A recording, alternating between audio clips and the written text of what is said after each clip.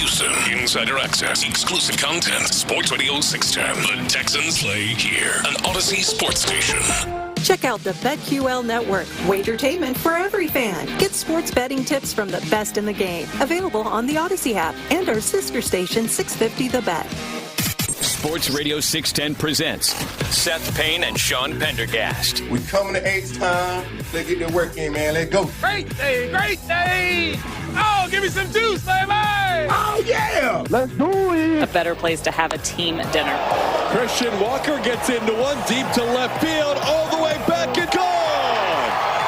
Walker connects a solo home run, the first run of the game, and the Astros lead 1-0. Paredes gets into one, high and deep to left field. Forget about it. 3-0 Astros. Isaac Paredes with a big swing, and the Astros lead 3-0. You like that one, huh? Look at the Paredes. Lance McCullers Jr. looking for his first win since September of 2022, and he has it as Hader picks up another save. That's 17 in a row going back to last season, and his 19th career save against the Pirates. That is a new high mark against any one opponent. Christian Walker and Isaac Paredes with the home runs tonight to go the last time Lance won a game, and he'll feel good about this one. Astros with a 3-0 win. Oh, yeah. There you go. That was a nice welcome home last night, Seth, like a red carpet getting rolled out for me on the way home from the airport. Amy and I landed at about 7.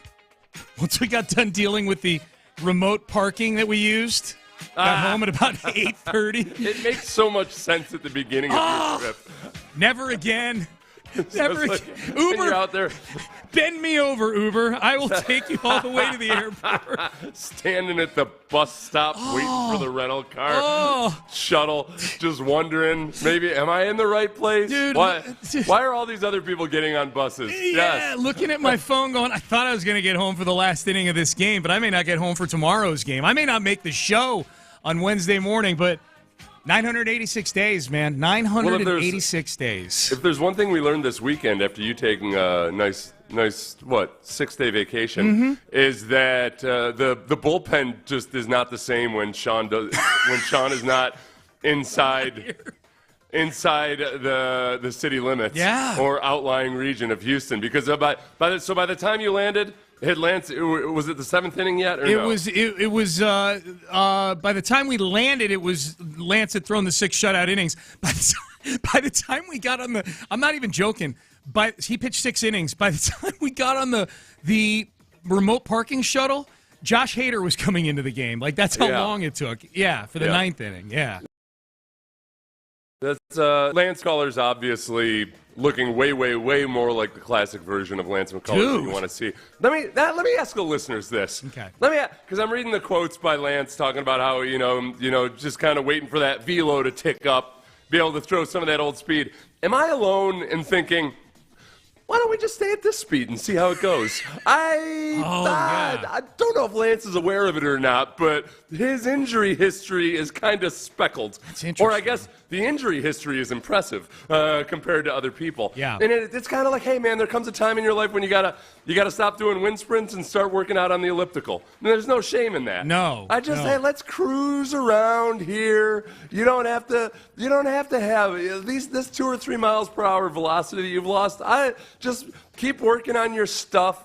The great movement on his pitches last night, all of that. Yeah, you don't have to be throwing heaters. No. 97 miles an hour. Well, it's been the nice thing is it's been 2 in a row now. His last start, this is actually the first time I've been in this chair since that Oakland game that he threw that afternoon. I think that was my getaway day for this vacation, and So he pitched 6 innings in that. He gave up 3 runs in that game. It was on a couple of homers, so he made a couple mistakes. But he struck out 12 guys in 6 innings in that game. Yeah, man. I mean, that's now, as he himself has said, he's discovering who he is as a pitcher after the surgery, like he's had to do after previous surgeries. Yeah. And I'm only saying it half tongue in cheek because obviously people are as he discovers what kind of a pitcher he is, the rest of baseball is going to be what he's leaning into. So the extra velocity will help. But man, first and foremost, on this pitching staff right now, what they need is health. And it does help that the Pirates are the second worst offense in all of baseball. So I put that disclaimer out there yesterday. It's like, listen, even if Lance does great, people are going to be saying, yeah, but it's the Pirates. I don't care. No. He's going up against Paul Skeens. He knows. He didn't shy away from that either. A lot of times pitchers will just say, like, well, nope, it's just me against the batters. He flat out said, I'm going against Paul Skeens. I got to be sure I'm dialed in. Yeah. And he did it. Yeah. Well, I think Lance, we've known Lance for a long time. I think that type of stuff, him going against somebody else's ace, I think he's got the type of personality where that's him acknowledging that, I think, is fuel for him. He's that kind of guy. Yeah. Right. Yeah. I can remember. It reminds me of a story of when Tebow Mania was going on and the Patriots were going to play the Broncos, and people said, quarterbacks never admit that it's quarterback versus quarterback, but they said there was a special fire in Brady's eyes that week, and they destroyed the Broncos. Oh, yeah, they killed him. They just absolutely tore him apart. Yeah, they killed him. Yeah. That's funny. So that was good to see. Look, above all else, you touched on it. Like the health in this starting rotation is a big deal right now. I don't care who it's against, that Lance looked like that. And I'm just happy for him personally. Like, the first win, as Todd Callis said, that was Todd Callis, Space City Home Network, bumping into the show there. 986 days in between regular season wins. In what's been I would say probably, it's certainly been a trying time since coming back with the one start, the death threats, and then in the last couple days, kind of getting the curtain pulled back to some degree on what the genesis of all that was. I'm sure you guys talked about. Did that news come down yesterday while you guys were? It came. I don't know. We talked about it. You did. Yesterday, okay. So the inebriated gambler that was threatening Lance McCullers. Overseas, yeah. Not just foreign, but overseas. Right. Because initially I thought foreign, and I thought, well, if he's in Mexico or Canada, that still doesn't make me feel that much better about it. But the fact that he's overseas somewhere, across the Atlantic or Pacific or what have you, it does feel like the guy's probably already been flagged, and the guy did apologize. But I mean, it's one of you threaten a kid, you threaten a man's children. I don't know if there's an apology you can come back from with that. Can we go get the guy? Can we go? Have you ever? What are the have you ever been drunk enough to threaten the lives of somebody's children? God, no. Here's the thing. I have been. That guy was. He was labeled an inebriated gambler. I have been an inebriated gambler many, many times in my life. Never. You're probably angry at athletes. Yes. Who have wronged you. Right, right. Never, yes. I've got a list. Yeah, but never have I thought to get into their DMs and threaten their kids.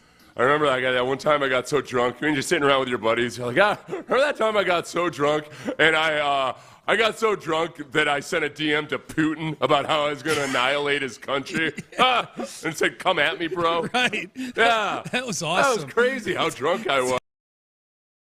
That was awesome. I made death threats to various notable people. Yeah. And their children. It's crazy, man. It does, but in Lance's mind, I don't know. It feels weird to talk about it in this context. I don't mean to make it seem like the death threats were good things or whatever that could motivate somebody.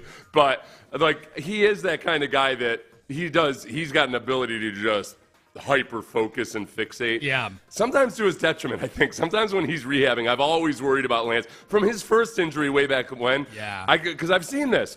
I've been this kind of guy in rehab where you just want to push so hard, and the trainers are telling you, hey, back off a little, man. All right, no, I'm telling you, you got to slow down. Like, whatever. Yes, whatever, you're soft. Yeah. And then, ow, right. ow. Yeah, three times. Yeah, it's good to have Lance back, man. Like, they need him. They need him badly. And and Christian Walker, credit to him. Paul Skeens hadn't let up a home run since May 1st. 38 innings it had been. Bada bing, bada boom. That's it, man. I think it was 38 plus innings. It was 38. I couldn't remember how many thirds of an inning. It was 38 and change. I heard that. I heard that on the post-game show on my way home from the airport last night. He had let up. I don't know if they discussed it on the post-game show or not, but they had, the last time he had let up a home run, he actually let up 3 home runs in one inning. Okay. And as Sparky was saying that, I was like, ooh, maybe we're in for a deluge. Yeah. We were not, but Isaac Paredes shows up with a 2-run homer. That was cool. Looking like he was hitting it in the Crawford boxes, and they were off to the races. Yeah, man. That was the two brand new corner infielders for the Astros get it done on offense.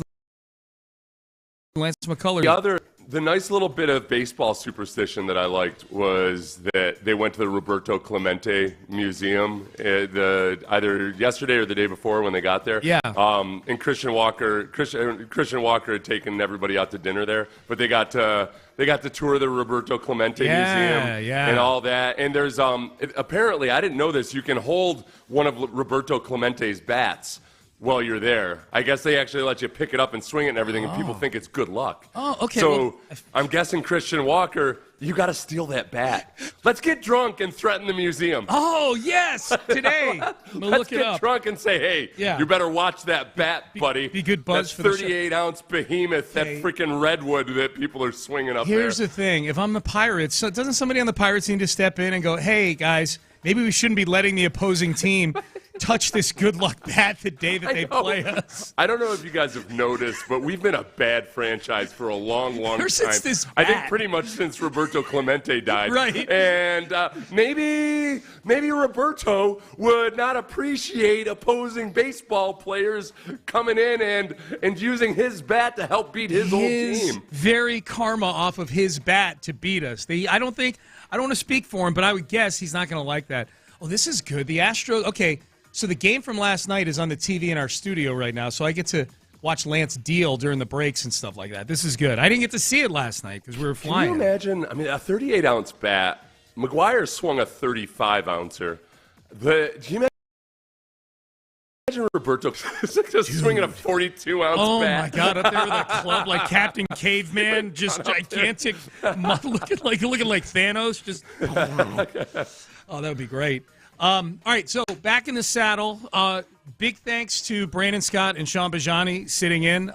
Brandon scared me this morning, Seth. So we're up here. It's 5:45 or whatever. Brandon Scott pokes his head in the studio like, "Hey, what's going on, man?" I'm like, "Dude, did I take another day off that I was unaware of? What are you doing up here?" But he's just up here getting ahead.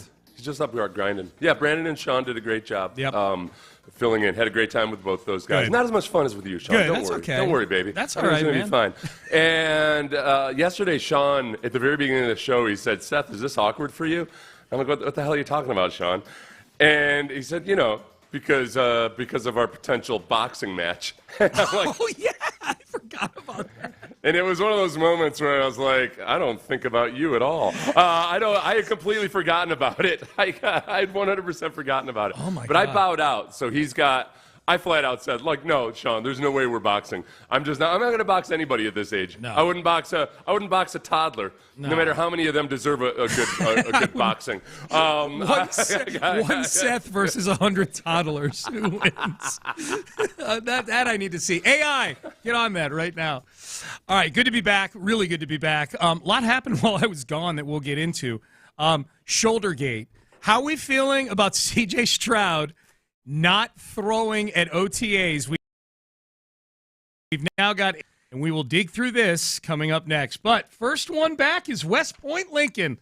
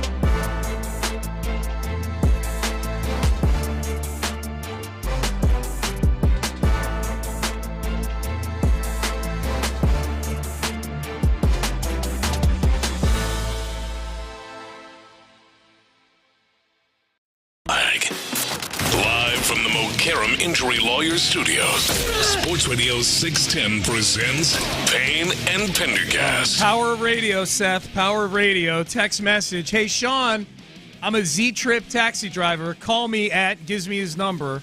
Anytime you and Amy need transportation, I'll make you a good deal. This is the Uber driver. This is the Uber driver that I pulled up next to at the light at Alabama and Kirby like 2 years ago maybe or something on the way in at like 4:30 in the morning. And I look, and we're both at the light, and he's driving, and he's got somebody that's out in the back seat, like drunk, passed out. And I'll tell you what. Yeah, and so did and the guy yelled at you? That's the same guy. No. Yeah. I just remember looking over, and I talked about it when I got in that day. I talked with you about it, and he happened to be listening. He's like, "Oh no, that was me. I pulled up next to you. I saw you. I thought that was you." We have a lot of Uber drivers who are listeners, and it's funny. Anytime we talk about Uber, if I tweet about Uber or something, I'll kind of have one of our listeners, because I was complaining about there's the Uber app. I was complaining about the Uber app, and not because of for my convenience, but it's really, really hard to make a complaint about your experience without it somehow falling on the driver. Yeah. Like, they keep giving you all these options to say what went wrong, and like every option is the driver was late, the driver did that. Yeah. So you actually have to chat with a person or a bot to explain that no, it wasn't the driver's fault. It was that the app was saying that I was in the wrong place or something like that. Yeah. But thank you all of our professional drivers who listen to us. If you are a rideshare professional, we appreciate you listening 100%. And sir, I just took down your number. So you know what the hardest count part on end of the month, we're going to Jamaica, so count on a call from me. Yeah. You know, the scariest part of being an Uber driver for me, a couple guys have told me this while I was riding with them, was that because a lot of times I'm taking an Uber at 4 a.m. Yeah. And those are the guys that they're picking some people up who are going to work, and they're picking other people up who are going home and probably losing their job the next day. Yeah. And he said, this scares the crap out of me. Alone, and you're driving her to her house, and she passes out in the back seat. Yeah. You get to the house, and you're like, all right, I can't touch her. Yeah. I can't, like, what do I do here? You can't, I don't know. You got to, like, yell and hope they wake up. Because, imagine if you're an Uber driver and a woman wakes up and you're hovering over her, like trying to, like, it's just, I don't know. It's a slippery slope. Yeah, I don't know if I could work the early morning hours. Man. Well, I'm glad people do. I would abandon my car and call get a new car. Yeah. I would never go back. I've gone through so many cars since I picked up this Uber thing, man. I'm telling you. All right, so let's get into this here. No C.J. Stroud out at OTAs yesterday. Well, he was out there. He's out there doing. He's out there. Handing off. He hands off a hell of a ball this morning. I'll tell you what. With the amount of limited work he's getting and having to focus on handing the ball off, I expect the play fakes to be on a Pat Mahomes level this year. They should be impeccable. The play fakes should be impeccable. The opposite of Deshaun Watson's sloppy yes. play fakes were. That's right. So C.J. Stroud did not throw at practice again. So this is 3 practices now that have been open to the media since last Wednesday that C.J. Stroud has not thrown a football. So after the first one, D'Amico Ryans was asked about it and kind of played it off, didn't even mention CJ's name in the answer, was like, guys are on different schedules. You're going to see that throughout these practices. Like, okay. Third practice, I think, was D'Amico probably felt, well, D'Amico didn't do media after the second one, so he's doing media after this one. Weird information before the press conference began. First off, I know everybody's going to ask, first, is CJ not throwing again? There's no concerns with CJ. It's just general soreness. We're taking extra precaution with him, but he'll be good to go. No concerns on my end there. Really excited the way our guys are working and competing out at practice.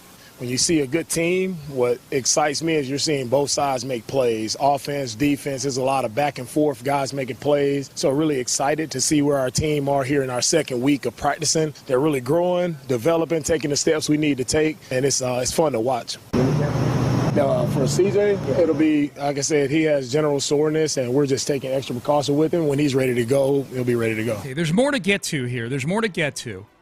The big one we're going to get to here in a second. But the follow-up there was about CJ, just confirming its general soreness. Yeah, the biggest thing right now is that this is where I was, Sean, before yesterday's practice. I'd gotten to a point where CJ was out last week. There were no reports of a surgery or anything else like that. CJ, both at the Rockets playoffs and at a charity event on Saturday evening, has been seen shooting basketballs. Yep. Which does not put nearly as much stress on your shoulder as throwing a football would. Right. But I thought, all right, you know what? Whatever it is, it's no big deal, and it's probably just them taking it easy, easing a guy in the same way you would a pitcher at spring training. This next exchange got me and flipped me completely over to the other side about what might be going on here. Okay, here we go. You have any work on his shoulder in the offseason? That's it for him. Like, it's general soreness, and we're taking extra precaution with him. We're not going to rush him into anything. He'll be fine. When the moment is for him to be ready to go, he'll be ready to go. Yeah, and I understand if D'Amico just was going to get up there and say a couple things and then no comment everything, I feel like he could have easily also said in the opening statement, he hasn't had a surgery or anything. We're just really taking our time at the beginning of the process here. I feel in my gut, with zero inside information whatsoever, I feel like, okay, he definitely had a procedure of some sort. 1,000%. That's just how I feel. That's how I feel. Yes. I'm not saying that's true or not. And I sent the video to you immediately because I had watched the press conference and I was kind of wanted to see what people were saying about it. And a lot of people weren't really including that last exchange, which for me was the money exchange. Yes. Where he no commented on a yes/no question, which would be simple enough to answer. Mm-hmm. No, listen, everybody. No, it is just genuinely general soreness. He didn't have surgery or anything like that.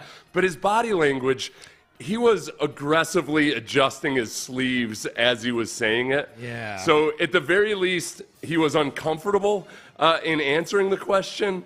He does that motion every now and then after practice, but not in quick succession like that. He did that motion exactly one time in that press conference. Seth, I got home last night. After that. Well, no, he did it one time afterwards. Did he? It was a real quick, brief one. A quick one? Okay, because I came back, that was a multi-tug on each arm, and I came home, didn't have time to do much, but I had time to sit down and watch the 9 minutes of D'Amico with a microscope, and I'm like, yeah, let's see here. Let's look at the... Yeah. And I wanted to hear it from the gambler, you. Yeah. The tell. Was it a tell? It was a big tell. It was a big tell, because he's usually...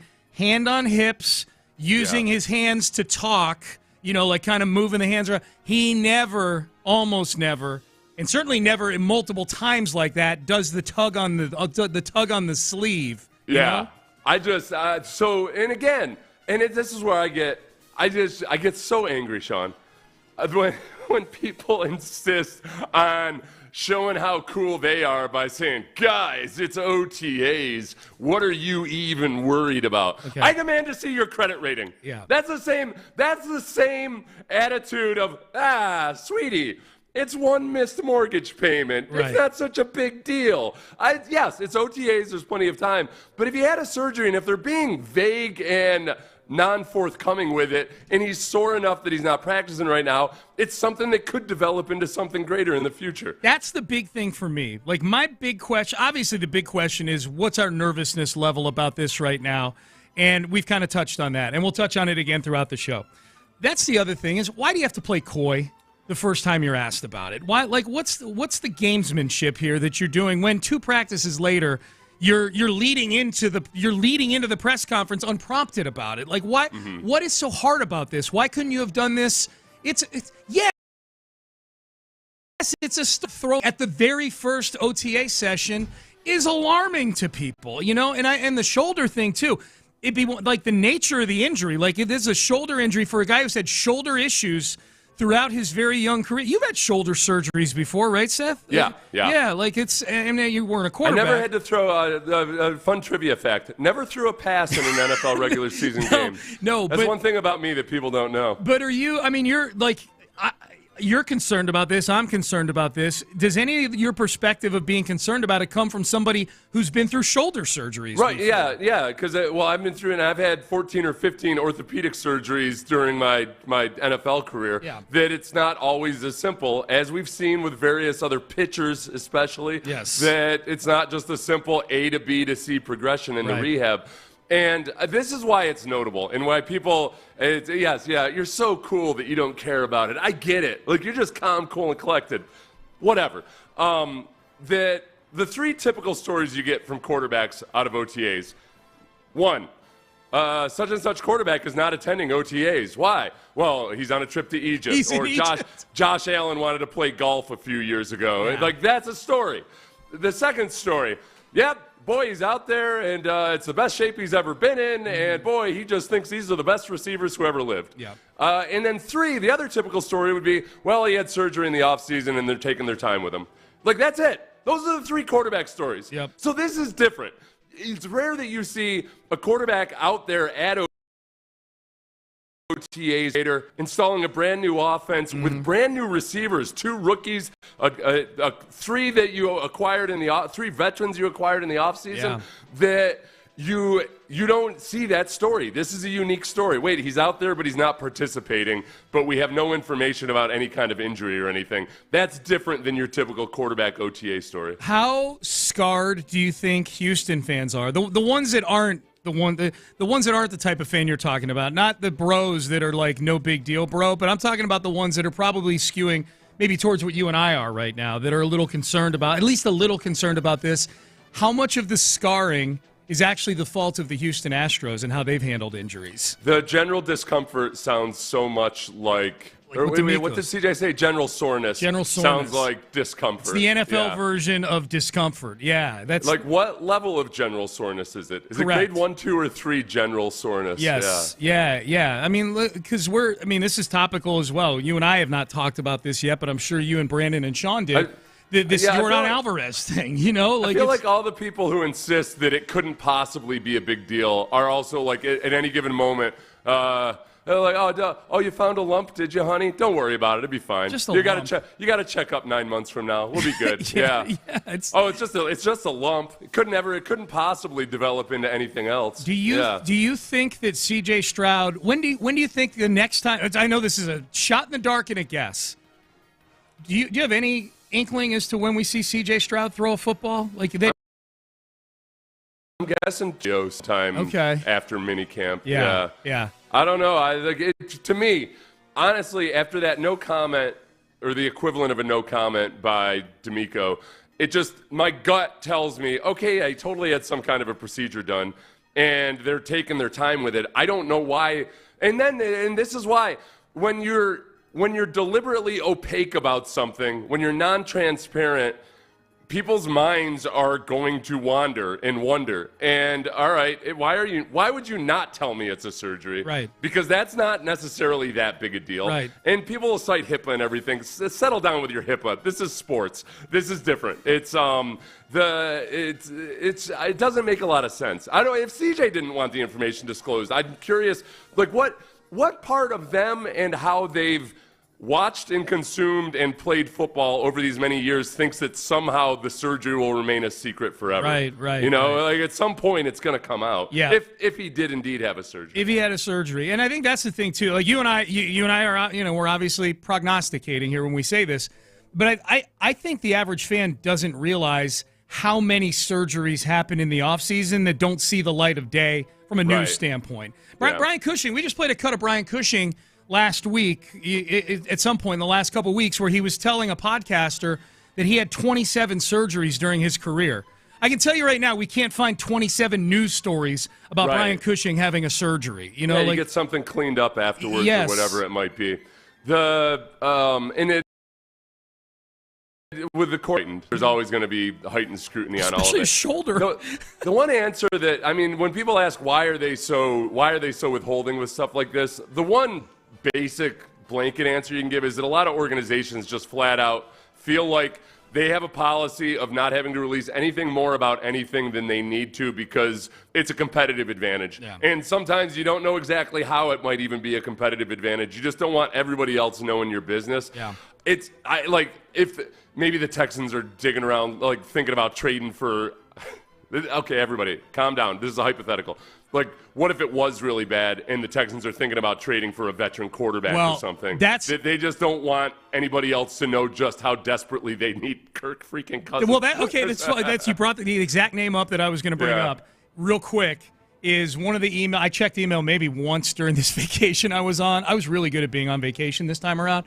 But one of the emails that I saw was odds I see the subject header, odds on Kirk Cousins' next team. And this is after 2 practices. So this is probably like over the weekend or on Monday. Yeah. And I'm like, if the Texans are on this list, this is what will cause me, the sometimes inebriated gambler, to freak out over this C.J. Stroud shoulder thing. Because if that's the only reason Kirk Cousins the Texans would pop up on a Kirk Cousins email, I'm like, God, if the Texans are on here, I am going to freak out about this shoulder right now. What if it's Matt Stafford? Are they going to trade? What's the likelihood? What's your percentage fear right now of a player-for-player trade, C.J. Stroud for Matt Stafford? Don't do that. Yeah, I'll take my chances. All right, so there you go. And would Kelly Stafford approve the trade? That's the big thing. They are from Texas, so we got that. They are from Texas. Yeah. We know that she was getting a little antsy in the offseason. Maybe wanted to maybe get to Las Vegas, be a little closer to home. I don't know. Maybe. All right, off and running on a Wednesday. Great to be back. Appreciate the kind text from everybody. It is awesome to be back in the saddle again, especially on the heels of an Astros win. We've got more sound from OTAs. We had a big firing in the NBA yesterday, too. A few Rocket-related names popping up for this new job opening in the NBA. We'll get to all that in headlines. That is coming up next. Hey, Father's Day is coming up. And man, if you really want to win.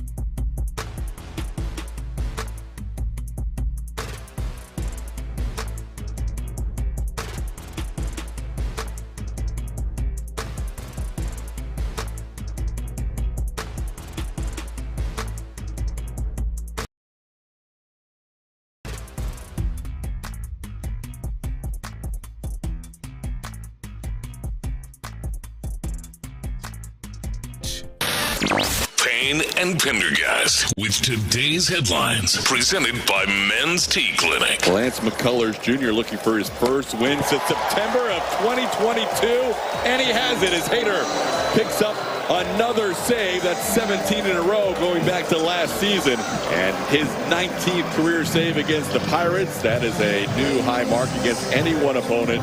Christian Walker and Isak Paredes with the home runs tonight, and Blummer 986 days ago the last time Lance won a game, and he'll feel good about this one. Astros with a 3-0 win. Okay, Todd Callis on the call, and the Astros win last night 3-0 over the Pirates. This was a big win for a variety of reasons, Seth. The biggest one is probably this is the most dominant that Lance McCullers has been since coming back from the injury. You could argue the 12 strikeout game against Oakland on Wednesday last week, maybe more dominant from a just a pure swing and miss and strikeout perspective. But in terms of just this is 6 shutout innings against arguably the best pitcher in baseball, with Paul Skeens on the other side. In this series, they're in Pittsburgh. They're in Pittsburgh for 3 games. This was the one game where you're like, all right, this is a game that would have felt like a little like you're not stealing it because the Pirates aren't a good baseball team, but that you won the Skeens game, and especially that it's with Lance out there dealing the way that he was last night. That is a sneaky, big regular season win. I'm starting pitcher on the other side. It's a good starting pitcher, and now we've seen just the consistent improvement with Lance McCullers to the point where if you take out that one horrible second performance, he's sitting right now at a little bit of above a 4+ ERA. Yeah. And it'd be if he can continue pitching like this, that's going to be down into the 3s and wherever else it goes after that pretty quickly. It's just really a matter of, all right, man, I like what I'm seeing. Can you stay healthy? Can you I don't need to see him go 7 innings ever. I don't think. I just continue to try to work on your efficiency and give you 6 innings. And this bullpen, other than when apparently they played the Rays when Sean Pendergast is out of town, they've been immaculate this year. And the one thing I told Sean yesterday, Sean Bijani, was I'm kind of glad that they had those bullpen meltdowns with multiple guys in 2 games, and you still split the series. Yes. Because it feels like, okay, those are classic flush-it-type performances. Totally. Let's just move on. Yeah, I thought the same thing. I'm like, that's a split where you won 2 one-run games and you got blown out in the other 2. It's they were still outscored 2-2. 30-9 and split the series. They were 2-2. Yeah, so you're absolutely right. Here was Joe Espada last night after the game on the performance of Lance McCullers. Yeah, it was really good. Win number 50 in his career. He waited a long time for that one. Proud of him. I'm proud of how he has overcome a lot of. Keeps getting better and better. 6 strong, head-to-head against one of the best pitchers in the game, and when you do that, you got to pitch your ass off, and he did. Our bullpen came in, shut the door, and 2 big swings, Walker and Paredes. And also, we played some really good defense behind him. I got to give a little shout-out to Altuve. He played a really good second base. He made some nice plays. There was a ground ball in the hole of Gonzalez where he leaped, got the force out at second base. 2 tack plays at second base. One of them was a big out by Cruz. Kind of kept his tag on. And, strong performance. That was a good 10 win. All I can think of is you saying last week, hey, this kid Altuve at second base might have something here. I know, yeah. We were the Altuve at left field versus second base or whatever. I try not to worry too much about it other than just, he's not in a slump anymore. Just continue on with that. Yeah, no question. The funny thing with Espada is obviously he's been with the organization forever. I kind of wished, as he was talking last night, that it had been that he was hired in 2023 from some other team. That was when he was named manager. But remember Dusty all the time would be saying about various guys, I don't know, I've never seen him play. Like a guy would come back from injury and be like, I don't know. Or because, I don't know, we're in the AL. I've never seen this guy. I've never seen that guy. Espada, as an actual manager of this team, has never watched Lance McCullers pitch as the head honcho in charge. That's true. Yeah, that is true. I hadn't thought about that. As the manager. So 3-0 last night. The Astros are back at it. Gusto on the mound tonight, I believe. So that'll be. So this will be a big start for him. Meanwhile, Texans OTAs, the big story yesterday, DeMeco Ryans addressing right out of the chute, proactively addressing his second chance to do so, the absence of C.J. Stroud. The absence of C.J. Stroud throwing. C.J.'s out at the practices. He's dialed in. He's got the walkie-talkie. He's listening in on the play calls. He's doing warm-ups. He's handing off. He's just not throwing, which is kind of a key thing for a quarterback. So DeMeco said he's dealing with general soreness. We're being very cautious with him. He's not worried. DeMeco, I should say, is not worried about C.J. Stroud. He'll be ready to go when he's ready to go. This was the answer. This was the question that I think got most people a little worked up yesterday. Will Kunkel from Fox 26, I believe, asking about did C.J. Stroud get surgery or did he get any work done on the shoulder? Do you have any work on his shoulder in the offseason? That's it for CJ, guys. On the questions, that's it. What I said, that's it for him. Like, it's general soreness, and we're taking extra precaution with him. We're not going to rush him into anything. He'll be fine. When the moment is for him to be ready to go, he'll be ready to go. Shut you down. I'll shut you down. Which, hey, guys, I've already delivered an opening statement in which I could have easily said, listen, he hasn't had surgery or anything. This is just general soreness. Just soreness. I have no choice but to believe, or at least suspect strongly now, that CJ had some kind of a procedure done. Yeah. Which wouldn't be that big a deal. That's the thing that's bothering me. If they said, yeah, you know what? He had to clean up. He's going to take it easy during OTAs. I would be one of those people that would say, like, oh, okay, well, let's not worry too much about this, okay? And yet, I have no choice now but to be a little bit concerned, at the very least a little bit concerned, because, all right, you give a no comment or decline to answer whether or not he had work done on his shoulder, and he could have included that nugget of information in his opening statement, then, yeah, I lean towards assuming that he had a surgery of some sort. And then the question becomes, why are you not disclosing this? Yeah. And to not do it, to not do it at the first practice. You know, like you had an opportunity, like if you address it from the get-go, then you're not getting any of these questions 2 or 3 practices and people aren't worked up about it. I'm with you. I'm with you on that one. Mandatory minicamp is next week. We'll see if CJ throws at mandatory minicamp. I mean, I guess the second we see the arm working and that it's working just fine, does that put this thing to bed, Seth? Or because keep in mind, this is somebody who has had shoulder issues before CJ. This is not new to him. He had shoulder issues in college. He had the separated shoulder his rookie year. Played through it. He's tough. Nobody's going to question his toughness. No. And then last year he had various nondescript injuries that CJ at one point at least partially cited as the reason for some of his inconsistent play. Yeah. And it's a concern. The version of CJ last year, it's impossible to separate the quarterback from the poor pass protection. Yeah. Everything was just such a mess. But that's not the version we want to see. And if CJ I'm going to be concerned about potentially him still having a shoulder issue. 100%. News in the NBA yesterday, the big news, the New York Knicks, they're back. They fired Tom Thibodeau, the coach that got them to the playoffs for 4 straight years after just decades of really since the 90s that the Knicks had been anything relevant. They fired him yesterday. They fired Thibodeau yesterday. Hey, the Knicks have a higher standard than this, Sean. All right? Yeah. The Knicks have established a standard in this century that they won't accept almost getting there. Yeah. Thibodeau's a good coach. He is, to me, the most depressing sports figure to look at. Like, he's just, he never smiles. Like, never. I don't know that he has teeth. He never smiles. He's got that, as somebody who shaved his entire head, when I saw that it was time.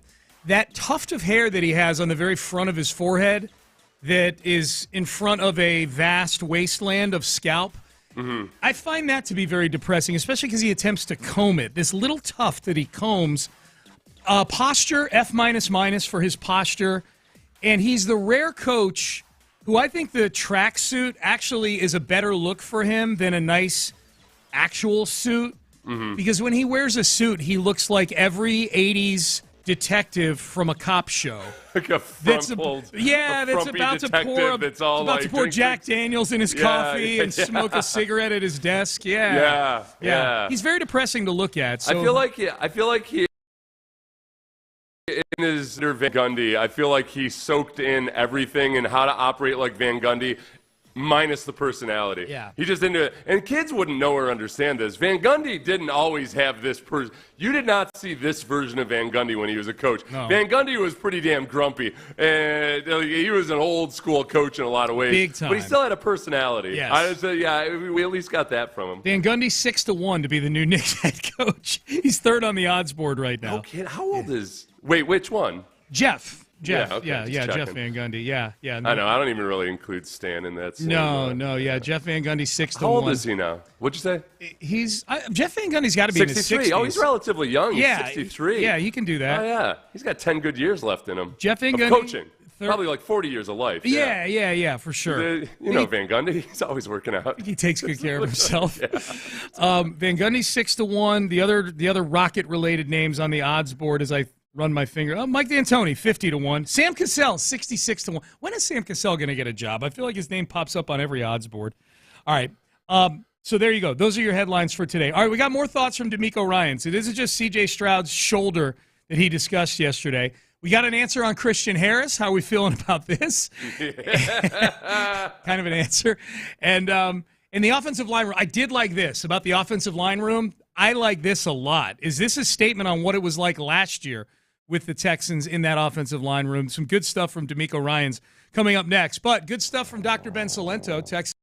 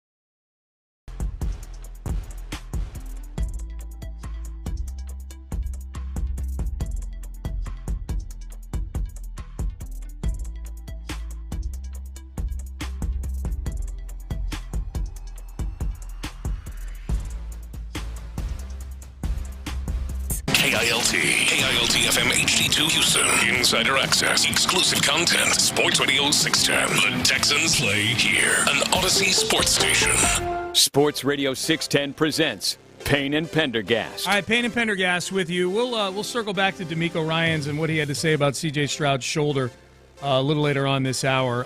He did talk on some other things, though, as we welcome you into the 7 o'clock hour here on Payne and Pendergast, Sports Radio 610. Okay, a lot of talk about C.J. Stroud, but Seth, Christian Harris missed a lot of last season. Remember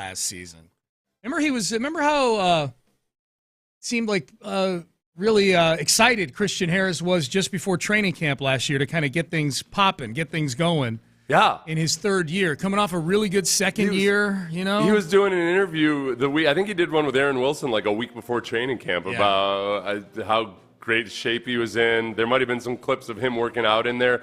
And then all of a sudden on the first day of camp, got about 15, 20 minutes into it, and we were looking around, and I think I asked you, like, where's Christian Harris? Have you seen Christian Harris?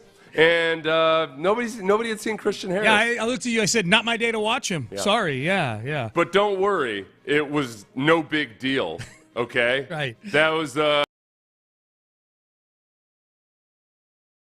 and Aaron's just minor, just a soft tissue thing. It's really no big deal. Yeah. So likewise, as I got all of the cool wannabe jabronis out there telling me, I don't know why you're so worried about C.J. Stroud not throwing right now. It's not the regular season yet. It's because I've been through this before. Yeah. Yep. In less than a calendar year, okay? Yeah. So we haven't seen Christian Harris yet during OTAs. Here was D'Amico Ryans when asked about Christian Harris yesterday. Yeah, Christian is working hard, and he'll be ready to roll for training camp. All right. Okay. Sure. Yeah. Good. Yeah, he'll be ready to go. Yeah. They're pretty similar to what we heard about Christian Harris all last year. Yeah. The Astros and the Texans are they're dead to me when it comes to expecting any kind of actual information or anything other than fluff when it comes to whether guys are going to be. I remember hearing about Christian Javier, how great he was feeling 2 days before he got his UCL operated on. So that's where we are. I accept zero good news from them ever again. Ever. Okay. I'm not expecting Christian Harris to play this year. This year. Yeah.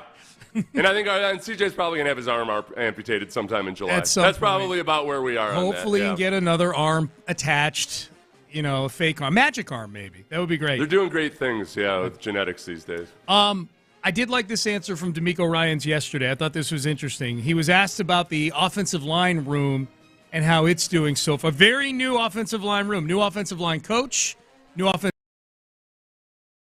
coordinator, and Ariante Ursary, and some vets they brought in. How are things gelling in the O-line room? Our offensive line, the mindset, I see it drastically changing. I see Coach Cole Popovich, his instant impact on those guys. You can see it from the way they work in their individual drills, the way they come off the line with low pass. It's just the small technique things that you see, how they're dialed in on their hand placement, just speaking the same language. One of the coolest things I've seen when we were working out in phase 2, we work out, we activate our guys here in the bubble, and we all travel outside to do our different drills. And to see the O-line come out, and whoever was out first, they waited on the other guys. And they waited, they joined together as a group, and then they traveled down to the opposite end of the field to do their position work. So that just shows me that togetherness, that connection that I truly believe in. You want to be a great unit, you have to be connected. So Cole has kind of spurred that connection, that intensity, the mentality that I'm looking for, and we have that. We have the intangibles of what it takes. Now we just got to go out and get it done when we put pads on. I enjoyed that a lot because the mentality of the offensive line needs to be very much 5 fingers in a glove, all of that, one for all for one, yada, yada, yada. And last year, the culture of the offensive line for a few years now has felt like a bunch of independent operators out there kind of doing their own thing. Hey, my PFF pass protection grade's all right. That's all I got to worry about, Screw these other guys. Yeah. And that's the one position, the one unit on the field that really needs to have the most cohesion. So as a defensive lineman, I'm listening to them, and I'm kind of taking it from sounds like they're scared. Sounds like they're scared that Will Anderson or Danielle Hunter is going to get one of them on their way out to practice. So they're like, hey, guys, stay together as a group, okay? Don't get separated from the group. Yeah, Danielle Hunter might try to hit a Euro step on you, and we don't want you to have to face it alone. Will Anderson. The other fun thing about the O-line moving as a group together is that the defensive line gets to yell things like, "Moo!" Oh, they're cows.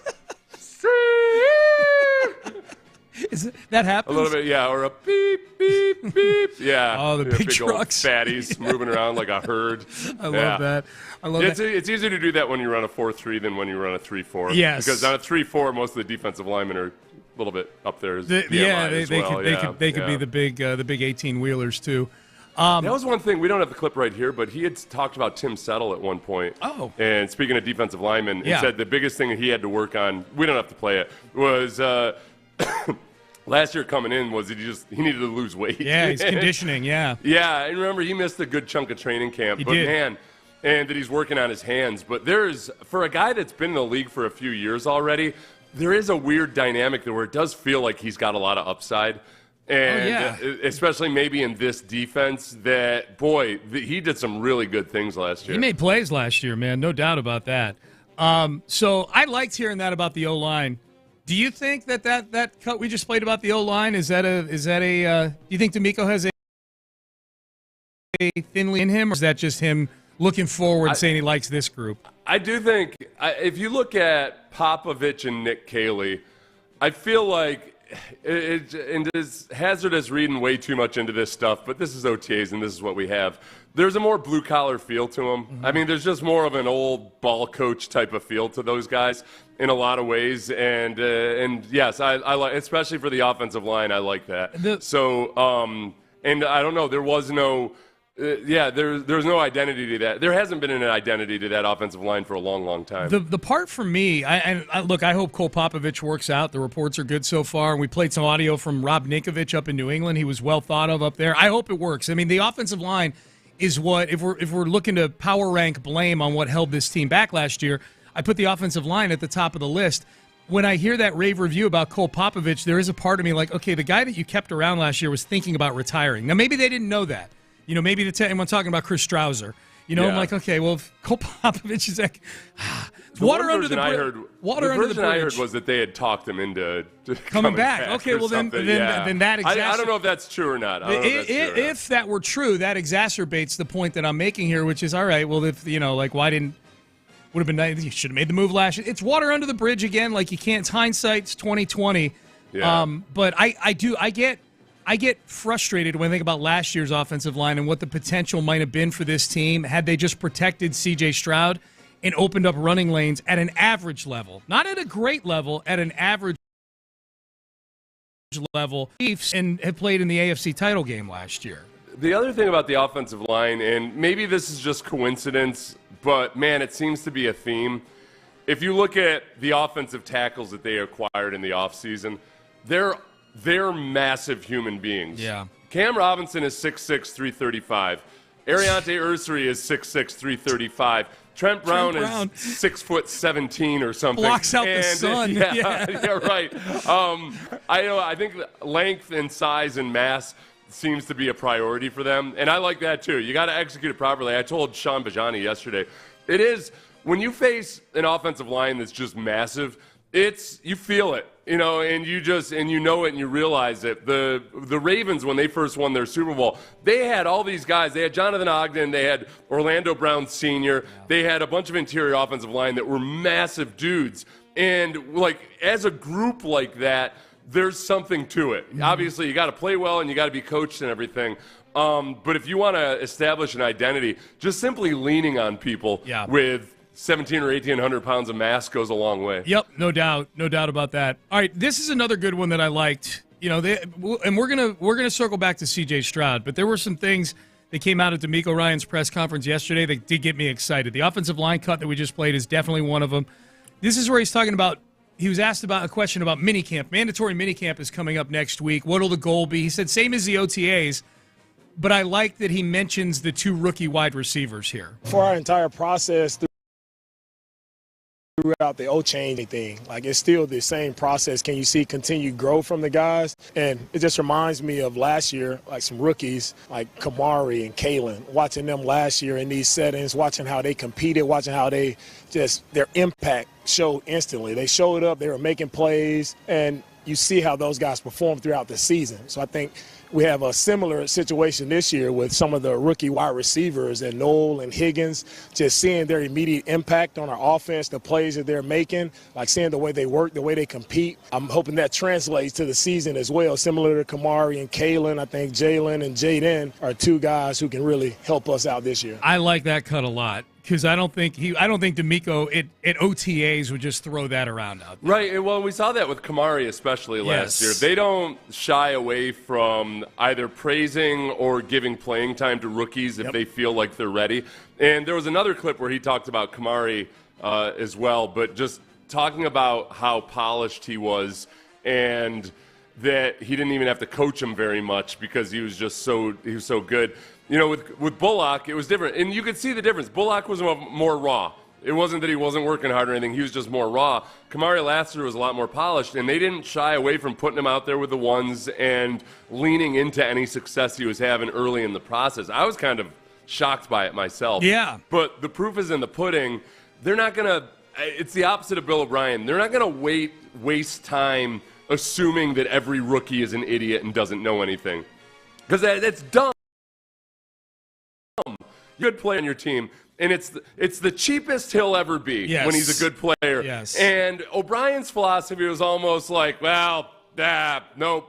They're going to really, really earn it if they want to play in year one. They don't know anything. Yeah, there you go. Yeah. They don't know anything. So, like, instead, I think D'Amico really tries to evaluate guys for what they are, and you forget whether they're rookies or anything else. You just, like, what can this guy do for the team right now? Dude, 4 years, which is that's what a rookie contract is. 4 years. That goes by so fast. So fast. You know what I mean? Like, we're halfway through CJ and Will in that class right now. Like, it's you. If you can't burn daylight trying to impose a narrative about rookies, you got to get them on the field if they can play. And it's true, like, football is the sport where it feels like it takes the longest time for coaches to really like move on from the old ways. Yeah. But I mean, a lot of the mentality about rookies comes from pre-free agency back in the 80s, where you would get a rookie and you were going to, if you wanted to, he'd be on your team for the next 15 years. So, yeah, you could send him off the basic training and, and not worry about him, you know. It's just, and the times have changed. You want to get as much as possible out of these guys. This may be the cut you were talking about. I think he mentions Kamari in this one. This is D'Amico Ryan's asked if there are certain position groups that are easier for rookies to wrap their head around. Every position has its own set of challenges. When it comes to expectations, nobody can exceed low expectations. So for me, it's always about having high expectations. That's why we do what we do. We're in the top of the top when you come best. So if you want to compete, you want to improve each day, you show up and work the right way. You follow Will Anderson, you follow Kamari, like you follow Petrie, Stingley, those guys, like you're gonna improve and you're gonna figure it out. I would rank the positions in hardest to learn as a rookie. Yeah. I might say, and there's exceptions to this, or guys that just do a really good job of adjusting to it. Quarterback, obviously. Yeah. Cornerback, because there's so much more about anticipation and understanding where your help is, all that, like understanding. Almost as the good cornerbacks, their brains kind of operate like quarterbacks in a lot of ways. Slot receiver. Yes. Slot receiver is just, again, you have to think like a quarterback. I guess that's the test, is how many of the guys have to kind of think like a quarterback. Slot receivers have to think like a quarterback because they got to adjust to coverages and read coverages and anticipate blitzes and all of that. Offensive tackle, obviously. So when a guy like Kamari Lassiter comes in and plays really well as a rookie and made a lot of improvement as the year went along, it's hard not to get excited about what he's going to do with an entire offseason and build on what he started last year. Because he did his first half of the season last year, you know, he had some classic rookie mistakes. He was overly aggressive at times. He bit on double moves, all that, and he ironed a lot of it out of his game in the second half of the season. The people whose opinions I respect have said Kamari Lassiter he's had very good OTA sessions, and Nick Caserio on this show brought up Kamari Lassiter unprompted. Kamari Lassiter and Ledid had made kind of the biggest body changes in the weight room in the offseason. Like, Kamari's been getting after it since, the end of last season in the building over there. Yeah, all the yeah, reports. I like Kamari and like Derek Stingley. The football, the football psycho factor, like the guys that are just gym rats and just absolutely love football and just want to soak everything in.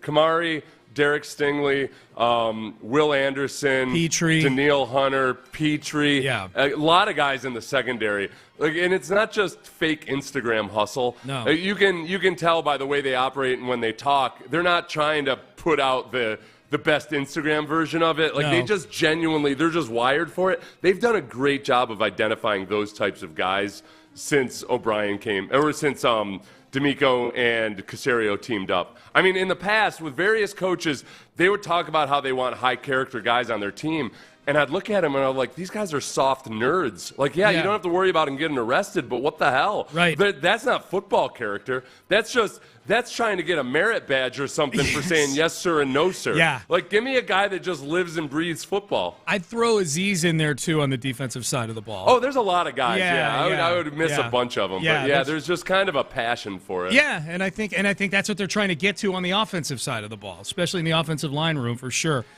Be like if you're, they used to do those these computer programmers, these guys that write code. It's almost like the bare minimum is they want guys that'll be able to sit down and code for 36 ungodly and unhealthy amount of Red Bull. Yep. Like I feel like these guys would all be good code writers. They could write code. With vats of Red Bull in front of them, just staying up all night doing it. I hear you. Text message, what's up with Christian Harris? Oh, you weren't listening? Nobody knows. This is what's up with him right here. Yeah.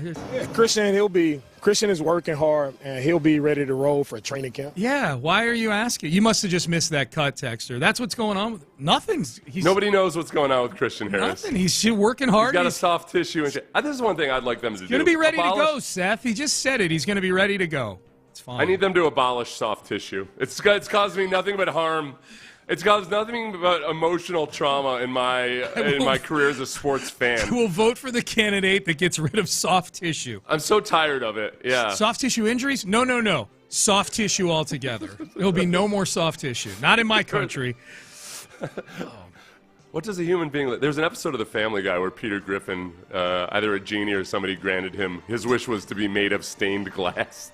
So he was sitting at the breakfast table, and they're like, Dad, what the hell's going on? And then all of a sudden, the sun rose, and it shone through him. Genius. and it looked like a heavenly display, yeah. Oh, my God. Peter Griffin. You got to stop bringing up Family Guy during the breaks, man. You ruined me during the break. I don't know that we can tell. Oh, were you searching the clip I can't even tell you the clip I was talking about. Yeah, no, it's not appropriate. Yeah. All right, so the cut that has everybody talking this morning about Texans OTAs was yesterday. We do the whole thing here. If you got D'Amico 1, we'll play that. We'll play the preamble and the follow-up question. Here was D'Amico Ryans at the beginning of yesterday's press conference following OTAs talking about C.J. Stroud, who for the third consecutive practice did not throw. First off, I know everybody's going to ask, first, is CJ not throwing again? There's no concerns with CJ. It's just general soreness. We're taking extra precaution with him, but he'll be good to go. No concerns on my end there. Really excited the way our guys are working and competing out at practice.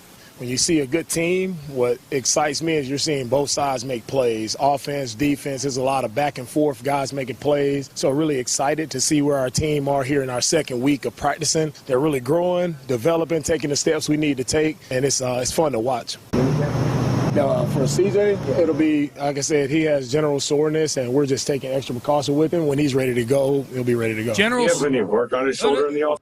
Oh, hang on, we'll play that one. No, that includes. Okay, yeah. We'll play that one in a second. So that's the preamble right there. That's the general soreness, which is the new discomfort. Which is reasonable if you're just trying to ramp him up slowly. He's kind of sore. Maybe he'd overdone it in some off-season workouts or something like that. And I was cool. I had come to a place where I hoped that was the situation. Yeah.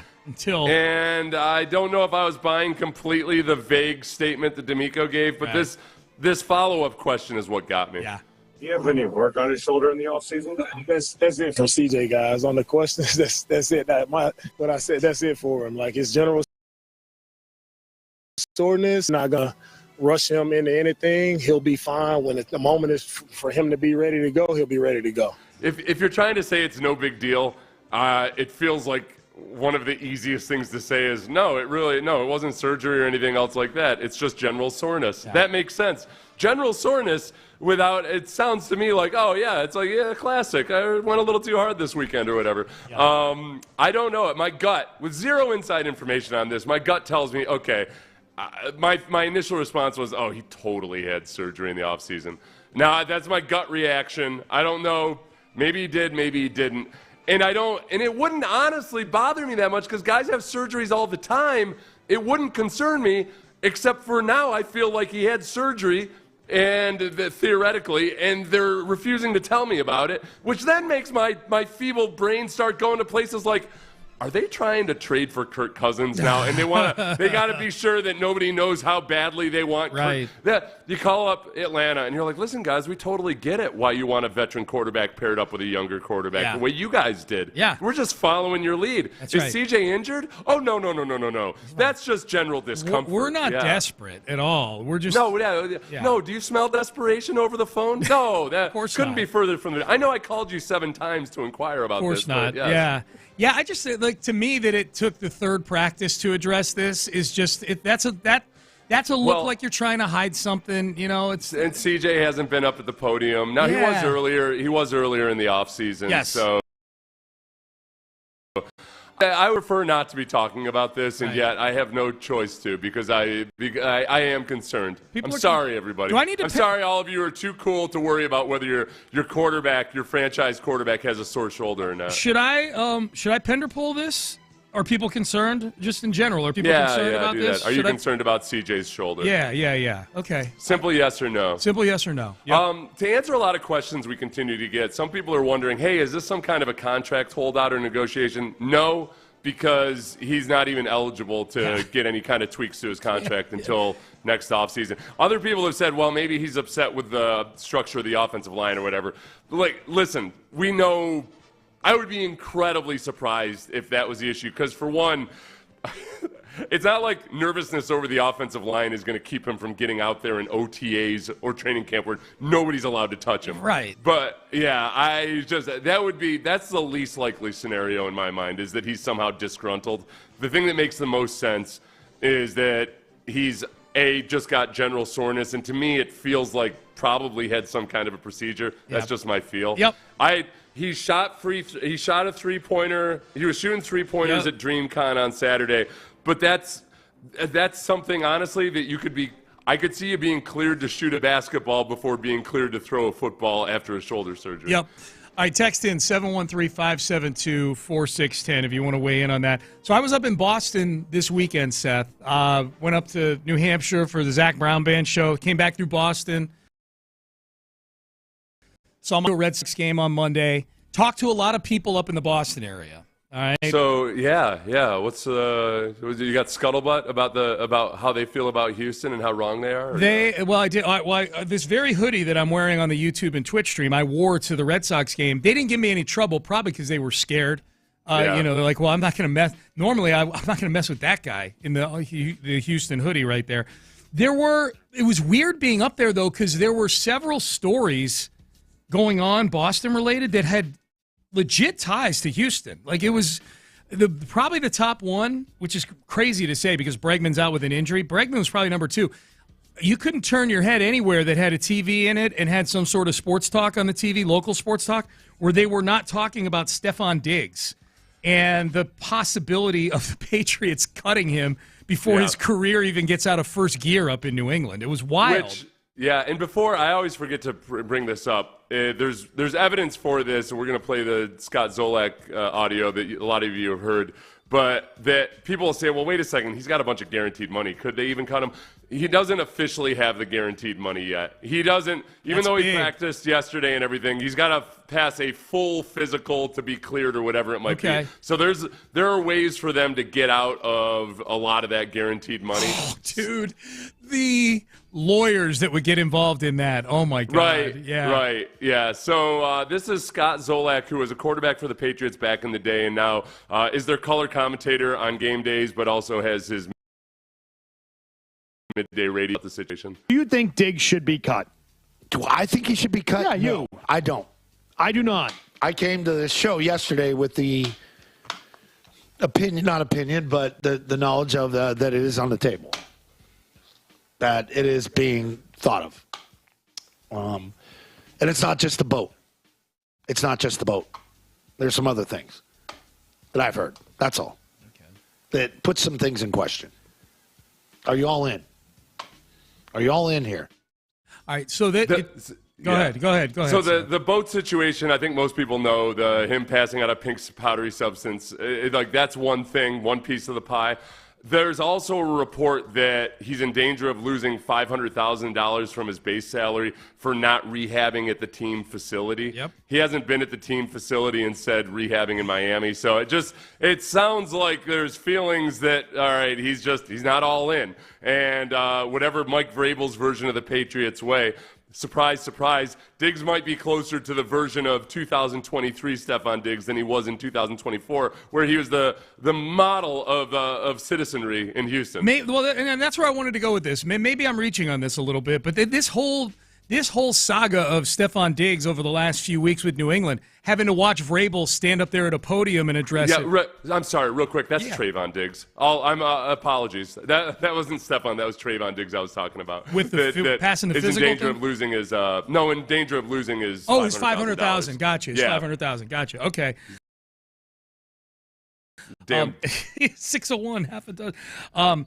This is maybe I'm reaching here. Watching Diggs is clearly, to some degree, treating the Patriots organization with some level of disrespect here. You know, that he's skipping mandatory things and he's allowing videos. He's putting himself in a position where there's videos of him getting hit on by these boat models out there and handing something to them.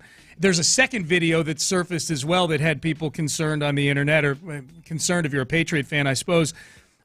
It makes me feel better about the version of Diggs that they got here in Houston, that there was some level of respect for the Texans organization that clearly doesn't exist for the Patriots organization. And it's funny, we were at the airport yesterday, Amy and I were up in Boston, and in one of the bars we were at, they had Nesson, which is their version of Space City Home Network.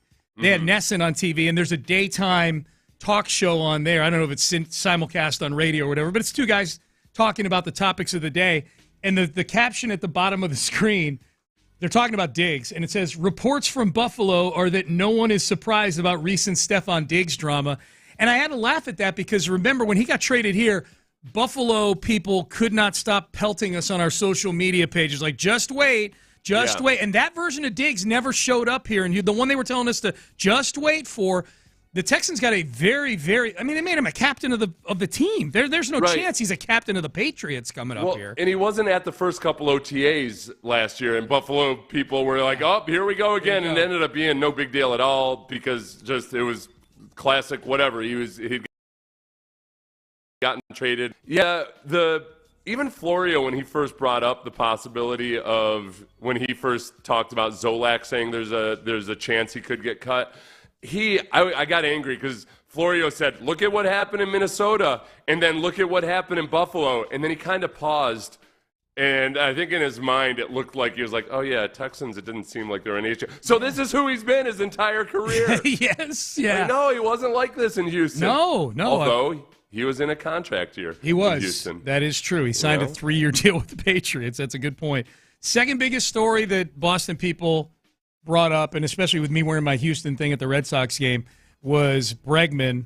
And I actually had a couple Red Sox fans near me ask about Bregman. They're like, hey, this sounds like the opposite of what we were getting. We thought we were getting a guy who started slow, but he was really durable. This is sort of the opposite. Like, he was really good, and now he's got this quad injury. And I'm like, yeah, you're right. No, this is you're absolutely right. Thanks for the update, champ. He normally, thanks, Sully. He normally has like a 692 OPS right now, but boy, he's out there every day. It's really interesting to me, Seth, like how just like nondescript and bland the Red Sox have become. Like it's Rafael without Bregman, it's Rafael Devers and a bunch of guys that you have to be a Red Sox fan to know who the hell they are, or a really immersed baseball fan. I'm like, man, I don't recognize any of these guys. You know, like a couple of them obviously I do. They played the Red Sox and things like that, but boy, that is bland baseball. What are they worried that Bregman's going to opt out, or do they assume that Bregman's going to opt out as long as he comes back healthy? They are the ones that? I talked to are worried about. They really like Bregman. They're appropriately worried about it. You know that this quad injury is an outlier for what Bregman's been the last few years. Like he's been he's been playing. Bregman's not currently playing baseball, and his numbers look a lot better than Isaac Paredes. But Paredes was available to hit a home run last night. He was. Whereas Alex Bregman would not have been available. He is not. And Paredes is getting closer. He's closing the gap. But yeah, there's best ability is availability, Sean. Yeah, you're right. It's true. It's true. Distant third, because we got chit-chatting about a lot of things, was the Rockets as a trade partner for the Celtics trying to offload all these amazingly bloated contracts that they have. Yeah. They're like, oh, well, this guy played for Ime, and this guy played for Ime, and this guy played for Ime for $28 million a year, or $35 million a year, or whatever. Did anybody mention anything about Udoka himself? Or they like Udoka up there. The ones I talked to really like Udoka up there. Now, which is weird. They feel like he got shafted in his exodus or anything like that? The ones I talked to, yeah, like they didn't think he should have been fired. But they've won a championship with Missoula, so they're right. That's why I said this is a distant third. It's not as clear and present, yeah. Yeah, it's a distant third. So it's academic for them in that regard. Yeah, exactly. Okay. Text message talking about the media peppering D'Amico with questions about CJ Stroud. Yeah, and it was a pretty light peppering. It was, yes. Feels like when your kids won't stop asking the same thing to me. Yeah, especially Are we there yet? Yeah, that's and they didn't. That was about as gentle as it gets. I mean, a couple people told me, like, the media's out of control. He said everything he was going to say. I was like, was it Will Kunkel that asked the question? It sounded like it might have been Will Kunkel. Will Kunkel just asked, did he have a procedure in the offseason? If you think that's out of line or that's going too far, you need to just go live in a cushioned room somewhere and avoid all contact with anybody ever. That was about as light as it gets. And that was the end of it, too. Yep. You know, like he just gave it, like that was very, very fair. It was and it was something that if there wasn't a surgery, it would have been easy to include in it. If CJ had meant, if D'Amico had mentioned a surgery or something, or lack thereof, in his opening statement, then all right, Will shouldn't have asked that question, but he didn't. Right. So the very reasonable follow-up is, did he have a procedure? 100%, especially since D'Amico did disclose what body part it is, and it's a body part that C.J. Stroud has A, struggled with injuries before, and B, he got tattooed in that Chiefs game to end the season. Like he was limping around. He was slow getting up. Like he ended the season having to be peeled off the field practically. You're right. It was a totally fair question to ask. 100%. And C, quarterbacks use their shoulders quite a bit. That's a great point. Yes. Now then, come to think of it, they do. Really, ever since they legalized the forward pass, in my opinion, they use their shoulders. The shoulder became a really vital body part for a quarterback. Yeah. There's a text message. We gave Stroud all this credit for being quiet from media stuff and not going to the Pro Bowl. Ugh, maybe he was hurt, and that's why he didn't do any of the media this offseason. He's been laying in a full body cast somewhere. We've seen him around. Side my head, yeah. He's done a few appearances here and there. Yeah, he has. He's shooting basketballs, no big deal. He's met with the media, to your point. They put Will and CJ out there for the media at the beginning of off-season workouts back in the middle of April. So he's been out there for sure. This is an indication of how good Nick is, reducing the contract to 1 year when Diggs arrived. Talking about Diggs. Oh, well, I stood up for Nick in that because a lot of people were upset about that, and I think that Nick does a good job of this, of separating, like maybe the way you think things should be versus how they are. And with a guy like Stephon Diggs, if you trade for him and he's on a contract that he already wasn't really happy about in Buffalo, there's gonna be drama after that season. So they recognized it for what it was, which is let's get the absolute best out of Stephon Diggs, and behaviorally especially, that probably includes just give him a 1 year deal where he can see the light at the end of the tunnel. And if he gets here and he's on his best behavior, which he was, last year behaviorally for Stephon Diggs, it felt like Albert Hainsworth's contract year back in the day. It was like where all of a sudden, any given underperforming player on the field, when all of a sudden they have this incredible year, and oh gosh, give him a contract. They turned back into themselves. Diggs, it felt like behaviorally that was his Albert Hainsworth year. Well, because it wasn't even the absence of what we've seen going on in New England. It was the fact that watching him operate at training camp, I'm like, man, they're going to miss this guy next year. You know, like he was the tutelage and all of that. Yeah. He was guy after tough losses. He was the guy saying, hey, everybody stay focused and all that. Yeah, he's got it in him. Just not in New England, apparently. His boat trips, man. It was kind of like when, remember when all of a sudden Carlos Correa became such a great leader in his free agency year? Yes. It was like he was out on every mound visit and everything and pointing out to people how what a great leader he was. And all that. Hyping up the pitchers on the mound. Even when the pitcher's like, I don't even need hyping up. What are you doing here? It's like, just remember when he shush. discovered Cam Smith? Yeah. That was Pena. Remember that? Oh, Pena. Yeah, I meant Pena. It was Pena. Yeah. I was telling the organization forever, like, oh, okay, gotcha. Yeah. All right. Kelly Iko has a long piece on the Rockets, where they're at with the offseason. The appetite for Kevin Durant varies among Rocket fans and media. But if what Kelly is reporting is true here, my appetite is getting a little bit more hungry for Kevin Durant. We've got an interesting Eco Nuggets coming up next here from The Athletic. Stay there. Yeah, it sounds like Sean in all of his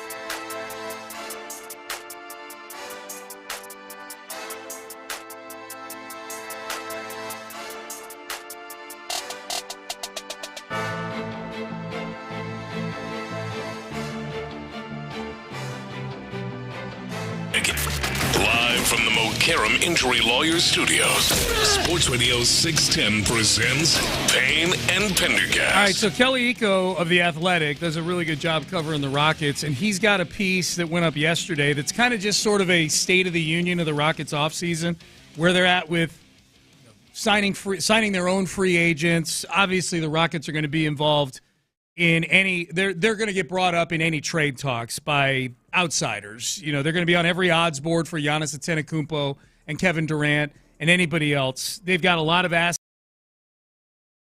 They've got a championship window that they're on the entry phase of right now. So Kevin Durant, I would say, Seth, probably the most polarizing of the star players when it comes to fans. The texts that we get, or the tweets, or the interaction that we get when we mention Kevin Durant is all over the place. You know, there's people who would love to have his ability to put the ball in the basket, especially late in games. There's other people who just don't want anything to do with Kevin Durant. A lot of it has to do with what you have to give up to maybe get something like that, and that's why this nugget from Kelly, I like this, and I'm all about a price. I'm a price tag guy when it comes to Durant. I'm not a don't want that guy, don't care what the price is. Kelly says this.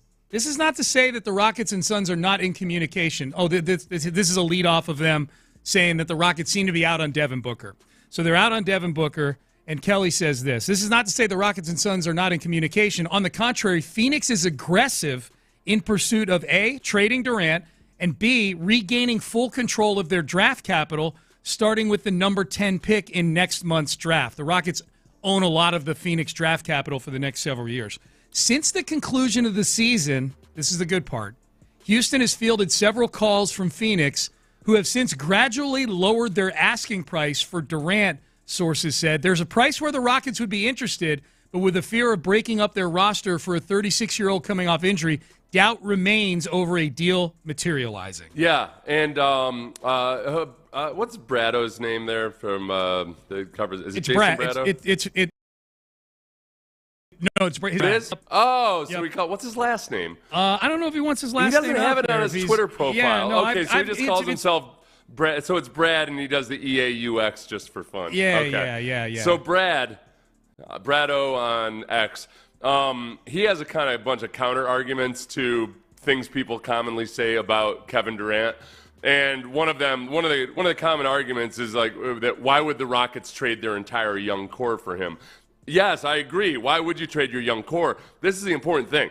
As you pointed out, Sean, the Suns are the ones that don't have any leverage, including they're under the second apron tax penalty and just missed the play-in, and they have no first-round picks until the 2030s. Yeah. They don't have any first-round picks until the next decade. So the Rockets, who have a boatload of draft capital, they have some ability to do this potentially without having to give up their young core. Yeah. The other one is, that just simply Durant is old, which is true. I don't know where I am on this one because Brad says it's his 12th straight year averaging 25 points. That's the most in NBA on a 60% efficiency or whatever. Yeah. That's the most in NBA history. But the fact does remain that he is 37 years old. I guess that's where I at some point, he's not going to be that productive until he's 45. And 37, it's hard to find guys that stay in their prime much beyond the age of 37.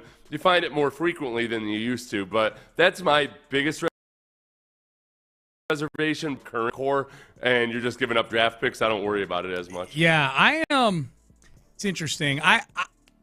There are obviously young core members that I am more willing to deal than others. Yeah. I am open to a Kevin Durant trade that involves Jalen Green. I am open to. I'm not as far on the Jalen Green train as some are, and the organization is all the way in on Jalen Green. It feels like I don't think the organization would do a deal involving Jalen Green for Kevin Durant.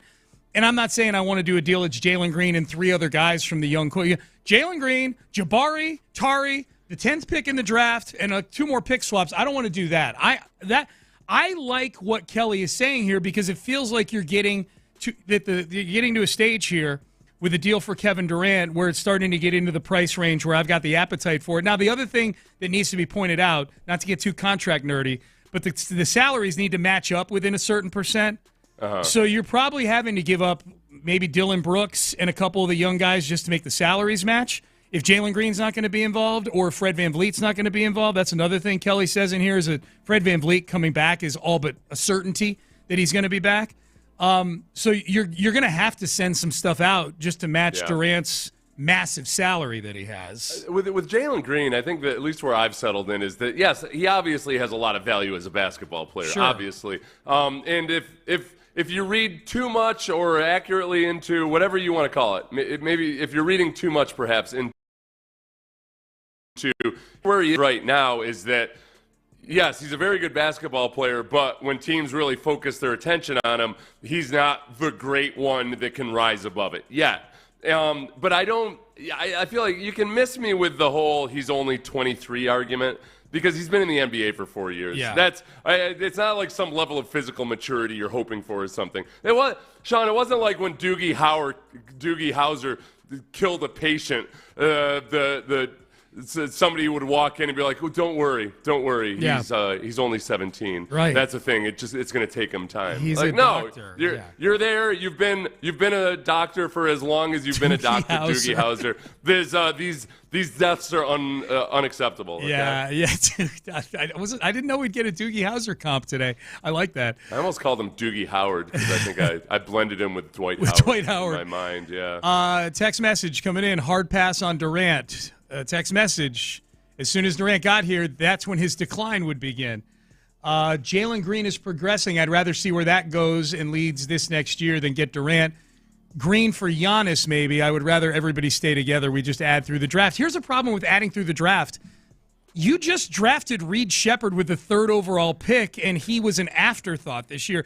You can only have so many of these guys. Like that's There's no like it's not like the D League isn't like the minor leagues or something where you can just stockpile these guys and just keep them. The nice thing about the minor leagues is that those guys you've got control of them forever.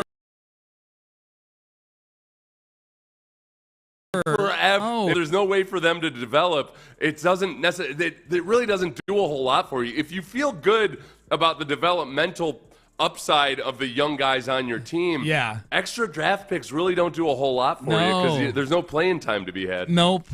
And the draft happens before free agency, so you don't have a real good grasp on if you're looking for. Hey, you know what? We're a really good team. We do have the 10th pick. We can't unload it to anybody.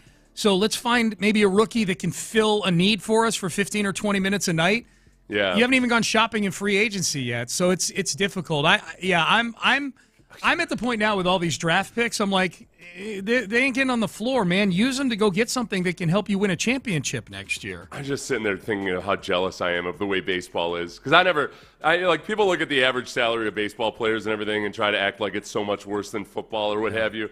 Dude, the fact that you can get drafted in the first round and maybe not be a free agent for another decade. Like that's so much control the team has. But as a fan, you know how nice it would be that if you get a young guy that maybe isn't ready to go or something, and you just don't even start the clock on his free agency for 3 or 4 years. There's no service time glitches in the NBA. Like you draft a guy like Blake Fisher, maybe he should have waited a year. He's kind of developmental. That's all right. We'll send him down to Corpus for 3 years, and then we'll start the clock on his free agency. The NFL, that would be almost cruel in the NFL because the punishment you're taking in the minor leagues in the NFL is going to hurt just as much. One thing to play a bunch of baseball games. ACL's waiting for my service time to begin. Yeah, exactly. All right, Payne and Pendergast with you. Okay, into the 8 o'clock hour. I saw what you guys played yesterday, Seth, for the Pettycast. There is one, if you'll indulge me, there's one of these takes I have not heard yet that I've been very anxious to hear. Yeah, it's got a Boston bent to it as well. It does, and I think I would feel very petty over what I'm about to hear. So I do want to revisit one of these. And we'll do that coming up next. But first, one good thing about being back in Houston.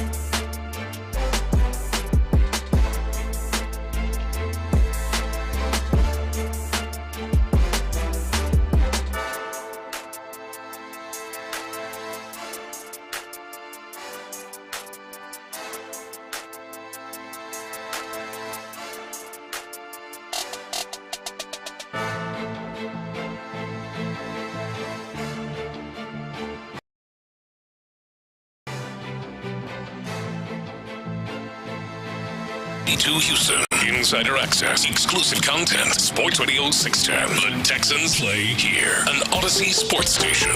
Sports Radio 610 presents Payne and Pendergast. All right, Seth, I put up the poll. People can vote at Sean T. Pendergast. It's a simple one. Pender poll for Texan fans.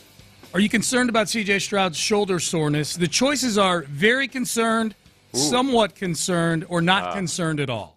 Okay. Because I do feel like there's a distinction between, like, yeah, I mean, I'm concerned. It's his shoulder versus, like, oh, my God, the season's over. You know, that's true. To act like you have zero concern whatsoever, I feel like you're either lying or you're a Jaguars fan. You know, like, there's no way there isn't at least a smidgen of concern. Yeah, I figure we'd make the distinction between people who are, like, ready to just burn the world down and the ones who are like, I'm ready to wait and see. But, yeah, I'm concerned, of course. CJ. You know what, Sean? I wonder if there's a correlation here at all between whether you have children or not and how concerned you are, because a couple things happen when you have kids. One is there are some things that, when you're a parent, you realize you're overreacting to when they fall down or something. Yeah. But the other thing that does happen is maybe your kid's acting like a real SOB for a few days, and you're like, what the hell? What's wrong with this kid? Oh, my gosh.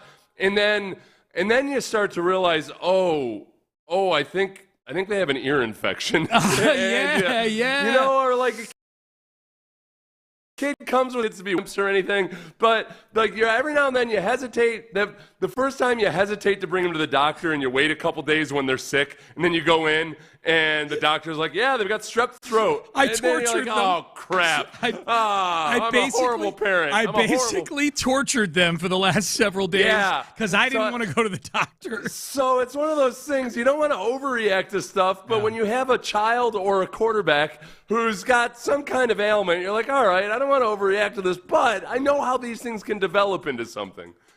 That's interesting. Yeah. Various friends you've had over the years. We're both at an age where you know somebody who's like, I wasn't feeling myself for about 6 months. I finally went to the doctor, and turns out it was cancer. You know, like, all right, it's just you gotta be a little bit concerned about stuff. No doubt. All right, so you guys did a petty cast yesterday. I wasn't here for it. Sean Bijani was in with Seth yesterday. They did the Tuesday petty cast at 8:00. As I was going through the rundown last night, getting ready for today, I'm looking at some of the clips that you guys played. Looked like a hell of a petty cast. College baseball coaches all of a sudden showing up on the radar. That's fun. Petty and angry as hell. Yeah, dude. They are really, I feel like they upped their game after hearing the petty casts with the college basketball coaches. They're not the only ones that can petty cast. We can too.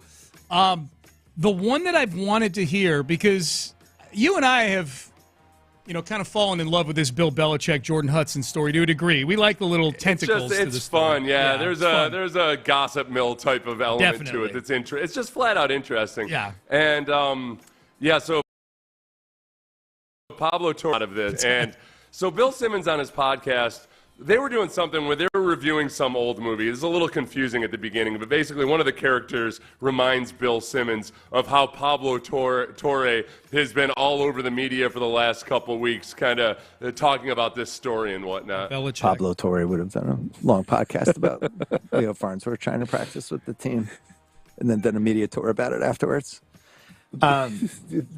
Guy, bro. I've never seen anybody dying on the stupider story for a week and a half while pretending you're a journalist. What the was that? Whoa!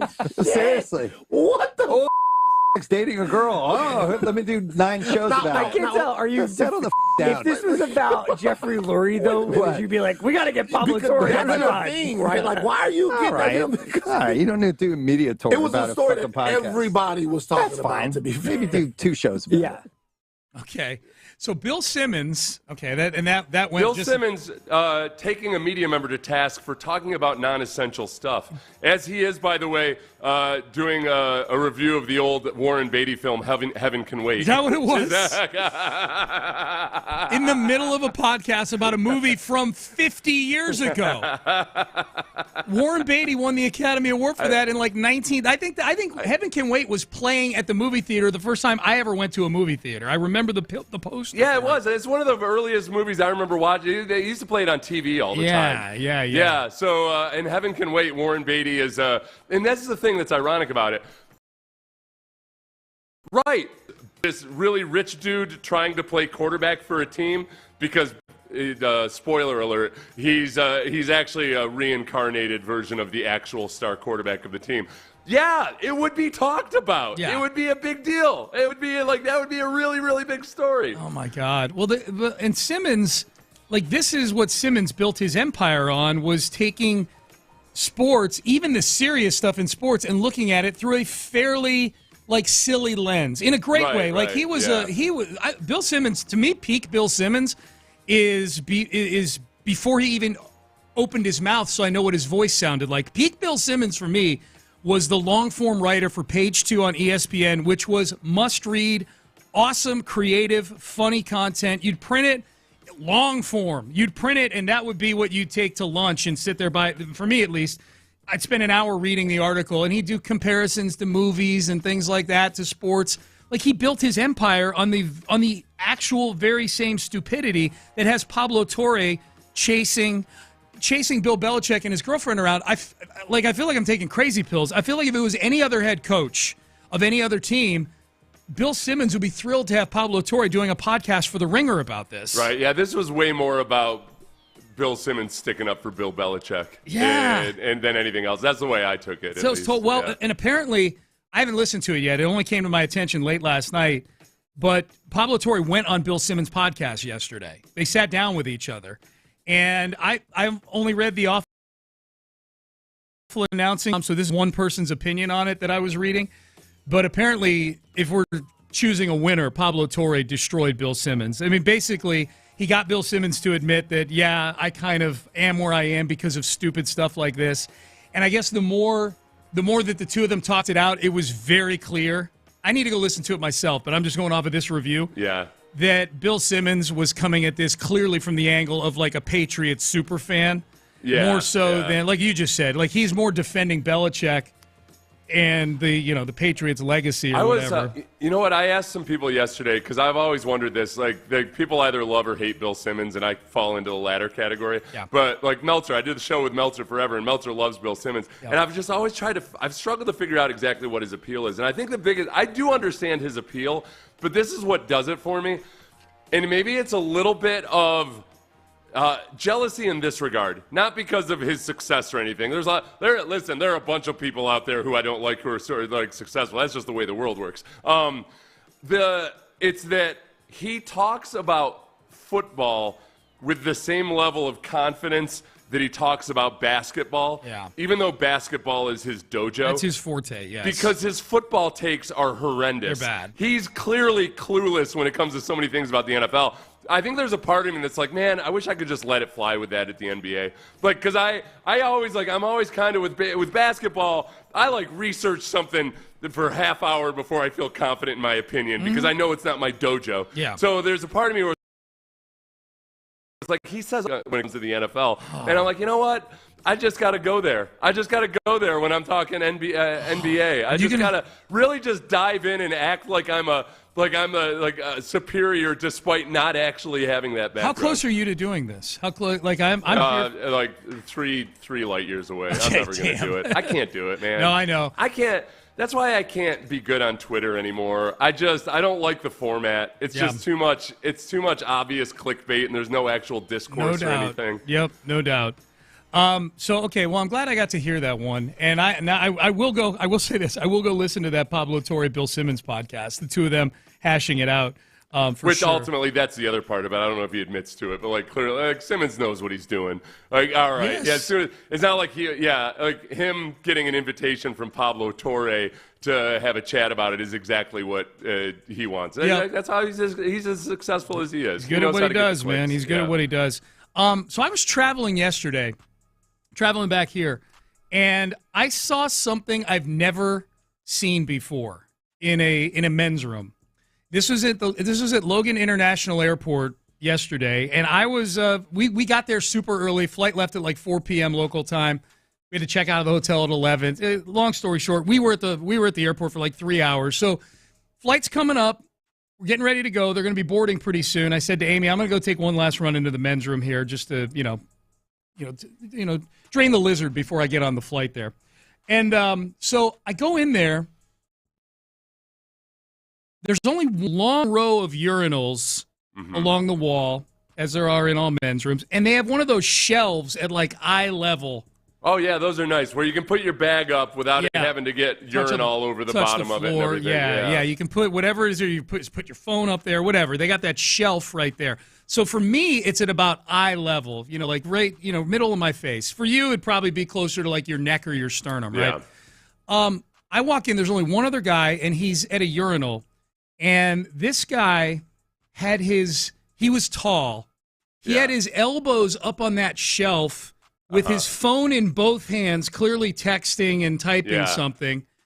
His pants were down, not at his knees, but they were like in the middle of his butt. Like down far enough where if it's that far down in the front, then he's taking care of his business.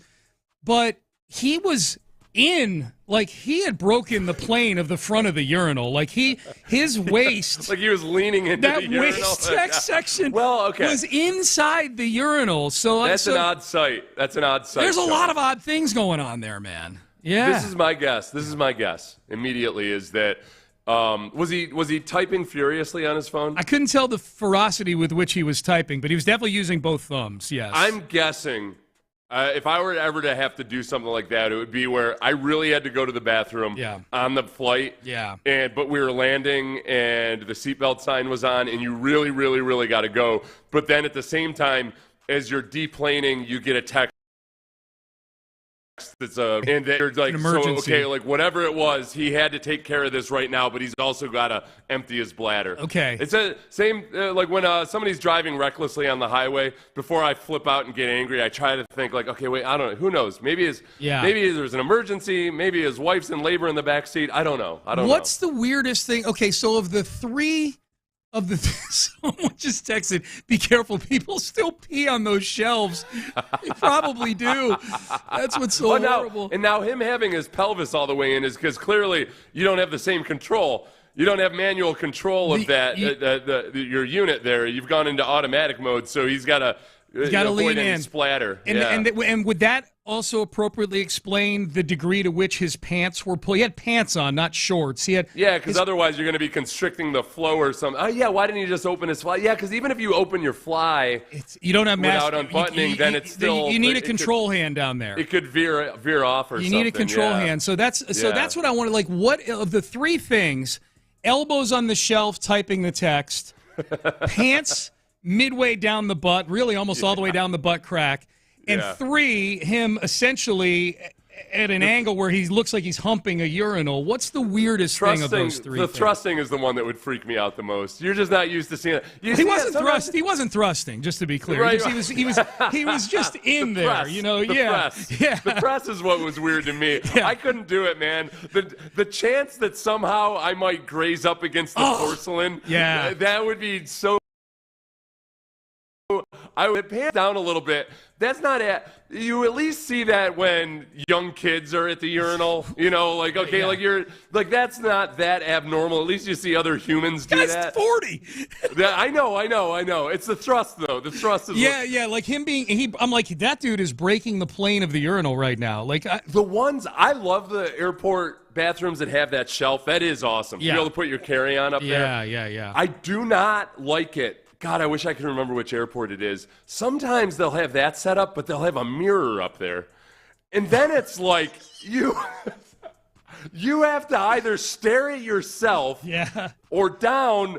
But like if you glance to the side at all or anything, there's a chance of eye contact. Oh, eye contact in the mirror. With somebody else, which is very, very awkward. Oh, no. See, this is where you got to do the same mentality that you were talking about doing with your takes on basketball. Just go all the way in. Go like wave to the guy. Just a wink. Hey, buddy. A wink. Yeah, a wink in the mirror. A mirror wink. Yes. Yeah. Have you been to any of the airports that have the self-papering the self-papering toilet seats? For the seat? Wow. Yeah, I want it. It might be Minneapolis or whatever. It's cool. So that part's really cool. It's like after it flushes, it automatically replaces. It puts out like a. Paper? It puts out the paper, the toilet guard or whatever. Yeah. What am I calling the seat cover? Yeah, dude. Which is really cool. There's still some airports that don't even have the little dispenser with the seat cover on it. You gotta. Yeah. You gotta go cold. I don't like the seat cover. I always go. I paper layer it. Yeah.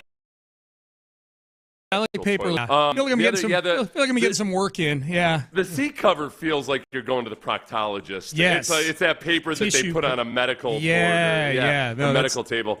But the only problem with that, wherever that is that it's also some of the new airplane or airport toilets. They're pitched forward because they don't want it to be too comfortable for what I think a lot of people do, which is go and sit on the toilet at the airport and on their phone for 45 minutes. Yeah. And it works. It gets uncomfortable after a couple minutes. You're like, I'm getting like a quad workout here. Yeah. Let's see here. People weighing in. I was in the Vegas airport recently, and I saw a guy come out of the stall after doing his business, and he was eating Chinese food. That was bizarre. That's awful. If you're bringing any food or drink into an airport bathroom, you're disgusting. I question what else is going on in the rest of your life from a sanitation standpoint. Not even the sanitation. For me, it's the odor part of it. Like, that's where your smell is attached to your taste, and I've never once in my life, in private or public, thought of like eating something well on the toilet. I don't think I could do it. Yeah. Okay, so you've never seen anything like what I saw with that urinal guy. No, the closest I ever came was that time. Remember, I was flying somewhere up north, and I was at a urinal, and it was like January or February. It was cold, and a guy came up next to me and took his heavy winter coat and draped it over the partition between us. Oh, you've told that story before. And honestly, so his against my shoulder, I felt like I was getting Me Too'd. Yeah. There was something about, like, what the hell is going on? And not to mention, from his perspective, splash. Dude, you don't know how much I might spray. Splash, dude, yes. Especially, people are on airplanes and you're all crunched up. Yeah, man. Sometimes you get kind of like a wild water park type of effect there. After you've been sitting hunched over for 3 hours and you try to unfurl everything, the control isn't nearly what you would hope it would be. No. Yeah. Let's see. I use soap and paper towels to clean public toilets before using. That's hardcore. I get it though. That's a lot of soap butts and paper towels. So you'd have to go in with one paper towel that has the soap on it, and then another paper towel, both moistened.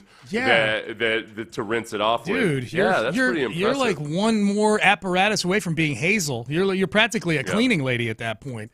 People have pointed out before when I tell them that I like to use the toilet paper, they're like, hey, germs are still going to make it through that toilet paper. I don't care. Yeah. It's honestly just psychological. There's germs I just everywhere. want some kind of barrier between germs everywhere. Between my pristine buttocks and all the rest of you filth. That's right. Yeah. That's right. Sublime, pristine buttocks. Yes. You should have interviewed that guy afterwards. I wasn't getting near that guy. He'd be like, hey, I was watching your style. I wanted out of that bathroom so fast. I'm like, God, P, let's go. What's the most, have you ever felt threatened in a bathroom? No, not that I can think of. Like, I was in a bathroom once where I felt like there was almost about to be like violence. I thought like two guys were kind of arguing, and it could have been about drugs. Okay. And I was like, I cut it off, I pinched it off, and got the hell out of it. I've been in enough airports. I probably have. Enough bad airports, too. You're in a bad airport. There's sometimes, like, I don't drive late at night as much anymore, but like 3 a.m. at a rest stop on the highway out in the middle of nowhere in Arkansas, there have been some times where I'm just kind of like, you go into some of those restrooms and you hear the door open, and you can totally hear the door open because it creaks. Yes. And I'm not my most Truck stops, rest stops, yes. Yeah, for sure. And I watch so much Netflix that I'm constantly aware of the threat of somebody just coming up and putting a cap in the back of my head for no reason whatsoever. That's right. All right, weigh in, 713-572-4610. We're getting some hilarious stories. All right, Lance McCullers last night. If this is who Lance is, what is the ceiling for the Houston Astros? We will discuss that coming up next. Mokaram injury lawyer.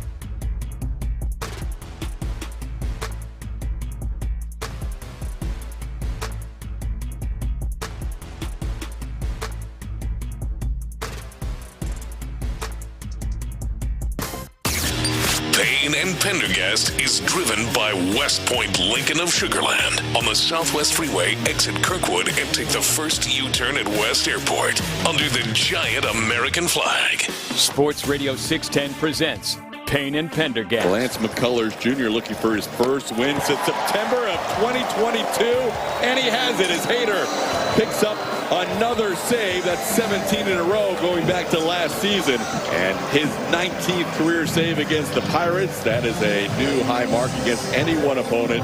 Christian Walker and Isak Paredes with the home runs tonight, and Blummer 986 days ago the last time Lance won a game, and he'll feel good about this one. Astros with a 3-0 win. I heard on the radio broadcast last night, driving home from the airport, that I think it was Steve Sparks said that the last time Lance won a baseball game, Seth, in the regular season, the last time he won a game, 986 days ago, as Callis just said. But in that game, Isak Paredes hit a home run against Lance McCullers. In this game, Isak Paredes hits a home run in support of Lance McCullers. 986 days later. Isak. There's one thing we love on this show, it's symmetry, okay? Yes. And irony. Circle of life. Both symmetry and irony. Yes. And urinal talk. Copious. The stuff that hasn't happened in a while or whatever. Paul Skeens hadn't allowed a home run since May 1st. Paredes hits the first home run since May 1st. That was Walker. Walker was the one that got him, yeah. Walker got it off of Skeens. Yep. Christian Walker hits a home run, which was also nice, by the way. That was good. So, look. I said this yesterday morning. It's that the Pirates are the second worst offense in baseball. So I warned that I'm not going to be a spoil sport about it or anything. This is real progress by Lance, but not just because he was able to pitch a shutout, pretty efficiently by Lance McCullers standards and go 6 innings.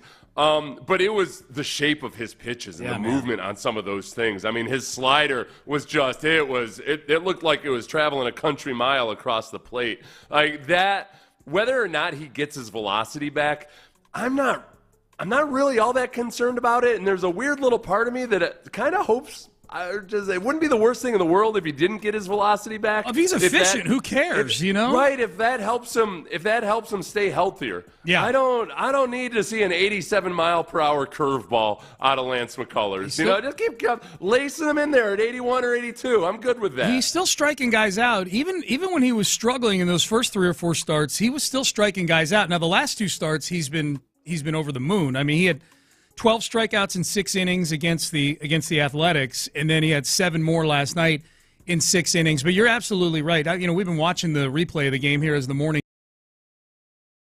gone on here. I'm not marveling, but I'm enthusiastic, excited about the fact that he just looks like he's got so much better control of the strike zone now than he had when he first came back. And to my original point coming into the segment, Lance McCullers is clearly making progress, and the last 2 starts have been very, very encouraging.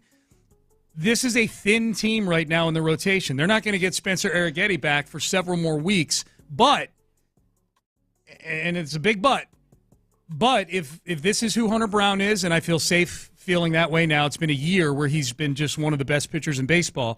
We've got plenty of Framber body of work to go with. If Lance McCullers is back to being a guy that you can count on to give you 6 really good, efficient innings, you can win a lot of games with those 3 guys. You can win a playoff series with those 3 guys. This version of those 3 guys, and then you get Arrighetti back, and I think Dana Brown probably has a deal in him here at some point if some of the young guys are still just kind of dudes that are giving you 4 or 5 innings with 3 runs. Like that's, you're going to get into games where that's not going to be good enough at some point. So I think there's probably a deal somewhere to be had down the road. But if your top 4 are Hunter Brown, Framber Valdez, whatever Lance McCullers is evolving back into, and whatever Spencer Arrighetti was before he had the fluke broken hand injury, that's a pretty damn good top 4, man. And with Lance, this is a small sample size. It's 4 games. But since game 2, after he had that just horrendous outing where that was he the bad one. That one that he had. Yeah, 7 earned runs in that one. The first outing, it was dicey. He didn't allow any runs, but it felt like it easily could have been 5 or 6 if things had gone differently. Yeah. But just so, I mean, for how it feels, obviously in games 3 and 4, you wished he would have gone a little bit deeper, but then he goes 6 innings in these last couple outings. In these last 4 games, the last 4 times you've seen him, he's got a 2.21 ERA. Like he doesn't, as long as he can keep going 5 or 6 innings, I don't need him to have a 2.2 ERA. I'm not going to turn it down. No. I'm not going to kick it out of bed for eating crackers. But it's been good these last 4 games. As long as you just keep doing 6 innings instead of 4 innings, that's not bad at all, man. It's just he's got to stay healthy. He's shown that he can do it. He's just got to stay healthy. Yeah, and it sounds like he feels good. Josh Hader's been amazing too, by the way. We got to point that out. That last cut there that we played coming in was a highlight of Hader closing out the game. He is 17 for 17 now in saves.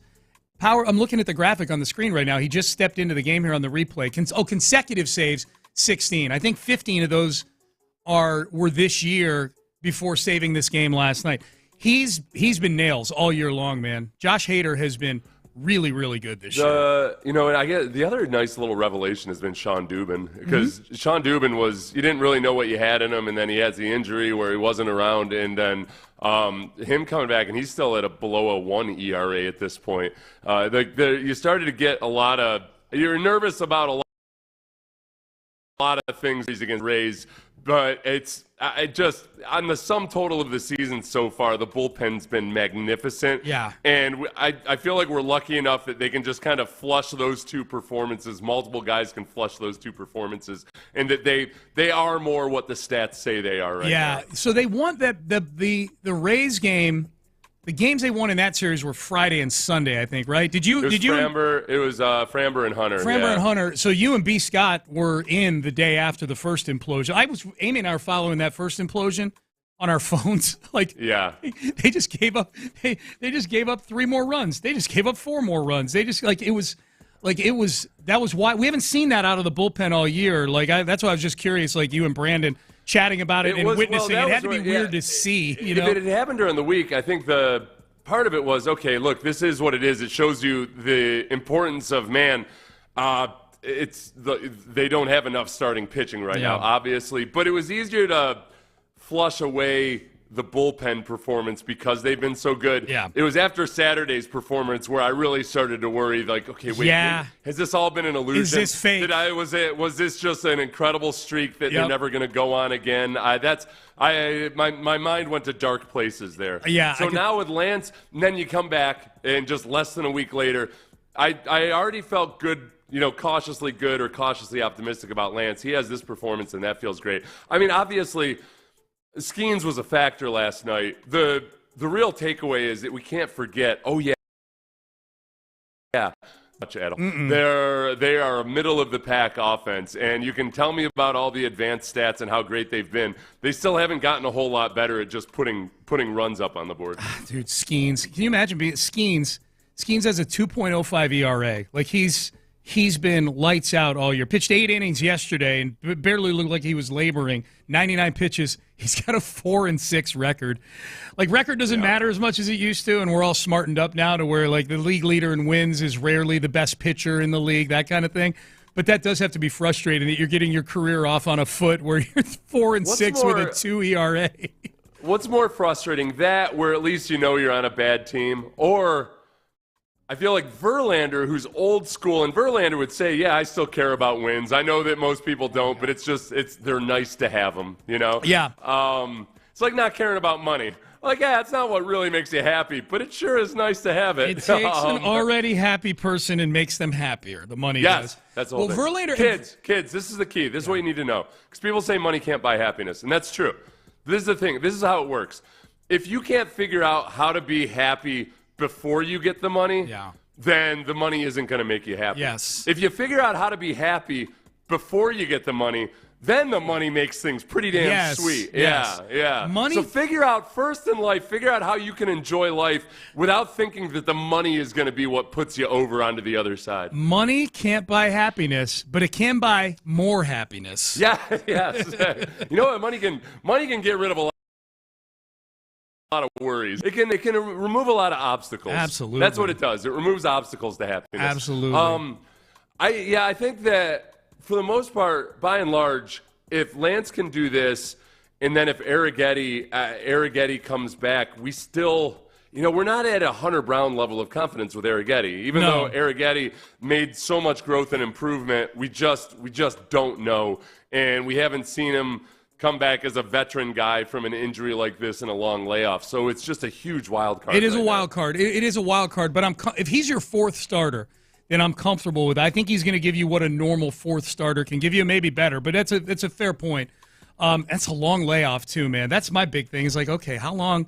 Once he gets back to where he's throwing a ball again, like, all right, do we have to go through a whole spring training thing with him where we get reports of him playing catch, and then he's throwing off now he's throwing off a mound, and now he's throwing. He's at 90 feet, he's at 60 feet. Now he's throwing off a mound. Oh, and by the way, he's got to go to Sugar Land for 2 starts. Like. It's going to be a while. And the other big wild card is like, man, this time last year, we still weren't feeling awesome about Hunter Brown, even though he had made improvements. He had made what would eventually be his actual pivot, but we didn't know if it was going to stick. Is that, all right, Colton Gordon is still relatively unknown. We don't really know. Yep. Maybe say a little bit of the same about Ryan Gusto, but probably not as much. Yep. That there is that possibility, but you just can't lean on it right now. All right, Payne and Pendergast with you. Here on a Wednesday. All right, let's circle back to C.J. Stroud. This is one of those stories from afar. While I was gone, ... We got a few of those stories, actually. Hey, while I was gone, wasn't paying a lot of attention. Am I to believe that this happened? There's 2 or 3 things where I'm like, oh, my God. And one of them is C.J. Stroud. What did DeMeco Ryans have to say when he was asked, did C.J. Stroud have work done on his shoulder? If you missed it, we'll have that for you coming up next. If you missed that part of last week, too, where you were going to get started on your retirement.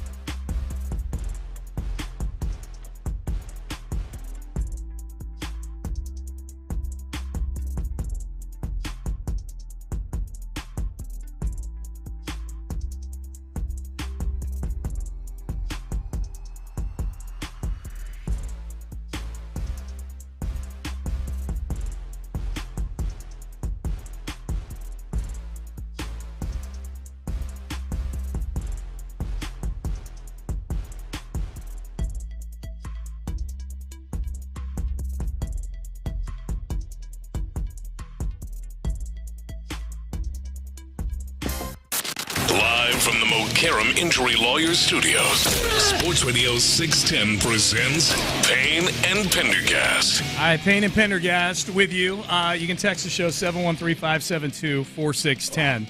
Sean, we reached peak, the sweet spot when we were talking about your urinal experience, your airport bathroom experience the other day. Because here are 3 texts in a row. Okay. Segment speak on airports. Next text, quoting you, "You need a control hand down there. It might veer off." God, I love this show. Okay. Okay. Cool. Next text, "Is this still a sports station?" Kind of. Yeah. That is. Listen.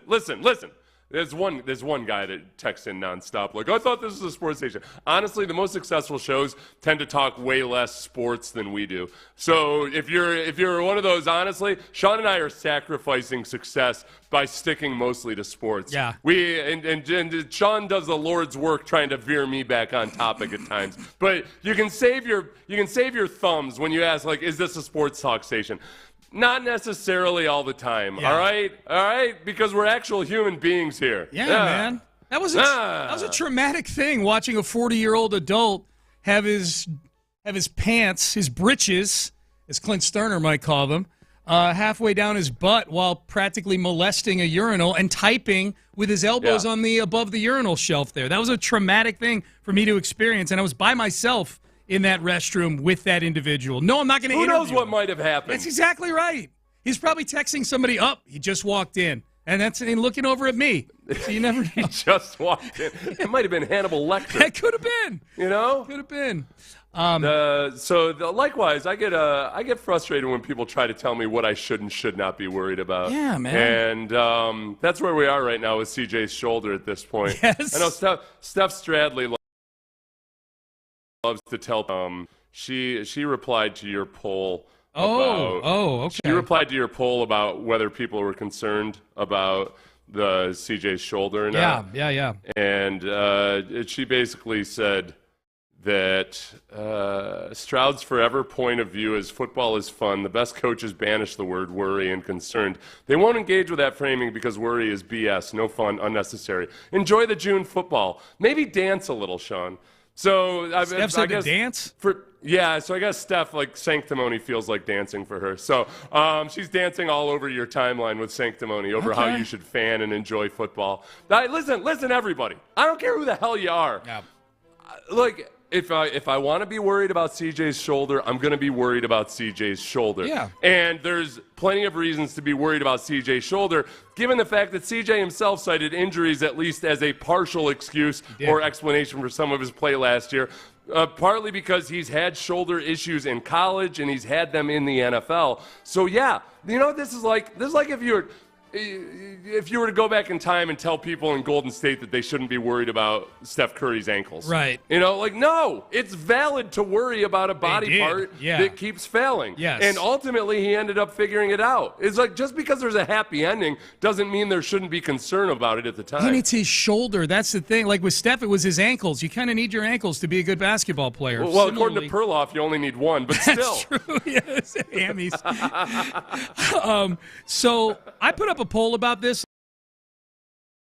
That we'll look at people are about this. I'm concerned about it. I'm not losing sleep over it, but I am concerned about it mostly because how D'Amico Ryans himself treated the questions about C.J. Stroud, just kind of playing coy after the first practice, being asked about why C.J.'s not throwing, and then not mentioning C.J.'s name in the answer. Just, hey, guys are on different schedules. That's a cop-out skirting the issue answer. It's a platitude. Yeah. He answered a question about a specific player with a platitude about, like, everybody being on a different schedule. Yeah, and so similarly, I mean, he addressed it much more directly yesterday in that he proactively said why CJ wasn't practicing, general soreness in his shoulder. However, the follow-up question from Will Kunkel of Fox 26, I think, the question was good. I think the answer was a miss from D'Amico Ryans. Do you have any work on his shoulder in the offseason? That's it for CJ, guys. On the questions, that's it. What I said, that's it for him. Like, it's general soreness, and we're taking extra precaution with him. We're not going to rush him into anything. He'll be fine. When the moment is for him to be ready to go, he'll be ready to go. And to paint the picture, D'Amico is like adjusting his sleeves the entire time that he's doing. And he's doing that answer, just that answer right there. Yeah, he's tugging his sleeves and he's twitching. It looked like a tell. It looked like a tell. Total tell. My gut reaction. I played that for a few people that felt like immediately like, oh yeah, he totally had surgery then, right? Yeah, okay, I get it. I don't know if he did or did not. My gut reaction was, oh yeah, he totally had surgery, I guess. Yes, I don't know what telling about it is. All right, I don't know why they need to keep it a secret, other than maybe they're trying to trade for Kirk Cousins. I don't know. Well, they're not making him available to the media right now either. They did back in April. Which does make you wonder if he did get work done, when it may have taken place or whatever. And we don't know for sure if he had any work done. We're just reading into the nature of the answer. But I think it's a really good point, Sean, because it used to be when there was going to be a press conference, Deshaun Watson and J.J. Watt were the first guys that were going to speak. Yeah. Those guys were always up there. They were the first guys out or whatever. Yep. So far in the OTAs, we've had Will Anderson. Oh, yeah. But no C.J. Stroud. Will Anderson. We've had Azeez Al-Shah. You're right. Will and C.J. are the equivalent of J.J. and Deshaun back then. So, yeah, we've... In every way. That was Seth Payne. But we've heard from Azeez. I think yesterday they had Kamari and Jalen Petrie and Christian Kirk. We've heard from Christian Kirk. Have not heard from so they're hiding something from us for no good reason, and I'm going to be concerned. I don't until call me a nervous Nelly or whatever it might be. Yep. Okay, can we go over your poll results yet? Oh yeah, for sure. So I put up I need to guess them. Yeah, we're about 300 votes in. I put it up. Okay, that usually sticks. A little less than an hour ago. Yeah, I think it'll hold steady. Here's the question. Pender poll for Texan fans. Simple one. Are you concerned about C.J. Stroud's shoulder soreness? The potential answers, Seth, you can answer very concerned, somewhat concerned, or not concerned at all. I wanted to make sure there was some separation between of course I'm concerned. It's his shoulder versus the people that are ready to just end the season right now. I'm going to go, I think there's from top to bottom, from very concerned to somewhat concerned to not concerned at all. Yep. I'm just going to give it a classic 25-50-25 split. Okay, not bad. Wait, you said 25-50-25. Okay, you know what? I am going to give Seth a ding because the main one, somewhat concerned, is the one you picked as the winner. Yeah. They are currently leading with 46%. Oh, okay. So you're pretty close on that. I figured, yeah. Now the very concerned is only 15%. The not concerned at all is actually a pretty robust 39%. So 39%. I would say you that win an election with that. Maybe. So that's 85% of Texan fans are either not concerned at all or I think the appropriate level of concern, which is, look, the team's not disclosing anything other than the fact he's got a shoulder issue going on. And he's a guy, C.J. Stroud, who is A, your most important player, and B, a guy who's had shoulder issues before. So I fall in somewhat. You're obviously concerned. Are you a somewhat or a very? I'm more, I had minimal concern before, like, Will Kunkel asked that question, did he have a surgery? Yeah. And I could see where maybe D'Amico just wanted to get up there and give his statement and then not take any follow-ups. But I feel like if there was no surgery, that's the easiest thing in the world to say, like, oh, he didn't have a procedure or anything. We're just basically no commented Will Kunkel on whether or not he'd had surgery. Then I get more concerned. And this is the key. If they had told me that he had surgery and that's why they're just taking their time with him, I would be less concerned than I am right now. Yeah. The fact that they are not disclosing that he had surgery makes me feel, as human nature, whenever somebody puts a curtain up and says, don't look behind this curtain, I get super, super curious about what's behind that curtain. Handling. I'm with you. It's the handling of it that I think is causing a lot of this. And so let me ask you this, though, because this was one of those stories. Like, this is the first day I've had my chance to sink my teeth into a C.J. Stroud shoulder issue. It was one of those, okay, let me get this straight while I was gone for the last 6 days. The other one was Jordan's hand now being broken. I've not done a show since that was disclosed, that Jordan Alvarez, they found out he has a broken hand that's 60% healed, and who the hell knows when he's coming back. Are you more concerned right now about C.J. Stroud's shoulder or Jordan Alvarez's hand? Jordan's hand. Yeah. Yeah. You know what I really didn't like was the report that he can play when it's 70% healed. I'm like, this is the problem I have with that. Wait a second. All right, you couldn't tell whether there was a break at all before, but now we're parsing it down to 60 or 70% broken. Dude, when Dana Brown gets up there and says it's 60% healed, I'm like, this organization operates like they have no clue what's going on medically with some of these guys, and I'm to believe that pretty random number like 60. To me, if you're just gonna estimate, it's either 0, 50%, or 100%. Dana Brown's up here. He may as well have said 61.3% for all I care. Like, really? I'm to believe you guys know. You guys know. Listen. What percentage healed that thing is when this is how we've been operating with injuries the last 5 years. It feels like, you know what? It feels like you're on a road trip and the guy driving who got you lost and you find yourself out in the middle of the desert and not even on a road or something is like, don't worry, I'm 70% confident we're going to get out of this. Like, what the? No, you're not. I'm pretty sure there's a gas station just over that mesa. It's that he threw a specific number at it. I'm like, I believe nothing that comes out of you guys right now. Okay, you went from not knowing if there was a break at all to, it's 60% healed. Once we surpass that 70% mark. We'll be once we get to 70.3%, we'll feel confident. After we couldn't even tell whether there was a break at all. Your analogy is spot on, man. That is a medical staff that's driving around in the desert with no GPS, and they're like, "Oh no, 3.6 miles away. I feel it in my bones." Yeah. By the way, presidential election where the winner had the lowest number of votes ever. Yeah. John Quincy Adams, okay, that clown, he had 38% of the vote. Okay, well, he approves of this poll. Yeah. All right, Payne and Pendergast with you. I just knew immediately. I knew immediately as soon as I said you could win an election, super political, and I did not mean anything about specific elections recently. No. I just knew that in the past, especially, where there were multiple parties and everything. Yeah. If we were, that was a shot at John Quincy Adams, everybody. There you go. If we were ranking talent on AFC South rosters, how many Texans do you have to go through before you get to a Jaguar? I thought this was a really interesting question that was posed by Albert Breer. Jaguar. Yeah, not Jaguar. Jaguar. So we'll hit that coming up next. But first, Beck's Prime. Boy.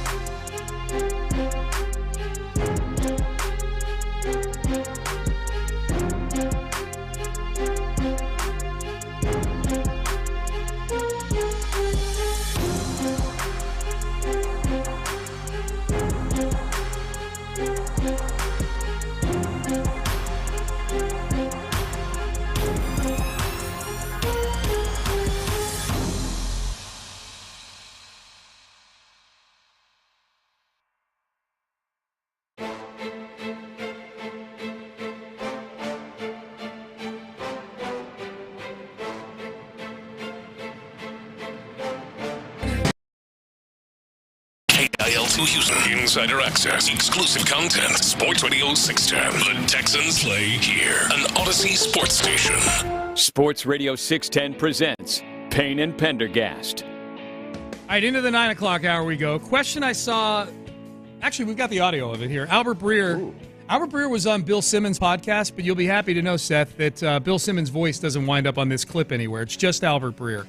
Okay. Because Bill Simmons has kind of a nasally thing going. I know, it's not, I don't hate him, I just don't enjoy him the way so many people do. Obviously, a lot of people enjoy him to the tune where he's done very well for himself. Yeah. I just don't personally enjoy him. Well, Albert Breer was on his podcast, and they were talking about the AFC South, and Simmons was actually a little taken aback that the Texans were only a plus 115 favorite to win the division, which, for those who don't know, you bet $100 to win $115.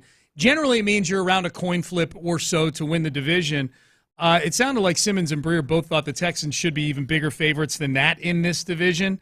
Here was Albert Breer, I thought, posing an interesting question, because I do think if the Texans to me, the biggest threat to the Texans is Liam Cohen unlocking whatever it is Trevor Lawrence had going on for about 7 or 8 games a couple years ago. And Trevor Lawrence taking that step up. And the Jags, we know, have made some big moves with Travis Hunter and whatnot. But I thought this was an interesting question in trying to illustrate maybe just how far in front the Texans are in the AFC South. Here, we'll let Albert Breer do the heavy lifting here. Do they just have like a collection of pretty good players, and they don't have like the types of – they don't have – like Houston has Will Anderson, like I said, Will Anderson, C.J. Stroud. I mean – they have an identity at least. Right. Like how many players on Houston's roster – like if you rank the 2 rosters, Houston and Jacksonville, how many Texans would you have to go through to get to the first Jaguar? I thought this was an interesting exercise kind of to go through here, you know, just to illustrate where the Texans are, maybe what the kind of the uphill climb that the Jags have if they're going to catch the Texans. Yeah, and I think that's where, too, like, take everything from Pro Football Focus with a grain of salt, obviously. But Brandon and I, or Sean and I, did a segment yesterday where Pro Football Focus had ranked just specifically based on the rosters. Nothing to do with coaching or anything else like that, but how are the players graded out?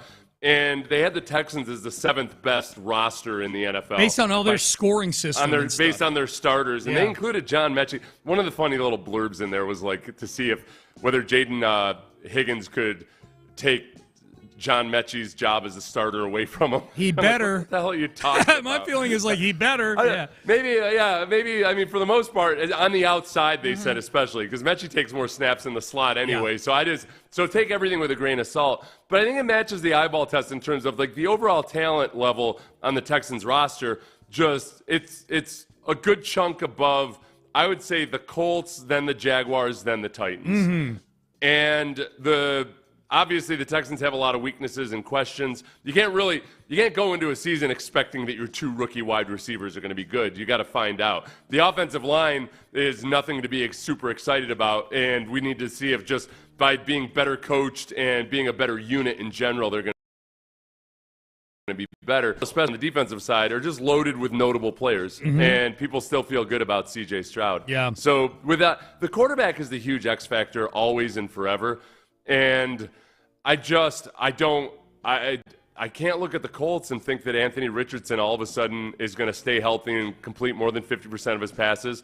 And I don't think Daniel Jones, although Daniel Jones, when he has a good running back next to him, has done some good things. You know, when it was really a matter of whether Saquon Barkley was healthy or not, whether you felt good about Daniel Jones as a quarterback. But he's still Daniel Jones. So, I think those guys. I think it's a correct opinion that the Texans are just far ahead of, despite their the current flaws or question marks. They're just far ahead of those other teams. Yeah. So I'm looking at the article you're talking about. So they had the Texans 7th. I'm paging down to try to find the other AFC South teams. So the Colts start at 20, okay. And then you had asked me about the Jaguars. Sorry, I took a meandering way to get to this. The Jaguars. So if you're going to go through and go down through the roster of the Jaguars and stop where you feel like the Jaguars have an advantage. Okay. So like a clear advantage. Yeah. Quarterback Trevor Lawrence, running back Travis Etienne, wide receiver Brian Thomas Jr. Brian Thomas as I was going through this process, and I'll let you keep going here. Brian Thomas is their best player, in my opinion. I don't know what Pro Football Focus says. I'm just saying, like, if they were to disperse the Jaguars, right? I think Brian Thomas might be the first guy taken. Brian Thomas Jr. at least could be in the same category category as Nico. We're taking but yes, right. yeah. Where it gets it, so at least they can, they can match up some. Yep. This is where it gets interesting is for your second wide receiver. They have Travis Hunter listed as the second wide receiver. Okay. And I think if you're looking at Jaden Higgins versus Travis Hunter, yeah, that makes sense. Then okay, I'll give you Travis Hunter. I need to see it and everything. By the way, have you kept up with that at all? They are very much going through OTAs. Like Travis Hunter is learning both sides. Oh, of the no, ball. I've been watching the videos, man. I watched that pick that he had the other day, the juggling They're pick not that he doing like, hey, learn how to play wide receiver and then work on defensive back. They're going, one day he's working on being a wide receiver. The next day he's in the defensive back meetings. You traded a ton to get him. I get it. I don't know if it's going to last. And I think, to me, my big, not to get off on a Travis Hunter tangent, but I'd be more worried about how he holds up physically doing this at the NFL level than the mental part of it. I think he seems like a smart kid.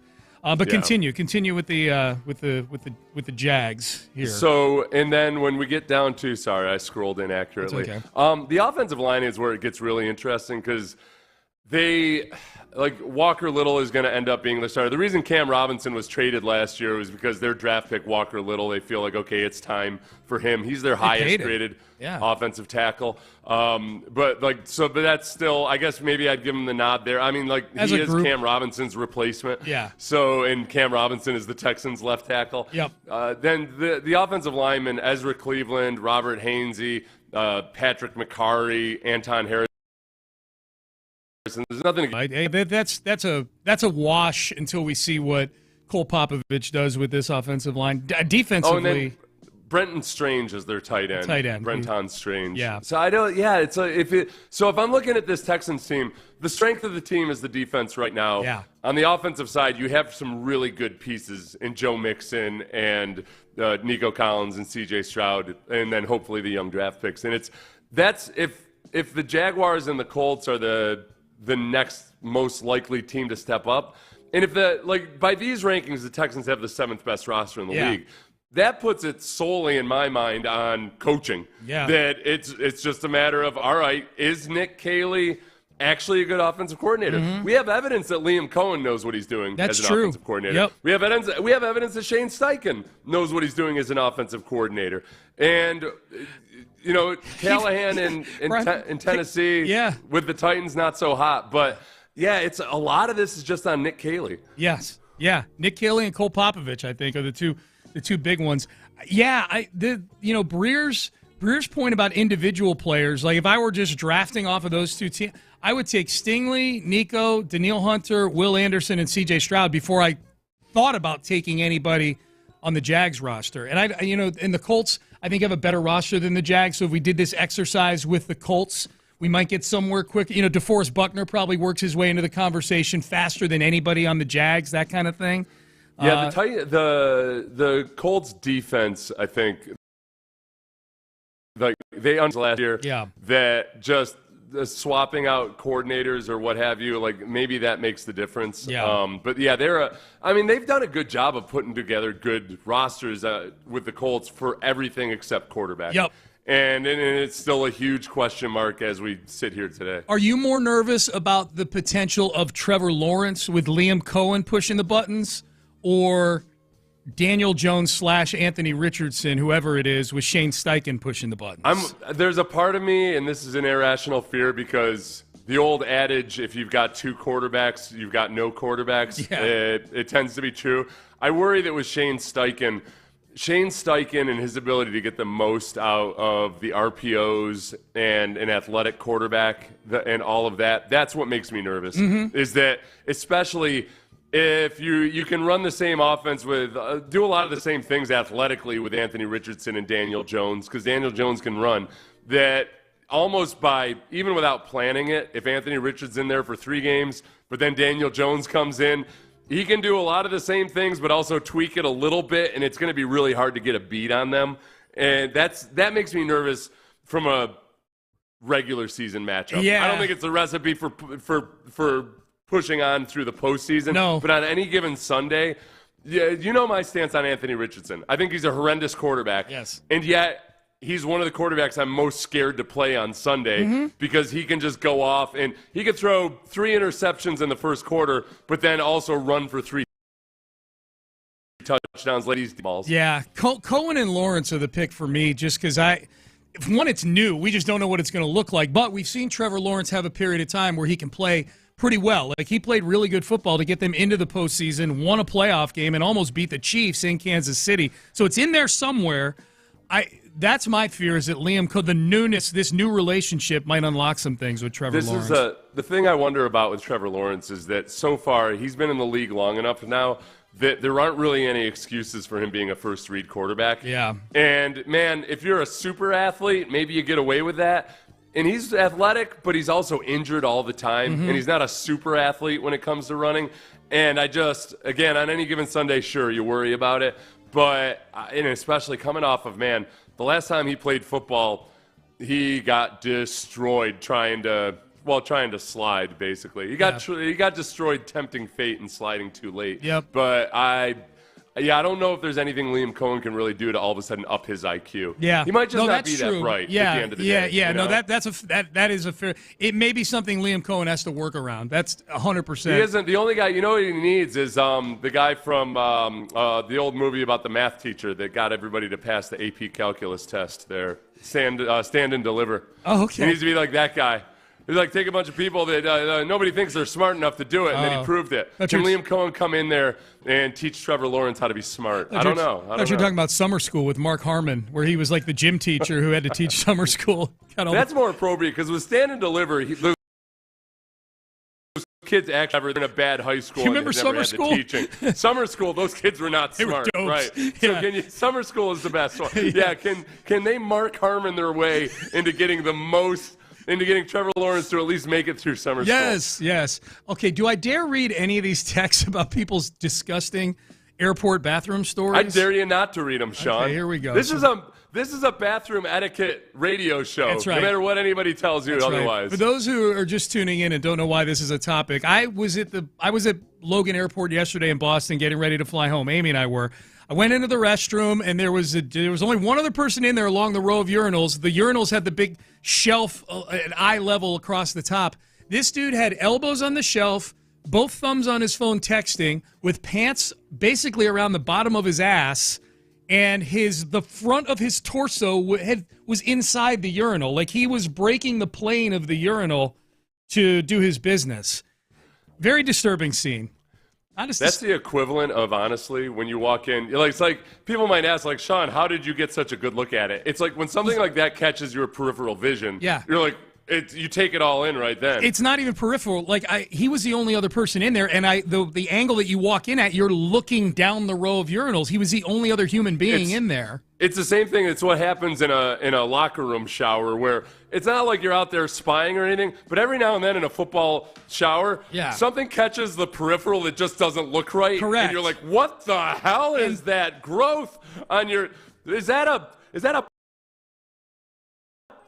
Yeah. What the hell? I didn't get that good a look. But there were no partitions between the urinals either. Oh, I hate no partitions. There was a shelf, but no partitions. I'm like, y'all are using your plywood incredibly wrong here. We need the partitions before we need the shelf. This one may take the cake, though. A lady in the Walmart bathroom. So I'm assuming this might be a female listener or some perv that was in the women's room. A lady in the Walmart bathroom on her phone and eating McDonald's pancakes on the little foam plate while she's sitting on the toilet. You might ask, wait, how does this person know what the woman is eating? You're about to find out. Yeah. She tells the person she's on the phone with while she's sitting on the toilet eating these pancakes to hold on, I need to wipe, and sets her plate of pancakes on the floor of the stall. That's nasty, man. No way. Oh. I mean, that's bad, that's the worst. Man. That's the worst I've ever heard. That's bad. Those aren't like, and it wouldn't be acceptable with any kind of dinnerware, except that those foam plates are there. No. Dinnerware. No. I don't know why dinnerware tickled me so much. Seth suggested that I walk over and interview the guy after he finished his business. Yeah. Text message. Interview the guy. LOL. Quote, welcome to the Post-P show, everyone. I'm here with Phil. Phil, you look like you had a rough outing out there today. End quote. What was going through your mind? How's it feel? Yeah. Give him the old how's it feel to pull that off? Yeah. Do the whole Berman thing where you talk about what somebody else said about you. You know, Jenkins over here in the stall was saying you can't pee worth of crap, man. What do you think? What do you think about that? How does that make you feel? I'll tell you what. What do you think about that? Talking about the rosters, the comparison, how do the rosters compare to the Texans? Yeah. It is interesting that the Colts do have, I mean, then they drafted Tyler Warren at tight end. That's one of my biggest concerns, just because the Texans were miserable covering tight ends. Bad at that, yes. They were really bad at covering. One of the worst teams in the league at covering tight ends. And they do have playmakers all over the place. I guess the fear is that even though the Texans have more playmakers, you always wonder, all right, yeah, but with the right combination of coaching or whatever, are some of these guys that are just no names or average jamokes right now, is there actually a level up for them? I think your Warren point is a really good one. Their receiving core doesn't really scare me, particularly against the Texans' corners and safeties. I'm not super nervous about them, but yeah, that Tyler Warren thing, man, that might be an issue. The new defensive coordinator for the Colts, it's super intriguing. It's Lou Anarumo, and Lou Anarumo was the darling of the next head coach lists and everything a while back when the Bengals defense was really good. And then I don't know what happened in Cincinnati, but he lost some of that shine. So do they get more out of Lou Anarumo? That's the big wild card that maybe I'm alert to right now. Yep. All right, Payne and Pendergast with you. D'Amico Ryans met with the media yesterday. His C.J. Stroud thoughts got a lot of attention. He had some good stuff, though, man. If you're looking to get excited about the offensive line or make some really good stuff from yesterday. So if you fall into that category, stay there. We've got you covered coming up next. If you fall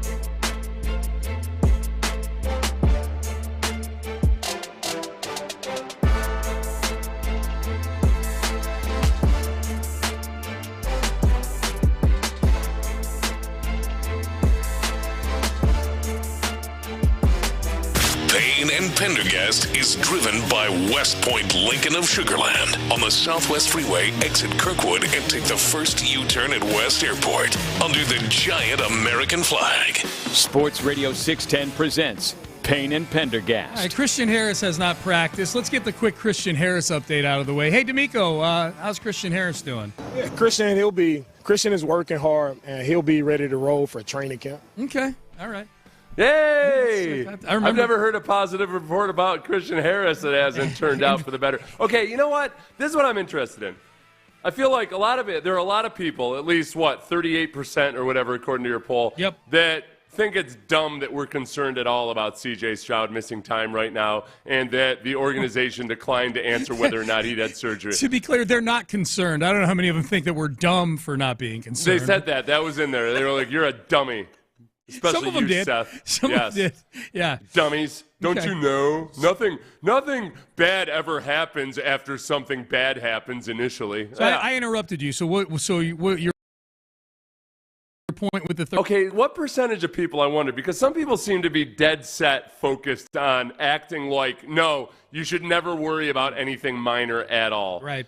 How do they feel about Christian Harris, who we were hearing similar things, and people were saying early in camp? Last year I was saying I'm not going to panic about Christian Harris if it's just soft tissue at the beginning of camp. And then it went and it went and it went. 14 weeks? It went. He didn't play his first football until December. Yep. And then he looked good initially and then didn't look so good and then barely played at all. They went away from him at the end. Yeah. They didn't put him out there. So then you wonder, like, all right, this was clearly a bigger deal than I was worried about at the beginning.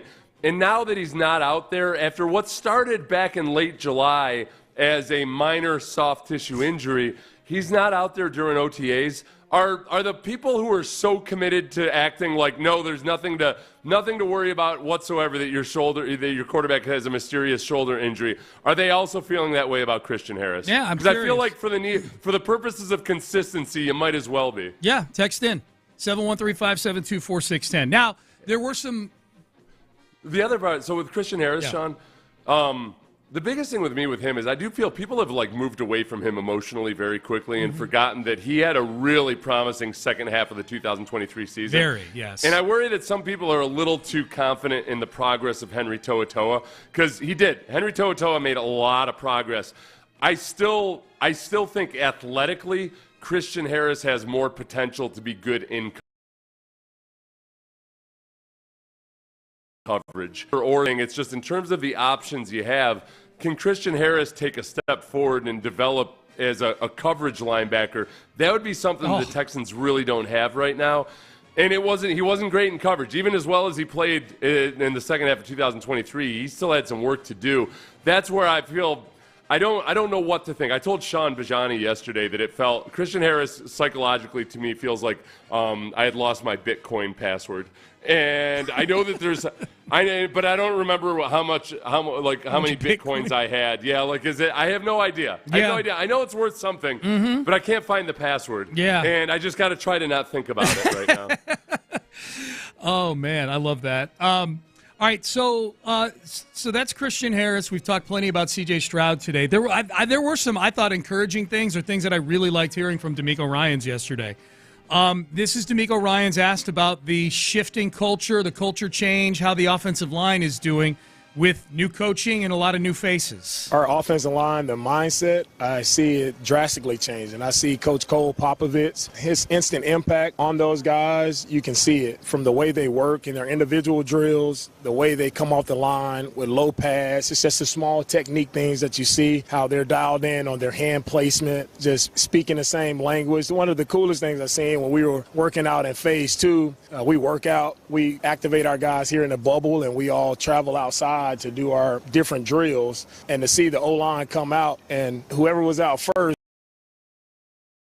they wait, they join together as a group, and then they travel down to the opposite end of the field to do their position work. So that just shows me that togetherness, that connection that I truly believe in. You want to be a great unit, you have to be connected. So Cole has kind of spurred that connection, that intensity, the mentality that I'm looking for, and we have that. We have the intangibles of what it takes. Now we just got to go out and get it done when we put pads on. Real quick, because I want to get into some of what he said there, Seth, about just the optics of how the team, how that position group is moving and working together and acting together in camp. Play the very beginning of that, Ben. Our offensive line, the mindset, I see it drastically changing. I see Coach Cole. Yeah. The fact that it's drastically changing means that it needed a change in the first place. Yeah, it's drastically changing. Yeah, it's drastically changing. So let's not get too wrapped up in we traded Laramie Tunsil because we couldn't pay Laramie Tunsil. That kind of thing. Like, you can only pay so many people, which is 100% true. But as you've made the point many times, Seth, left tackle is a position where if you're trying to kind of power ranking the positions where you go out of your way to keep a guy, left tackle is one of those positions. So the mere fact that they had a room where the attitude needed changing, that it's drastically changed means it's coming from a place that required that sort of change. It was. Right. I choose to believe that was that maybe Albert Breer wasn't that far off when he said toxic. We have different semantics and definitions of what toxic is, but it had to be negative if we're talking about a drastic mindset change. Well, honestly, there was an element to the offensive line where it felt like a lot of guys, including Laramie Tunsil, were kind of independent operators. That they just weren't as concerned with working in conjunction with everybody else, which is the number one primo thing that you need out of good offensive line groups is to be a group, to be you want to be like a SEAL team. The worst looking SEAL team ever. You're like send these guys off into the desert with their 350 pounds we are each. Yeah, definitely going to be speaking a different language in a few years. Yes. Yeah. So we're screwed. There's another part of it though too where I like that. I think compared to Slowick, Nick Caley just has much more of a blue-collar feel to him. And Nick Caley, because he's a tight ends coach, has been a part of really getting into the nuts and bolts of run blocking and the pass protection and coaching the players. And the position coaches tend to understand. Sometimes coordinators will ask their players to do things where one of the veterans needs to step up and be like, bro, you got to understand, this is really hard for me to actually do this. And the position coaches that have had to been through it and try to implement whatever the whiteboard warrior is putting out there, it's good to have real world out long ago. Before it really registered consciously with me is that Slowick had never been a position coach before. It's almost like it's like hiring an economics professor to come run your restaurant or something. It's like, okay, he's got a lot of real world knowledge, but he's never actually managed employees before. Mm-hmm. It's a big difference between just actually physically coaching guys. You bet. So that's what I hope for. And then I also just the image of those guys moving around as a group, waiting for another one and everything. I just feel like maybe you get more of a classic goal line mentality too, where you're more likely to find these guys all out together at a bar on Thursday night than planning their trip to Fashion Week in Paris. Yes. Yeah. It's just like, hey, how tight is your offensive line? Oh, it's pretty tight. 3 of them got together to go to Fashion Week, and then 2 of them took a vacation to Tahiti during the bye week. It was, they like each other a lot. Somebody tweeted pictures of Andrews, the guy who's been running at with the ones at center for the Texans. Posted a picture of him, and he's got a beard. He's a big, heavy dude. And I just retweeted. I said, low Coachella factor here. Very low Coachella factor. Coachella, yeah. I just don't know. I got to start following these guys on Instagram more just so I can get tweaked by various things. Here, let's play one more from D'Amico. This is D'Amico talking about, he mentions a couple of the rookies in here. This got me excited because of the comp he made with a couple of rookies in this class to a couple of rookies from last year. For our entire process throughout the OTAs, for me, the mini camp doesn't change anything. Like, it's still the same process. Can you see continued growth from the guys? And like rookies like Kamari and Kalen, watching them last year in these settings, watching how they competed, watching how they their impact showed instantly. They showed up, they were making plays, and you see how those guys perform throughout the season. So I think we have a similar situation this year with some of the rookie wide receivers and Noel and Higgins, just seeing their immediate impact on our offense, the plays that they're making, like seeing the way they work, the way they compete. I'm hoping that translates to the season as well, similar to Kamari and Kalen. I think Jalen and Jaden are two guys who can really help us out this year. I feel better about this based on previous experience, and it's that D'Amico has not shied away from complimenting rookies, even in OTAs or minicamp or training camp before the rubber hits the road. He's the exact opposite of Bill O'Brien when it comes to expecting the most out of rookies. And last year, I still had a little bit of it. Man, they were talking so highly about Kamari Lassiter and really just putting him out there with the ones and everything. And the old crusty veteran in me was kind of like, these guys haven't done anything. They got to earn it. I think D'Amico doesn't waste time with that sentiment. And if guys impress him and they're doing a lot of the NFL type things, they understand coverages, they understand formations, they understand personnel groupings, then he can see, okay, this guy might be ready to play already. So for him to mention both Higgins and Noel in that respect, I feel good about them. Not just the highlights from OTAs, but they must be doing a lot more. That's the very same press conference he was asked about Ariante Ursary and was a little more guarded in his praise for Ursary, I thought. Yeah. He's like, he's getting better, and I don't think D'Amico's a guy who just throws that praise around. I don't think you're right. Yeah, that's a great point. Yeah. And that doesn't necessarily mean that Ariante Ursary isn't as advanced. It's that you can't tell much from OTA with no pads on. You can tell some things, but in terms of the actual competitiveness of it, it's a whole different sport for the offensive and defensive line once you put the pads on. Absolutely. All right, we'll talk to the guys on In the Loop, find out what they got going on. We'll start to look ahead. We got another big Astros game tonight. We've also got we talked earlier about this Pablo Torre, Bill Simmons sit-down that they did about the Belichick story with Jordan Hudson.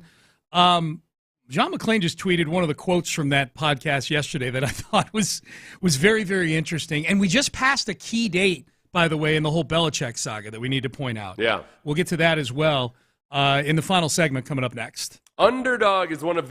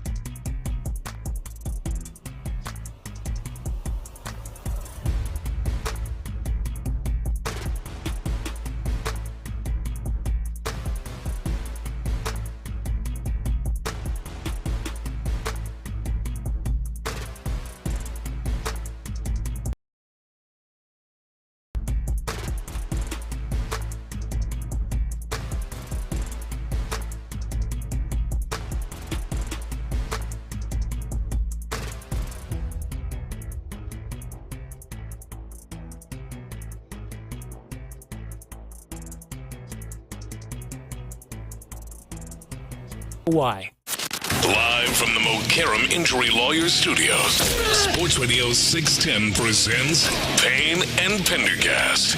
All right, Payne and Pendergast with you. We talked a little bit earlier about the Bill Belichick, Jordan Hudson, his girlfriend. That's been a big story, obviously, now for a couple of months. Pablo Torre has done multiple podcasts now, very revealing things about Jordan Hudson and Bill Belichick and the ring cam video, and she's been going to Patriot games for long before they were a couple, all these things. Bill Simmons, longtime Patriot fan and well-known podcast / writer / content generator, took great umbrage with Pablo Torre's journalistic chops. Took some shots at him on one of his own podcasts, Bill Simmons, saying, hey, settle the F down. You've done 9 podcast episodes about Bill Belichick. Which is funny because Bill Simmons spends a whole lot of time on frivolous topics. And this actually is a football topic. It's given, there's reports of it disrupting the UNC football operations and everything. But it also involves one of the most famous coaches in NFL history and dating a much younger than him. Half-century younger, yes. She's a half-century younger than him, Sean. When Bill Belichick was Jordan Hudson's age, kind of trying to do the math here. Belichick was busy dodging the Vietnam draft when Jordan Hudson wasn't even going to be alive for another, Trying to think, okay, what was it? I'm joking, by the way, everybody. There's no evidence that he dodged the draft. No. that I know of. But the he had a Navy sweatshirt on. Come on. So Pablo Torre and Bill Simmons actually sat down and hashed this out yesterday.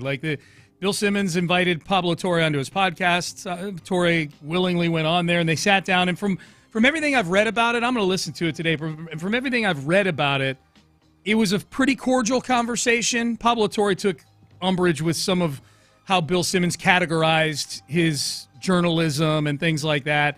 And it seemed to be, I guess, by some who I've read, reviews I've read that listen to the podcast, it was pretty evident by the end of it that Pablo Torre had gotten Bill Simmons kind of into a corner where it was very clear, his Patriot was showing. You know what I mean? In this whole thing. he was sticking up for a Boston legend. Yeah, right? yeah.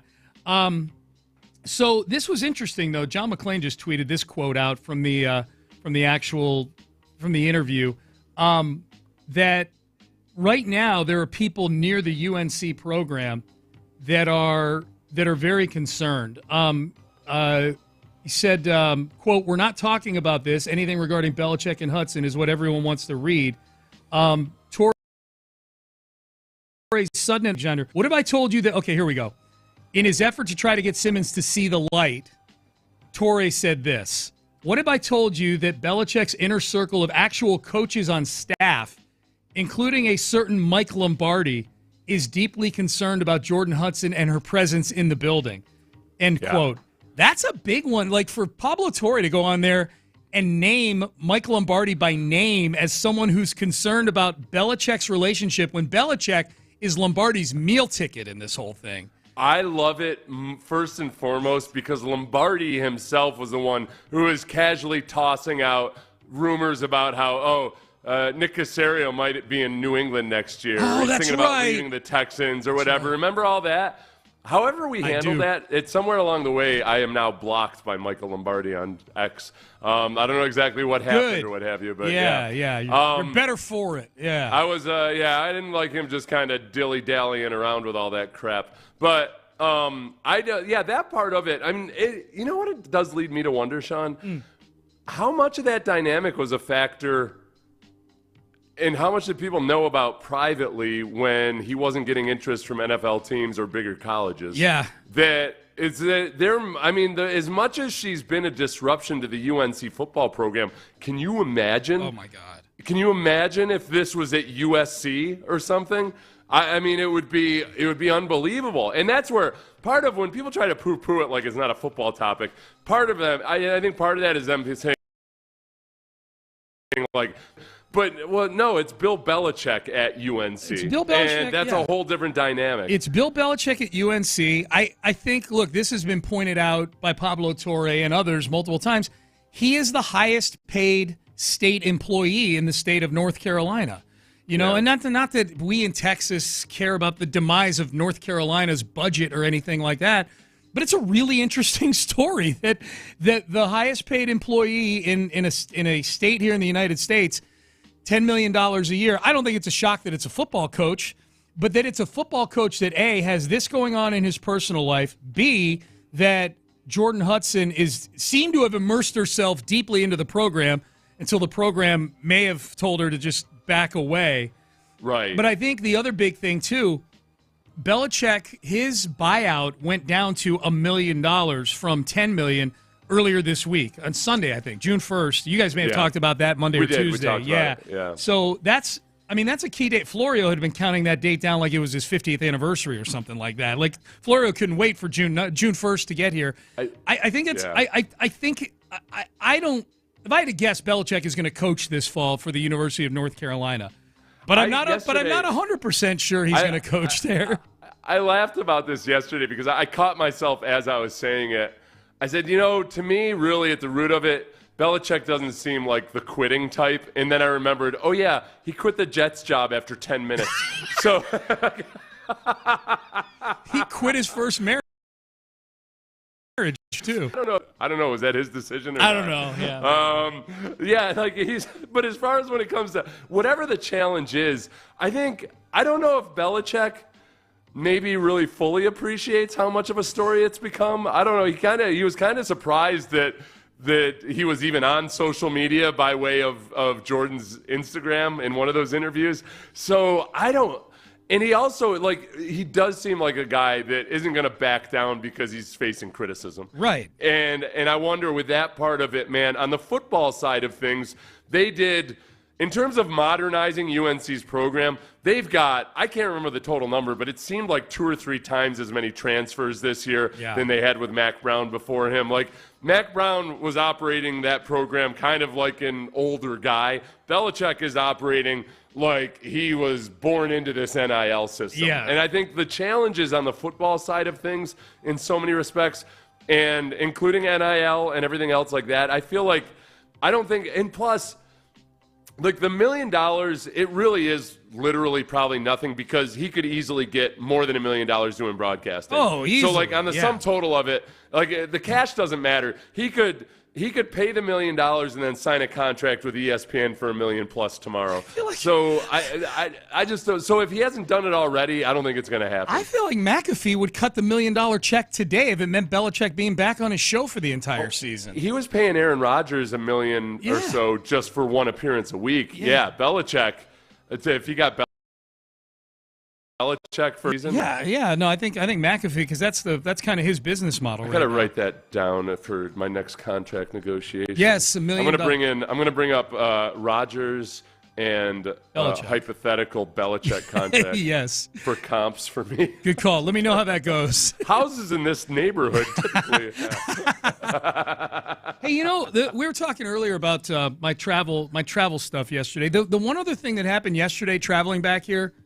You fly a lot, so I was definitely curious what you thought about this.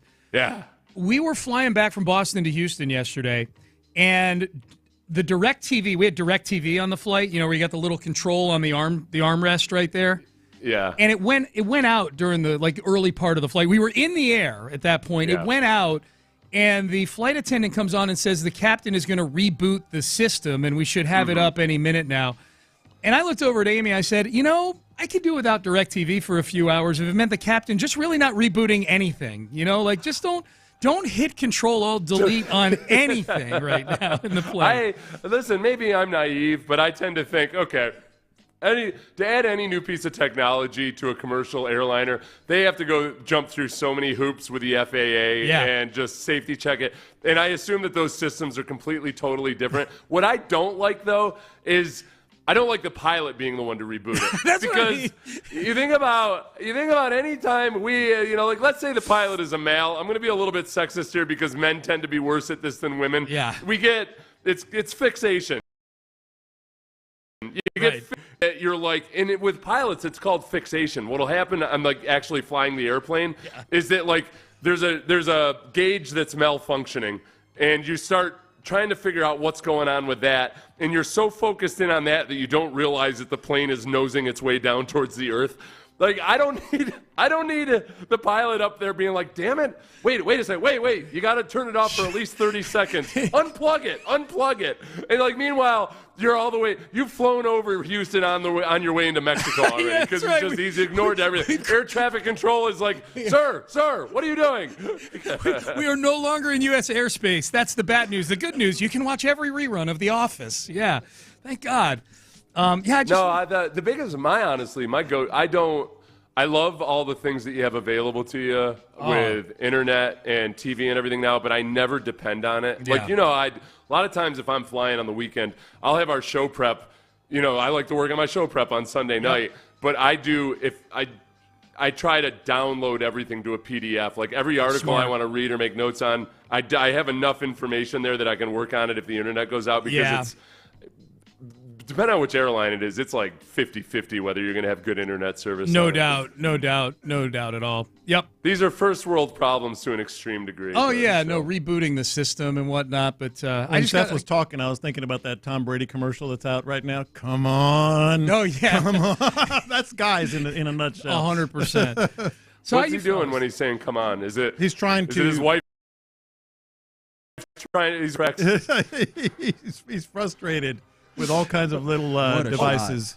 Oh, let me bring this up now because I had it in the show prep last week and we never got to it. Did you guys see that Giselle's boyfriend, the jiu-jitsu instructor, left because he couldn't handle the heat? And apparently, according to People Magazine or somebody, it stemmed from the roast of Tom Brady, where people were making jokes about it nonstop. Oh. And I feel like, I always wondered, like, man, why did Tom Brady agree to that roast? Man, maybe it was because of this. Like, if you're Tom Brady, you kind of be like, yeah, there you go, champ. That's trying to live in my mansion with my ex-wife, hanging around my kids. Yeah, I had not seen that. By the way, Crosstalk sponsored by D&M Auto Leasing. I just want to let you guys know that. That's interesting because the interviews I've seen with Brady, where he talks about the roast, he talks about regretting doing it because the effect it had on his kids. But I wonder, Seth, that's a really good point. Like, if he's just sort of paying lip service to that, but in like deep down, he's like mutually assured destruction is what you're going for here? Yeah, like it's sometimes the kid's emotional development is a collateral damage. Friendly fire. That's what makes the quirky people fun. Is the emotional damage done to them when they were children? Yeah. He did him a favor. They're going to be better people, more interesting people when they grow up. Oh my God! So what's up, boys? Good to see you guys. Thanks. Good to see you. But that does make me think, right? Like that is when we're dudes, we're all like, oh, we want the hot one, right? Like that's one of the tough things about the hot one is that it comes with some mental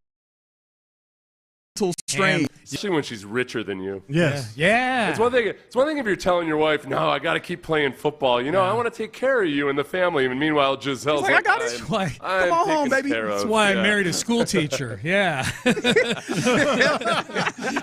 Make sure I'm richer than her. So what's the question of the day? What is the worst long wait that drives you crazy? Okay, I don't has to do with obviously Lance McCullers 2 years waiting for 986 days. Unbelievable. Between wins. I don't know what my leader would have been if this question got asked yesterday, but I know that I have a new one in the clubhouse right now, and it was waiting for the damn off-premise shuttle to our car that we parked in a remote lot. I'm not going to put the brand of the parking lot out there. Or maybe I should because everybody's going to get painted with this brush. Some are better than others. Yeah. This one, we waited and waited. And there was a long line of people just waiting for the shuttle. And the shuttle would show up and it'd be able to hold maybe 12 people. Yeah. It was. We were making jokes about women and children first by the end of the thing. I'm like, no man left behind except off-premise parking. Yeah. These days, I actually kind of enjoy this because it does remind me of a kid waiting for Christmas, like back when you're a kid and you just got this. It seems like it's going to take forever. It's how long when the really good cable TV series take like a year and a half to 2 years between seasons. That is a great one. That's a really good one. Yeah, and it's and then once they finally announce, it's coming, it's still in the future. Yeah. What's the longest you guys wait for a restaurant that doesn't take reservations? Oh, we have a rule. Okay. If they say 45 minutes, I can deal with it. If they say an hour, it could be an hour and a half. Yeah, I almost feel like 45 minutes is my line of demarcation. Oftentimes when it's like in terms of like minutes, a lot of them come in less than that. Yes. But you're right. If it's an hour, you just like that's you're out over your skis at that point. You don't know when people do you have a threshold. I don't have a specific time threshold. Like I put a really complicated calculus. Like first and foremost, right?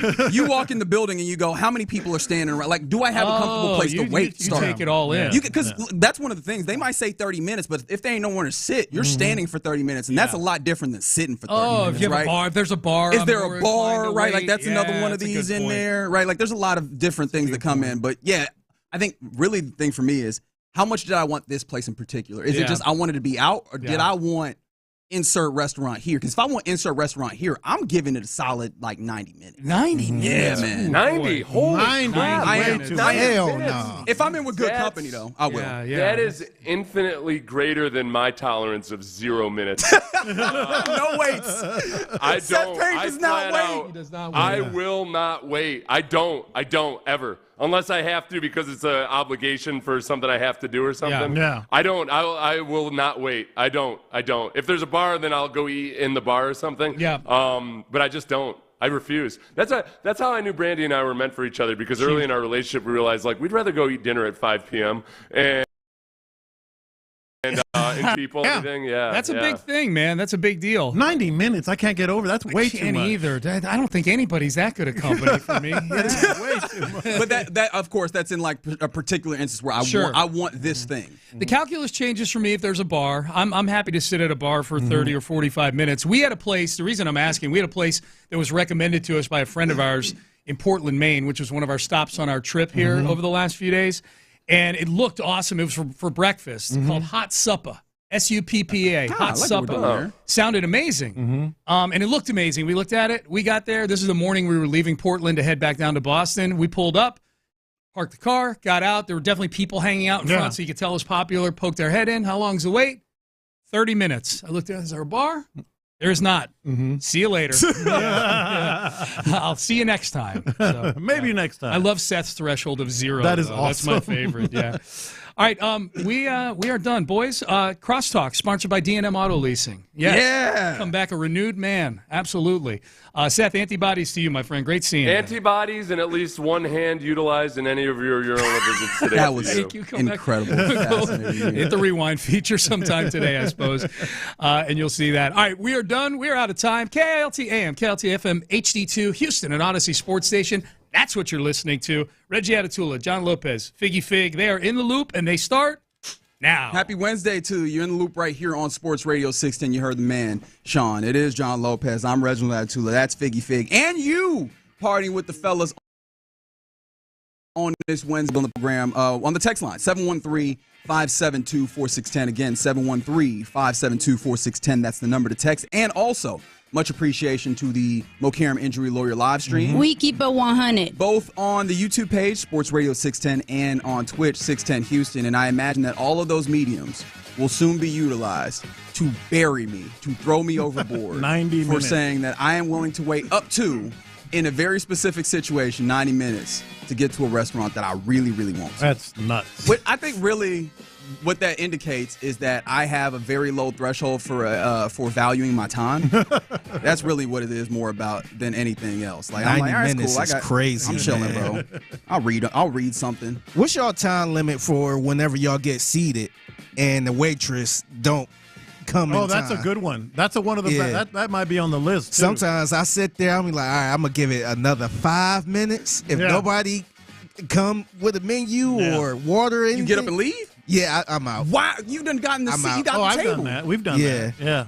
If they don't even bring the silverware, the menus, yeah, out. Because sometimes they be walking around. They keep walking. Everybody keep walking past the table. I'm like, all right, I'm gonna give it to like 9:08. At 9:08, if nobody came over here and I've been sitting here for about 10 minutes, I'm with you. Which is fair though, because that might be a level of indicator that it might be bad service, or two, they're not capable. They don't of have the handling table you on the day. That's a sign from God. Right. I look at it as a sign from God. Maybe I'm dodging the bullet with maybe.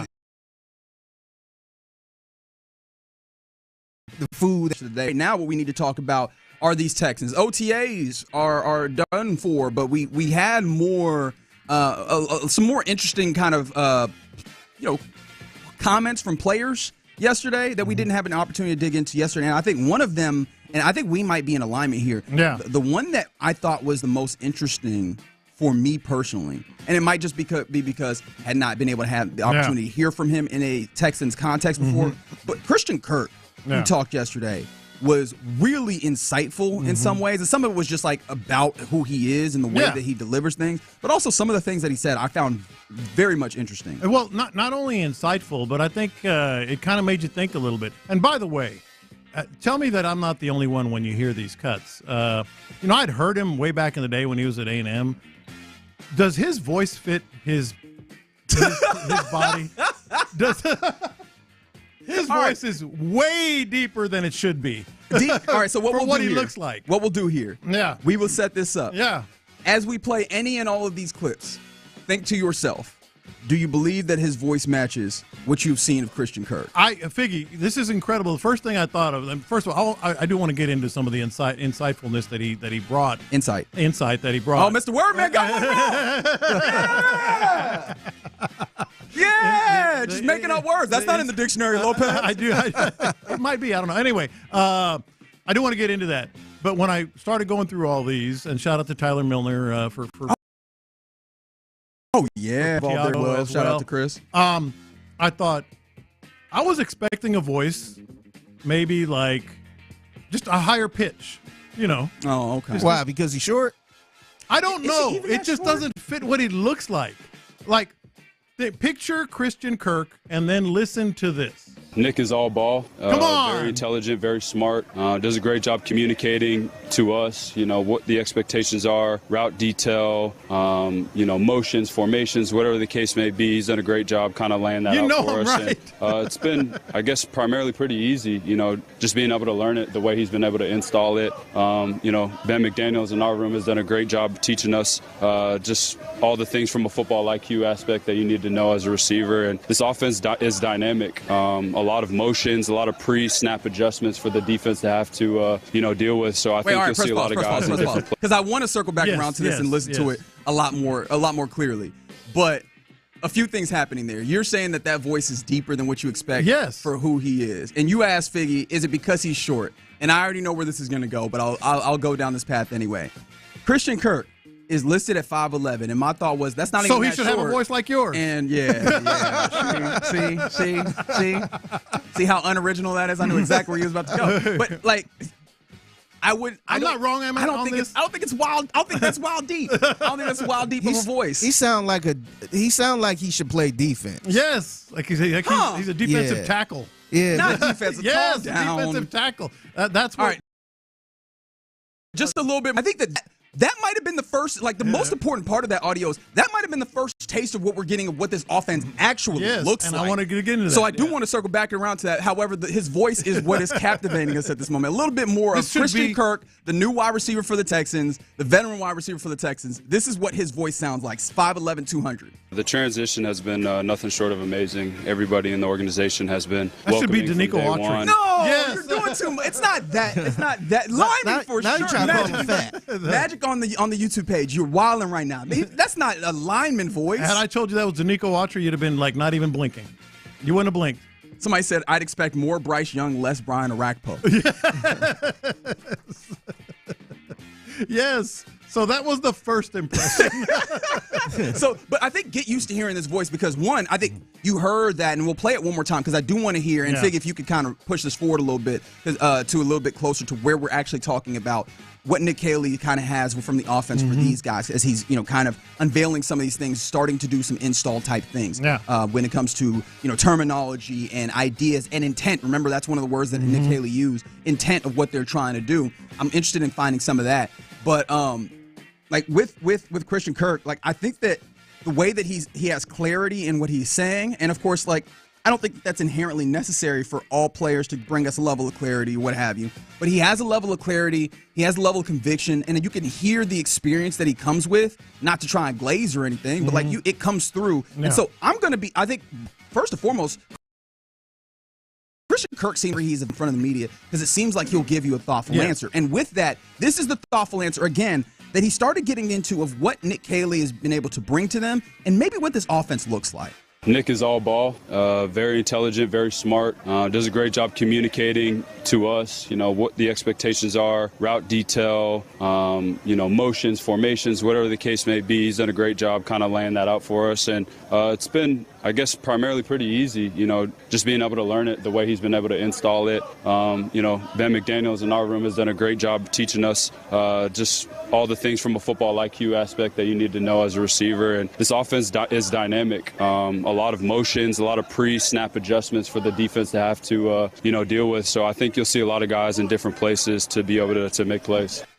Now that's the insight that is pretty much putting a stamp on things that we were projecting and thinking and have heard here and there about what this offense is going to look like.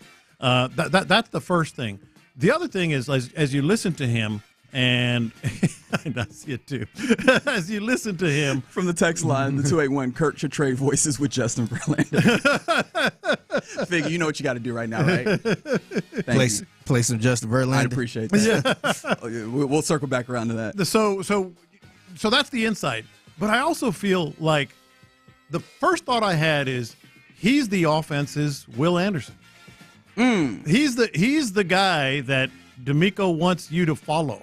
How Will Anderson is mature, or maybe even, an Al-Shair. He's like that D'Amico wants you to follow. That is a true leader, that has been through it, is a veteran and has seen a lot. Because, like, on offense, if you really think about it, when you who is the offense's Will Anderson or I mean, would that not just be C.J. Stroud? Okay, I'm glad you said that because C.J. Stroud is by default a, quote, leader. And D'Amico's obviously everybody's very complimentary of him. But as a position player, like C.J.'s the heartbeat, but as a position player, Nico's more of an example, than that guy. Hey, we got to follow him. He does everything, blah, blah, blah. He's a swarm type player is what because we thought it might be Dalton Schultz. It's not. No. It wasn't. We thought it, we never thought this. But and I mean, I know CJ loves him some Dalton Schultz, and I think that they probably have a different perspective than we get from the outside of Dalton Schultz. But no, you're right. That's not necessarily been what it's been on that level. And Tank was too young. Laramie was too Laramie. In terms of Laramie was too Laramie. Well, he was a captain. Maybe Mixon, but so you're looking for Christian Kirk to have that C on his chest. 100%. And I don't think it's without precedent. Remember Stephon Diggs. And that happened during the season, didn't it? Yeah. Or no, that was Joe Mixon got the C put on him. Stephon Diggs. Remember, he got it in training camp. Yeah, you're right. Yeah. You're right. And that was his first time being captain, which was a big deal for him. Yeah, so I think Christian Kirk is going to be very important to this offense just in general. I think he's going to be very important to this offense from a D'Amico perspective. Gone to that far because I also don't want to jump too far out of the gym here, but I do think the level of experience that he seems to bring is going to be really helpful for one, Jalen Noel, who seems like he might profile somewhat close to Kirk, but I think also I'm interested to see what he does for Jaden Higgins because both of those guys are going to have, or it seems like at least we expect them to have advanced roles for being rookies. In fact, if we listen to D'Amico Ryans, those guys he compared to the likes of Kamari Lassiter and Kalen Bullock, who both had advanced roles in their rookie seasons. Yeah. And those guys need to depend on the guys who have been there to help them shorten the learning curve. And it seems like Christian Kirk is that dude, even though I think Nico Collins has obviously a level of give here, right? Xavier Hutchinson, I imagine, with the level of, familiarity will be helpful. Justin Watson. But not compared to him. Exactly. Yeah, not compared to him. That real tangible we in here. Justin Watson is probably the other one because he has had a lot of opportunity in different circumstances. But I think he'll be helpful there. I do want to circle back around to this offense because, that's been one of the things that I've been shouting up and down about. What is this offense? The words that were utilized there by Christian Kirk. Dynamic, which, we've heard that before. What does that actually mean? I think that's fair to ask. But I did appreciate him talking about, there's a lot of pre-snap motion. And that feels like you mentioned that at this point, and it seems like that's not just hey, we'll do some pre-snap motion a little bit. That seems like it's going to be part and parcel of what you're doing. And that seems to also, the reason why I believe that is notable is it seems to fall in line with what we've heard about, C.J. Stroud is going to have more opportunity to control the offense and make the call right from the field. In order to do that, you've got to be able to diagnose what the defense is doing. do that aggressive pre-snap motion that makes the defense, puts the defense in conflict, moves the defense. Because I feel like Bobby Sloak would do some pre-snap motion last year, and of course, it's all going to be juxtaposition from year to year. But some of the pre-snap motion looked like it was not useful. It did not actually have utility. Oh, we talked about it. It was just window dressing. Yeah. And maybe this is me, extrapolating too far. You can tell me, Reggie, you're doing too much. That's possible. But I feel like in this moment, the way that he says that, it seems like it is pre-snap motion that has purpose and it has utility and will help C.J. Stroud be the best level of quarterback in diagnosing what's happening. And that's one of the things we asked, right? Or at least I asked. C.J. Stroud, if he's going to have all this responsibility, what are the ways that Gerard is going to help and that Nick Caley is going to help him be the best version of himself? And I think having robust pre-snap is probably one of those things. And I think another one of the tells, that you heard there from Christian Kirk is he talked about the responsibility of the receivers. Yes. As well. It's not just, hey, we're doing all this motion deliberately and with for good reason.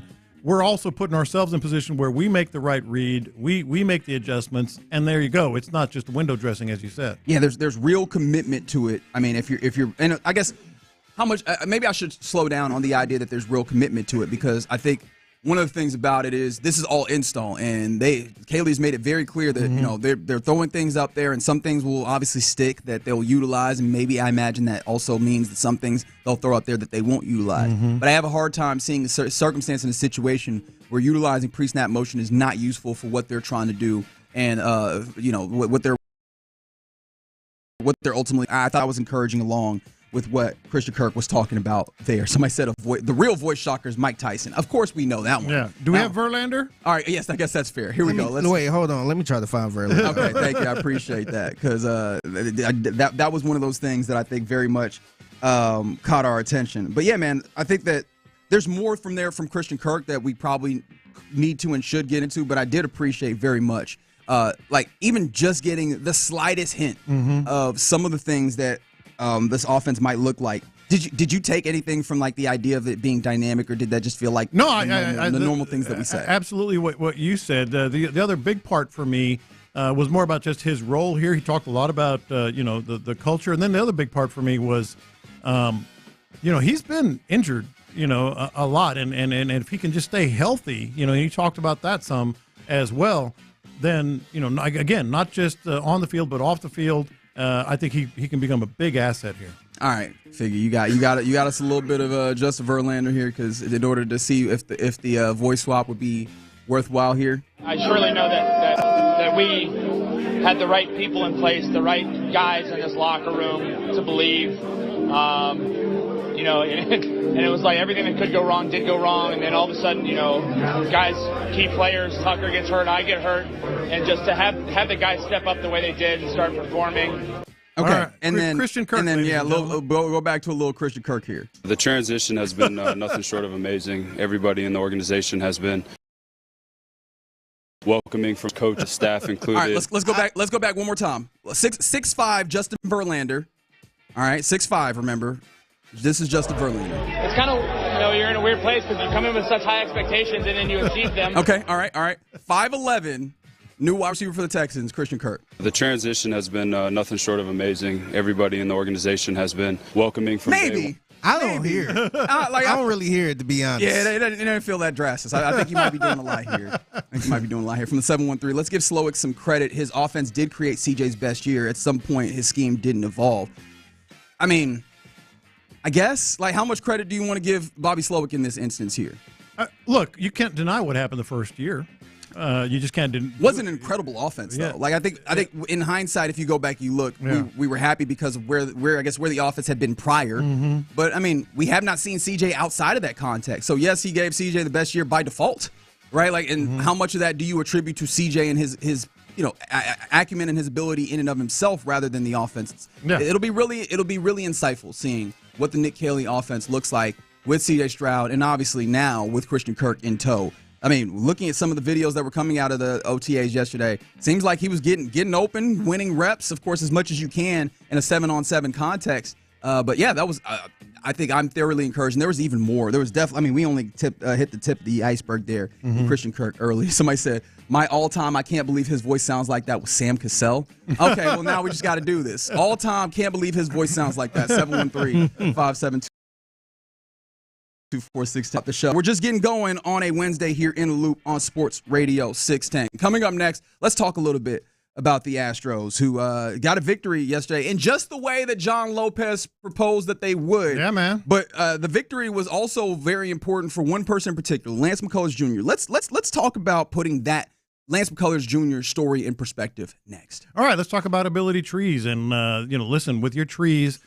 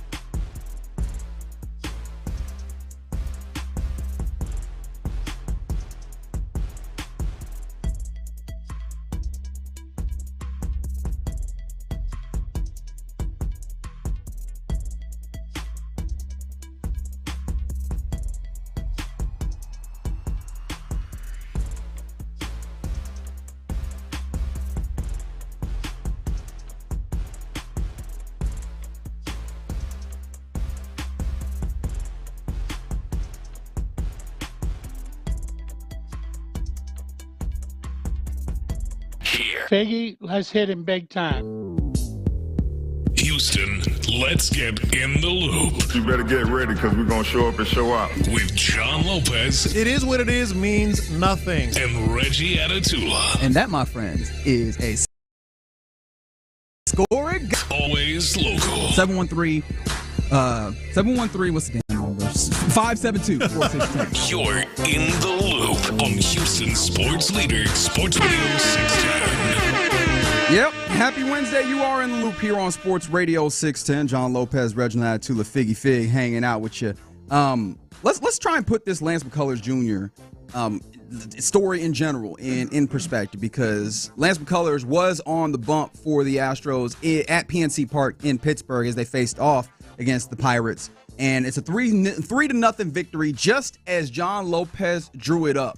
A pitcher's duel. In fact, it's being kind of billed as Lance McCullers Jr. out-dueling the young phenom, Paul Skeens. He did. In this matchup here. And you say he did. I kind of want to get your insight into it. Nah, I thought he did. 3-0. Isak Paredes obviously going yard in this one. That was lovely. Christian Walker going yard in this one as well. Right as you drew it up, just as you drew it up yesterday on this very program. Yeah, we were hoping for a nice, 1-0 game in the late innings. That's exactly what you got. Pitcher's duel. I do think McCullers outdueled Skeens. Skeens went 8. He's a monster. He is a monster, and I think he struck out 4 out of 5 batters after giving up that home run. He got mad and just started saying screw it. That might have been one of the only pitches that he just put in the wrong place. Yes, absolutely. Just what is it? Hung the slider? Is that what happened? Yep. And all of a sudden, here comes it, sending it out of the yard into the seats, right? So shout out to Isak being like opportunistic. That's what this Astros team is offensively. I don't know that I can say that they're by any means a great offensive team. They're below league average in runs per game or what have you. But when it comes down to it, when the going gets tough, it seems like they score all their runs late in games, right? If they can get to the third time around the order, or really if they can get into your bullpen, now we have an opportunity to maybe score some runs, and that's why starting pitching has been so damn important for this team. And they do it again, right? Like that's the whole recipe laid out before you in this Pittsburgh Pirates game. Get some really good pitching, give you 6 good innings of pitching, get to a back end of your bullpen that can hold you down. Yesterday, the likes of Dubin, Abreu, Hader are the guys who take you home. And just get enough offensively with, Isak Paredes home run to open this thing up, and a Christian Walker a home run to kind of salt this thing away. Like I think that's really the thing that works. But of course, the big part of this for you here, I imagine, Lance McCullers Jr. getting his first victory since 2022. 986 days is the count between victories for him, and I think you want to get in your writer bag. Is this what this is? This feels like this is the writer bag. You know what? It might be now that you say that. But I often feel compelled to remind people of this, even if they don't necessarily need reminding. Do you realize what you're looking at? Do you realize what you're watching here? Like this is a resurgence. It's more than that. Like this is last night was like the end. With all the cinematography and everything else it was the ending of a sappy movie.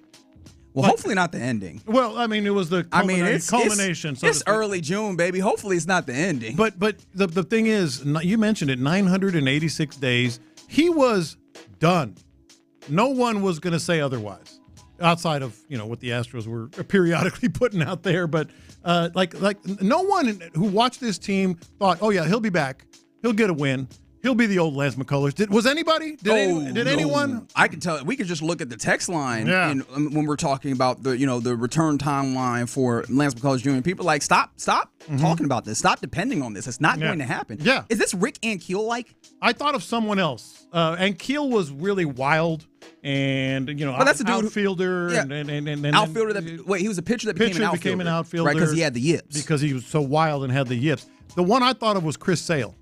So Chris Sale was, the next great thing, an absolute stud. Had Tommy John surgery, missed damn near 2 years, not more than 2 years, like Lance McCullers Jr. did. Tommy John surgery, came back, was okay, and last year went 18-3. Yeah. I mean, I was thinking of Chris Sale. And so that's what I'm saying here. Listeners and fans, I hope you realize what you're looking at here. This is something really that doesn't happen. And let me just kind of illustrate it a little bit. We mentioned no one thought this was going to happen. I think we can all agree on that. From what he's done, just doesn't happen. You mentioned Ankiel, which was a little bit. He didn't come back as a pitcher, you know. No, but I mean, I think for me, the Ankiel thing is because of the yips, right? Like that was a dude who was highly regarded as a pitcher, and then just this thing happens, right? This abnormal thing happens. Obviously, injury, I guess, isn't inherently abnormal, but the way that it happened for Lance McCullers Jr., he just kept being out.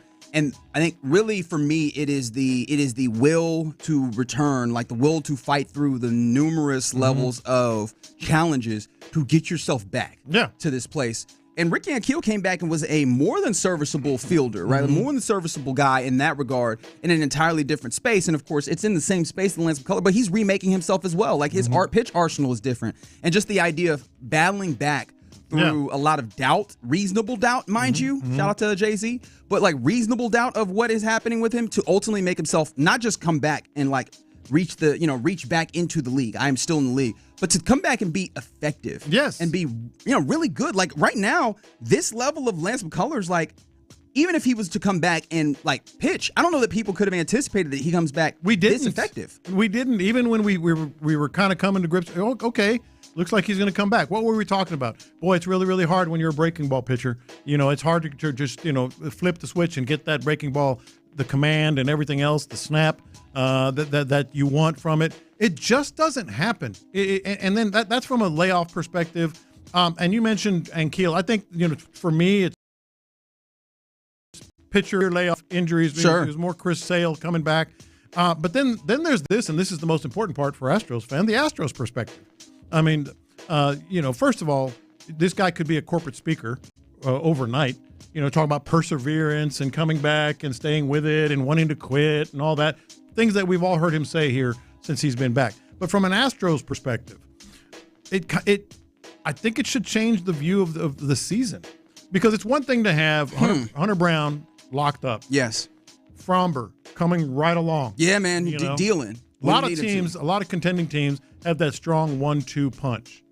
If this is what we're going to get from Lance McCullers Jr., how many teams? Hell, the Yankees. How many teams have a 1-2-3 punch?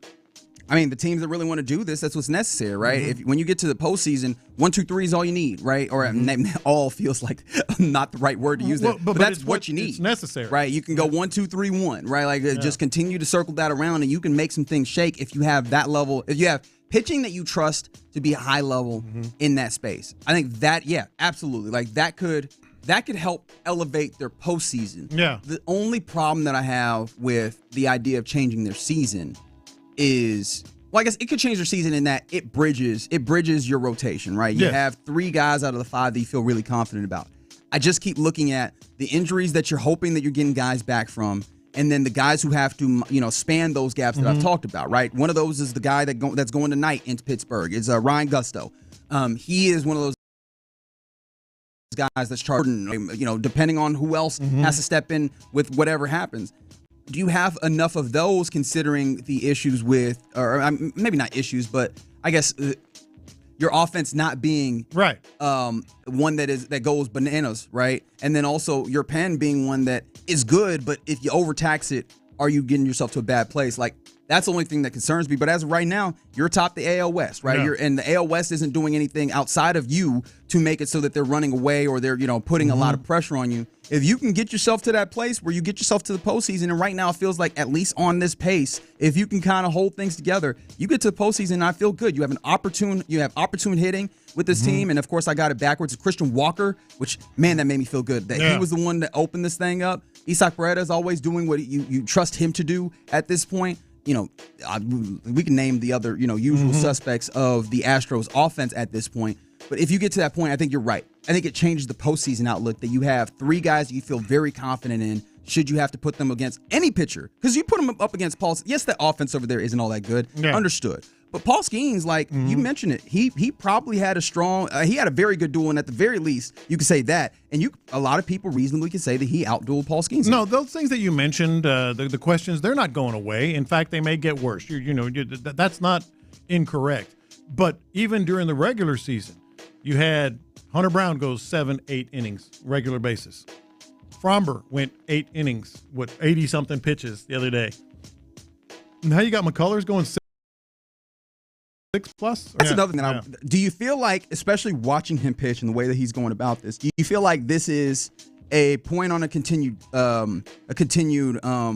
timeline for him, where eventually you see him give you some 7s and some 8s, and if absolutely necessary, right?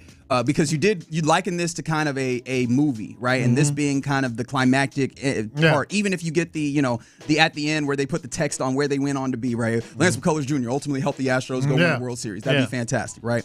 But do you see this as, hey, this is the triumph, and this alone is cool, or do you still see him finding more to where it's not just that he's giving you 6 now, but maybe he gives you 7 of this type of pitching in other instances throughout the season? I think they're going to bring him along slowly and be very diligent about it, but I think he might.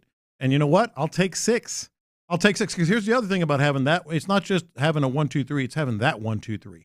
All 3 of these guys have been through it. All 3 of these guys have been through a divisional race. All 3 of these guys have pitched in the postseason and the World Series. It's not just, hey, we got 3 pretty good pitchers, let's see how they do. No, we've got 3 pitchers, and all 3 of them have been there. Yeah, that's interesting. From the 8-3-2, one of the most impressive aspects of Lance's return to them is that he's already been paid. He's doing this not for financial benefit, but because of personal desire. Yeah, man, like the idea of showing people, and I don't know, maybe even showing yourself, that might be bigger for Lance. That's the drive right now, and that feels like a more like pure motivation. I don't know, maybe this is stupid to judge it in that way, but yeah, man, it feels like a more pure motivation, one that I imagine will continue to drive that man all through the year. So very excited to get that kind of outcome from Lance McCullers, because again, this is an Astros team that because you don't have as robust of an offense, you don't have as many of these things to fall back on. And you need your people that are going to be tent poles for this to be strong. And shout out to Lance McCullers Jr.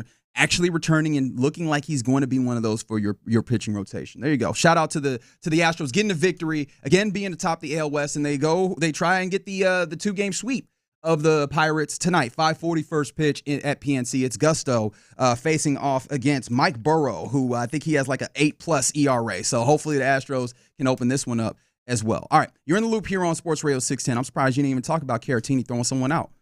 Well, one.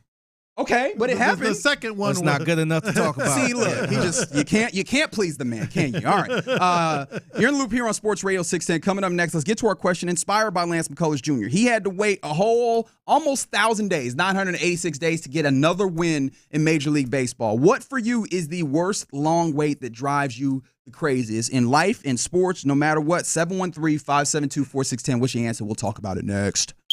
Is Coach D'Amico seeing a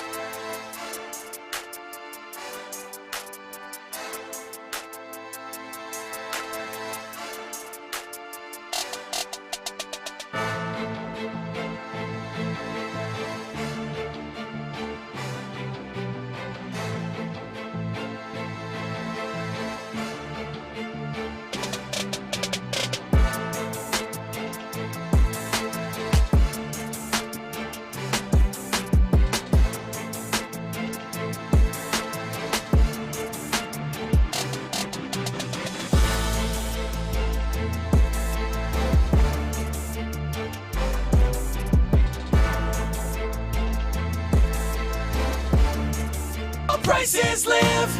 Live from the Mokaram Injury Lawyers Studios, Sports Radio 610 presents In the Loop with John Lopez and Reggie Atatula. Yeah, let's get to our question of the day now. What's the longest wait that drives you the craziest? 713-572-4610. Inspired by Lance McCullers Jr. Finally getting that next win in Major League Baseball. A win after going a nice quality start, 6 innings yesterday, 7 strikeouts in that as well. Just real good command. That slider it's so proud. His location, the way it snaps, yes. Dude, it's so good. And so it felt good for all the reasons. It felt good also because recently, just this weekend, we get a little bit of resolution on, the person who had levied death threats towards him and his family. We found, I think he mentioned that it's some level of calming or comforting that it was a person that's not stateside, not in Houston, that this has been kind of resolved. So, but all of that, as well as, him getting a victory after 986 days between victories. So what is the longest wait? And I imagine it drove him really insane trying to get back to his place. He's gotten that monkey off his back. But for you, dear listener, the various things that drive you the craziest, what is it for you, Lopez? I tried to stay away from, airport delay and, traffic and all that. Because airport delay happen a lot now, doesn't it? Those are the obvious. Now, they're frustrating, don't get me wrong. Yeah. Especially the delay. I'd rather just cancel it. Really? Yes. Just cancel it. I'll go find another flight. Then, hey, it's now going to go at 2 p.m. instead of noon. Oh, well. And then 1:45 they go, you know what? When they do the Astros 3:30. thing? When they do the Astros thing where it's like, oh, no, they're just doing a little maintenance on the plane. Yeah. We'll take off for 25 minutes. Actually, we did a little maintenance, and actually the air conditioner's broken, so we have to deplane. Oh, and we'll be out of here in another hour. Actually, no, we're actually I just be wanting them to be honest. Just say like, something. Is this flight, like, I had to go up to somebody one time, like, is this flight taking off or nah? Yeah. and the person was honest with me. He was like, man, I will book another flight if I was you. That's standard obvious ones. Those don't get me though. I try and have a travel day. Kick it down, then cancel. Remember when we were at Army Navy, they delayed it once. The plane still hadn't arrived. I walked up to you. I said, I'm out. I'm gonna go book another flight. Yeah, because I knew I'd lived through that far too many times. But this is the one. This is the wait that I just cannot stand. And by the way, shout out to D&M Auto Leasing because you don't have to do this with D&M. That's a little shame. No, like what? Yeah. I'm serious. When you good answers coming in already. Did you see that wink to the camera? No. Shout out to D&M Auto Leasing. Yeah. I was waiting for the cash register sound to come through. Because you don't ever experience this with them. That's right. But when you purchase a new car, you're all hyped up. This guy's doing a live read, man. No, I'm not. You ain't got D&M right now. When you purchase a new car, you're all hyped up. You're excited. You got your car. And then you go into the office for what? 2 hours? 3 hours? Hey, do you want the undercoating? No. Hey, do you want the extended? No. Hey, do you want the blah, blah, blah? No. Hey, do you want this? Oh, it's just going to be a little bit more because they got to do this. And you want to just buy your vehicle and get the bleep out. Yeah, 832 had that same thing. Anything to do with car deallership, especially car shopping. And the one that gets me more than anything, like y'all talking. All right, well, I got to go talk to my manager about it. All right. Yeah. All right, dog. Me and you both know you about to be back there just looking. Yeah. But go ahead. Do what you got to do. It's fine. This is the dance. Yeah, mine is the house buying. When you going through the process of buying the house, and then it's that little, all right, we good to go on this date. That waiting could be a long time, so you just have no clue. Like at least with a car buying thing, you can kind of you know it's wrapping up. Yeah. But with the house buying, we were sitting there like, man, what's up? Like what's going? Like what are they doing? And then they get you the date. It's like, all right, let's go now. All right, some other ones that are coming in. Somebody said from 361, one word, heyday. Waiting on the 1st and the 15th, baby. Like just.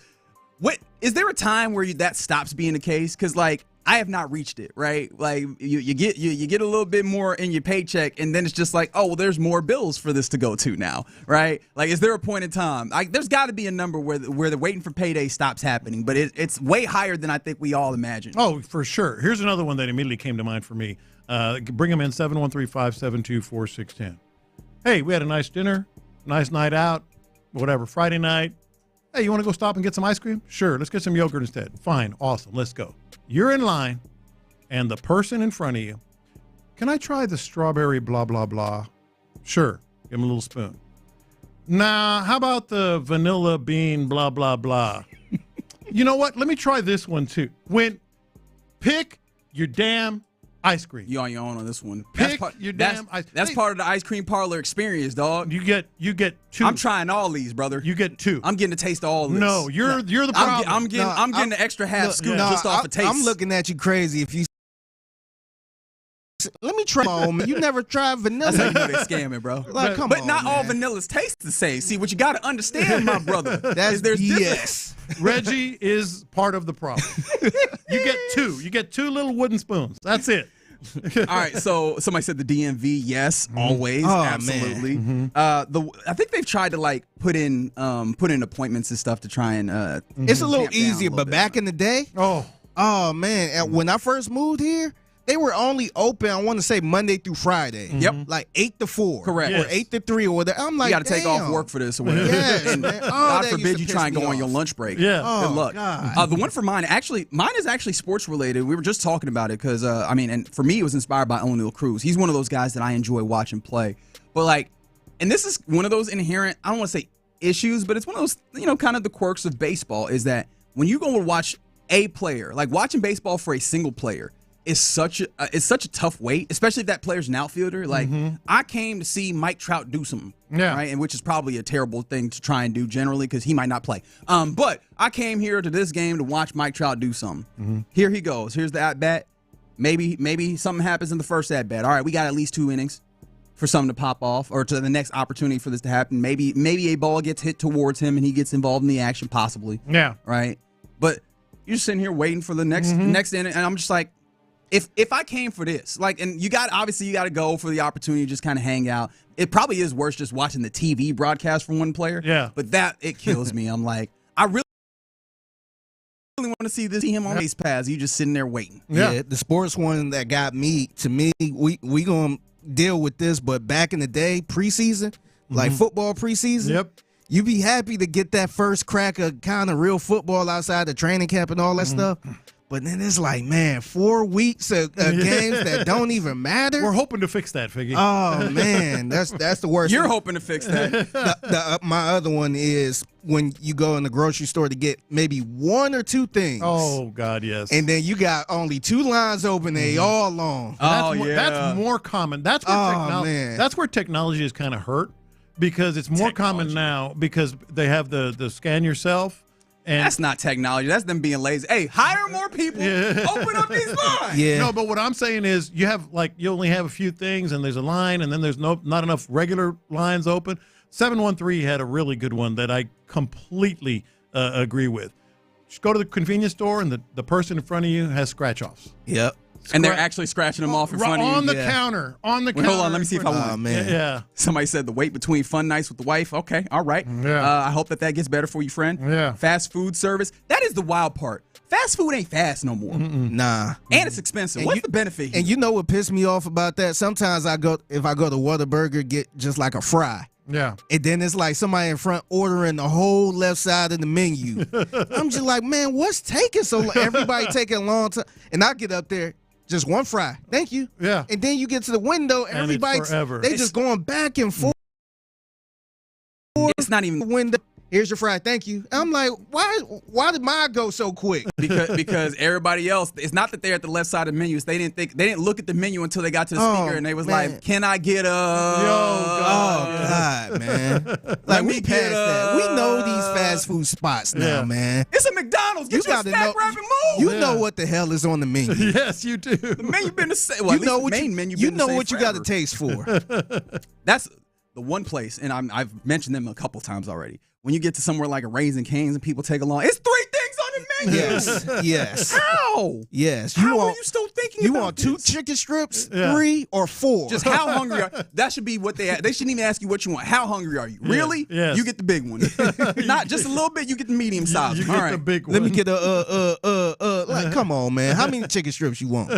Somebody said getting out of the parking lot after a Texas game. Yeah, you just might as well chill out. Might as well hang around. I know some people be doing it right. Then club lounges. Rodeo might be worse. Rodeo is worse, 100%. Yeah. But the people at the Texas game, they be like, hey, I'm going to sit at this lounge for a little bit. We chilling. I ain't got nowhere to be. There you go. All right. You're listening in the Loop right here on Sports Radio 610. Coming up next, let's go around the NFL where more things are coming out from OTAs all around the league. Sam Darnold, is there any disbelief or any belief that he might not start for the Seahawks? We'll talk about that and more next. The good times keep on rolling.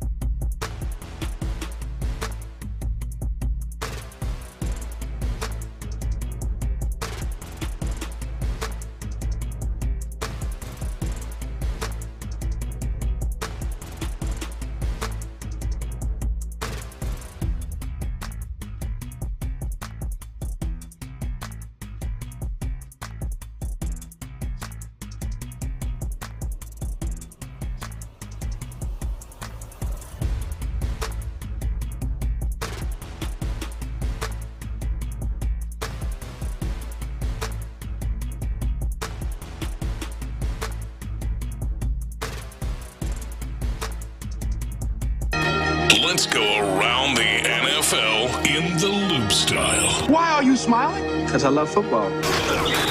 Here's John Lopez and Reggie Atatula. I'm going to tell you all about how much fun you're going to have this season. On Houston Sports Leader.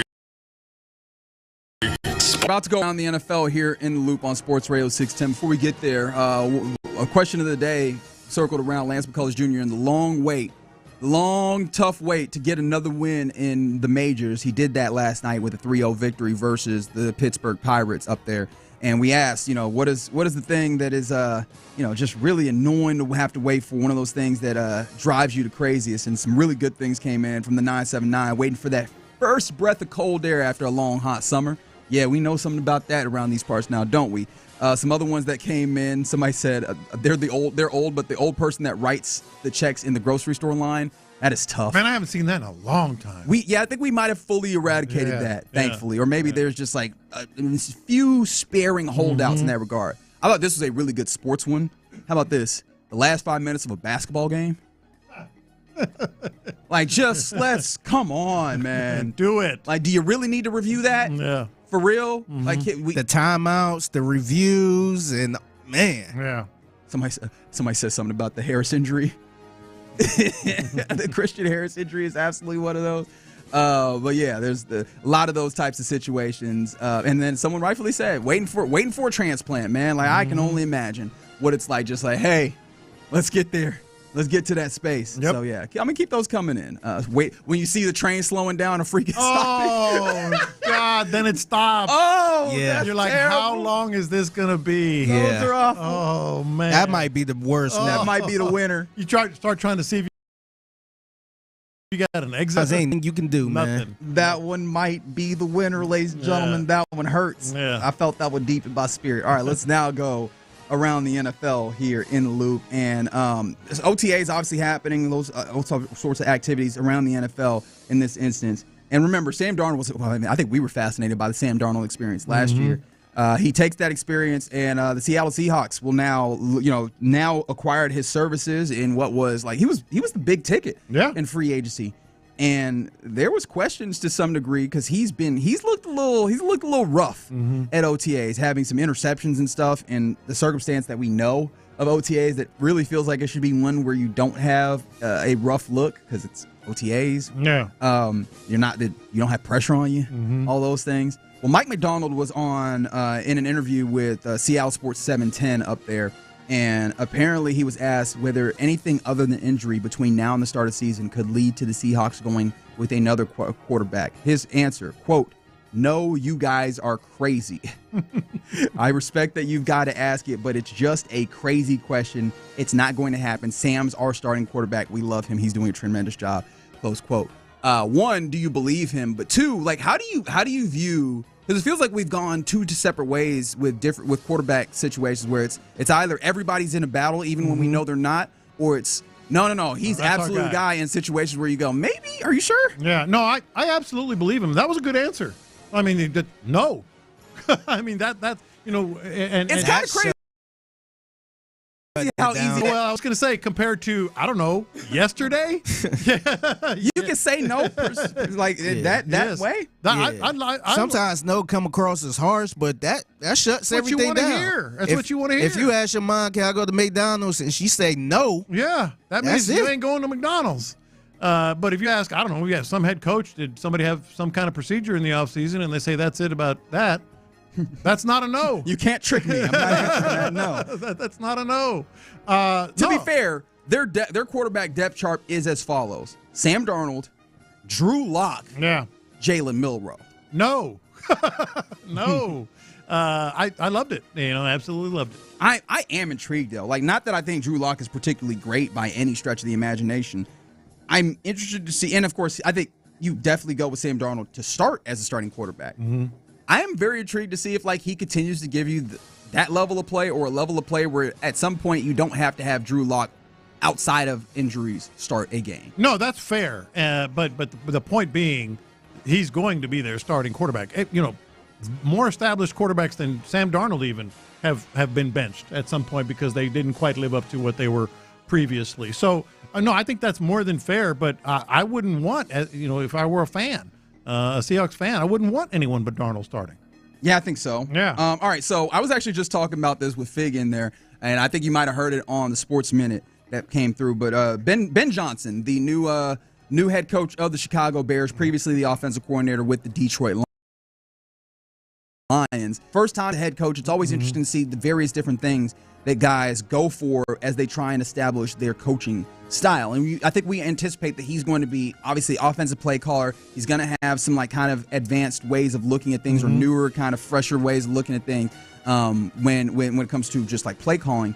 How do you agree with kind of this? Because this is one of those things that I think could possibly be one of those stumbling blocks of the early portions and the exuberance of a young coach, where apparently he has been taught. He talked to DJ Moore, one of their wide receivers, about bad body language, right? He said that, or rather, DJ Moore said that, he stopped him and kind of told him about, he said, don't do it when it comes to, just keep it inside, talk about it later, don't put it on film, don't put it on TV, when he talked about body language. So obviously, he's trying to set a tone for the organization, but how do you view that, especially for a young coach who does not have bona fides necessarily lean on? I guess he had a very good offense in Detroit, but I always question how much country you're going to be able to get coming in and nitpicking, because I think that probably would count as nitpicking in that space.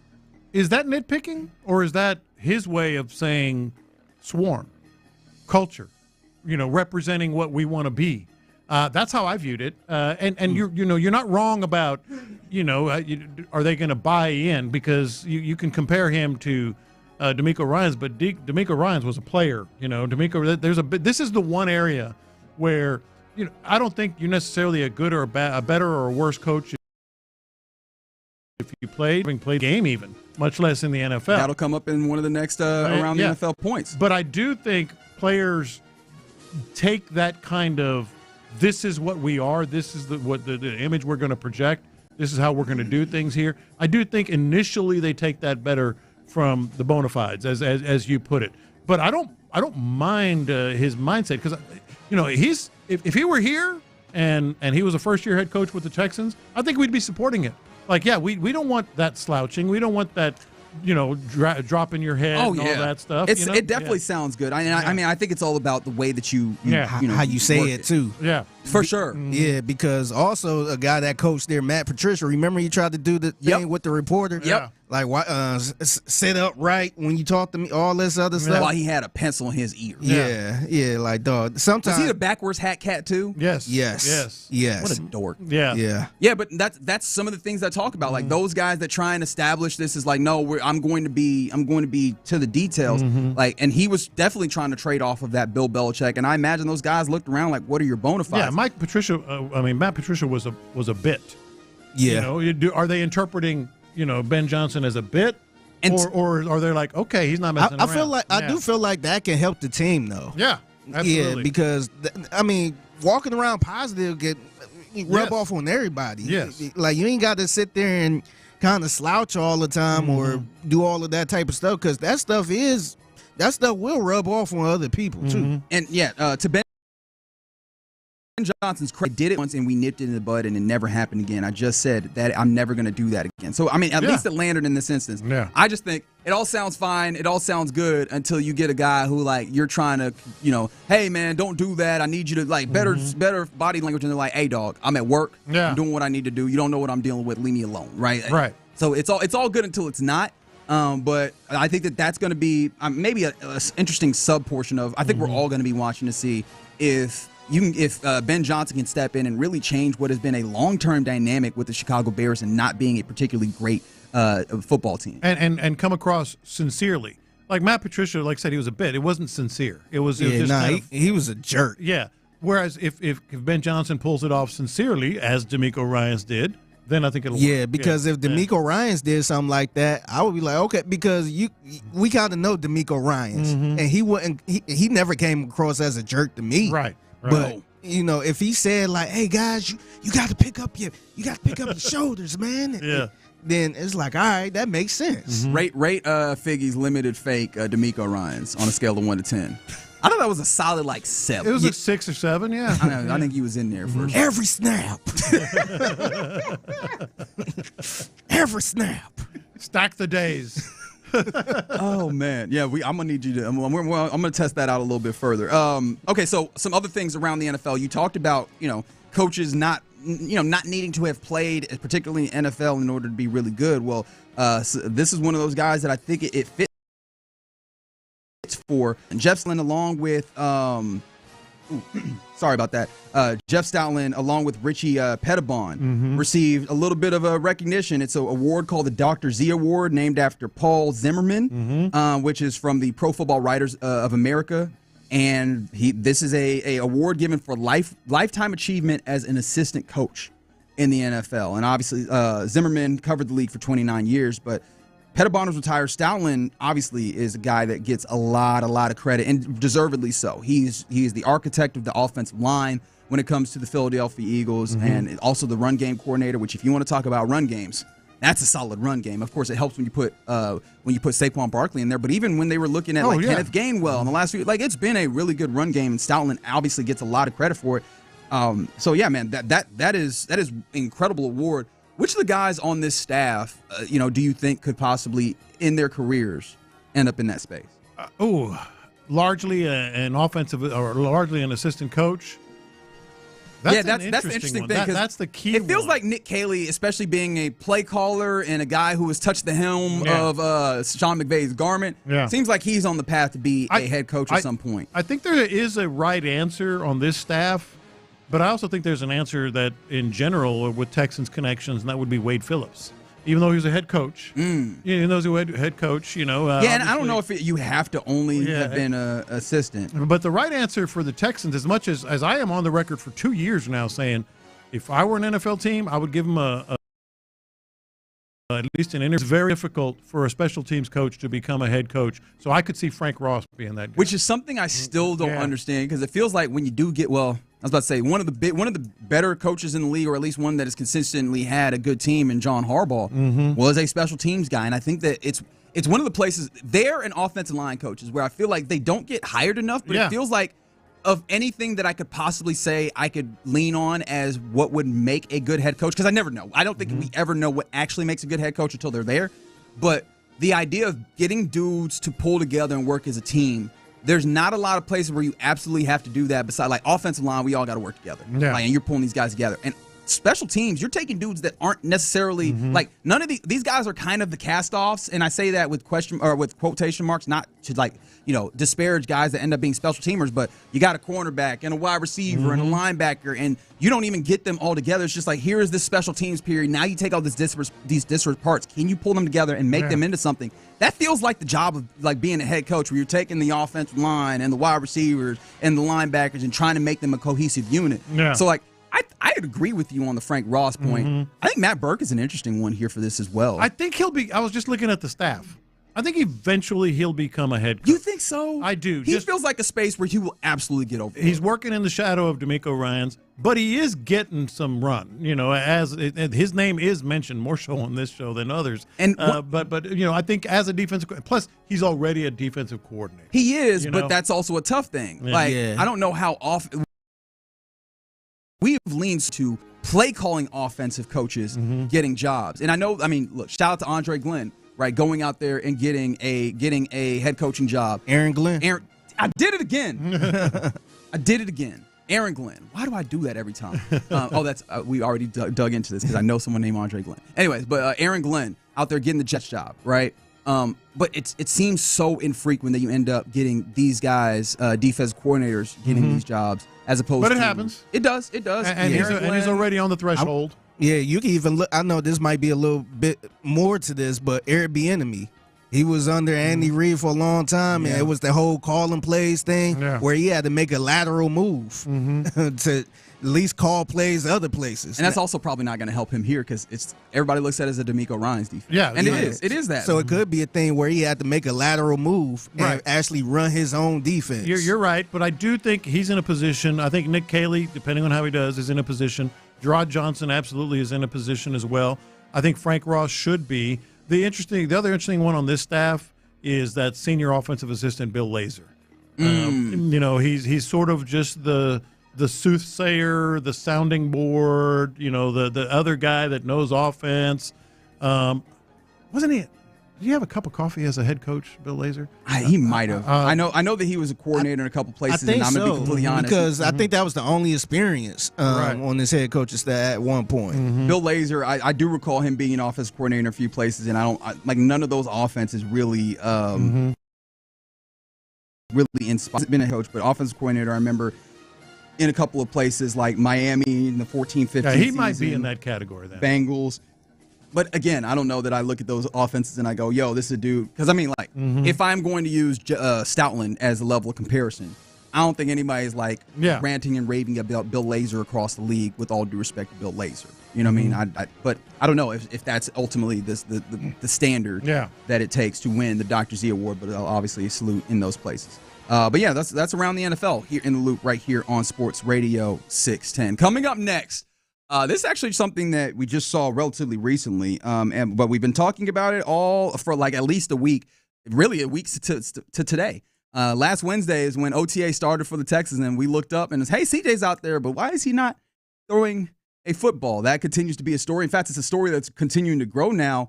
And Chris Sims of NBC Sports has a theory as to what could possibly be happening with CJ Stroud. Do you agree with it? We'll talk about that next. Nick Cayley expects physicality from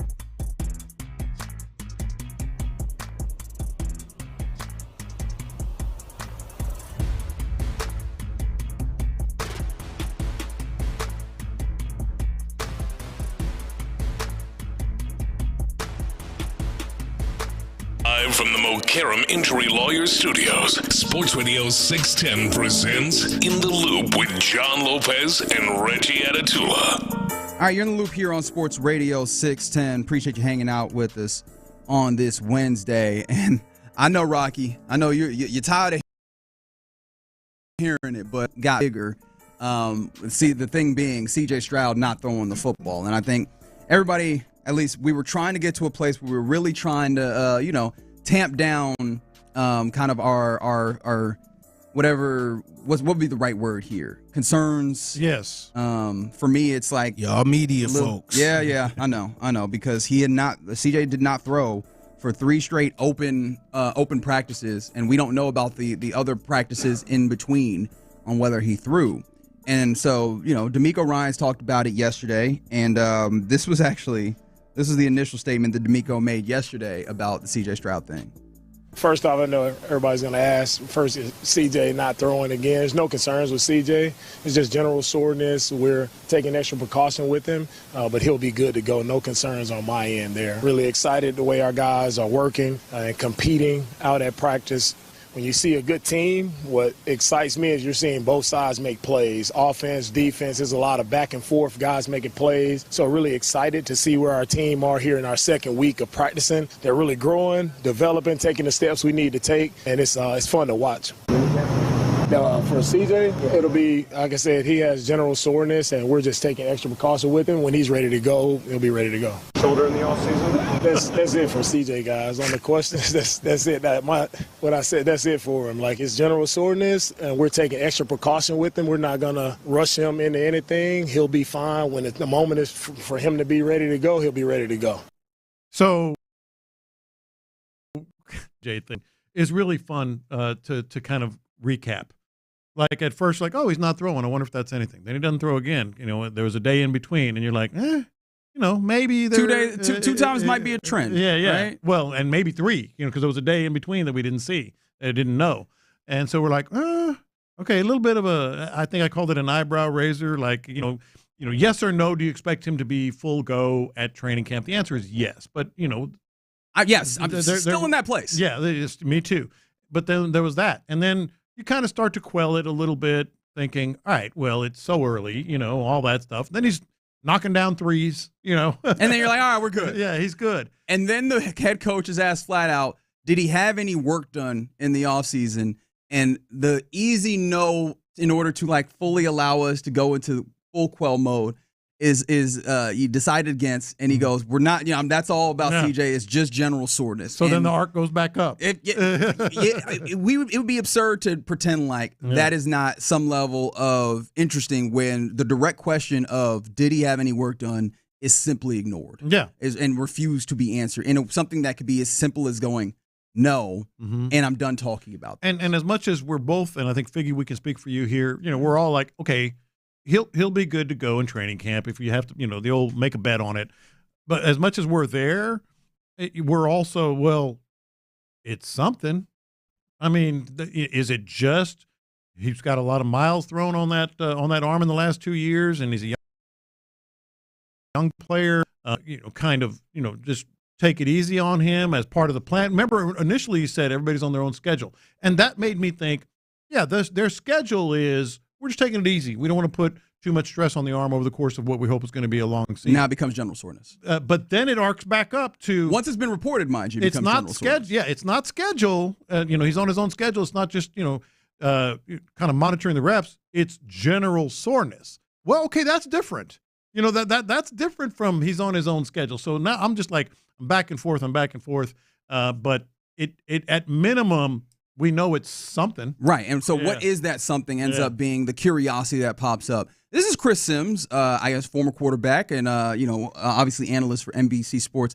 This is his thought on what general soreness might mean for C.J. Stroud. Do you agree? Here, this has first off, let me just say this. I think if he got shoulder surgery or anything like that, we would have heard it. We would have heard it. So I have a hard time thinking that's the deal here. This has all the signs to me, Mike, of tendinitis, general soreness. This, to me, has all the signs of we got back training, I started throwing, maybe I threw a little too much at first, and now the inside of my elbow hurts, right? It's how golfers get it at times, right? Tennis players, stuff like that, because of that hinging and all of this as a thrower. And if you're not in shape for that or don't approach it the right way when you get back into it after a long period of time, that's when that can flare up. And this, to me, has all the signs of that type of not, but we'll see where it goes. But it certainly looks like that to me in my experience around the NFL. So how does that make you feel? Yeah, are you buying this at all? 713-572-4610. And the tough part about it is he starts talking about the elbow, and like everything is indicated that everybody's pointed this to the shoulder. So now he's having this jump, Chris Sims, to a whole, like not a whole different, but a different part of the arm. And I'm not hearing that. But if you were to somehow like get it to tendonitis is an overuse kind of injury, right? And I can maybe see that being the case. The only thing about that is the cure for tendonitis is rest. That would I would be all in line with that. The only thing about tendonitis is that it's not necessarily one of those things that fully dissipates. Like it kind of like if you overuse it again, we can be back in this place. And CJ Stroud is going to be somebody who, that arm, that shoulder matters a good amount for you this season.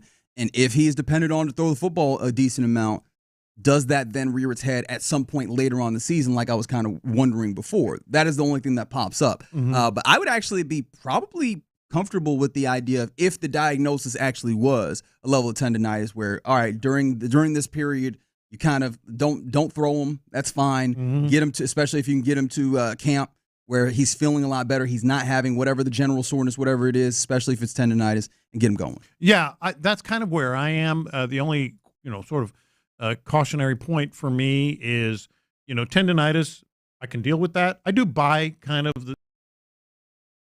the theory that has that Chris Sims said there. So I do buy that. The only sort of like cautionary point is tendonitis does tend to flare up when you start overusing that arm again. Correct. And we hope he overuses his arm. Or at least uses it a lot. Yeah, like you hope he overuses is interesting because like what would that constitute during the season? Because I think one of the things we talk about, like complementary football, is one of those phrases that's thrown out a whole bunch. And generally, when you start talking about complementary football, you kind of want to run the football. Like if this team is able to run the football consistently and CJ isn't having to throw the ball, 40 times a game or what have you, that might actually be a little bit more comfortable with what's happening, even though I know he wants the ball in his hand. I know he wants to be able to command the offense. If you're able to have a good running game, one, you're salting the game away, you're running clock down, you're making it tougher on the other team. And two, that might play in line with whatever this is with his shoulder, if it's anything major as, some things, and maybe you could say our overanalysis might lend it to be. You know what I mean? No, you're right. The other thought I had is, and I actually kind of encourage this. I don't have a problem with this. I would kind of expect C.J. Stroud to not throw during the week very often over the course of the season because it is tendonitis. It can flare back up. It is something that comes with overuse. Assuming that it's tendonitis. I do want to make sure that, again. If it is that. And I actually don't have a problem with that. I mean, the whole idea is you want him ready on Sundays. I don't think he's got a real issue with this, this offense. He knows how to throw football. But we may want to. He didn't throw, Wednesday and Thursday. Okay, that's fine. I'm good with that. And just get better. Yeah, and I guess the notion of general soreness. How much will you then put into that if we get to the 10th when mandatory minicamps start? He'll be here. He's here for OTAs, right? If there's also then not throwing happening there, right? Like at what point? I'm just trying to map out at what point it is reasonable, at least, because I think some people are having questions on whether it's reasonable to have the reactions or the feelings that we have. And I think that you're probably in this place where I don't think that you trying so hard to get to a place where we make it nothing at this point is out of the table. It's not nothing. But no. I don't want to make it too much. So at what point do we then have to sound some level of alarms? Is it the start of mandatory minicamp if he's not throwing then? I frankly don't expect him to throw now after this latest general soreness from being on a schedule to general soreness. I just don't because if you're going to rest him. Training camp. Training camp is it for me. Yeah. I think that's fair. And somebody said CJ probably hurt his arm picking up Ambrose. All right. That's a Okay. throwback. That's Man. a throwback there. Man, Is this 2024? That's wild, bro. Also, I'm not sure if that's the part of the body that be. Anyways. Yeah. But yeah. Oh, wow. Anyways. Again, I don't think that even if you're in this place where you're like, I believe it to be nothing. I don't think that we can. I mean, that's the quarterback, man. That's your franchise quarterback. He's going to dictate the aptitude of this team, especially when you're talking about Super Bowl caliber. Ain't nobody winning no Super Bowls or contending for no Super Bowls without a quarterback of a particular magnitude. We believe him to be able to be that. But some level of mitigating, that'd be important. So we will watch this space as we continue to go here with your Houston Texans. But see, Chris Sims hypothesizing, could it be tendonitis? I don't know. Somebody said it's also. Hey, how about, do you like this as a theory here on the Mo Karam Injury Lawyer live stream? It's also possible that they removed his left arm and attached it to his right shoulder, and it's taken his right arm and attached it to his left shoulder. The team has not confirmed that either. Yeah, I don't expect them to. Okay. All right. Somebody said, all right, I'm not reading that. All right, you're in the loop right here on Sports Radio 610. Coming up next, let's get into what's popping, including, I believe we should be hearing from a Houston lesson, Houston basketball legend. I think we'll be talking to Big Shot Bob Robert Horry next. Should we be concerned about CJ Stroud?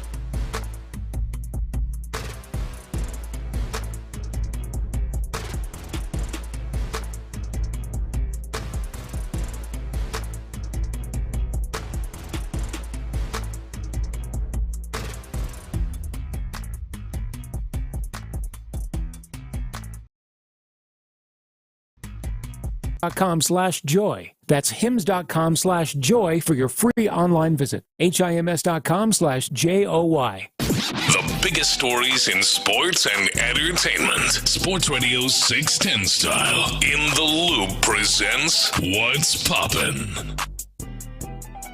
All right, you're in the loop right here on Sports Radio 610. Let's get into what's popping here. And yes, there's still a little bit of discussion happening on the YouTube page, Sports Radio 610, about the CJ Stroud thing. And obviously, there's some people, and I don't want to make this about hey, there's some people out there talking about. Apparently, some people talking about the idea that this some level confirms like he had surgery, and I don't think you can go to that place at all. I just think, hey man, like this is what happens in like the vacuum of information. This is, I think, when people are like, yo, why should the team give out information to people? Well, one, especially because right now in the offseason, they are not obligated under the same kind of obligations of disclosing injuries as they are during the season by the NFL. So I get that to some degree, but in that vacuum of information, people are going to say things, and especially if you don't want those narratives running, you kind of counter that by giving information, right? That's the curious thing to me, because if you say, well, let's not talk about it because we don't want people to all of a sudden start to worry and panic and all this other stuff. Well, what are they doing now? By not saying something. And to be fair, right? To be fair on the team side of this, because I do always want to be fair about this. If it is some level of, okay, CJ is dealing with tendonitis or what have you, and we're just being careful with it, I think that there's a decent amount of us that will still also jump out. I saw the go fall off. They got the tendonitis. I think some people will still be in that place to some degree, but I think that you level out some of the concerns from people that would operate in good faith and as reasonable thought process. I think I would feel better if they came out and say, oh, it's tendonitis or he was throwing a little too much or lifting a little too much weight, so just a little sore. I would feel better with that, because the first thing I thought about with the shoulder stuff was was it something from last year? Right. Or is it something that needs surgery? That's the first thing I thought about. Right, because he had that injury. Yeah. No, absolutely. I mean, he took a lot of knocks last year. There's a lot of things that you could reasonably look at as possibly happening there. One more, just of course, saluting the Astros for a victory yesterday in Pittsburgh, 3-0. Lance McCullers, 6 innings, only 2 hits, 7 strikeouts. And the first victory, more importantly, first victory in 986 days for the man. Like, it's been a long time coming. Shout out to him, and a much needed performance for him, as you were talking about. Like, you have 1, 2, 3 that you feel a lot more comfortable when they get up there on the mound for your Astros. Back at it again in the second of a 2-game set for your AL West leading Houston Astros. They'll be going, it'll be Gusto going against Mike Burrow for who's going up for the Pirates, and that's a 5:40 first pitch there in Pittsburgh. Right now, we turn ourselves to the phone line for a man who is a legend in these streets. He's obviously an incredible basketball player, as you can evidence by the fact that his hand will be filled with championship rings. His name is Robert Orr, and he joins us courtesy of Bet Online. Check out Bet Online for updated NBA Finals series and MVP odds, along with game-by-game lines and props. Robert, how's it going, brother? I'm good, man. How you be? Hey, man, we're doing pretty well. Excited for the NBA Finals. I think from your perspective, what has been the most entertaining part about these NBA playoffs? Because, I mean, I know a lot of people are used to seeing the big names, the older generations, older heads in the generations. I've kind of enjoyed the young guys coming out and taking a hold of this one. What has it been for you through these playoffs? It's been very inconsistent with all the injuries and, people stepping up that people have never heard of. And I just love the fact that they're playing basketball. The refs aren't, doing regular season calls, which I hate. They call a lot of BS calls. It's just been good, clean basketball. It's been, some blowouts, but overall, it's been good games. You love this time of the year. I'm curious on the style. You just alluded to it, letting things go a little bit more, a little bit rougher. There's some controversies, some would say, about grabbing players and such. Is that the best way that these playoffs should be done? It's weird because every crew, I'm talking about the refs, every crew is different. I watched some games where there's so much holding and grabbing. I'm like, that's a foul. The next thing you know, it's a little bump, and they call it like the inconsistency. What worries me, but during the playoffs, sometimes you have it as a coaching staff, you got to have that one coach. His whole job is to figure out what kind of style has been ref tonight. And I think you watch it. It's just been good physical play. And so many times we try to take that out of basketball, but that's a part of basketball. You just can't let a guy go where he want to go, because if that case happened, we'll have NBA All-Star scores, because that's what they do in the NBA All-Star game. They let people go where they want to go. Yeah, we're talking to Robert Orr here in the Loop on Sports Radio 610, and I think that sets up pretty interestingly this matchup in the finals between the Pacers and the Oklahoma City Thunder. And for my money, it feels like the Thunder are just like the souped-up version of what the Pacers have here. How much of a chance are you giving Tyrese Halliburton and these Pacers in this series versus the Thunder? I'm giving them a lot. I think people overlook the fact that they don't have a superstar. SGA is a superstar, an MVP, and sometimes you can say, okay, this team has a superstar, this team doesn't. It's not about that. It's about how you plan as a team. And you look at the way the Pacers are playing, they shoot the basketball better than anybody in the NBA. You got one guy this night is going to be the high score, and this guy the other night he's leads. They play really well. Halliburton, even though they call him the most overrated player, he's playing with a chip on his shoulder. He's moving the basketball. He's making people around him better, and that's what a true point guard does. He doesn't, take 50 shots a game and then pass you at the last second to get a shot off. He penetrates with a purpose to score or kick it to someone for them to score. So they have a really good team. Robert, I know you probably wouldn't change a thing about when you played in moments, but at the same time, you're a 6'10" dude that could knock down a three, really good on help defense, guard a lot of different positions. That's what the NBA is looking for right now. A lot of Robert Horrys out there. You ever thought about that? Oh, I think about it all the time. I was ahead of my time, and you love the way the game is played now. Guys are able to show their athleticism, but I do wish they would, take away the travels, take away, the carries, and allow, the defense to have some type of advantage. And like now, everything is predicated to the offense. And, people are like, oh, they want to see scoring. No, they want to see a good basketball game. Scoring doesn't mean it's a good basketball. Think about how many times we criticize the NBA All-Star in the games like 160 to 160. We criticize no defense, right?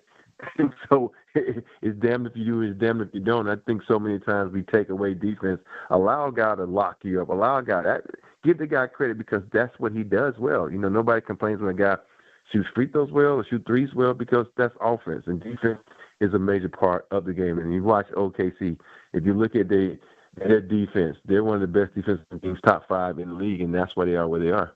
We're talking to Big Shot Bob here in the Loop on Sports Radio 610, and I want to bring it back home to the Rockets because, you talk about defense. They have that in spades, but, around here we've been looking at how do they find a level of offense, and what does this offseason look like? For your money, how would you go about handling this progression in this offseason until next year? Are you in a stand pat and let this team continue to develop and grow, or on the train rather of going and making an acquisition of one of these big ticket guys that's out there? It depends on what that big ticket costs. You think about KD, you think about Giannis, you talk about the big tickets that are have been rumored for the Rockets. Those are guys that you would take on your team. KD has a short shelf from his chest like Giannis. Would you take that? Because what do you have to pack up with him? If you can keep some of your picks and you say you get rid of Jabari or you get rid of Van Vliet or Dylan Brooks, but you have to keep Jalen, you have to keep Sengun, and everybody else can go. Yeah. Except for Ahmed. Okay. Ahmed, Jalen, and Irene. Everybody else can go. You scared me there. I was like, a man's going? No, I'm saying, when I say, I don't mean all of them go in one package. I mean, like, all of them are on the block. Because you think about Target, I love Target, and you think of Jabari, and you think about Ahmed Thompson. They're pretty much the same players. And so you get rid of one of those and you bring in a Giannis, you take that opportunity. Now, if you bring in KD, you don't do it because you're only going to get 2, maybe 3 years out of KD. But with Giannis, you're going to get about 5 to 6 more years. There's longevity in this game. So for me, I think the Rockets have a golden opportunity to bring in a big guy that can add some veteran leadership to that team. Because if you look at the Rockets, think about it, the only thing they was missing was some veteran leadership. And I'm not talking, I know, it's not a slap in Fred Van Vliet's place, but I'm just like, he's just not that guy to me that's going to, be a championship pedigree, you need some guy that is like an elite guy that's going to get these guys to, follow line. Now, the only thing, because I'm with you, get Giannis out of talking about. I love it. But you put Giannis, and we've seen what it looks like when Giannis doesn't have shooting around him. Are you jumping back in here to get some shots up? Like, do you have any concerns about putting Giannis in, but not necessarily having a lot of shooting? I don't care about the shooting. Now you think about this. You got Hammond, you got Jalen, you got Sengun, that's 4 good defensive players that you got to score on me too. And I think that's the biggest thing when it comes to this team. People, let's take the NBA Finals like right now. Mm-hmm. Is the 2 teams in the NBA Finals, are they 3-point shooting teams? No, right? Mm-hmm. I think we get it mixed up sometimes when we think we gotta shoot threes, we gotta have a team. It's about getting buckets. You think about, can Sengun get buckets? Yes. Can Jalen Green get buckets? Inconsistently, but yes. But then you add a guy like Giannis who can definitely get buckets. They're going to become a running team. They're going to be a really good defensive team. So it makes a big difference on how you present the package. Of course, everybody wants a cute package, but you need a gritty, grimy package. And if you add Giannis, you become that. You asked 10 different people, what was your favorite Robert Horry shot? You might get 10 different answers. Let's ask Robert Horry. What was your favorite shot? Think about this. Most of my big shots were made on the road. The only big shot that wasn't made on the road was, the one I made against the Sacramento Kings. You love the fact that the fans chant your name, and it was the loudest that arena has ever been until Kobe's last game. And so for me, my ego comes into play. I want that fanfare. I want that love. And when that happened, it was the best thing.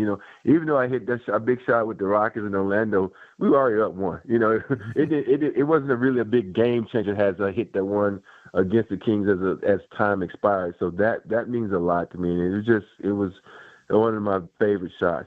All right, Robert, before I let you go here, I got two questions here.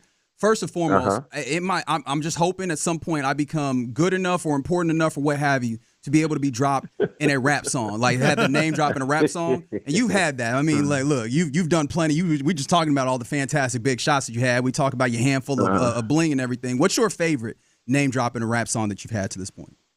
Hometown. Hometown.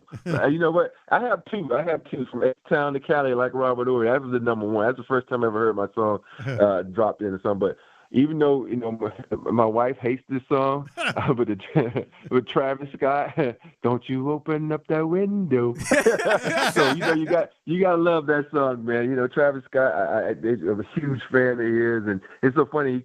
I went to go watch him in concert in L.A. and he did every song, and he came out late, and he didn't perform that song. So I did a podcast with his DJ, and I was like, I want my money back because he didn't do the song. I just want to hear my name called. So many songs, and every time I hear it, it makes me smile. And my kids, especially my one that lives, the two that live in Houston. All right, and finally, they always tell me about the song. They like, oh, you just dropped in another song. My son Christian, he loves the one by Pop Smoke, and so I'm like, for people to mention me, man, it made me mad. It lets me know I made an impact in people's lives, and it's just fantastic to hear my name drop. Oh man, we absolutely love you. Please know that. And real quick before we let you go, earlier, because the Texans just got a player named Christian Kirk, and my partner here, Lopez, says that his voice does not match his body. Who for you was someone that you were just like, why does his voice sound like that? Because he don't look like that. Because people have thrown out your teammate Sam Cassell as a possibility. No, Sam got that big deep voice, big grind. I'm Vern Fleming, who played with the Pacers. I don't know if it's probably before y'all time, but he would come down, and our first time heard like, "Hey guys, you ready to play like this?" I'm like, "What the heck?" I'm like, he had a really squeaky voice. So Vern Fleming was one of the guys, and I laugh about it. We just had this conversation with some of my friends and talking about the voices that come out of people, and then you don't expect it. So Robert, we appreciate you greatly. Hopefully, we get to hear your voice again here relatively soon. Thanks for making a little time for us, brother. Man, thanks for having me, guys. I appreciate it. All right, yes, sir. Enjoy the finals. That's Robert Horry. He's joining us courtesy of Bet Online. Check out Bet Online for updated NBA Finals series and MVP odds, along with game-by-game lines and props. Mind you, if you're looking for the odds for this Finals, the Pacers 490 if you want to do a little betting there. And, of course, the leader in the clubhouse to be the Finals MVP is Lopez. Who is the leader of the in the clubhouse? Really? You're not going to guess? Well, see what he did? He just tried and throw it back on me like I was going to tell him, yes, you're right. Do the guess, all right? Play the game. I wanted you to come up with someone else. Play the game. It is SGA minus 550 there if you want to do a little betting. Interesting thing on the Finals, the best odds for a championship outside of one since 2002. The Thunder are the biggest favorites. Dang, so that means they ain't giving those Lakers team, which I believe wasn't Robert Ory. Yeah. But Big Shot Bob said he's giving the Pacers a chance. He said he's giving the Pacers a chance. Best odds in 23 years. He don't care about that. That's a man to know who. Listen to Big Shot Bob. All right. You're in the loop right here on Sports Radio 610. Appreciate Robert Ory for joining us. Coming up next, we know that this Texans defense could be better and perhaps even one of the best, if not, rather the best of organizational history. Does Jalen Petrie hold the key to it all? Let's hear from the man. We'll talk about it next.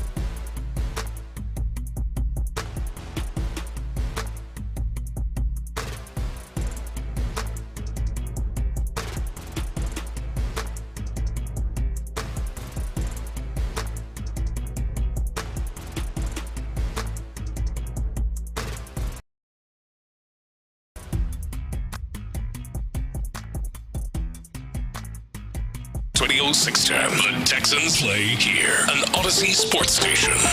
Sports Radio 610 presents In the Loop with John Lopez and Reggie Atatula. All right, you're in the loop here on Sports Radio 610. Again, appreciation to Big Shot Bob joining us in What's Poppin', talking a little hoop with us. He says, hey, man, go get you a Giannis and don't worry. Figure out the rest later. Just bring Giannis to Houston is what Big Shot Bob says. I appreciate him joining us. But let's circle back around to these Texans because we heard from a few of them, including Jalen Petrie, and talking about dudes who are like leader guys. This is a whole. Those names are starting to stack up now, ain't they? A lot of them. They starting to stack up. But one of the ones that gets a lot of who is his sponsor in this? Oh, it's Matt Burke. Matt Burke is the one who gets giddy talking about Jalen Petrie, and you can kind of hear why.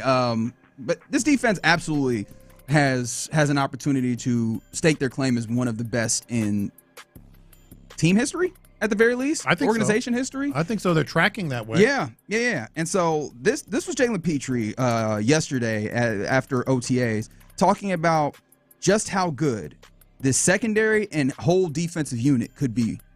I wouldn't, try to define us in that way. I would say we're all hungry to continue to improve and get better, and we definitely have some dogs back there. So excited about, the future and just getting, in the past with the guys. Like, it's going to be a little bit different. But, we're learning and we're improving right now, OTAs, and it's been fun so far. His voice hits. All right. Secondly, it does.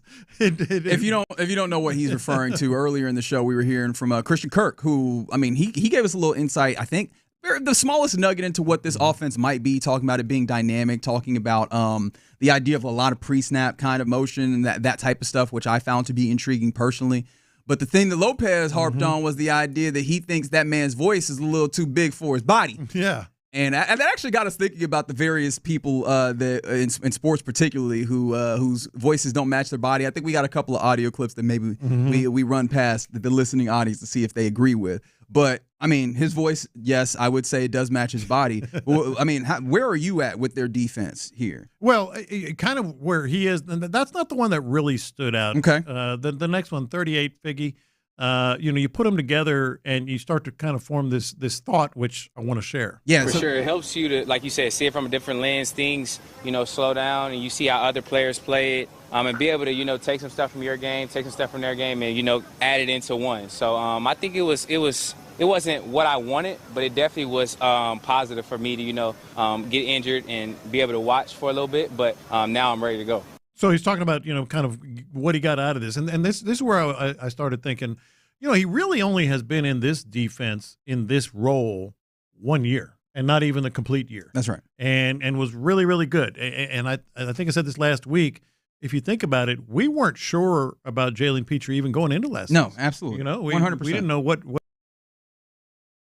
he could be at half. Then he had a big impact. And so it got me thinking a little bit. Like, we know Will Anderson is going to be so important. You can't lose Will Anderson. Same thing with the Danielle Hunter. We know Kamari and Stingley. Hopefully, Kamari does take that next level step as we talked about this week, and they become those bookend, shutdown type corners. We know Derek Stingley is, and we know Kamari is trending that way. Those are the things we know that are so important to this defense.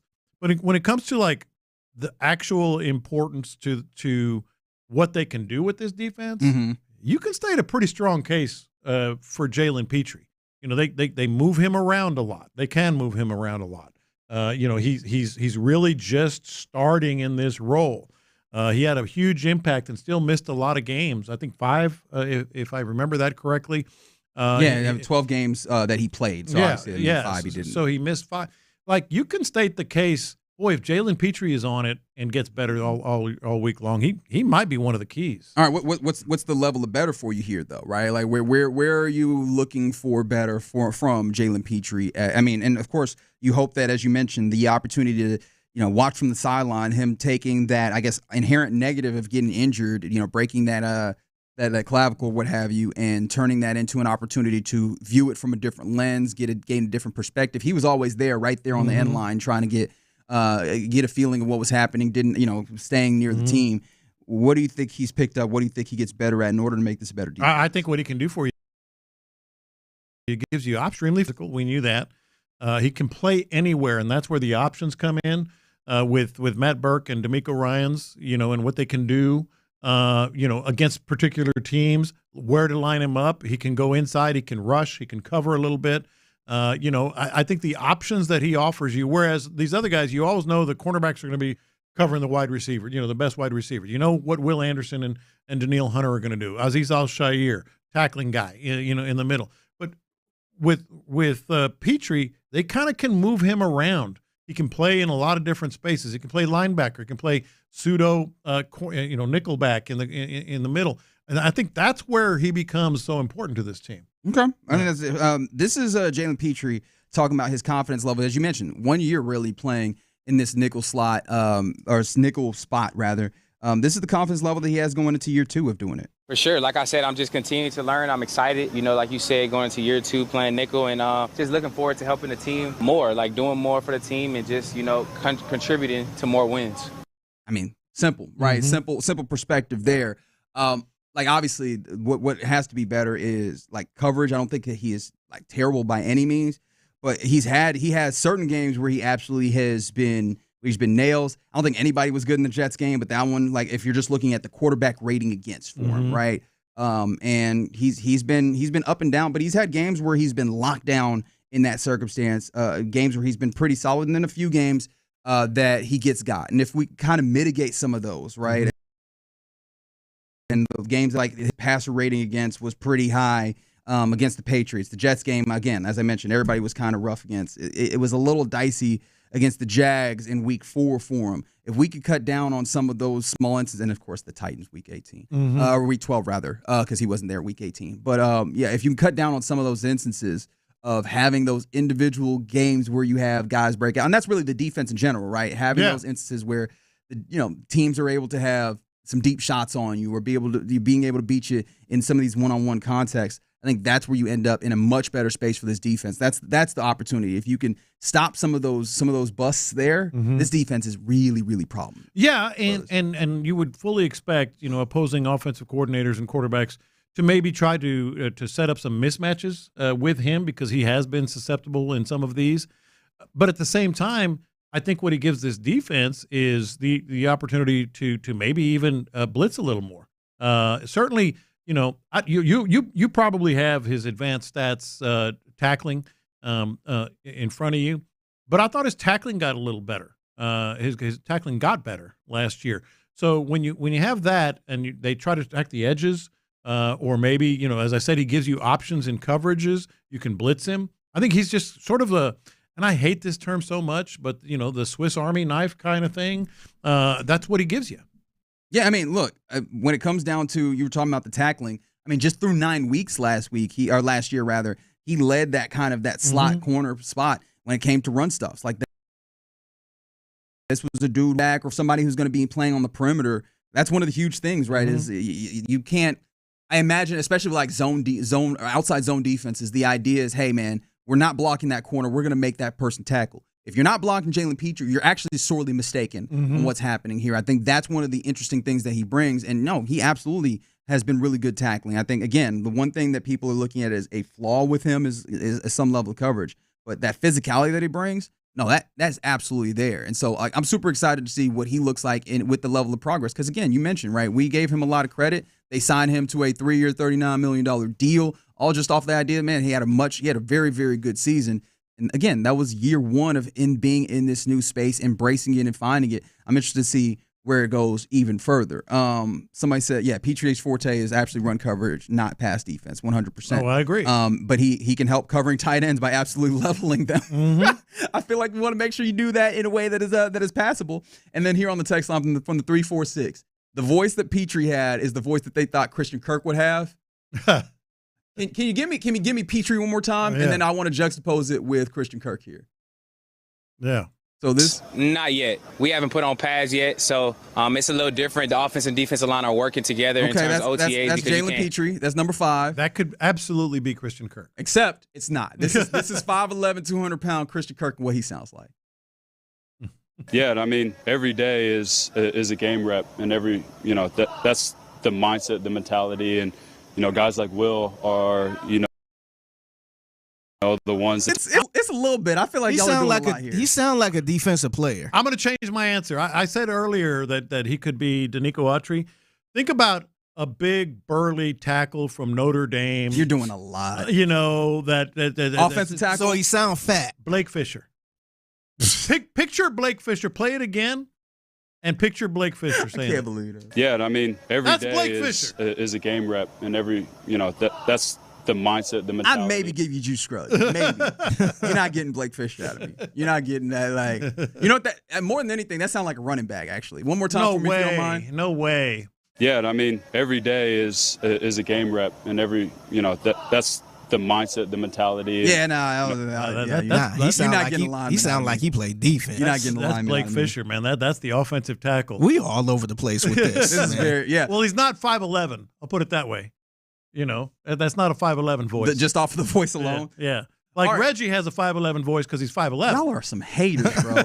Y'all are some real haters. You know what? All right, so we're in this space again. We were talking about who are the all-time like just don't sound like what they look like candidates, all team, and so we had some ones thrown out. Figgy, can you run me through some of the candidates that we have here if you don't mind?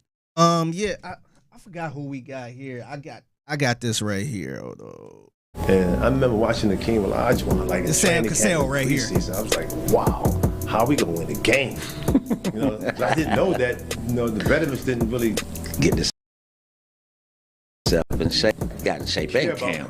Mad Max, right? You know what I'm saying? Mad Max is more of an interesting voice than Sam, because I feel like Sam Cassell. I've always been like, nah, I agree. Mad Max actually fits his persona better. It fits his persona, but yeah. it don't feel like it fits his body. But don't tell him I said that, though. 6'4", man. Yeah, for sure. Don't tell him I said that, though. I got a lot of respect and love for Mad Max. All right, how about Patrick Mahomes is obviously very high on this list when we start talking about this. Like, Patrick Mahomes is absolutely in a different space here. All right, do you have another one here for me? Yeah, I actually got Patrick Mahomes right here. Well, this one, I mean, let's just do the Kermit voice real quick. Improving? Yeah, I mean, I think you have to be improving. The best improvement I've made is I've become patient. I learned how to throw it to the running back. It was hard for me. Every time I'd look downfield and I'd just be like, if he just maybe. I learned how to throw it to the running back. All right, so this is the best quarterback in the game. It doesn't sound right, but I've gotten used to it. Yeah. So like that one didn't jar you in the same way? It's not as jarring. I remember when Mario Williams first got to the Texans. 6'7", he might have been 6'8", big dude, number 1 overall pick. And I remember sitting down with him. Actually, we were walking over the bridge over there at NRG Stadium, and I was talking to him, and I went to myself, "What?" No, you can't say it's restful. I mean, we got to pay attention and try to help. Translate what we see and so forth to the guys who are out there. You still got to, take and do your part. Rex, essentially. Yeah, that one's shocking. That doesn't sound like the Mario Williams that we drafted. But he played. I always think about folks like this that someone might, and I want to be clear, we are not making fun of these people. They're just like, please be clear. We are acknowledging the idea that maybe a little bit opposite than what you might expect looking at them. Not to say that is bad or anything like that. However, I imagine that has all probably offered some opportunities for them to set the record straight with people that might have been making fun of their voices and who they look like. And I feel like Mario Williams, one of the prime candidates, to be like, oh, you got me all the way messed up. Yes. Don't let this voice fool you. Yeah. Someone said Karl Anthony Towns is absolutely one of those. Oh, God. It's absolutely one of those. But my favorite, and it actually goes in the opposite way, it is Calais Campbell. Have you ever heard Calais Campbell speak? I can't remember. I'm sure I have, but I can't remember. You got some Calais Campbell for me? Here's Calais Campbell. Bringing back a lot of memories, that's for sure. Even just walking through the building, there's just like so many memories poured out of me. This is where I got my start. This is but the at team least he that has believed some in me. bass in it. No, that's the thing. He has a lot of bass. I mean, he's 6'8", so but he sounds like he's like 8 feet tall. Like he sounds like he is a ginormous. Like the friendliest monster of all time is what Calais Campbell sounds like, and I love it. But yeah, shout out to somebody said prototypical big D lineman voice is Indy Kalu. Yeah, Indy Kalu. Oh, yes. 100%. Perfect D lineman voice. He don't sound like no quarterback. No, he sounds like the position he played. Yeah, I still can't believe that you saying that Christian Kirk sound like he should not be the Christian Kirk that he actually is. But anyways, shout out to all the Texans out there doing their damn thing, or at least having done to minicamp next year. Oh, Avery Johnson got a weird voice. Oh yeah. Oh god. yeah. Of course. But that's just that one. I don't even know that doesn't fit him. That him actually as a stature. does. It's just a different voice generally. All right, you're in the loop here on Sports Radio 610. Coming up next, let's get to our lunchtime confessions, which are presented by the Men's Clinic. We will do that next. All right, D&M Auto Leasing. Let's get you that vehicle. I was talking.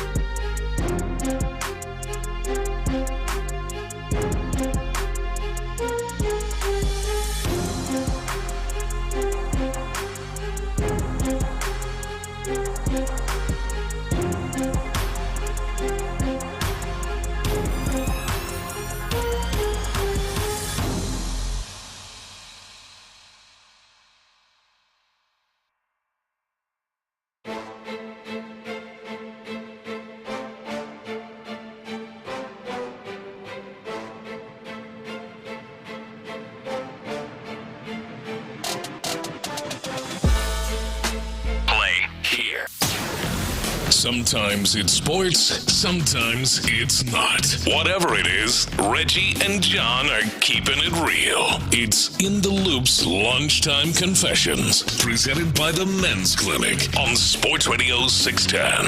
Watch this. These are my confessions. And as we do confessions here, embarrassing. I felt stupid. It was almost disastrous. Did you spill cereal in your truck again? No, worse than that. So I'm about to do the Bite Me podcast. Sit down. My laptop is on. Turn the ring light on. All of a sudden, on my laptop, there's this big flash and a woman's voice talking about it's a Windows sort of logo and looked very, very like incredibly accurate. Couldn't get out of the page.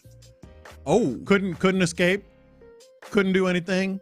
The messaging was, it appears you've been hacked. And they had the Windows number. Like it was Figgy. So real. No, Figgy. I know. What Lopez been watching? What you been? Where you been visiting? No, not that. I mean, no. I mean, maybe, but no, not that. This man went and got a virus, dude. I thought you were gonna say, "How'd you fall for that, dude?" It was so legit. Like, and the voice. Was that why you was late on the podcast? Yes, that's why I was late on the podcast. I see a post something like, "Hey, we usually do the podcast at 3:30. Yeah, we gonna start at 4:00 this time." Yeah, I'm thinking like, what is he doing? And so I called the number, and it was this guy's voice. The number that the video had? Yeah. No, that I couldn't move. I couldn't do anything on the laptop. All right. It was frozen up. And I thought you were gonna say, "How'd you fall for that?" But it was like I don't even know that there was anything to fall for. It was really, really tough. And so I called the number. It was a man's voice accent. You can imagine which one. I won't say it. Imitate it for us. I don't know what you're talking about. I don't think you danced around that in the way that you think you did. Yeah. Went through about 10, 15 minutes of this. All this stuff that we were doing on the laptop, and then he finally said, "All right, so it clearly is apparent that they have access to all your devices, your home network, your phone, and that's when I'm like legit. Oh my God!" And so and he was so good. Like, don't tell me, just check your bank statements, your some of the accounts that you have, and see if there's even just like a penny off or some charge or whatever. And I'm like, all right. So I pick up my phone, I start checking. And I'm like, no, it doesn't look like anything's been done. And he says, no, you need to check on your laptop because they clearly have. I said, no, I just checked on my phone because he trying to look at it. And that was the first. This was 30, 40 minutes in. Wow, that was the first. And that's when you had your aha. That was my aha moment. Aha. And, and I said, well, I just checked. He said, no, you need to check on your laptop. And I said, well, how do I know you're not trying to hack me? And so we went back and forth for another 5 minutes. And he says, well, I'll get a supervisor who can explain it. Another voice comes on the phone, also a foreign accent. So you can use that however you want. So it was very believable. Asked me the same question. I said, I checked. Everything is good on my bank accounts. And he goes, well, you need to check on your laptop. I said the same thing. How do I know you're not trying to hack me? Dude, I was that close. Lopez almost got. I was that close. If it wasn't for that one moment where I went, okay, man, that makes you feel stupid. So what I did is it said not to turn off the computer, blah blah blah. So you just turned it off, turn it back on. It was good. That's what I usually do, man. Mm-hmm. But it's never happened to me before. But where did it come from in the first place? Because you said you just opened up your computer. Was it already on? It was already on. That's why. I was about to say, I was like, did you? I thought you had turned it on, and all of a sudden you had. No, you were in the morning. Hacker world. In the morning, I just shut the laptop. I didn't turn it off. So you had done the shenanigans in the morning, huh? All right. I'm just trying to establish a timeline. Get the day started, right? Hey, man.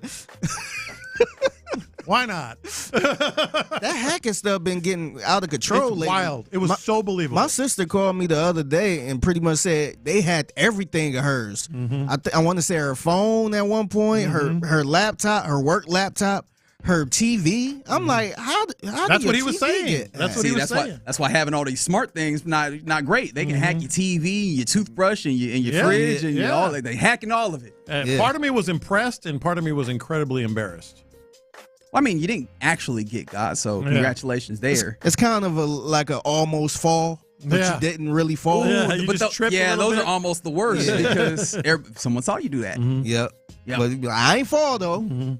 Which These are my confessions. that only means something to you. Somebody said not the toothbrush. They are smart toothbrushes out there. I hope you still don't. What do you need? Yeah. What do you need to work?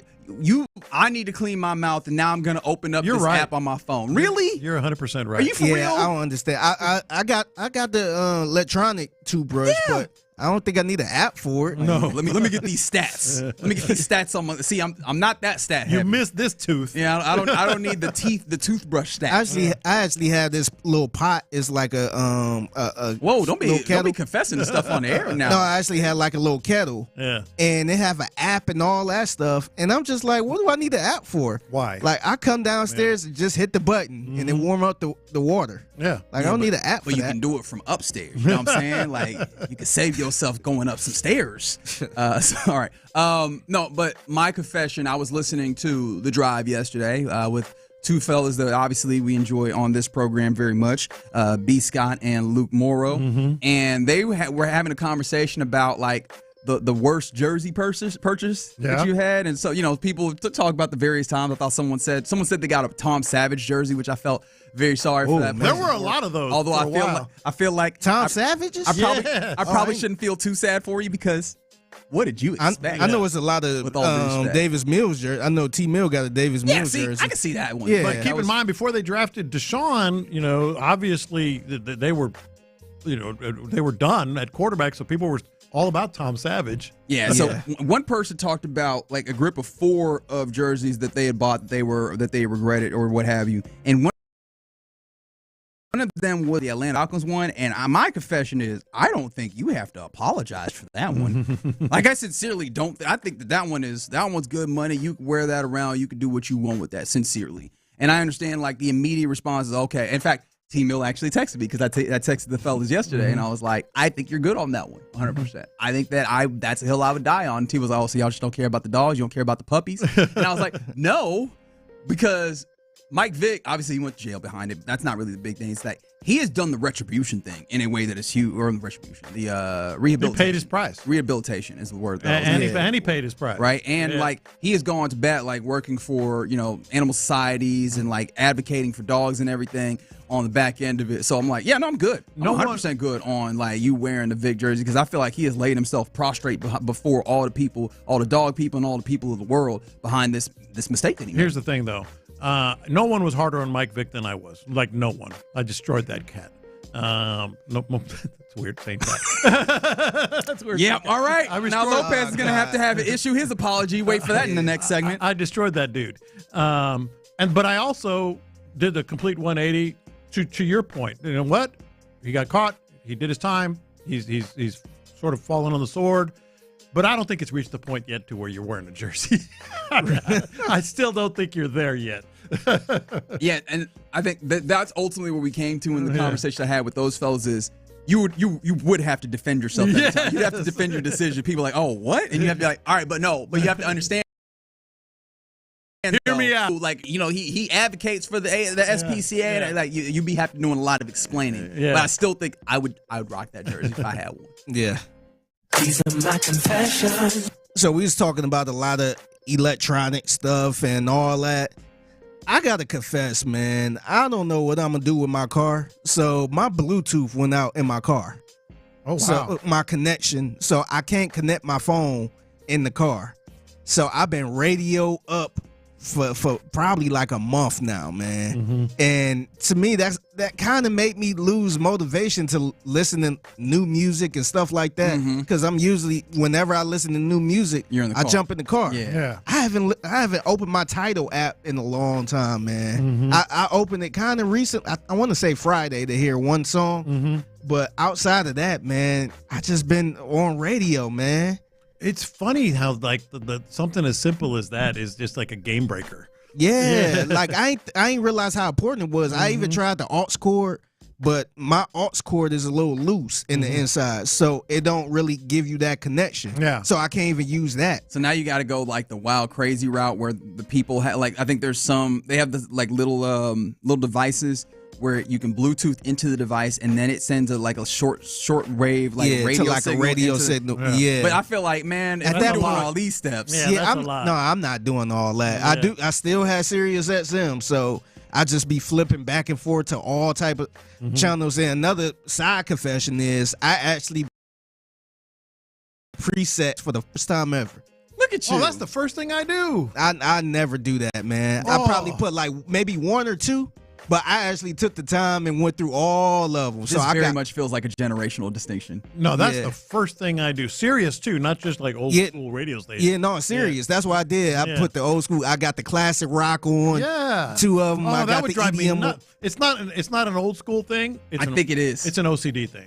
Like, I cannot just, like, not have the stations, programmed. I got to know they're there. Yeah. I would like to test this. So if you would like to help us, 713-572-4610.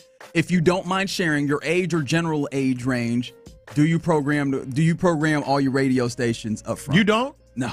Oh, that would drive me nuts. I just know where I want to go when I flip to it if I need to. Now, do you do it the correct way, like how we kind of judge with the P1, P2, all that stuff? I'll tell you. Or do you just put the first one right there? This is the one I want. And the reason I know it's more OCD than generational, the numbers have to go to higher. They have to graduate. Yeah, that's a lot of OCD I'll start right on there. 610 and then go up. I can't. In an FM, I can't. I'll start in the low 90s. And go up to the hundreds. Nah, I just do my favorite station first, second, third, fourth, and then I just kind of going down the line like that. All right, 713, 51 years old, cannot fathom how people don't program the preset. 610 is the first one, and then you do all the other ones. Shout out, salute. 52, Joseph. Shout out to Joseph on the YouTube page. Not with his current car, he says 4413, same way. Lowest to highest. Yeah. 832 says it's a boomer thing. 713 is 46, and it's a must to set the station. Or maybe I'm just a weirdo. Yes. Like this, I'm not even finding any. I'm very few allies here. I'm just the weirdo who doesn't preset then. Yeah. No, I used to do it, but I only had like 2 stations, 2 or 3 stations, and that was it. And then if I wanted to listen to something else, I just scroll. But this is the first time I actually went through all the stations I like and put them on each preset. So all of my presets is full. Yeah. Somebody said you could wear the Vic jersey, but not the Atlanta Falcons jersey. And then from the 832, had that dog in him. Shout out to Vic. All right, guys. I did not. You were talking about hacking, though, and this one really threw me. Someone said they have an insulin pump, which, I mean, obviously, if you're diabetic and, in order to regulate your insulin, and it's like, apparently it has some level of, because I've lost the text at this point, it has some level of hackers will hack into it and screw up the settings. Like, to what end? Why would people do that? My point is why? Yeah. What's the game plan? Why? What reason? Yeah. You ever look at somebody why they did? Why? Yeah. Like, what was the purpose of that? That is what are wild you to me. getting out of this? I don't believe it. I don't understand what's happening there. But yeah, those are our confessions here in the loop on Sports Radio 610. Some people are bad people, just flat out bad people. If you out here hacking an insulin pump, you're a bad person. I don't feel like I need to learn anything else. All right, coming up next.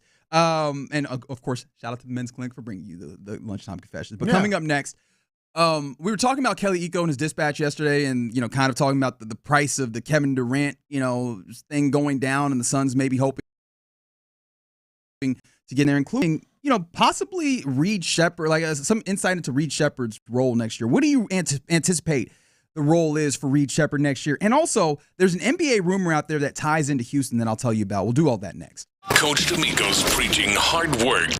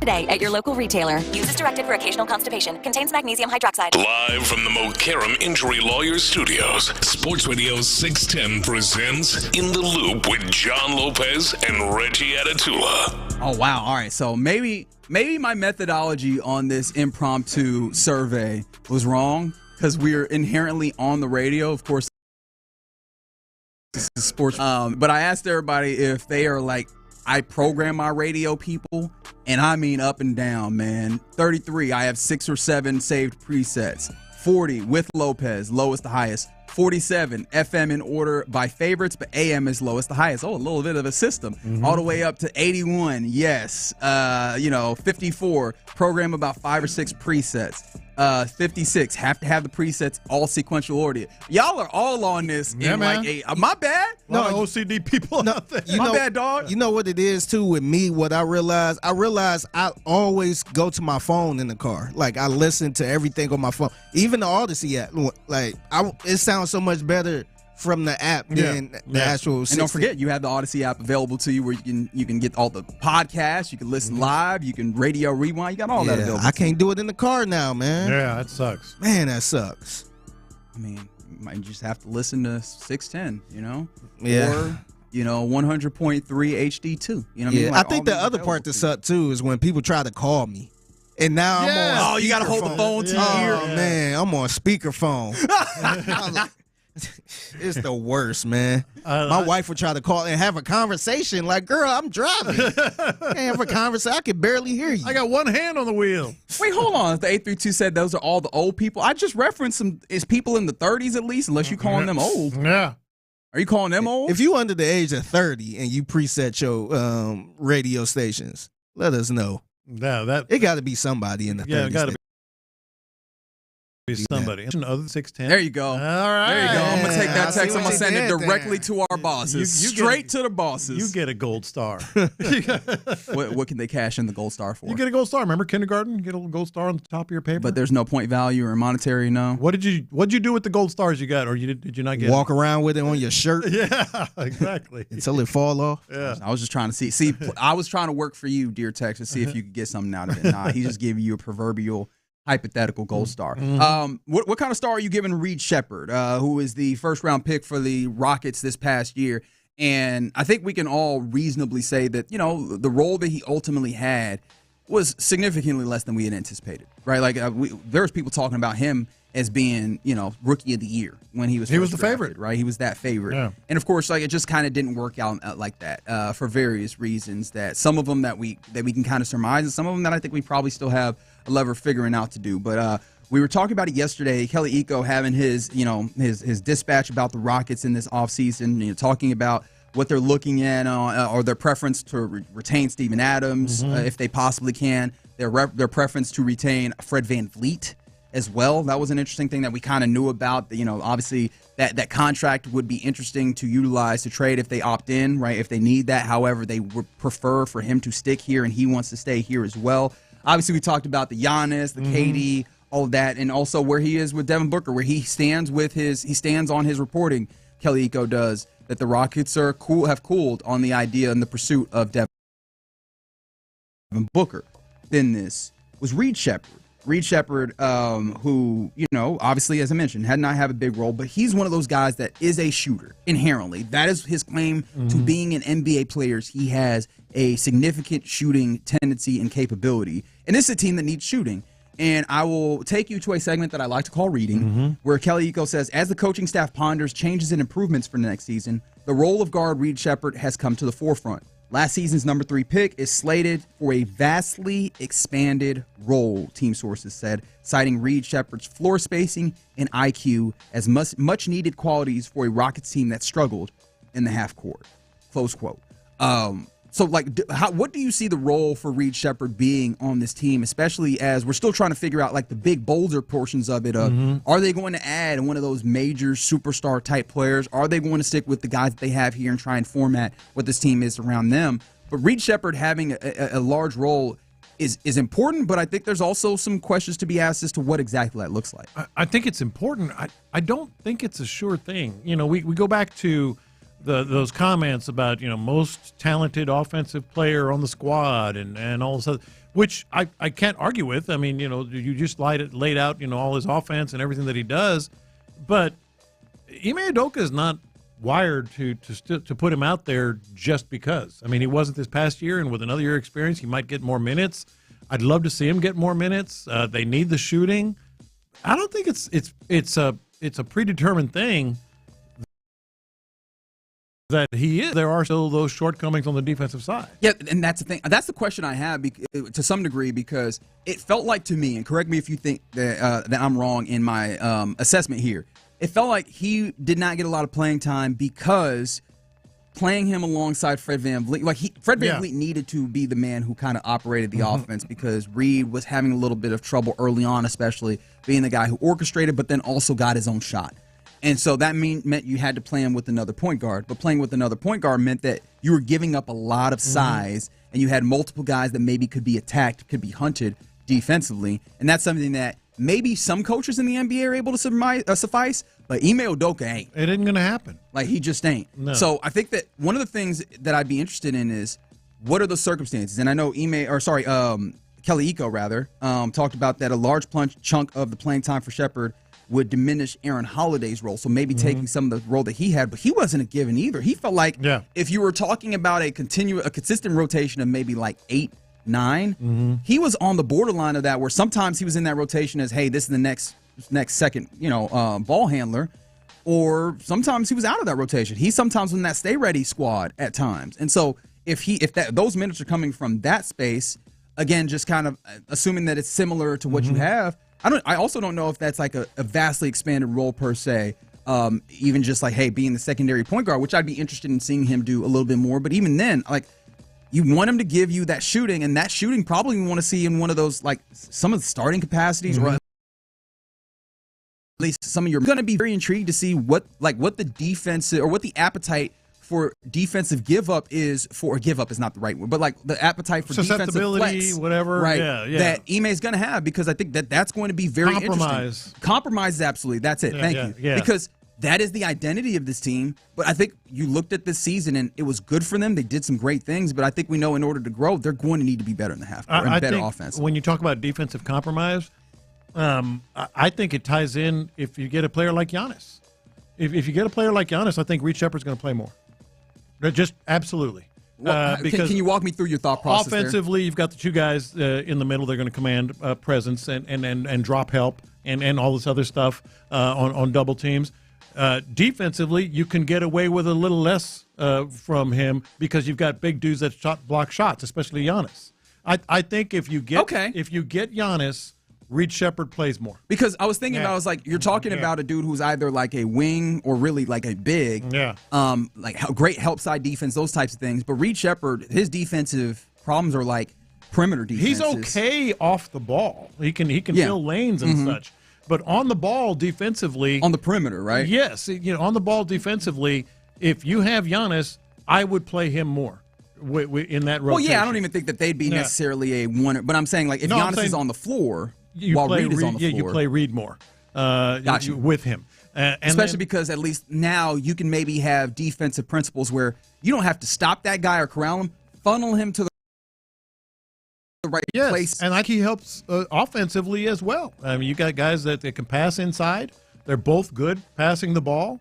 They're going to command presence. There's going to be a lot of what I call drop help. Yeah. Which I call. People call it drop help. No, John Lopez. It's a John Lopez original. He actually coined this back in 1985. Nobody had thought about the drop until one John Lopez. Were you from Indiana? Have you ever thought about having the second defender in the pick and roll? I caught myself as I'm step back. Lopez is really from Indiana. And I got a great name for it. I've got a knack for naming things. We're going to call it the drop coverage. That's what we're going to call it. I remember it. I was there. See, there you go. But what does that do? That opens up the kickback. I think he plays more if they get Giannis. I think that would be very interesting, and I could see how that goes. But I think there's also 832 makes a great point here as well, is like Reed being the best shooter, but also him being in a point guard role. It's going to be a lot on him to make the right decision consistently on, because I know that I had a level of frustration, and it wasn't fair for him because I knew he was a rookie and he's figuring these things out with the league, with all the other things that normally rookies are figuring out. But how do I, one, set the table for other people, but then also know, actually, now's not the time to set the table for someone else. Now is the time for me to hunt my own shot. And per time, make that decision. That's really hard that, guys, on their second contract are still, Anthony Edwards is one of those guys that I think is still working on figuring that out at the highest level as somebody who maybe isn't naturally just straight a point guard. So I think that'll be super, super necessary for him to figure out in order for him to get those minutes. But I think that's also super necessary for him to get those minutes. That's the thing. As much as I want to see him play more, he can't thrive if he's playing 8 minutes. It's got to be a little more than that. For sure. And as much as I want to see him play more, and I want to see Giannis because I think it helps him, you also have to realize nothing's off the table. I mean, it's not like his offense is proved to be so good that he's going to be on this squad. He's going to participate. He's going to play more minutes by default. Now, I think if somebody wants him in a trade, trade him. I don't care if he's the number 3 pick. He's not to that level yet. All right, so Lopez, you're building the rotation, just kind of roughly building it. How many minutes are you trying to find for Reed Sheppard, and kind of maybe what are the groups that you're looking at pairing him with? I would say 16 to 18. Okay, right? Okay, but maybe most of those with kind of your second unit. Yeah. Okay, I kind of like that. The NBA rumor that's out there that's happening. Obviously, the Knicks have fired Tom Thibodeau, and they're looking for another coach. One would think that, all right, Michael Malone is out there. That's an interesting name. Taylor Jenkson's out there. Interestingly enough, with rumors flying around on what they're doing, and of course the New York Knicks, so they're everywhere, all these conversations. Michael Malone apparently isn't someone that is garnering a lot of attention. There are at least 2 names that I've seen that the Knicks are really interested in, maybe possibly having a conversation to talk to with, rather. Jason Kidd, who is currently the head coach of the Dallas Mavericks, and I look at the Dallas Mavericks and I go, do they feel comfortable, 1, giving up their coach, but then 2, having Nico Harrison make another big-time decision? Yeah. There's one. And the other one is Ime Udoka. What is the % chance? 0. Thank you. I was like, I don't even have to. Ain't no way in hell. Ime Udoka he actually probably is the most powerful person in that organization right now. Yeah. I had to think about it for a second, but yeah, I think he is. Like, what would the Knicks have to propose in order for you to say, yes, I will give up Ime Udoka? They've built the whole identity of this thing around. No, it's a 0% chance. And I think the Rockets or somebody reported, it might have been Eco. Yeah, no, it was Kelly Eco. That it ain't going to happen. Yeah, it ain't going to happen. Yeah, I'm just like, I saw that and I was like, man, the Knicks are smoking on some good stuff in order to Ime Udoka, word. Like, I guess, shoot for the stars or shoot for the moon, and if you miss, you land amongst the stars. But, buddy, that's a miss if I ever saw one. So, yes. How about the Jeff Van Gundy rumor? Or report? It's not even a rumor. Return of Jeff Van Gundy. Are they bringing back? Are they bringing back Patrick Ewing as well? Well, I mean, at least he coached last year. He was with the Clippers. Yeah.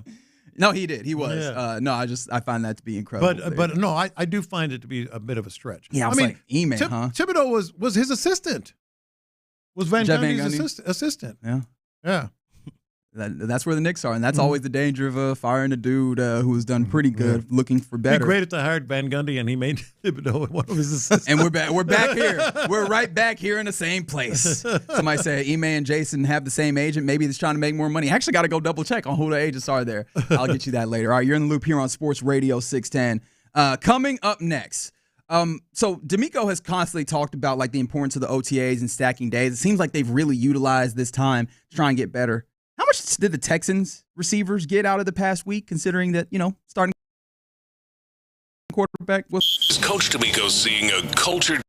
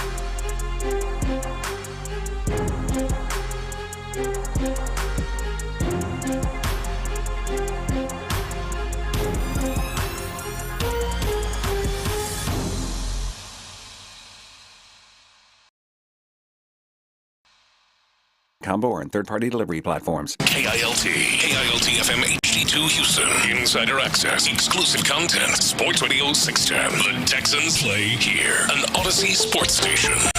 Sports Radio 610 presents In the Loop with John Lopez and Reggie Atatula.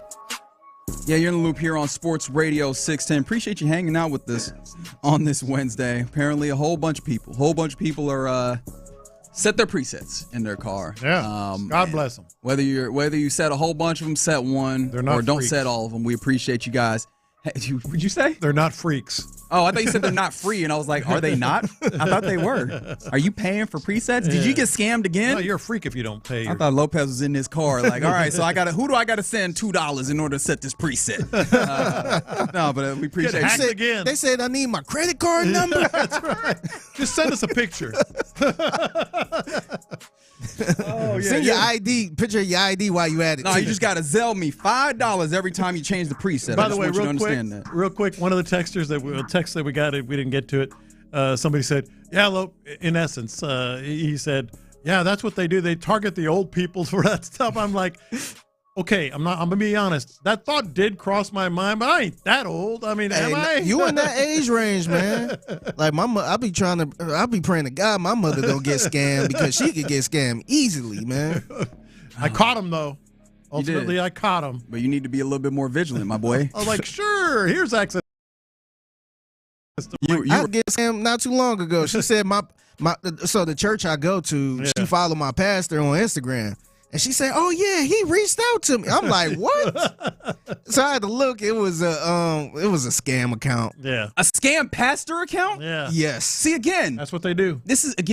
This is why we need to bring back shame. Because shame stops you from trying to pretend to be a pastor in order to scam some money. Mm-hmm. You know what I mean? Hopefully, so they have no shame. Yeah. So his account was his. Wait, the scammers or the pastors? The scammers. Okay, I just wanted to make sure we were on the same page here. Wait, hold on. Oh, man, you're going down another road. That's what I was like, I want to make sure that you're not doing something crazy. Although here. On some occasions. All right. Okay. Now we got to talk about football. Yeah, let's stick to sports. Yeah. That preset of 610 is not going to be worthwhile when Lopez gets us all fired.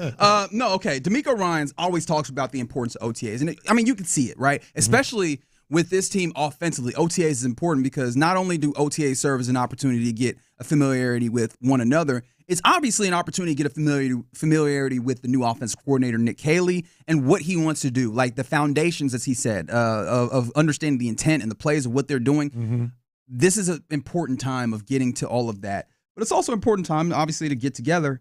And stacking days, you brought this up. Like, how much do you think the Texans receivers were able to get out of these practices, considering that no C.J. Stroud, like they weren't getting footballs from him. They were getting footballs from the likes of Davis Mills and Keaton Slovis. Obviously, Graham Mertz is still doing some rehabbing himself. Yeah. But those guys were the ones throwing the football. And mind you, I don't think that they were throwing bad footballs out there. No, not at all. Either. Not at all. But if you have the way D'Amico Ryans is what he wants to get out of players. Now, of course, he's going to say and did say it's voluntary. I think that he said that on that Wednesday, the first day. But that's when we started doing head counts. Like we were like, oh, how do you feel about this person not being there? And how do you feel about that person not being there? So he's right, and he has to say that. But at the same time, how many times have you heard him say some variation of, this is the most important? How many times has he said stacking days? Just get better. Stacking days. How many days did C.J. Stroud stack? Again, voluntary, on his own timeline, also shoulder soreness, which is it makes it interesting. General soreness, sure. General soreness. Yeah. I think that soreness went through the hierarchy all the way up to general. Yeah. I think you need to respect that about the soreness. I will. But at the same time, you have to realize that it is a new offense. It is a new offensive coordinator. There are some new receivers, 3 that are going to be presumably crucial in Noel and Higgins and Kirk. And so given the option, if he takes the old truth serum, D'Amico Ryans would have absolutely wanted C.J. Stroud to be out there throwing balls. Sure. Now, you do have to qualify it, just like we qualify the whole C.J. thing with we still think he's going to be, there day one and play and nothing really to see. It's just curious right now. You have to qualify this with there is plenty of time to catch up. There is so much time to catch up and get that timing right, get that familiarity with the offense right. He's already in the meeting rooms and on the whiteboard and understanding and learning, but it's still not on the field. It's not on the field where those little, glances and, moves and timing and all that, you start stacking days, and he hasn't stacked any. So how much, you asked the question just real quick. This question, how much has it affected the receivers? I can't tell you, but I know it's affected them. I find that interesting because they're not literally getting passes from him, but one of the things is he's out there. In fact, like Christian Kirk, we were talking about him. Notoriously, Lopez believes that his voice does not fit his body. But Christian Kirk, who was coming in as a veteran, who's played in this league a good amount, a lot of a lot of kind words and nice words have been already said about him by his teammates. This is Christian Kirk talking about his early impressions of C.J. Stroud. CJ's been awesome. You could just tell by his presence in the locker room, me getting to know him, in the facility and outside the facility, being able to spend some time with him. Super humble, and he's had success, obviously, over the past couple of years. It's been fun to watch, obviously playing against him, being able to see that. But, even though he's not involved, you still see him listening to the calls, going through certain things. If he sees a guy make a mistake or feels like they could do it better, he's going up to him coaching. That's big for, a quarterback going into his third season. That's stuff that you see from guys that have been in the league even longer. So that's really cool to see. And I know come when it's time for us to start getting rolling that, he's going to hop in there and, just keep elevating us as an offense. Another reason why, again, I'm very excited to hear from Christian Kirk every time I have the opportunity to. But what he highlights there is a C.J. Stroud that is still very much with OTAs. I'm even more concerned about it this time. Obviously, you want to develop your timing, figure out some of the nuances of where this person likes the football, what have you. But as you talked about, right, you still have camp for some of that. Mandatory minicamp is still ahead of time. I don't know exactly if he will throw or not. We'll figure that out when we get there. But the mental portions of it, the ideas of, hey, let's get on the same page and understand, to some degree what we can do without throwing the football. I have no doubts, absolutely none whatsoever, that C.J. Stroud is already probably on pace or ahead of track of what you would expect for OTAs doing that because he's out there getting mental reps. He's out there. He was still handing the football off as he wasn't throwing yesterday. I honestly and truly don't think that the receivers would have lost any ground for this. My only concerns when it comes to that shoulder thing is this something that could possibly pop back up or something that could be re-aggravated or something to that nature? Well, maybe, but you would like to have him out there. Sure. Agreed. With that, because the mental rep's huge. You're right. The being around, huge. The conversations with the guys, the coaching, all that. All that is huge. It ain't on the field in legit offense versus defense situations. Let me say one more time. Plenty of time to catch up. It just made me think a little bit, especially when, and I believe this was Kirk 1, if I'm remembering this correctly, Figgy, when he talked about, not just what the new offense and adapting to it, but he talked about the adjustments they have to make. You have to make those adjustments with your quarterback. Go ahead. Nick is all ball, very intelligent, very smart to us, what the expectations are, route detail, motions, formations, whatever the case may be. He's done a great job kind of laying that out for us. And it's been, I guess, primarily pretty easy, just being able to learn it the way he's been able to install it. Ben McDaniels in our room has done a great job teaching us just all the things from a football IQ aspect that you need to know as a receiver. And this offense is dynamic. A lot of motions, a lot of pre-snap adjustments for the defense to have to deal with. So I think you'll see a lot of guys in different places to be able to make plays. That's stuff you just wish. You're not panicking. You're not really worried. At least there's no reason to be just yet. Although we can be curious about it. But those adjustments, the on the move, the all that stuff. Sure, like to have you starting quarterback out. Sure, but I think this is where I will lean on Jalen Petrie if we're going band for band when it comes to audio clips. Like Jalen Petrie was talking about it, and this I believe, if memory serves me correctly, is cut 38. Talking about the injury that he sustained last year and the benefits that he had from watching from the sideline from that perspective, as opposed to doing things in being involved. For sure, it helps you to, like you said, see it from a different lens. Things slow down, and you see how other players play it, and be able to take some stuff from your game, take some stuff from their game, and add it into one. So I think it was it wasn't what I wanted, but it definitely was positive for me to, get injured and be able to watch for a little bit. But now I'm ready to go. Right, and I mean, obviously, the very end of that is not exactly going to fit in, but I imagine that C.J. Stroud, with the the way that he will look at everything for a reason, I'm sure that he will look at the sitting out to some degree, or at least not sitting out because just not throwing, as, okay, where's the benefit in this? And I think he will take that opportunity to get a different perspective, which is great for a quarterback especially, and utilize it to spin it into a place where he can get a benefit of it. He can get a better idea and a different, a bird's eye view of what's happening in the offense and what's happening with some of these other things. I truly believe that this will still, like, when it comes to the on-field kind of, or the implementation of this offense, that portion of it, I feel good about it. I do too. The one difference between Petrie and guys like Kirk and the rookie receivers is he's been in this offense. What he saw from the sideline is this defense. I mean, rather, yeah. What he saw from the sideline is this defense that he's going to run this year. It's new on the other side of the ball. Right. It's new terminology. It's all the adjustments we talk about, et cetera. So that's all. I'm just saying, given you druthers, much rather have had him out there with the receiver. Yeah, strong agree. So yeah, I think that's what we're looking at. OTAs capped off now. We're waiting for mandatory minicamp next week. But with OTAs capped off, outside of C.J. Stroud stuff, but what were some of your biggest takeaways? What are some of the places that you're still looking at? Because I know that we were talking earlier, and one of the people in the YouTube page was talking about the various other things that who's going to be cornerback 3, who is running back 3. I think running back 3 we definitely have time before we even get any level of feeling on some of those. But what are some of the things that you looked at that you kind of feel like you gained, or some of the things that you still have questions on? Well, the question I have is at right tackle. I've kind of my reading of it, I kind of think they're giving Blake Fisher every opportunity to win that job, but he's got to do something with it. We've finally had a little bit of consistency on the offensive line, left to right. Obviously with with Cam Robinson and Laken Tomlinson and Andrews, Jake Andrews, and Titus Howard. I think at right tackle, you still got Ursery out there, sort of lingering, and he's gotten a few reps.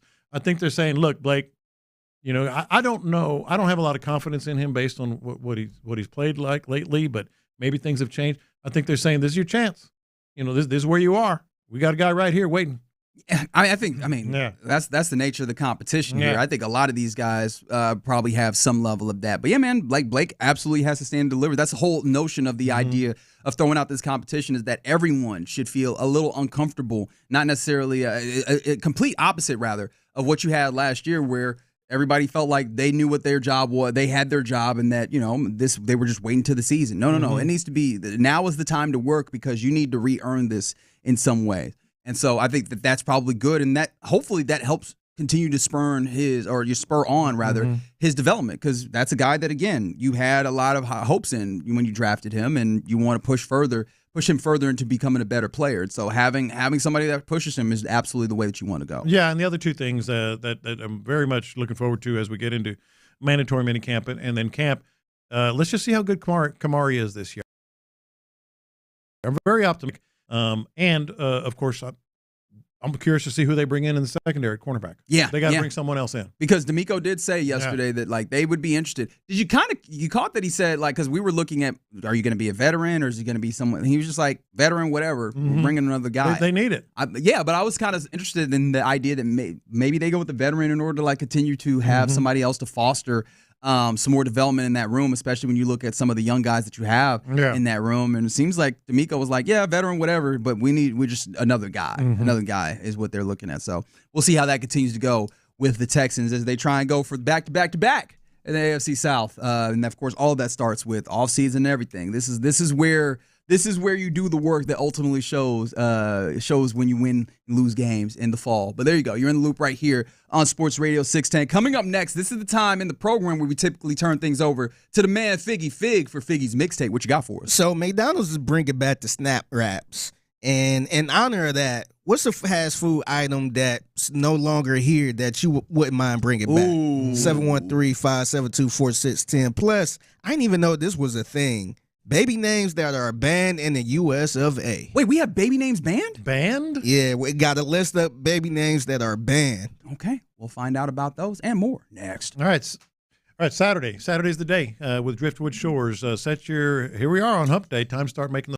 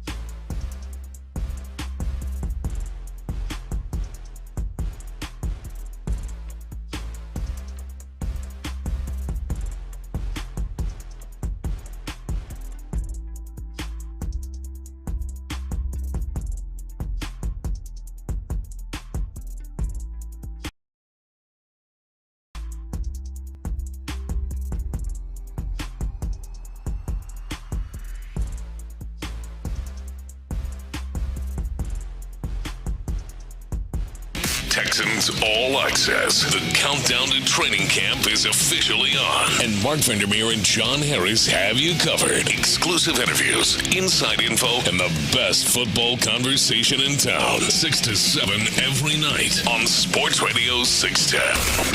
Insider access. Exclusive content. Sports Radio 610. The Texans play here. Pass the aux cord and crank up the volume. Figgy Figs in the driver's seat. Sit back, relax, and enjoy the ride. It's time for Figgy's Mixtape on Sports Radio 610. Yep, it's Figgy's Mixtape in the loop, Sports Radio 610. It's your man Figgy Fig holding it down on a Wednesday. Happy Wednesday to everyone out there. Real quick, it's a real quick update on the Orleans Parish Prison. The inmate. Yeah. So Antoine Massey, who was doing the video in the house, I think did a 9-minute video in the house. Antoine Massey, he was the ringleader on this one. Yeah, that was the brains behind the breakout. So police raided that home where he released that video at. Yeah. And he was not found. Yeah. So he dipped out right. Did you see whose home it was? Nah, I'm not sure. Yeah. I'm not sure what home, but that was a quick update. Right He's now, still out there. Yeah, both of them still out there. Antoine Massey and Derrick Groves. But so McDonald's is bringing back the snack wraps. Garbage. Is it garbage? Wow. Dang. Yeah. So it's not back yet, but they're bringing it back July 10th. And it's been off the menu for almost a little over a decade. Yeah. So it will be available in ranch, Lopez's favorite flavor, and spicy. Yeah, that's why I've never was and never will be a big snack wrap fan from McDonald's. I'm not a ranch guy. It just doesn't hit. I just never have liked it, etc. Well, maybe throw a little blue cheese in there.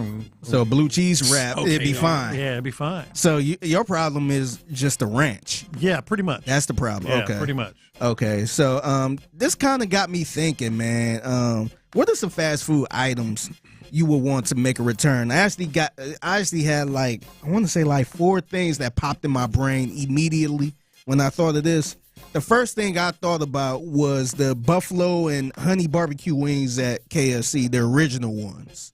The KFC buffalo. Oh, I do remember those. Yeah. Yeah. Especially the buffalo one, the hot wings with the sauce. And as soon as you open up that box, you get all that smoke going in your nose. I like those. Those was really good, man. I didn't even realize they got rid of them. Because obviously I used to work there. Yeah. So I used to get them all the time. Okay. That was my first job. Nice. My first job. I was 17 years old. But can I snitch on myself in this instance? Yeah. I'm a fast food snob. Yeah. Are you? I'm a fast food. Nothing wrong with that. I got into a place where I'm like, there's certain fast food places that I feel like a little beneath what I want to be doing at this point in my life. You're not a Rally's guy? So you're not a KFC guy? I was like, if I want chicken, I'm going to get it at a place that I feel like does it up. But see, right now, I feel like that's a little bit accurate. But back in the day, KFC Kenny King? KFC did used to do as my parents used to say, Kenny Kings. KFC, you want some Kenny King? KFC Kenny Kings, huh? Yeah. Is that a regional? It might be, but they used to call it Kenny King. No, you're right. KFC, well, I remember it as Kentucky Fried Chicken, of course. Yeah. Was really good. Yeah. Before people started scamming you. Yeah, that's right. People was picking this over Popeyes at one point. Then Popeyes, beat them and they never looked back since. You know what I feel like would help KFC? The flavors are great. I just can get it into the chicken. You know what I mean? Like I feel like the flavor all exists on the skin. Yeah. And so if you do that one bite where the skin slip off, you just got it's just raw, regular. Yeah. You know what I mean? Yeah. Yeah. If we could find a way to get the KFC all them flavors that the Colonel got, put it into the chicken itself, I feel like I might open myself back up, you know? Yeah. The wedges was pretty good at KFC, too. They got rid of those. I didn't even realize they got rid of those either. Really? Yeah. Yeah. Okay. Also, I don't know if y'all remember this. I'm doing the KFC segment at this point. Remember the KFC Twister wraps? Yeah. The hoops? The Twister wraps. Yeah, I remember that. Yeah, so it was pretty much a chicken wrap with a little twist to it. Okay. This one, I don't know if it's back or not, but they keep kind of going back and forth with this. But Jack in the Box corn chicken. That's just a bunch of fried skin. No, it's popcorn chicken, but it's spicy. It's just like it turns into just like crumbles. You know what I mean? I never was a fan of that. But see, like, you really don't find a lot of spicy popcorn chicken. Yeah, that's true. It's usually just regular popcorn chicken, but they had the spicy popcorn chicken, which I was down for it, but then they just get rid of it, then they bring it back. So that's one thing I wish it was kind of permanent. And then the other thing I thought about was the Burger King chicken fries. I always thought the chicken fries kind of stunk. Really? They were hard to wrap your mind around. You know, the chicken fries. Oh, really? I don't know.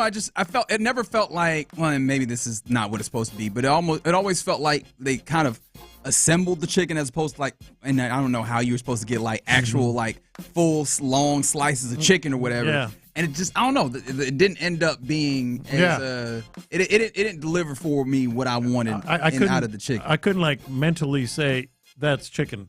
You know what I mean? Yeah. Oh wow, you went that place. Yeah. But you know, I kind of feel like that with the McDonald's nuggets, man. Yeah. Oh, because there's that weird. I just can't look at that as like real chicken, man. Yeah.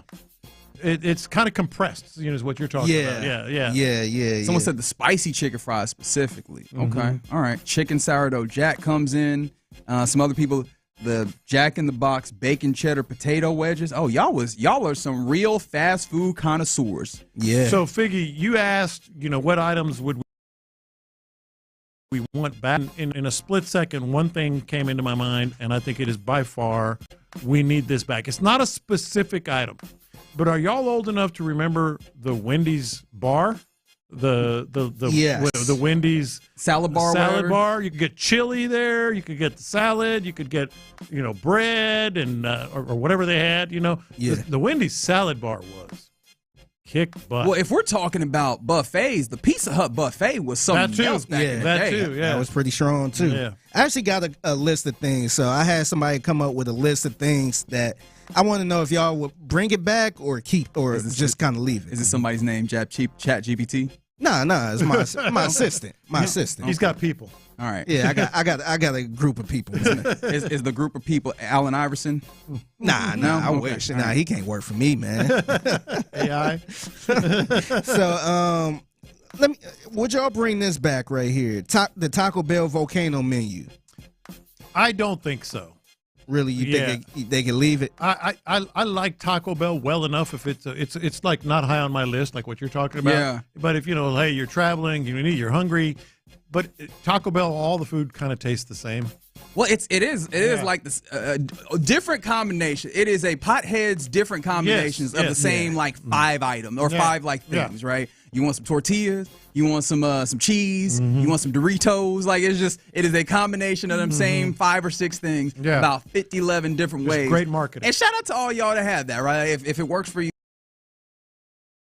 which is fun. Guy, when I was flat broke with them bean and cheese burritos for like 89 cents. That's where the Taco Bell came through for me. Other than that, all these other ones, the Crunchwrap Supremes, that's all you people. I don't have that myself in my bag. What about McDonald's Mighty Wings? You remember the Mighty Wings? I do not remember. I have no idea what these are. Yes, I will probably do. I ain't trying to get no Mighty Wings or anything like that. What about Burger King ribs?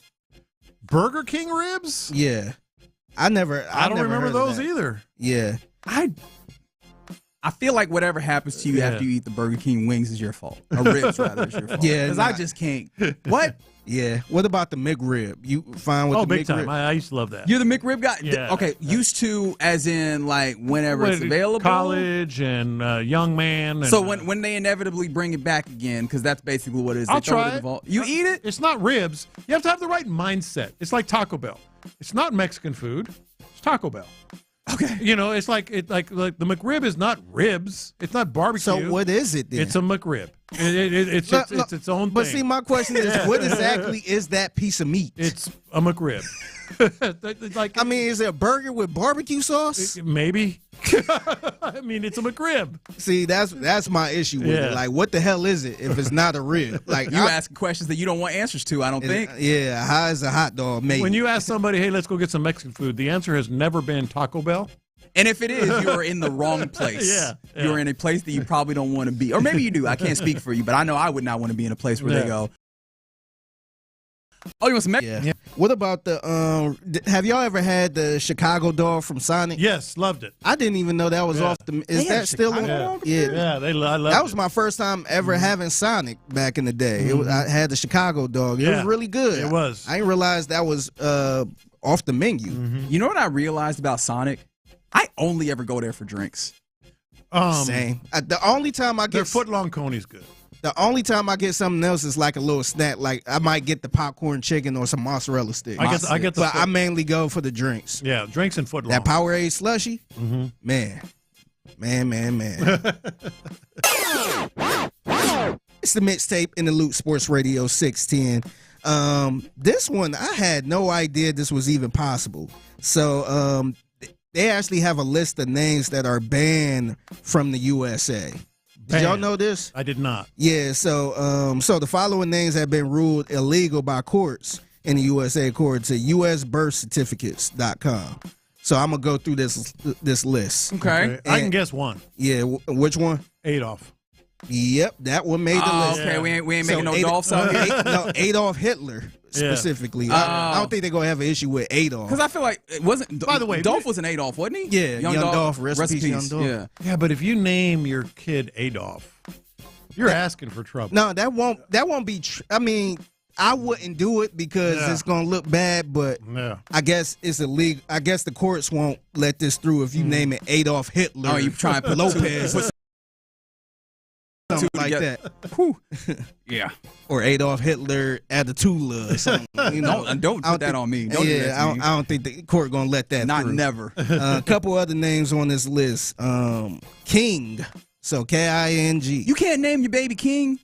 I guess not. That's interesting. Why not? Yeah, that's interesting. I don't know. Another one on this list is Queen. And I actually... They being some haters. My wife actually taught a kid named Queen. The actual name. Her name was Queen. Yeah, I know, and I mean, my Nigerian people, this is where we get creative at times. Like, I know Prince, I know a Prince Lee, I know a Princess. Like, I know Princess, people. I know people that are named us accordingly, but we not allowed to go King and Queen, huh? Yeah. I guess they put a stop to it. Y'all some real jerks. This one is kind of funny to me if you name your kid this. Jesus Christ. Superstar. That is... So you can't be Jesus Christ Gilliard. But you can name him Jesus. Oh, yeah. Jesus Christ.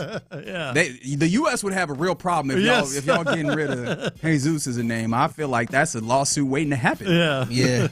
Some more on this list. Santa Claus. They took that one out. So I guess you can't name your kid Santa Claus. I want to know, because this is the thing with a lot of these. I mean, you can't name your kid a person that ain't even real. Hey, wow. Hey. Wow. School is out right now. There are babies in the car, sir. You liar. What is happening right now? Liar. All right, I literally dumped that.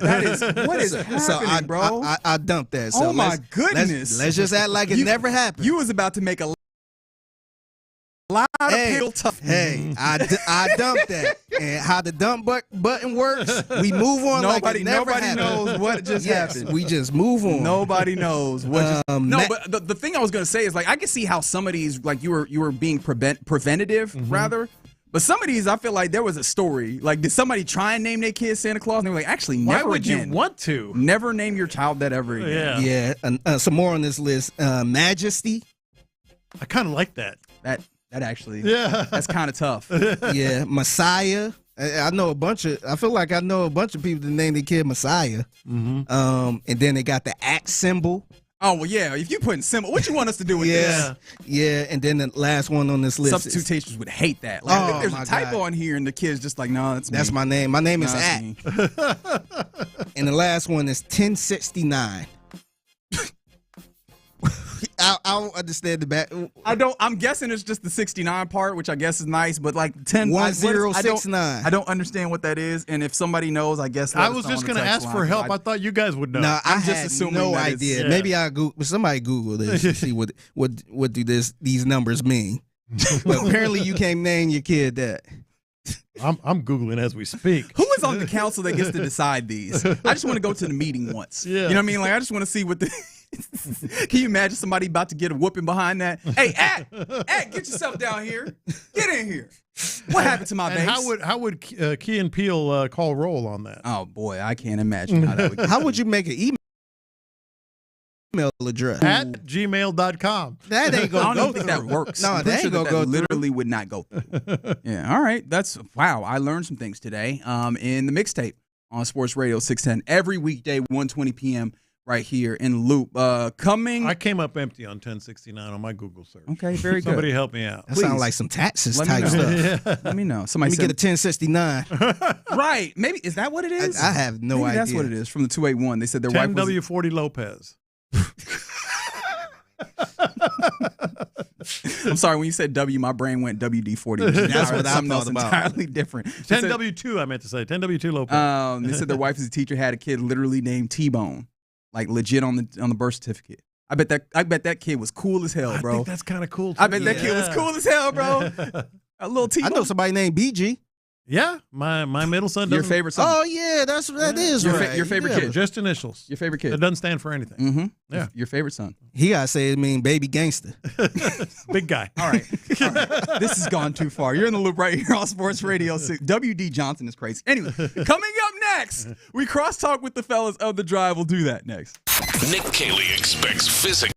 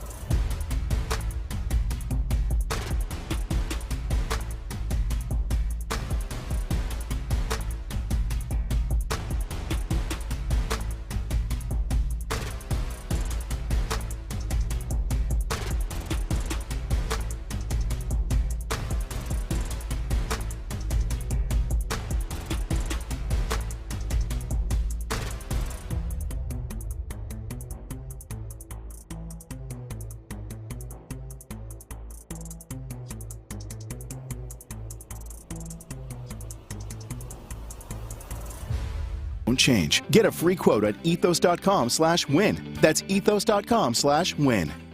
Thank you, Figgy. Live from the Mokaram Injury Lawyers Studios, Sports Radio 610 presents In the Loop with John Lopez and Reggie Atatula. Yeah, you're in the loop here on Sports Radio 610. You heard the big voice, man. John Lopez. I'm Reginald Atatula. That's Figgy Fig Joy show on this Wednesday. And look, there's more joy to have here in a little bit. We'll cross-talk with the fellas of the drive. It'll be Clint and B. Scott, as Ron is still out in Aruba enjoying himself. Hopefully not too much, because that scale is waiting for him when he gets back, as he's been working on that weigh-in. He's gonna gain weight, isn't he? I don't know. Vacation. Man, he gonna have to stay away from that sugar, man. Yeah. That's the daiquiris. Thing. He's a daiquiris. Get him. Yeah. He's in Aruba. Yep, Aruba. Yeah, one of the windiest islands out there. That's the From fun the fact you had here, that's what you got from Aruba. That was the fun fact you had for us, huh? All right, so if Show would have asked me Caribbean, I wouldn't have put Aruba real high. Okay, all right, now look, you being a snob. No, I'm not. Man. Yes, no, I'm you not. are. All right, Lopez. No, I wouldn't have put Aruba on the there. definitive Aruba. I'm it's telling you. windy there. Okay. List of island destinations from John Lopez is as follows. St. Martin. Okay, that's number one. Number one. Top of the tippy top. Okay. St. Martin. Well, just places that I've been to. St. Martin. You've been everywhere, clearly. Like well, Johnny Cash. Cayman. Okay. Would be number 2. All right. St. Thomas probably number 3. Is this all based off of Jetstream and Windy? Aruba would be down there. I spent a weekend there when we were kind of island hopping down in the Caribbean. It's on the Jetstream. This is why is that beneficial? It's windy all day. Please all night. explain why this is beneficial or not beneficial for me. Because you don't want to just be windblown the whole time you're on vacation. Excellent. Yeah. Thank you. What, chop your water? What if I want to go to Aruba? You can go to Aruba. Tell me I'm wrong. Anybody who's been to Aruba, did it ever stop blowing wind? This is the most useless conversation. The answer is no. The answer is no. Look, I hope he has the time of his life. He said, "Oh, it's windy there." Yeah, like, no. That was the first thing. He's like, "Oh, Aruba? That wouldn't be on the top of my list." It wouldn't. He'll be blown over by all the wind. 713-572-4610. Tell these fools that I'm right. It's a beautiful place. I enjoyed myself. It's windy as hell, man. Well, I wouldn't go there. I wouldn't go back. Wouldn't go back. Oh, God. I don't know why it's so funny to me, but the idea that you're like, yeah, but the wind. Yeah, no, not just wind, like a breeze, like wind. Yes, this is substantial wind. This is not a puny wind. Yes. All right, so Lopez, the Astros back in action tonight, facing off against the Pirates. We were talking about this earlier. It's Ryan Gusto on the mound, facing off against Mike Burrow. Hasn't had a lot of outings. Hopefully the Astros can get after him and get a win and get out of Pittsburgh, continuing to push, maybe starting to build a little bit of a lead in the AL West. That'd be cool as well. But outside of that, I do want to go back to yesterday because something happened, and I tried to get you to give him some props, and you refused to give him some props. What? The Astros threw a runner out. Oh, yeah. Well, they actually threw 2. Yeah, but only one. It's windy out there. But you got to remember, it is windy in Pittsburgh. You know what I mean? So not at the top of my list. But okay, I looked it up. If y'all want to know on this, it's I said smack in the middle. It's flat, known as the windiest island in the Caribbean. So take that, you, and anyone else. No, I was actually pleasantly surprised and impressed because that was a huge throwout. It was still 0-0. First one. The first one was with Caratini. It was still 0-0, and I think there was no outs. And threw the runner out at second base. You would have had because the Astros still are have the worst percentage of throwing people out in the entirety of Major League Baseball.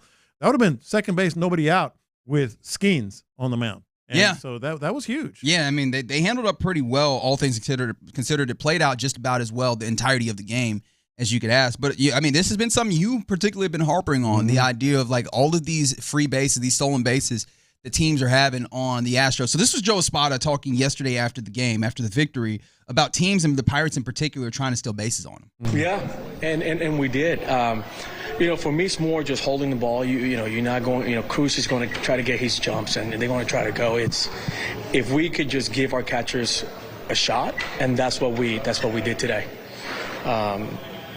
because teams are going to try to exploit us there. But if we continue to improve and get better and better and give our catchers a shot, that's all I'm asking for. You know what? That's all you can ask for right now, because they're going to be run on. That didn't deter anyone. No. The technical two caught stealings that they had last night, it's not going to deter anyone.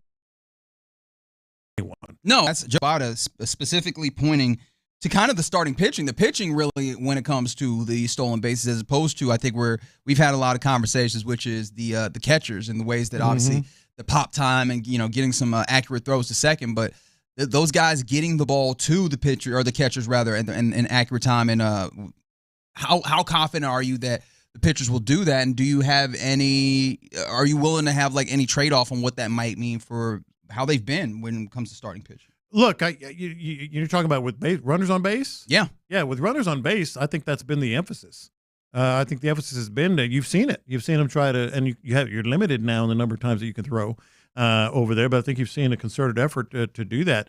I still go back to the most promising thing to me, and we talked about Lance McCullers Jr. earlier, but the most promising thing to me is to get a number 3 guy, if this can continue, and there's no reason to believe that it can't. Really, his only bad outing was that second one. Well, horrible outing was the second one, and he was uneven a little bit, took a loss.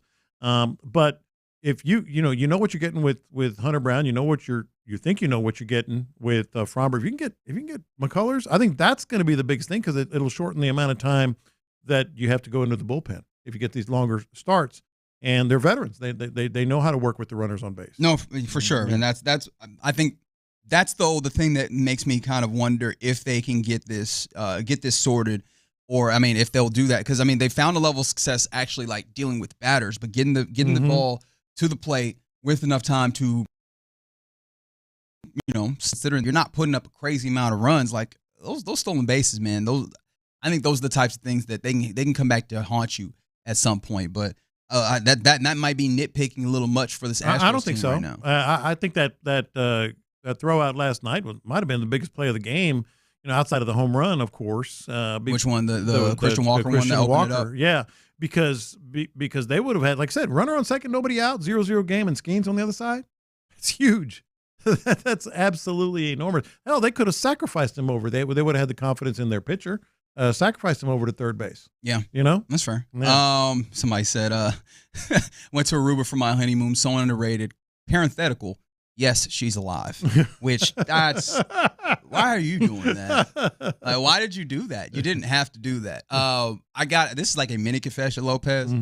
With the Stanley Cup final starting tonight, I think I'm locking in on this. I'm going to watch more for sure. I think I'm locking in on this for real, because one of the things that it's one of those kind of sports takes that you throw out there, like, oh man, playoff hockey is the best playoff sports that you have in the major American sports, and I believe that, but I don't always act like I believe that by actually watching playoff hockey. And some of that is like the obligations that we have, like if I'm not going to watch playoff hockey, or I'm going to watch the Astros, right? I feel like I'm going to watch the Astros because that matters a lot more here. But I think I'm actually going to lock in on this, because this looks like it'll be a good one. I don't know how locked in, but I'm paying attention. And is it blasphemous to be pulling for Canada? Yes. Yes, it is.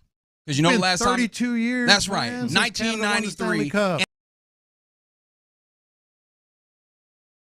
And I kind of lean towards Canada, and I believe the Canadians will probably talk. It's their sport, and they haven't won. But it's not because they can't move over there, then, Lopez. How about you win a championship? Yeah. Where y'all from? That's what I'm saying. What the hell is this, man? You ain't American Canada at all. What set you clean? That's why I want Canada to keep losing. Lopez need to get deported, man. What's wrong with you? Hey, don't say get deported to Canada, man. This can actually happen. I thought you was American. But with, anyways, but yeah, no, I feel like I kind of like the bit of Canada not winning the championship in this sport that's supposedly theirs. I kind of like the bit. Like, America I get that. This is an American trophy. I don't know what y'all talking about, Canada. When was the last time? Show me your hardware. When was the last time that happened? So was you rooting for France in the Olympics? What's going on, man? We dominate basketball. I'm saying, man. Look, no, I was not. No, because I'm an American. If I was a Canadian, I would absolutely be rooting and that's for what set you claim. That's what I want to hear. American with your chest. That's right. I'm just anticipating how bonkers it would be in Canada if they finally brought the Stanley Cup back. I just kind of like needling them, to be completely honest.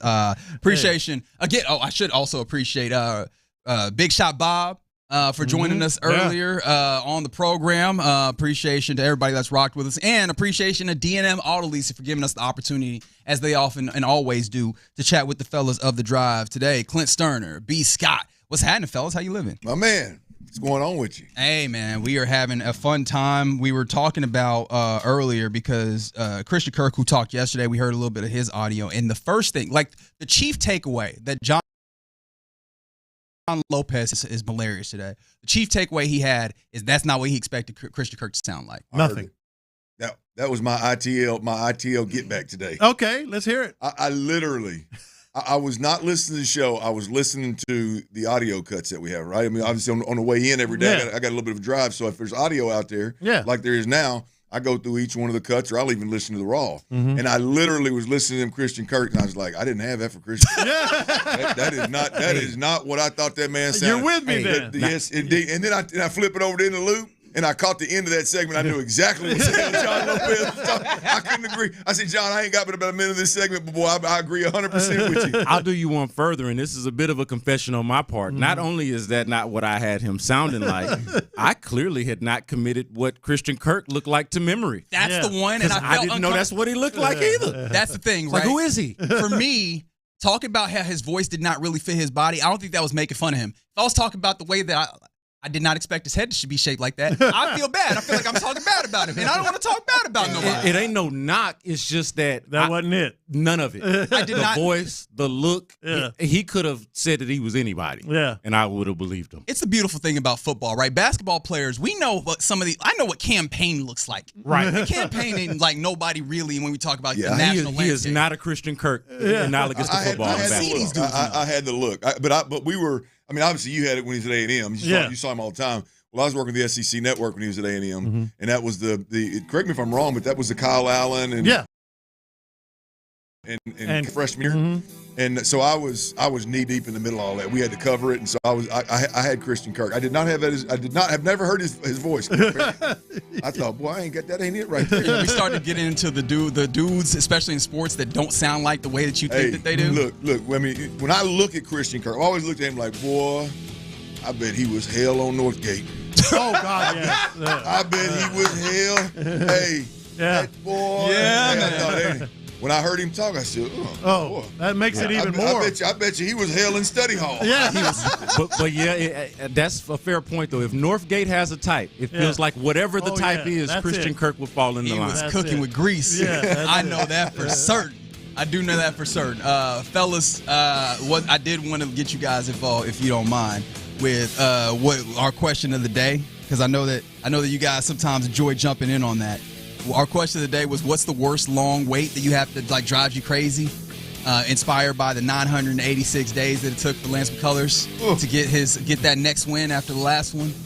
And we were just this is easy. Good ones that came in. You got one easy? Oh, this is easy. So y'all know I had a birthday not too long ago, right? Yeah. And my driver's license expired. Still ain't been to the DMV. Riding Wait, dirty. don't say that. Hey, riding around in that white Lincoln, that white Navy. I'm in the Toyota riding around like that. Well, don't put all the details out there. They're not gonna get the Lincoln.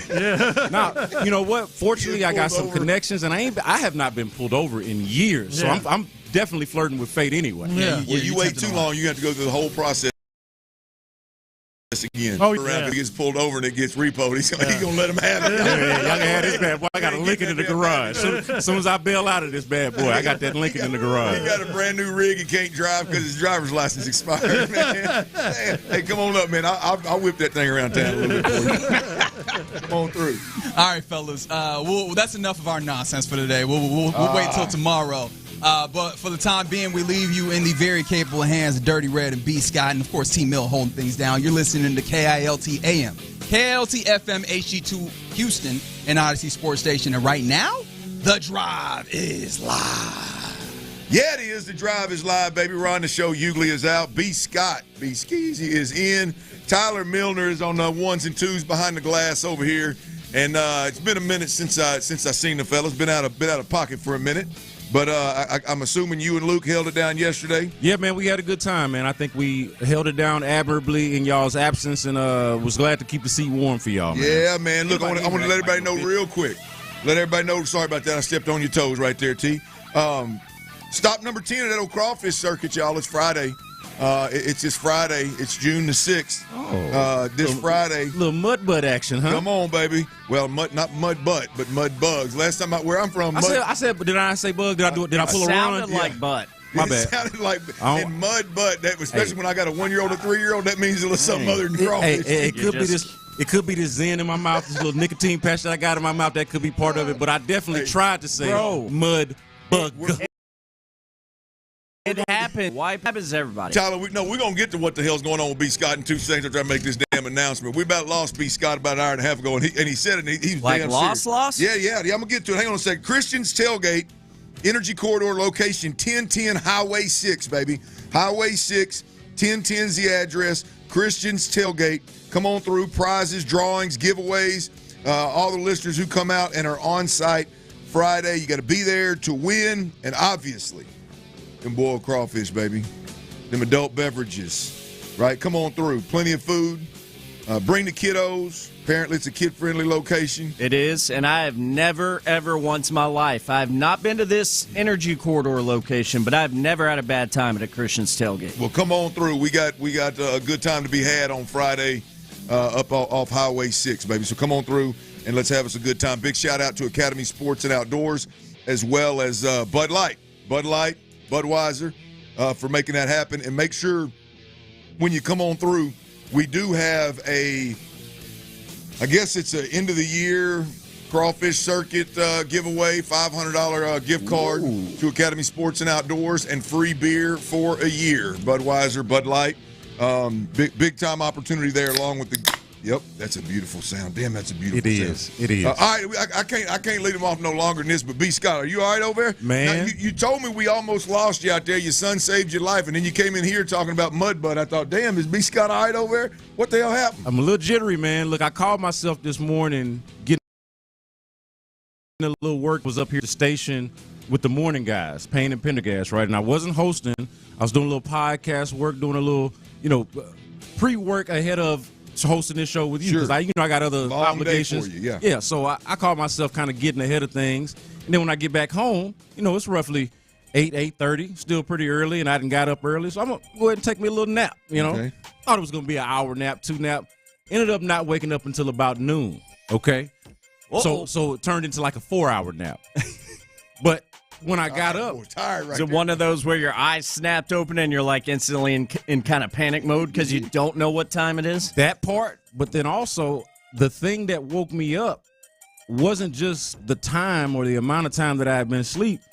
It was the low blood sugar. Y'all know I'm a type 1 diabetic, a very serious matter, but I do a pretty decent job of managing it. Save for the day, because I woke up. Blood sugar was 45. And if y'all don't know, I don't know what that's low. Anything under 80 is not good. So 45 is almost close to half that, right? Yeah. So now we're flirting with fate a little bit here. Half dead over here. If you don't get that thing up really quick, it's gonna be an issue. It's gonna be more of a potential hospital situation, right? Right. So my son is the first person I see, and he's in there cleaning up the apple juice that he spilled all over my floor. Okay, so that's his own issue. Son. But of course now you put everything into perspective. You don't care about that all of a sudden. We got to get this life back. I need some candy stat. Candy. Carbs. Granola bars, whatever apple juice is left. We got a high carb soda up top in the top cabinet. Go stand on a chair and go get that for your boy. Right. And so it was like full court press on get daddy back to life and get him back to life real quick. Not just so he could attend the show, but so he could live. So he could be alive. But I kid you not. You were probably all clammy and stuff. I was. No, not clammy. Drenched in sweat. Because that's one of the symptoms, right? When you have high blood sugar, you look like basically I look like Patrick Ewing out there. All right? And so it is 7 minutes after 2.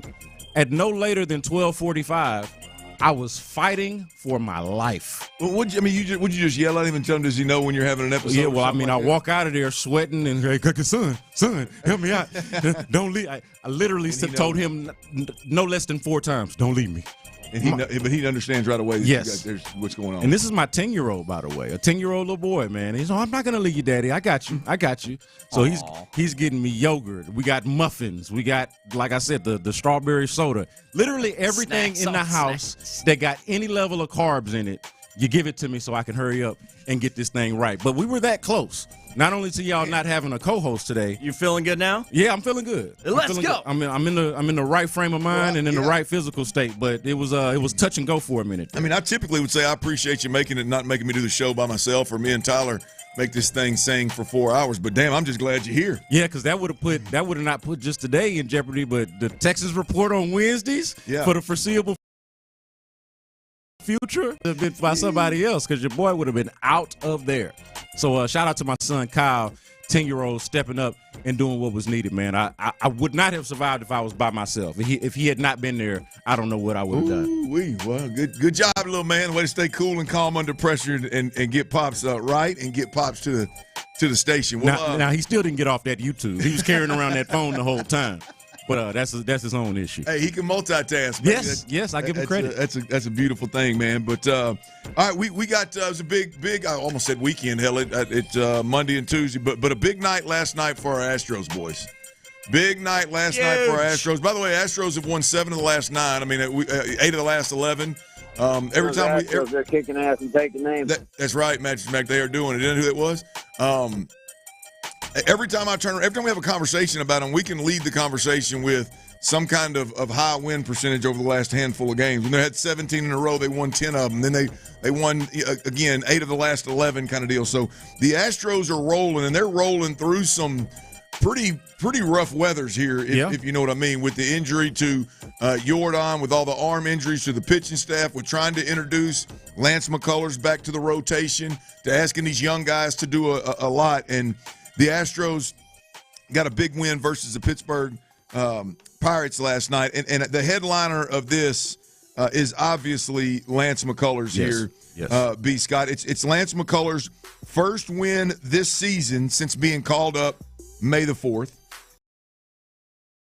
It's his September the 21st of 2022. Let me say it again. It's his first win since September 21 of 2022. And not only did he get that win, and we're going to break this down a little bit, not only did he get the win, but he also got a little bit of relief in a sense of that fool that threatened his kids and after that rough outing back in I guess it was, he gave up 7 runs and recorded 1 out against Cincy. I think it was May 10th. Yeah, this is like 2 or 3 starts ago. Yeah, whatever. It was his second or third start. But that fool obviously surfaced and the investigation found him. So he got a little bit of he got a little relief and had a really, really good day yesterday on 2 fronts. I do want to get to, B. Scott, the performance of the game, the Astros getting the win. But first and foremost, the second part of that about the investigation into the threats that Lance McCullers and, more importantly, his kids received after that game. That investigation has, I don't know if it's concluded, but they definitely found an intoxicated bettor who made online death threats aimed at McCullers' family. He lives overseas. The HPD, big shout out to Houston Police Department. They did the investigation. This old boy told the Houston police that he was sorry for what he had done and regretted obviously doing it. And all joking aside, like, to me, this is the most important part of the investigation. If I'm Lance McCullers and his kids, like, it's one. Okay, so you get threatened. It's one thing. Obviously, I'm scared as hell. And big shout out to Jim Crane, by the way, for hiring 24-hour security for his family owner right here. But literally, when it happened, I know it sounds silly, but it's like whoever did this needs to come forward, because now Lance and his wife and his kids can't leave the house without looking over their shoulder. Even if they behind the scenes they figure some things out and you don't know if it was that guy, if it's a different guy, somebody needs to come forward and say, no, it was me. I made a mistake. So that family doesn't have to continue to look over their shoulder. So he's overseas. Apparently wasn't a big issue. Wasn't a local threat. But just so the family knows, B. Scott, like, hey, I can go outside now, and that fool ain't going to be out in my front yard. Not only that, but to also find out that the specific fool really wasn't about that action. It was right. when I say that, I don't want to minimize threats or the potential implication of it, right? Yeah. But what you learned with this particular situation was not only was it some fool overseas that didn't present a local threat, but when confronted, clearly was not about that action, was just some drunk fool and what we like to call in this internet age keyboard warriors, folks that'll say stuff to you and clinch you. I'm sure you see this plenty as a public figure. You see folks that online will say things to you that if they saw you in person wouldn't dare say to your face, wouldn't dare try you for real in person. Spineless asshats. And it feels like, and we, not to again minimize, because we got some people that really are crazy, really will do some harm to you out here in these streets. But some of these people, and a lot of these people, I feel like most of these people that like to do stuff like this really ain't about that action, and that would make me feel some relief as well. Like, not only was it not a local threat, but it wasn't even really somebody that could say it with their chest. That's right. Don't even think about it. What it's worth, the guy did apologize. Lance did accept the apology. He leaned into to his better than me. His right. I'll say straight up. Lance is a better man than me. Well, look, I mean, he just, he got to forgive and forget. He's a spiritual man. And I love that. He believes strongly in living that life, and I commend him for it, man.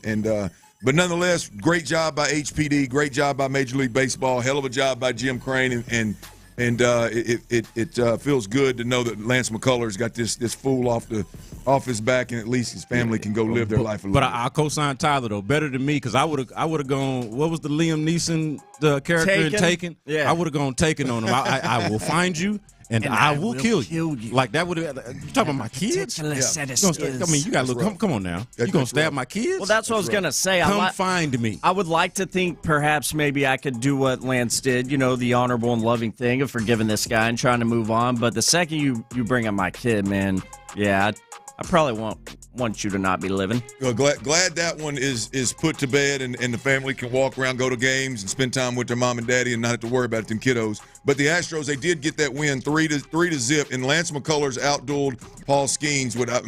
I don't know if he's the hottest pitcher in baseball, but I know he's one of the biggest names, and he's damn sure one of the best watches with what he brings to the table. But on a Christian Walker home run in the 7th, which Lance ended up coming out, but it was before they announced that Lance came out of the game and actually put another pitcher. So Lance actually owed the Astros win, and I'm going to tell you, boys, Lance has been absolute nails since the 39th pitch of his third start. It feels huge. Right? Remember, the wheels came off May 10th against the Reds when all that crap we just talked about happened.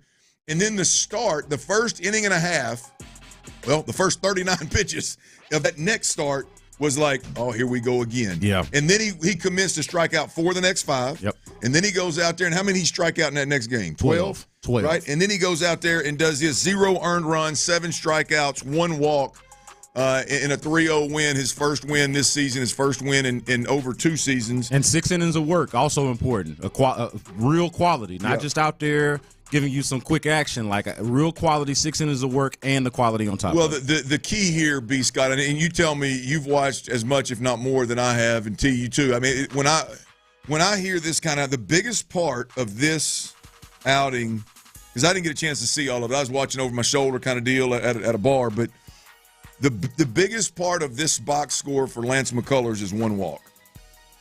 I mean, look, Lance is going to strike people out. The deal is Lance going to walk so many guys that he can't, the pitch count gets so high he can't get through 3 or 4 innings? Is he going to walk so many guys that the one mistake he does make or the 2 mistakes he does make, it's 6 or 7 runs instead of 1 or 2 runs? Lance is going to strike out guys. Lance is going to get swing and miss. The key is the control, the location, and clearly in this game he had that work. Yeah, I think it's basically like when you're somebody like Lance McCullers who's trying to reinvent himself and trying to find it, you just can't afford the free bases. And you would say that about any pitcher, even somebody that is, clicking on all cylinders, if you will, somebody that's been healthy over the last few years, unlike Lance has. Well, the good ones just don't do it. Right.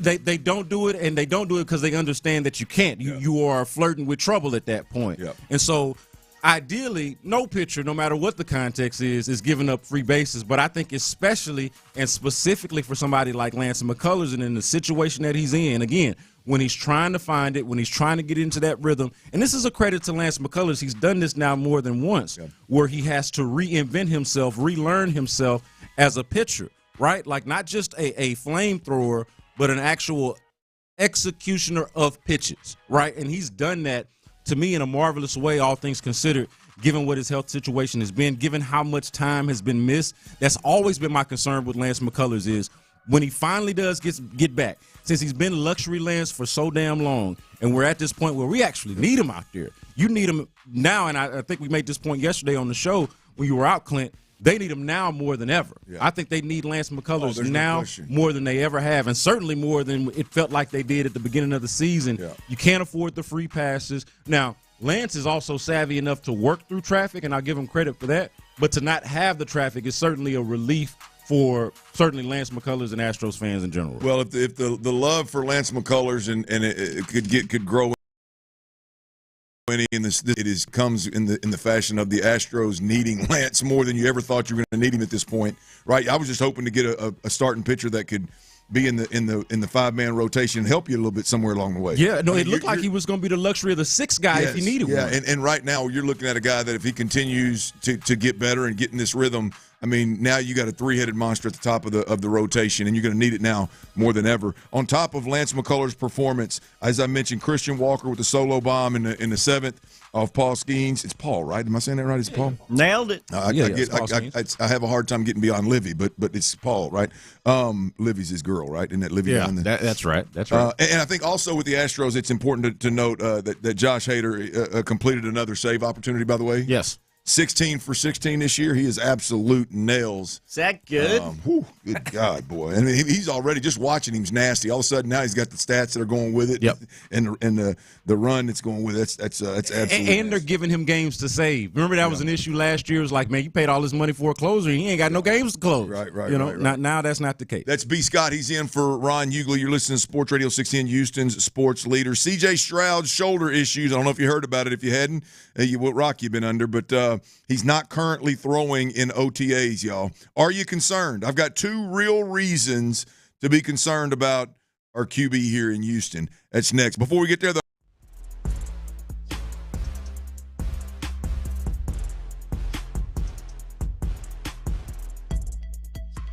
bourbons and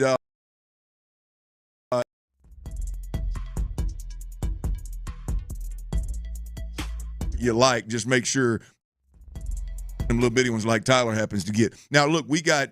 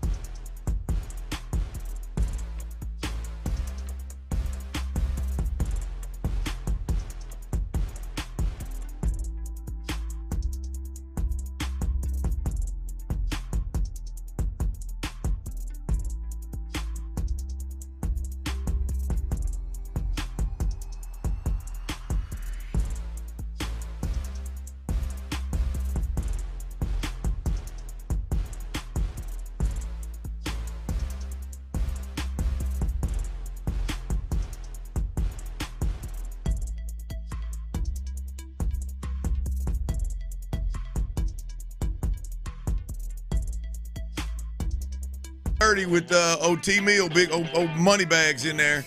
That's the drive you're getting today, baby. Hope you're having a good time, Houston. Hope you're having a good day, baby. It's one of them old hump days, man. Get through it. You're on the backside of it. And we can start looking towards that weekend, man. But for now, we got a lot going on around these parts in the sports world, man. Guys, C.J. Stroud. I hate to.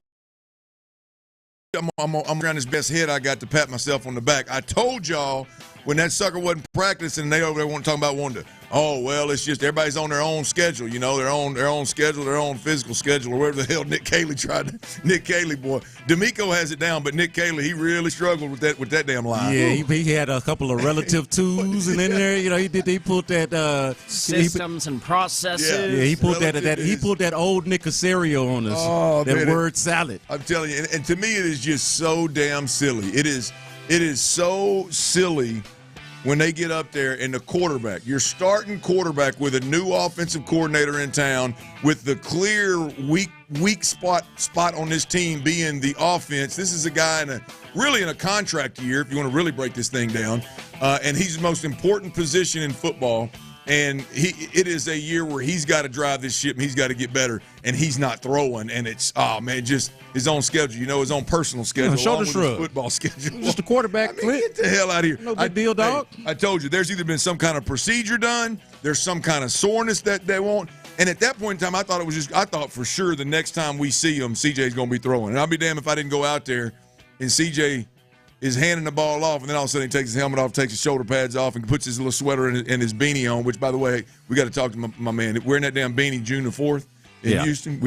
I don't get it. I mean, you got to get one of them. If it has something to do with the locks, man, he got to get one of them damn bands you got going on. I can promise you it doesn't. Like, the beanie is not, for the matter of fact, the beanie messes up the locks. Hopefully he's got one of these on under beanie, don't mess it up. Got it. Well, I don't know if anybody out there has not heard yet, but like I said, C.J. Stroud is not throwing, and the concern here, I got a couple of look. I don't want to make a mountain out of a molehill. It is the offseason, but there's something here, y'all. There's something here that needs to be discussed. There's something here that needs to be monitored. There's something here that really, to be honest with you, the organization needs to control the narrative and control the story, which they didn't do a very good job of for the first week, but now they've come around. Here is D'Amico Ryans talking, finally letting the cat out of the bag about C.J. Stroud and why he hasn't been throwing at, I think, three practices over a week and a half that the media's been to. I'm assuming he hadn't thrown at the other ones either, but there's been several that the media's been a part of. We haven't seen him throw a ball, and here's D'Amico Ryans explaining why. First off, I know everybody's going to ask, first, is CJ not throwing again? There's no concerns with CJ. It's just general soreness. We're taking extra precaution with him, but he'll be good to go. No concerns on my end there. Really excited the way our guys are working and competing out at practice. When you see a good team, what excites me is you're seeing both sides make plays. Offense, defense, there's a lot of back and forth, guys making plays. So really excited to see where our team are here in our second week of practicing. They're really growing, developing, taking the steps we need to take, and it's fun to watch. For CJ, it'll be, like I said, he has general soreness, and we're just taking extra precaution with him. When he's ready to go, he'll be ready to go. You have any work on his shoulder in the offseason? That's it for CJ, guys. On the questions, that's it. What I said, that's it for him. Like, his general soreness, and we're taking extra precaution in the inning. He'll be fine. When the moment is for him to be ready to go, he'll be ready to go. D'Amico's such a good guy. He just ain't real comfortable with stretching the truth or hiding the truth or lying, whatever you want to call it. He just ain't real comfortable with. But I want to save that because I do want to come back to the silliness of the Texans. But the reality of it here, as a fan, the biggest concern here is that there is a concern with C.J. Stroud. And I got two of them for you, B. Scott. All right. I got two of them. One, I'm going to tell you, man, I've been a quarterback. I've been a guy that I am wired the way C.J. Stroud is wired from a standpoint of nobody's going to outwork me. When I'm playing, I threw 4 days a week in the summer with my receivers. Whichever receivers were in summer school, whichever one was there, my ass was on that field. Now, luckily, I had Anthony Lucas, he beat me there. Me and him were there every day. If anybody wanted to join us, cool. And I threw until, I couldn't throw no more. And there was never, knock on wood, there was never a level of soreness that kept me from throwing a football for over a week. Like that, you can make this as general soreness as you want. I don't know what level of general soreness a quarterback could have that would keep him from literally throwing a football for a week plus in any circumstance, much less a circumstance where you have a new offensive coordinator. That's good, Clint, because I hadn't even thought about it that way. Obviously, because I don't do this and don't have that experience. I think that is good insight from you as somebody that's actually done some sort of version of what C.J. Stroud is doing, the workouts, what it takes to be an SEC quarterback at the level that you're in, that is not this. So suffice it to say, that's not common, right? To have that level of soreness. Not just the way he's phrasing it, general soreness. Now, it would be common if he had some kind of procedure and he's just not cleared to throw yet, or he had some kind of procedure and he tried to get back into throwing, and now that his body didn't, whatever he had done didn't respond well, and there's been soreness associated with some kind of procedure. That's a different animal. I've never had stitches. I've never been cut on. So I can't speak to that. Or even if it's a sprain, a recent new sprain, that could be another thing. And I think that there is still kind of a window for that. We asked about procedure, but didn't I say is it used to calling it soreness? Is it some kind of sprain, a tweak? That could also keep you limited. Well, that's the number one thing of why this is a concern, because there's just the thought of just couching this thing as general soreness is a slightly better than, everybody's got their own on their own schedule, both their personal schedule and their football schedule, whatever that was. Like, they've stepped it up a notch in calling it general soreness, at least acknowledging that there's a reason why he's not throwing. But general soreness leads me to a spot where it's a reaction to throwing or a reaction to a weightlifting muscle got sore, where I don't know that I buy that when he's not throwing for a week plus at this point. Number two, or along with that one, is we don't know how long this has been going on. Right. Like, this is clearly a week and a half. It could have been a month. I don't know. So the not knowing how long. But number two, the other point here is the reason it's a concern. Again, I'm wired in a way, was wired as a player in a way that CJ, I'm coming in to learn a new system, or you tell me I'm a third-year guy and I got a new offensive coordinator come in and two young receivers and a new slot receiver that's going to be my lifesaver when I'm getting pressured, which is what I struggled with last year with tremendously. And your offensive line is being remade completely. Different center with the Andrews kid coming in. Yep. Right, great point, great ad, right? New offense, terminology, new players, need reps, young wide receivers need reps. CJ is wired in a way of like, I need those. Right. I got to have those. These are very important. And so for him to go an extended period of time not getting those reps, there is a reason to a cause for pause here around this C.J. Stroud shoulder. Now, the bigger picture, obviously, are we dealing with something that could be more serious? With the Astros PTSD that we have, is this something that could be more serious, that could leak into training camp? Knock on wood, I hope not. But there is plenty of reason to have a discussion about C.J. Stroud right now. Let me give you this Nick Caley quote before we get out of here and go to break, Clint. Oh, this is it. I love it. Everybody has a specific routine relative to their own routine, specific to whatever. That man said if I had a nickel for every time I heard that. That is. He said that out loud, Clint. It's unbelievable. Here's the deal. Cents. Here's the deal. If I ever have something come up, boys, and it's like people are interested in it, me, B. Scott, Sean, everybody that has a mic, even T, you, Figgy, we're gonna sit down in the room and say, "Okay, boys, here's the messaging, and here's how we got to get this thing out, man." We're not all just gonna stumble through these personal and whatever schedules. That ain't gonna happen. But they're in hot OTAs over there, man. The Texans are a big story in the city, man. The Texans, they got plenty of room to improve offensively in several spots. We've talked about these spots till we're blue in the face, right? None are bigger than, I think, leadership on the offensive side of the football, right?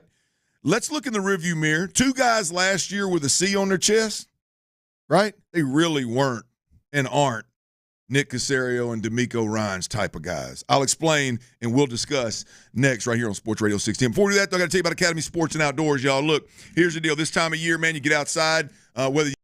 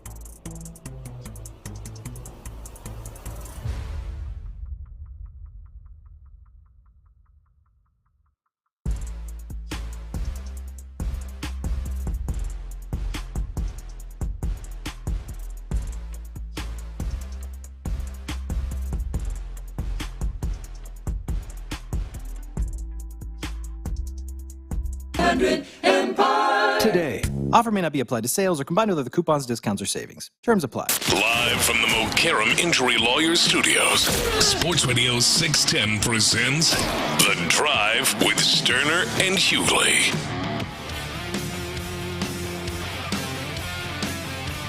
All right, Ron Hughley is out. Brandon Scott B. Skeezy is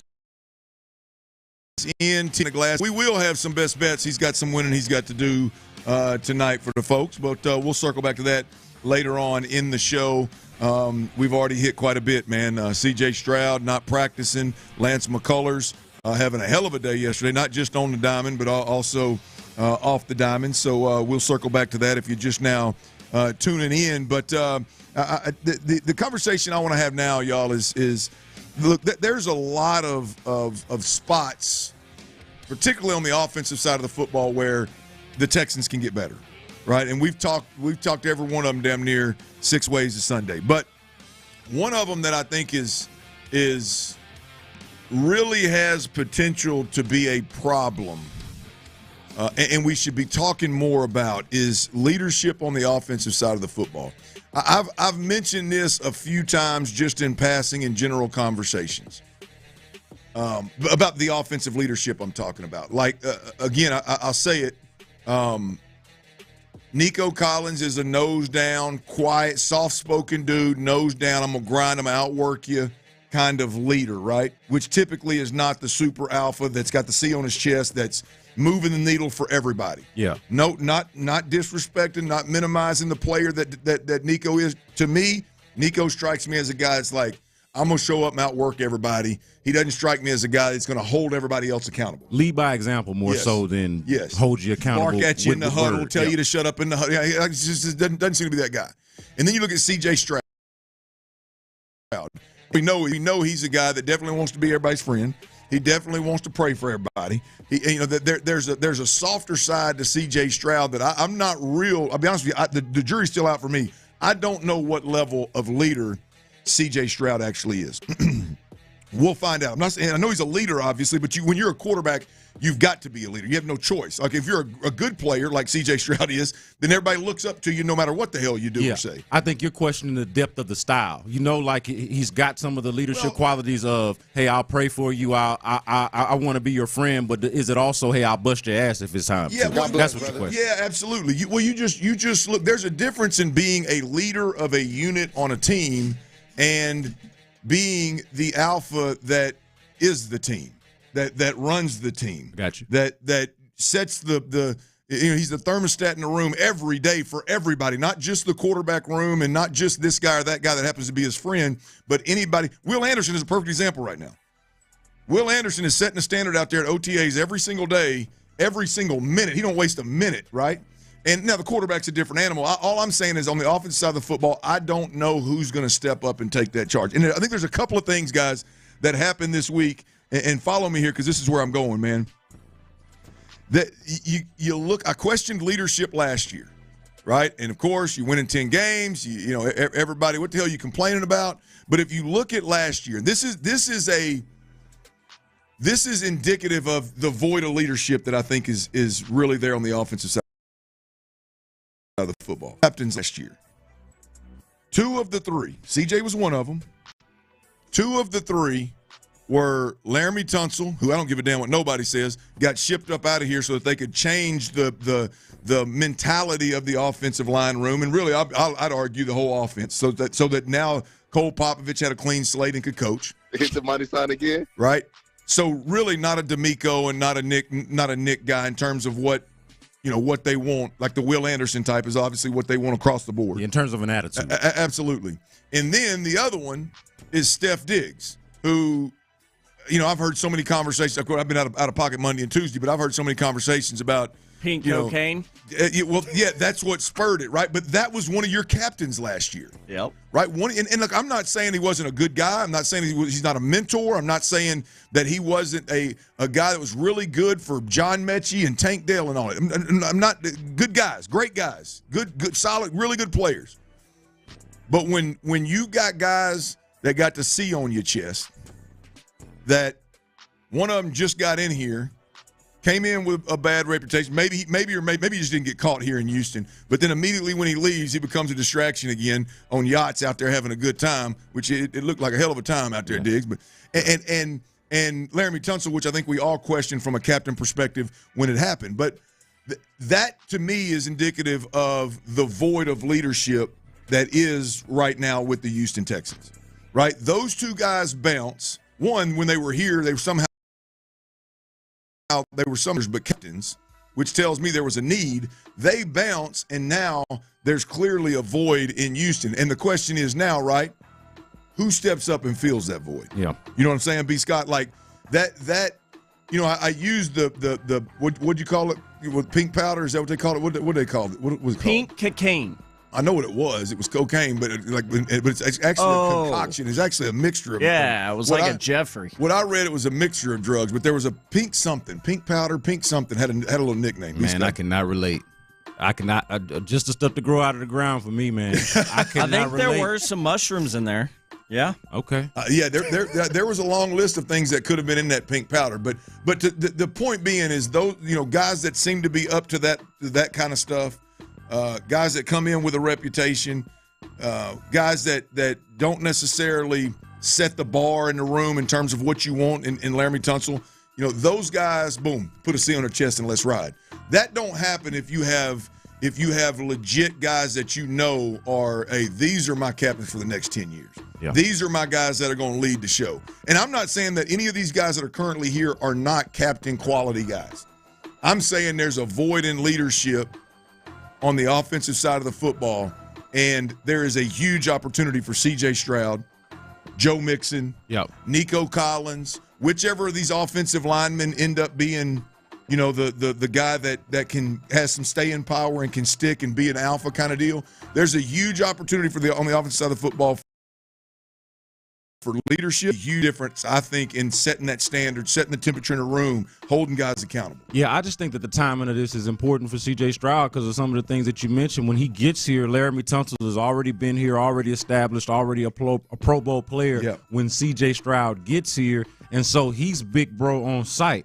Then they bring Steph Diggs in to do a similar thing that he did in Buffalo with Josh Allen, brings him in to be big bro. Now both big bros are gone, and it's time for C.J. Stroud to step up and be big bro. And I think time will still kind of what you were saying earlier, the jury is still out. I'm not willing to write the book yet on what C.J. Stroud's exact leadership style or ability is quite yet. But this is when that clock begins to me. Is when big bro is jettisoned out of here or let go in free agency in the case of Stephon Diggs. And now it is unquestionably C.J. Stroud's team on the offensive side and clearly Will Anderson's team on the defensive side. Those two guys came in together, picks 2 and 3, and it is now their franchise. It is up to them to sort of take the bull by the reins, so to speak. Well, B. Scott, people will minimize it, and I know a lot of people in the locker room minimize it. A lot of people that have been in the locker room with us minimize it. I'm gonna tell you, man, it is. I've been in situations. It is extremely, extremely difficult to lead and ask and hold guys accountable. Whether you're Cole Popovich or you're C.J. Stroud, it is extremely difficult to lead, even if you're a natural leader. It with a guy got a C on his chest, and he's not going to fall in line. Yeah. Literally, that's why I was always, we got to get out of the Tunsil business, is because there was no way a coach was going to be able to hold him accountable. There was nobody holding him accountable in the building. Yeah. Right? There was no way that C.J. Stroud was going to be able to take that proverbial bull by the horns and hold guys accountable. And damn it, you can't. I used to have to get on my guys of whether the receivers are lining up in the wrong place or the offensive line can't stay on sides. Yeah. You know what I mean? Hold your damn water, man. CJ can't do that when Laramie Tunsil's out there constantly doing it. Yeah, and you hear how he talks about him, with a certain level of deference, and you understand that. I mean, this is an accomplished player, and this is a young player coming in behind him. Talks about hey, Laramie Tunsil is a vet. He don't do nothing extra. Yeah. Okay, well, that's his prerogative, and especially for as talented as he is, hey, that's his prerogative, but is that the tone that you want to set? Yeah. Is that the standard that you want to set? Is that the example that you want everybody else to follow? I think that's its own question. Well, I think if you look, my point, man, to put a bow on it, my point is the fact that Laramie Tunsil, who clearly is not what they were looking for here in Houston, was a captain, and Steph Diggs is on boats with pink powder and causing waves in New England right now. The fact that those guys were anointed with C's on their chest immediately, again, I don't care what you do, but the thought that it was that's what was reality, I think speaks to the void or let's say development that needed to happen from the young guys to be those leaders, right? An absolute game changer for the Texans. We'll see. B. Scott's in for Ron Hughley. T. Mills behind the glass. You're listening to Sports Radio 60 and Houston's sports leader. All right, look at it. As an Astros fan, which I am, and many of y'all out there are we still an ALCS World Series window conversation team? Are we still a team in your mind?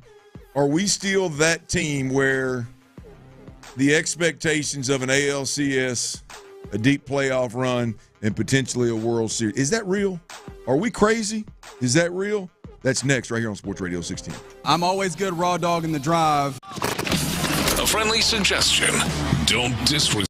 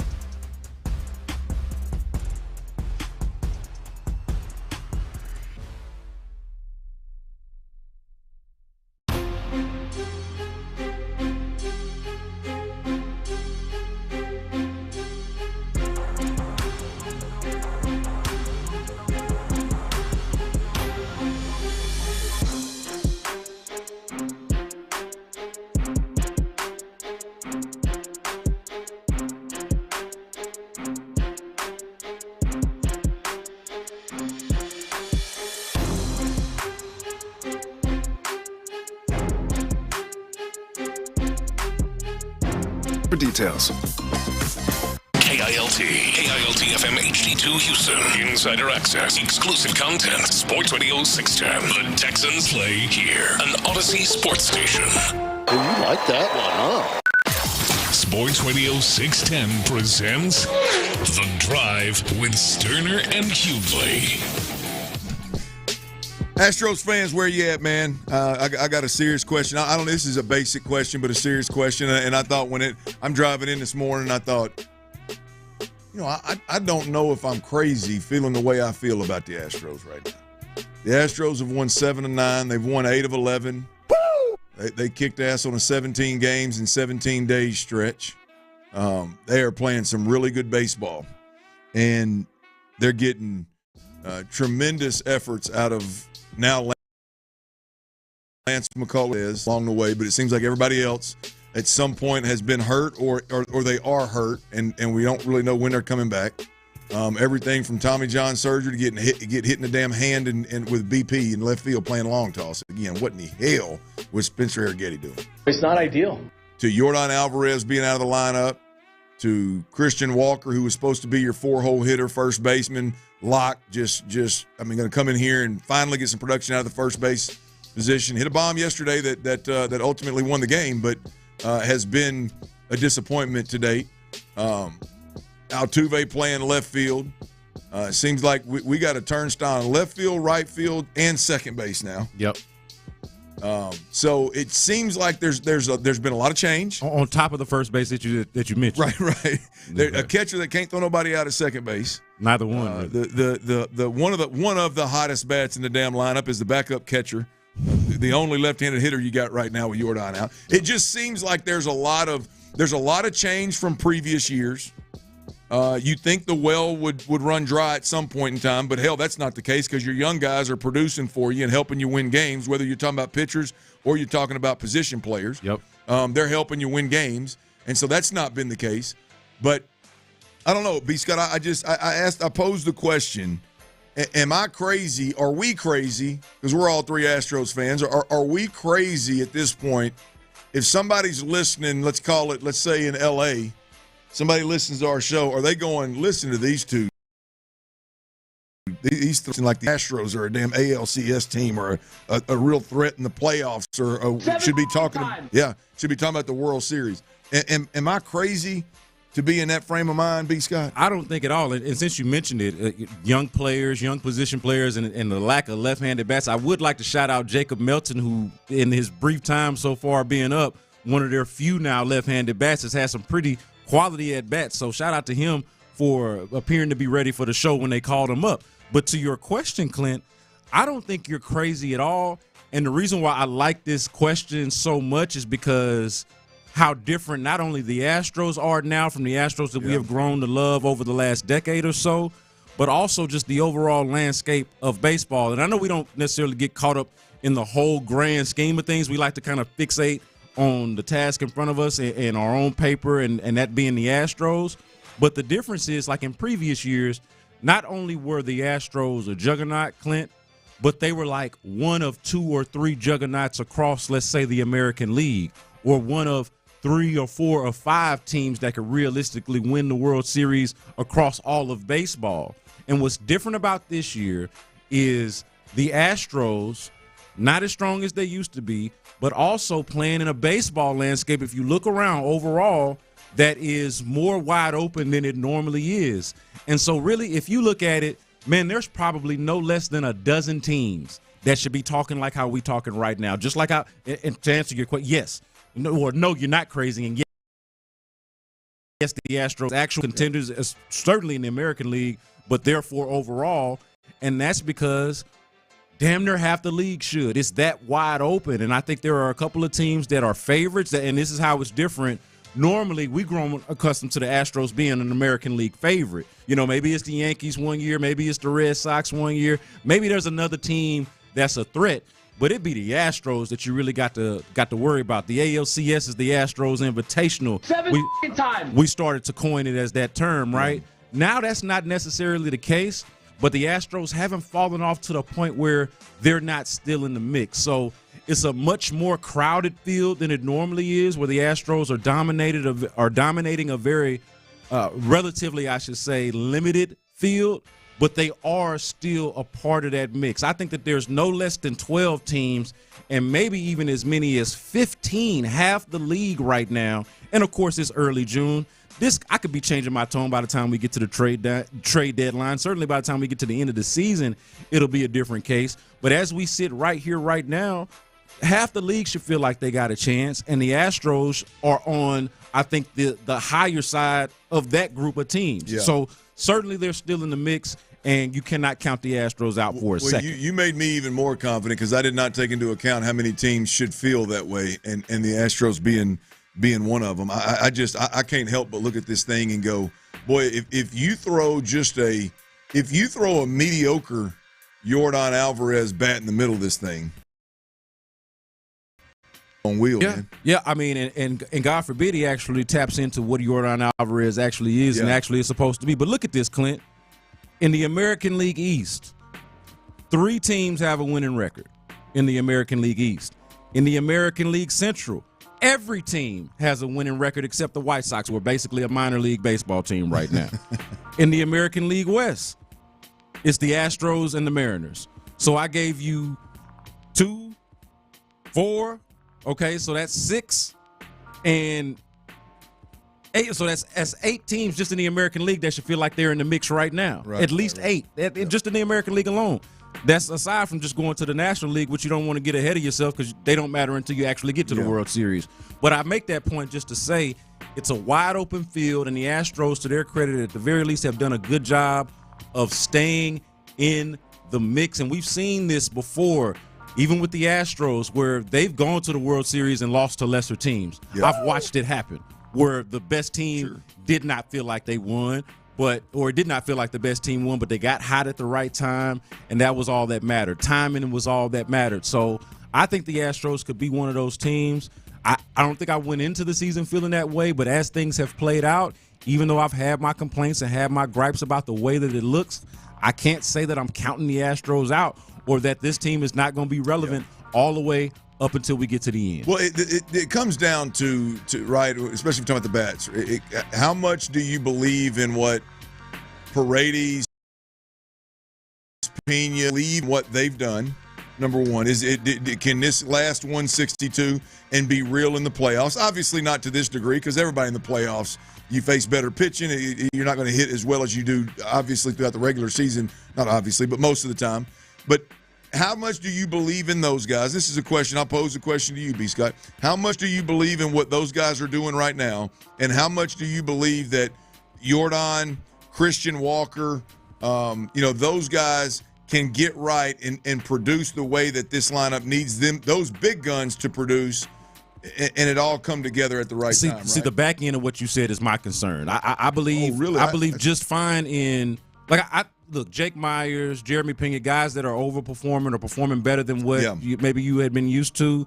Look, I don't know how much I can count on it, but what I do know is they can't afford to have too many weak links in that lineup. So what I'm saying is you can't afford to waste this type of season from a Jeremy Pena. Yeah. You can't afford to waste Jake Myers finally finding it. Finally figuring out why it was that they couldn't quit Jake. Now you're starting to see it. Okay, well, if he's performing that way, you need Yordan. Okay, you need your first baseman that you signed to a Jose Abreu type of contract to not play like Jose Abreu and to be the Christian Walker that you signed him to be. And to his credit, I will say, every time we try to quit Christian Walker or call him out for not living up to it, he goes out there and hits a bomb. You're like, all right, okay, there it is. Well, it's my time. But why you said it, like last night, Skeens is out there again throwing the gym or toe for toe, blow for blow, and all that. And what happens? One of your big guns hits one out of the park, and it ends up winning the game, right? Like that from Christian Walker is it's interesting that you're more concerned about Christian Walker, Yordan Alvarez coming around, and less concerned about the others. Let's call them, because they're not all young, but the others like buying into what we've seen from them at this point in time. That's interesting, because I would have went the other way. Yeah, I would have been less worried about the old heads figuring it out and more worried about is what we're seeing, is Pena really I know he's good. I mean, because you're talking about a guy that's got. I mean, he's got a resume, but is he really a leadoff hitter? Is Paredes really what he's showing? Well, no, Paredes is real. It's convincing, ain't it? He's real. I mean, he was an all-star last year. Paredes is a real baseball player. But B. Scott, I mean, I get it. He's playing over his skis. I mean, he's a lock all-star if he continues this. Good God! But he's gonna have 30 home runs. But the thing is, you feel like you can trust those other things more so. So I'm like, I would say I'm not as worried about it. I just need it all to come together. You know what I'm saying? Like, don't waste this.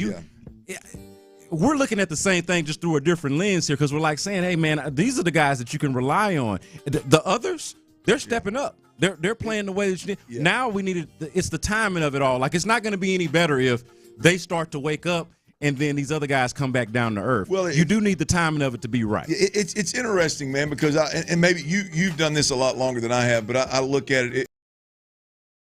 It's Astros approach, I guess, or Astros team, because usually even throughout the season it's Jordan, Kyle Tucker, Altuve, and these guys are just raking and just carrying the team. And then, sure, some of the young ones, Bregman was obviously one of those guys, eventually slow start Bregman, but he eventually would come around and those guys would carry the team, right? And then you look at the pitching staff and you go, I don't know who the best 3 or 4 starters are, but we got 8 starters, so getting through 162 innings ain't going to be 162 games is not going to be a problem. Right. And you look at it now, you got a bunch of young dudes that are taking leadoff spots and new guys that are raking in the 2-hole and the youngsters that are really carrying the squad, which isn't what I'm used to. And then from a pitching perspective, you got 3 dudes, including Lance McCullers right now, that I feel pretty confident go get you a W, but I don't know that we got enough arms to get us through 162. Yeah, you know what I mean? Well, we did. They just started dropping like flies.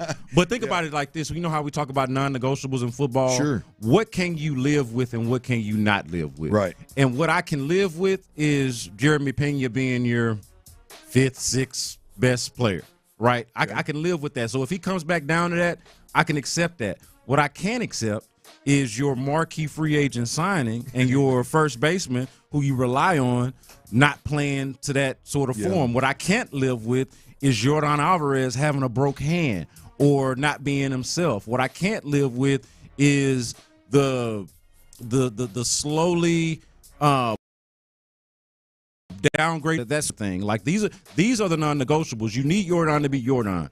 You need Altuve to be the best version of the Altuve that he can be. You need Christian Walker to play at his best. Now, Isaac Paredes is the example of, I think he qualifies as one of their big guns that is playing like a big gun. Sure, you need him to continue that. I could live with Jake Myers just turning back into a solid glove or a really good glove, but not, can't hit his way, can't hit the side of a fire station. I can live with that, but I can't live with these other things, So the fact that I'm getting all of this on top of, I feel like I'm getting this bonus action from the Peñas and the Myerses of the world. I need the things that are non-negotiable to come together. Now you just need to get what you paid for with all those guys. That's exactly Jordan and Christian Walker and Altuve, and you need to get what you paid for, man. And hopefully somewhere along the line, by the way, Diaz can come around and figure out how to throw somebody out at second, as well as get a little more consistent with that stick. He's the one guy this season. We're getting everything from the youngsters. We're getting everything we need from the youngsters. He's the one guy that has left a lot to be desired that we were kind of focused in on this year. So if he can get rolling as well as those old heads, Jordan and Christian Walker, we'll be in a really, really good spot. Tyler, I think I know where you stand, but talking Astros, just having legit conversations. You still 100% confident and cool with having the ALCS World Series type window being open? 100% confident. Very, very comfortable having that discussion. Now, that being said, I would preface it with saying, I think B. Scott was kind of saying this same thing in his own way, but this is a way different during the golden era, during the 7 straight ALCS trips, all that very, very different. So you have to keep that in the front of your mind, but absolutely fair and expected, I would say, to be talking about it. Yeah, man, it's just it honestly is just a matter of, like, I think the Astros issues are fairly straightforward. The pitching is there despite them dropping like flies. Yeah. It still has been there. That's how they've been winning games. That's how they split the series against the Tampa Bay Rays when they're outscored something like 30-9 but they still end up winning half the games because they got the pitching. Fromber was brilliant. Hunter Brown was brilliant. And, like, that's going to be your identity. But what you can't have, and the way this conversation is going to dissipate, and if it does, and if they're not a factor, it's going to be because they had an average to below average offense, which is the part of the non-negotiable. If you got Jordan, Altuve, and guys like that in the lineup, you got to rake. You got to rake at some point. That's B. Scotty's in for Ron the Show, Hughley, T. Mills behind the glass. You listen to the Houston Sports Leader, Sports Radio 610. And by the way, the Astros first pitch tonight, 5:40, game 2 of a 3-game set up in Pittsburgh. The lineup is out, boys. Here is the lineup. Pena leading things off, obviously playing shortstop. Paredes at third, hitting second. Altuve at second base. Altuve at second base, hitting third. Christian Walker at first base, hitting fourth in that cleanup spot. Diaz is catching tonight in that 5-hole. He's sandwiched between Walker and Caratini. I've not just focused in on Caratini the last couple of games, but he's been swinging it really, really well this season. Hard to keep him out of the lineup. He's your DH in that 6-hole. Then you got Jake Myers, center field, in the 7-hole. Cam Smith in right field, batting 8th, and then Melton in left field, batting 9th. Yeah, I'm good with it. And Jacob Melton is somebody who, even against Paul, this is one of the things that made me feel good about watching Jacob Melton. Gets down at a 1-2 count against Paul Skeens in his first at-bat, works his way into a walk. Yeah. Got his first hit of his career in his first game, albeit I believe it was an infield single. But so far, I think looks the part and adds a much-needed element to this lineup that is way too right-handed heavy, especially in the absence of one Yordan Alvarez. You love to see it. On the bump tonight for the Astros is Gusto. We got one of them Gusto Gordo nights going, boys. Oh, boy. Got one of them Gusto Gordo nights going. That's the problem when you don't have McCullers, when you don't have Hunter Brown, and you don't have Framber Valdez. I mean, I don't know how long they're going to be able to keep this kind of streak alive with these cats on the bump. But I'm here for the entertainment. Look, I don't want to get too technical and too in the weeds here, but whenever Gusto or Gordo is out there, we just need to call that a bullpen game. And God bless the Astros bullpen. And I don't mean that disrespectfully. It just is kind of a reality of the situation. When those guys are out there, and this is a critical piece, I think, you got 2 guys in the rotation now that constitute a bullpen game. Just really all that stretched out as a starter in Gusto. He's been ping-pong back and forth as a reliever and a starter. And then Gordo is just a young guy who just isn't probably quite ready yet and shouldn't be in this position, but is because of the situation. So not just one bullpen game throughout your rotation, but twice through your rotation, it's a bullpen game. Fortunately, and, the Tampa Bay Rays series notwithstanding, you got a hell of a bullpen out there. So God bless this bullpen tonight. And fortunately, also, they're going up against a Pirates lineup that is just damn pitiful. Hey, you mentioned ping pong, man. I was a hell of a ping pong player back in the day. I can see that. And I'm be honest with you, last time I got on a ping pong table, it had been a while, and it was a couple years ago. I still had the eye, B. Scott. I can see that. I still had whoop it. your ass. Oh, damn it. Don't you even think about it. I was the best ping pong player, Lee College, down in Dirty Bay, Baytown, Texas. Man, we used to have one right here at the station. I don't know if we still got that table out there. We can run it back. Leaving in that yellow Hummer. Shoot. I might skunk your ass. Man, let me go call Aaron or Sarah or somebody, see if they can dig up that. We still got it? Unless they gave it away when they were cleaning up that side of the building over there. There's the table down there. And I'll beat your ass on the golf course too, Clint. All right, we got a little stock up, stock down, a little NBA Finals version, Thunder's Pacers edition of the stocks today, y'all. And game 1 of them finals starts tomorrow. This is going to be a fun one. This one, in terms of the basketball that I like, the team game, both of these teams, I know they're not big markets, and I know they're not real sexy for my NBA folks out there, but damn it, they're sexier than hell for me. A little stock up, stock down, NBA Finals. That's next right here on Sports.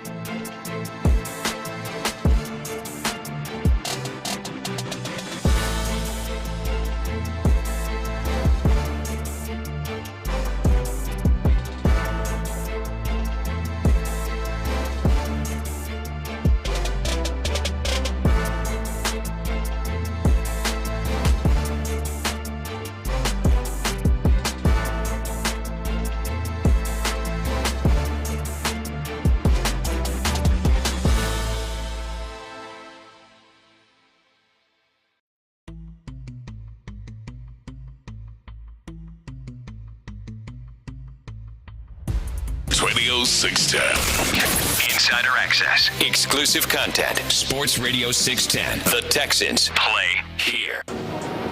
Every season brings highs. I'm in my drop top, cruising the streets. And lows. No way, because I know one of you two ass would have done the same thing that I just did. Are you kidding me? This trio always has eyes on the market in H-Town. It's time to buy or sell. It's stock up. The arrow's pointed up. Stock down. They're selling, Mortimer. On the Drive with Stoerner and Hughley. Damn right. H-Town's #1 afternoon drive sports talk program, that'd be this one. The Drive with Clint Stoerner. We're on the show Hughley every day, 2 to 6, and every Wednesday, every hump day, right around this time, we do a little stock up, stock down. This particular Wednesday, the NBA Finals. We're talking NBA Finals. We're talking Thunder, Pacers. It gets going game 1 tomorrow, Thursday.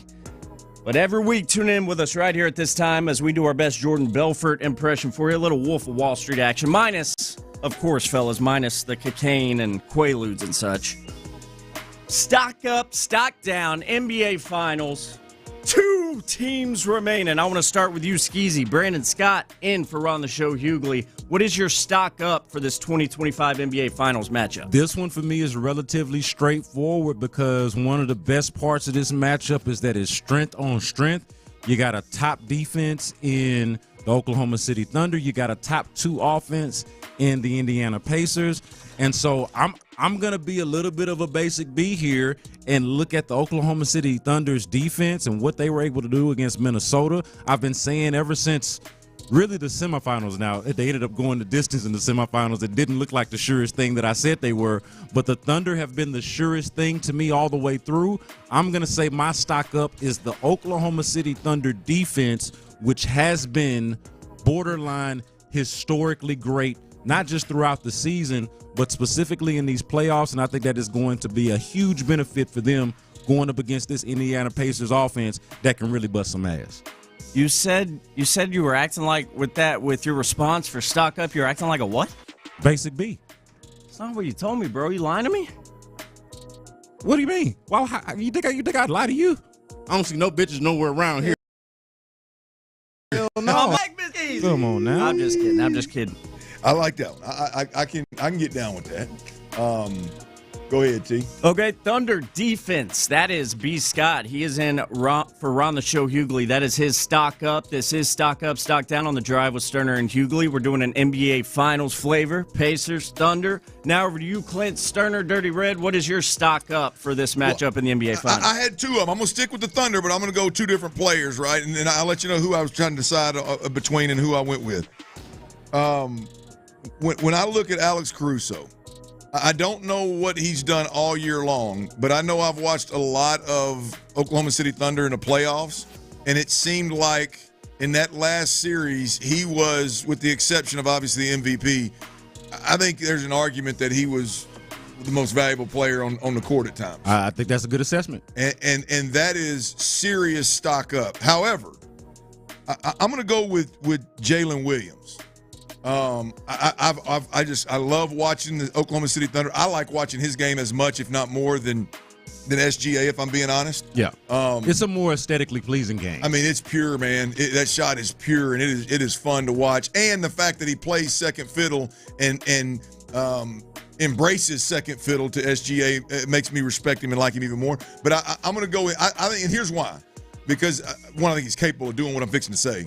Like, I think in order to beat the Pacers in 4 games, it's going to take more than SGA.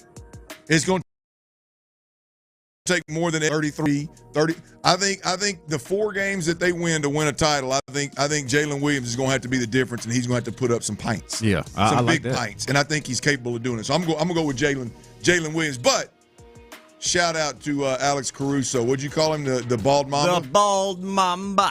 Yeah, I didn't know if you were going to go back to that after he scored 8 when you needed 8.5. Yeah, I know. I was pissed off at that. Hey, but to Clint's point, man, you could even give a bonus stock up to the depth of both of these teams. Oh yeah, it's like, what a matchup, man. Yeah, man. Well, like we'll talk a little more about that tomorrow, B. Scott. You talk about my brand of basketball that I like watching, that I appreciate more. I've never been an ISO ball guy. These 2 squads, man, they're going to be fun as hell to watch. Yeah, man. Pride and joy at Texas A&M basketball right there, the bald mamba, Alex Caruso. Those are your stock ups. You are tuned in right now to a little stock up, stock down, live on the drive with Stoerner and Hughley. Do it every Wednesday right around 3:30 p.m. Brandon Scott is in with the drive today in place around the show, Hughley. Now we got to get to the not so great things for today's flavor of these stocks, which is NBA Finals. Stock down time. Back over to you, Skeezy. Brandon Scott, what is your stock down for this Pacers Thunder final matchup? It is amazing to me how somehow the Indiana Pacers have been able to defy conventional basketball wisdom and play at a pace that I was told growing up slows down when you get to the playoffs. You can't do all of that running and gunning when you get to the playoffs. And the Pacers say, hey, man, I'll just hold my beer, watch me work. And not just that, they're doing this off of made baskets, Clint. Like normally they tell you, man, if you're catching the ball out of, if you're not getting stops and you catching the ball out of the net, you can't get up and run. You gotta catch the ball off the rim, off of a miss, and then you force your numbers, and that's how your fast break works. The Pacers say, hold my beer. make or miss for the opponent. We're gonna get up and down this floor, and we're gonna run. I just can't help but think.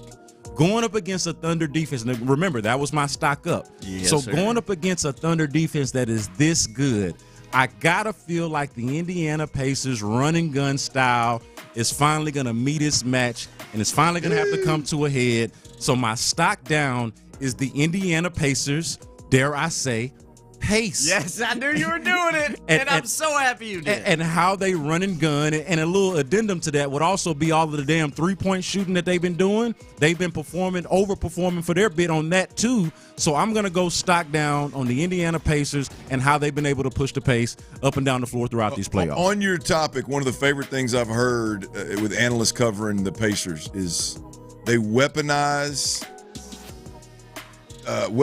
being in the best sprint shape. What was the phrase they used? But they basically weaponize their conditioning. Yeah, I mean, that's it. It's true. They have ran some teams in the ground. God, I used to hate running horses in basketball. It's my least favorite thing. All right, Clint, put a cap on this thing for us. A little stock up, stock down. What is your stock down for this year's NBA Finals? My stock down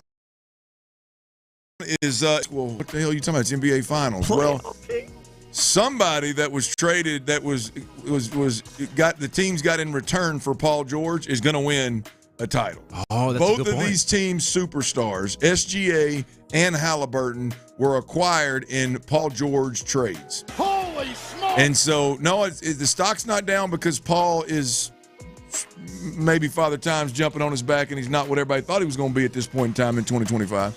But more so, he's going to have to sit at home and watch guys that he was traded for win titles before he gets hit. That's so funny because if I was Paul George, I would be sitting up here. I would find a way to make that a stock up for me and say, hey, man, y'all thank me. This is an NBA Finals brought to you by Paul George. You're welcome, everybody. Y'all, this is the Paul George Finals. Y'all ought to be sending with no Paul George involved, but y'all ought to be sending me a damn check. What if I told you? That's stock up, stock down, NBA Finals, another one in the books, boys. That was good stuff. All right, fair or foul? Fair or foul on my part? The Texans and the way they've handled this C.J. Stroud not throwing at practice and now this sore shoulder, it's plumb ass silly. That's next right here on Sports Radio 610. Before that though, I got to tell you about Underdog Fantasy. Here's the deal, y'all. Underdog Fantasy, it's one of the best places to make picks during playoff basketball. Also, WNBA basketball is rocking and rolling along with baseball. Underdog is a league.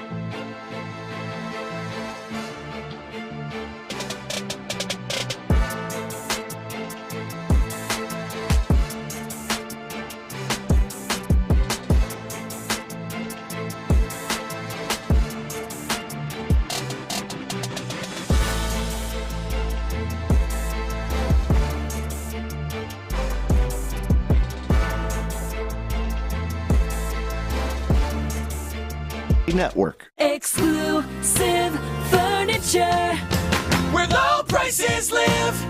Live from the Mokaram Injury Lawyers Studios, Sports Radio 610 presents The Drive with Stoerner and Hughley. Ron Hughley's out. V. Scott, Brandon Scott is in. Make sure you stay plugged in, by the way, to sportsradio610.com. Brandon absolutely kills it. All the social medias, the videos, the content that is posted throughout is absolutely tremendous. And B. Scott, he's got the magic touch, man. He makes all that happen. So make sure you stay plugged in there. But as you know, all the listeners out there, hell, you ain't even got to be an OB Scott's on the airwaves and always making noise. So he's in today for Ron Hughley. T-Mill is behind the glass. And I need you guys to tell me this, man. Is this fair or foul? And because I this is one of those I told you so moments. I said it when they first started, when I first saw the practice where some guys were absent, some guys weren't attending, that you'd expect to be there. And then C.J. Stroud wasn't throwing. And it clearly was the plan of the organization, their response to why guys weren't there, any question pertaining to why guys weren't practicing, or really why C.J. Stroud wasn't throwing at practice. The response was going to be, hey, everybody's on their own schedule. Everybody's got this schedule. Everybody's got a football schedule. And look, I understand that this is voluntary workouts. So D'Amico Ryans can't come out and say, damn it, everybody's supposed to be here, and I'm fining them if they ain't. So I get that he's got to toe the line, right? But I said it on the C.J. Stroud front when it happened. I said, this is silly. This is plumb-ass silly. You're talking about the starting quarterback. You're talking about the face of the franchise. You're talking about a guy in a really a contract year. And you're talking about a guy that if you polled every bit of this media that shows up every day, the number one reason they're here is to see C.J. Stroud work with the new offensive line, see C.J. Stroud have more command of the offense and get the chemistry, see what C.J. Stroud comes back looking like from the offseason.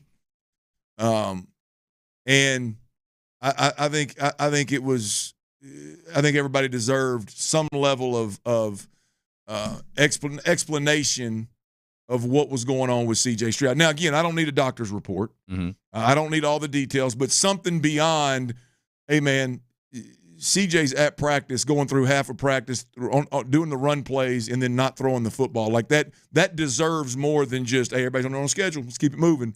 And I thought the organization looked silly with that approach. And I'll be damned, B. Scott, if I'm not sitting in a bar, I think it was yesterday, and I look up to that damn TV, and D'Amico Ryans said, yeah, just a little shoulder soreness, man. We hold him out for precautionary reasons. Ain't nothing wrong with him. He's good.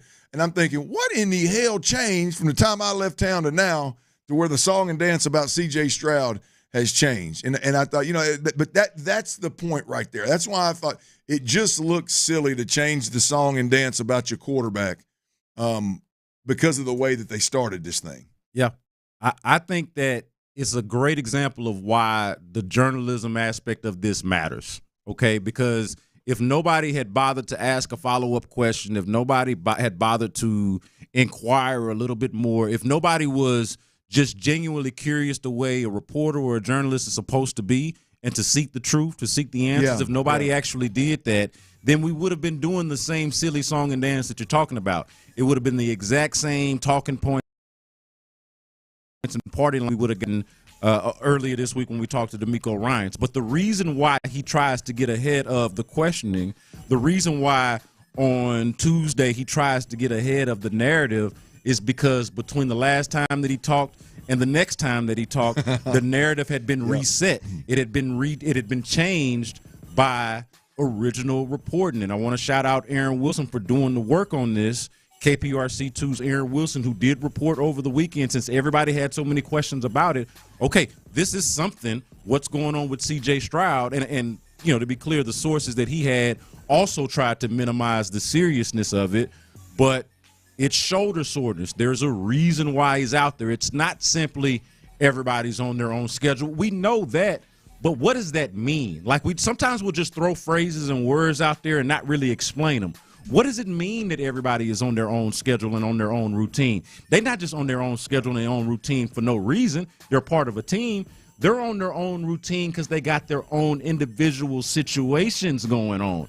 That's what that means. And so the way it applies to the quarterback is that his shoulder is hurt, injured, however you want to characterize it. The boy ain't right. That's right. Okay, that's what we're trying. That's what we're getting at here. And so the reason why that came up is because somebody dared to inquire and ask more than just D'Amico Ryans, by the way, but ask folks around, agents, medical folks, whoever it was that you can get a hold of, and say, hey, what is this exactly? And this was the answer that we finally got. And that forced D'Amico Ryans, and it's the reason why he spoke more to it than he had before. Well, I think, B. Scott, that you're hitting the nail on the head for me, and that's why I think it's silly, right? Is you ultimately the organization, and look, I understand where Nick Caserio came from. They were tight-lipped about everything, and Bill Belichick was a really good actor.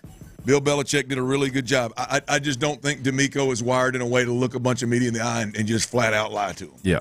And or just be evasive. That's just not him. He's usually the guy that's going to look you dead in the eye and tell you whether you want to hear it or not. He's going to tell you the damn truth. So he just naturally doesn't pull that off. But the reason for me that it's silly is you ultimately allow. Who'd you say broke the news? It was Aaron Wilson. It was Aaron Wilson of KPRC. Yeah, I mean you ultimately let Aaron Wilson drive the ship. You ultimately let whoever finds the scoop, you let them drive the ship and dictate if and when you're going to adjust, and that you let them allow you to look like you don't either know what's going on or you're just bold, not lying, but just being elusive, if you will. That's the reason that I don't like that kind of approach, is that you allow really whoever gets the scoop to really decide how and when things get out. Yeah, and the word I used yesterday was avoidant, like just trying to avoid it at all costs, and just kind of hope that nobody does that reporting, or hope that the questions are to a minimum. And, to Wilson's credit, and I think to the rest of our credit, just continuing with the line of questioning yesterday, we did not necessarily stand for it. We ain't out there beefing. We just got, and I think this is an important part too. And this is speaking to sort of your point about it being silly. I'm on your side on this. I agree with you that it's silly, but I can also understand where they're coming from it from a standpoint of maybe I don't feel like I answer to y'all. Like I got to give y'all all of the answers that you want. I don't have to tell you every single thing. Now, that being said, I don't see the harm in just saying that the quarterback is experiencing some soreness if that's what it is. Right. Like, just say that part. And I don't think there's a huge harm in that. I get why they would be motivated not to. But it does come off as if you're hiding something, or as if the truth is so bad that it ain't worth speaking out loud. Right. That's what it gives off, especially when, like you said, you go 5-6 days or whatever it is, and the narrative flips a little bit. Well, it puts the interesting part to me is kind of how it all unfolded, right? Is it ends up putting a guy like Nick Caley, who's new in town, who's trying to install an offense, who's dealing. Now he's out there stumbling through questions about C.J. Stroud. Hey, man, just nip it in the bud. My man, he's got a little soreness going on. Been throwing a lot of footballs, man. We're just going to load manage him a little bit right here. It's June. It's not a big deal. We're going to keep this thing moving. But instead, you couch it in a way to where it's the duty of the media to keep circling back to it every time he doesn't throw a football, to just keep pounding the questions. And it just, I don't know, man. You just expose yourself to an unnecessary. Again, you let Aaron Wilson or somebody, dictate when and how this thing gets out. But I would say, though, from a media standpoint, this is part of the job, and and this is what I mean. Our motivations are not the same. What D'Amico Ryans and Nick Caserio and Nick Caley are motivated by are not necessarily the same thing that media is motivated by. We've got at times competing interests. And so sometimes the relationship can appear adversarial, even if there truly is no beef, even if we got good working relationships. Sometimes what they're motivated by is in direct conflict with what we're motivated by. They are motivated by keeping the information down to a minimum and just doing the work and focusing on their work, and all we want is the information. Yeah. And so sometimes those things collide a little bit, but that's why it is our job to go ahead and continue to seek these answers, and that's what we did. Yeah. So I'm actually good with it, even if I agree with you and your point that it did come off as a little bit silly. Well, yeah, I've always struggled with that part, and I understand why they do it, but I've just always struggled with like the inability to, like, if it were Jake Andrews who got cut by New England, you picked him up, and hey man, why is he just going through the individual period? Not getting okay, whatever. He got a schedule. But it's CJ, man, and he's a quarterback, and he's not throwing. It's not like he's in a walking boot. It's not like he's just sitting back there watching all of practice. No, he clearly has something going on with literally the most important arm in the damn city. Yeah, I mean it's so yeah. I think those kind of things deserve and demand ultimately some level of explanation beyond all these guys are on a certain schedule. CJ's on the same schedule that Dalton Schultz, but nonetheless, fair foul. I'm sorry, I can't. I've been thinking about it for 2 damn days now. I mean, when I saw that yesterday, I thought you got to be kidding. No, I think from where we sit, it is fair. Now, to me, this is where the competing interests collide. I understand from their standpoint for some of the same reasons. This is our quarterback. We don't want to make a mountain out of a molehill. We want to keep everybody focused. We want to keep the vibes high. Around this time, this is where we hope traffic. This is where time for optimism. Everybody wants to view the glass as half full, so nobody wants to pretend like or even act like the sky is falling.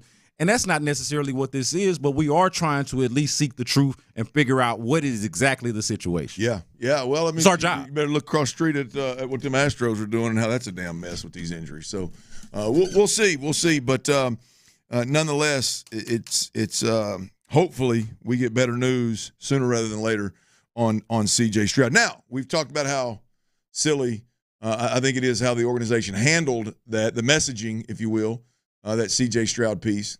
But what does it really mean? Some folks think, hey, it's June. Not a big deal. Your quarterback's not throwing. I think there is legitimate cause for pause, if you will, when this goes on with a quarterback. I'll explain and we'll discuss next right here on Sports Radio 610. Before we do that, though, I got to tell you about Ability Tree Experts. Y'all, look, if you've got big, beautiful trees on your property, I need you to listen up, man. Those trees, number one, they need the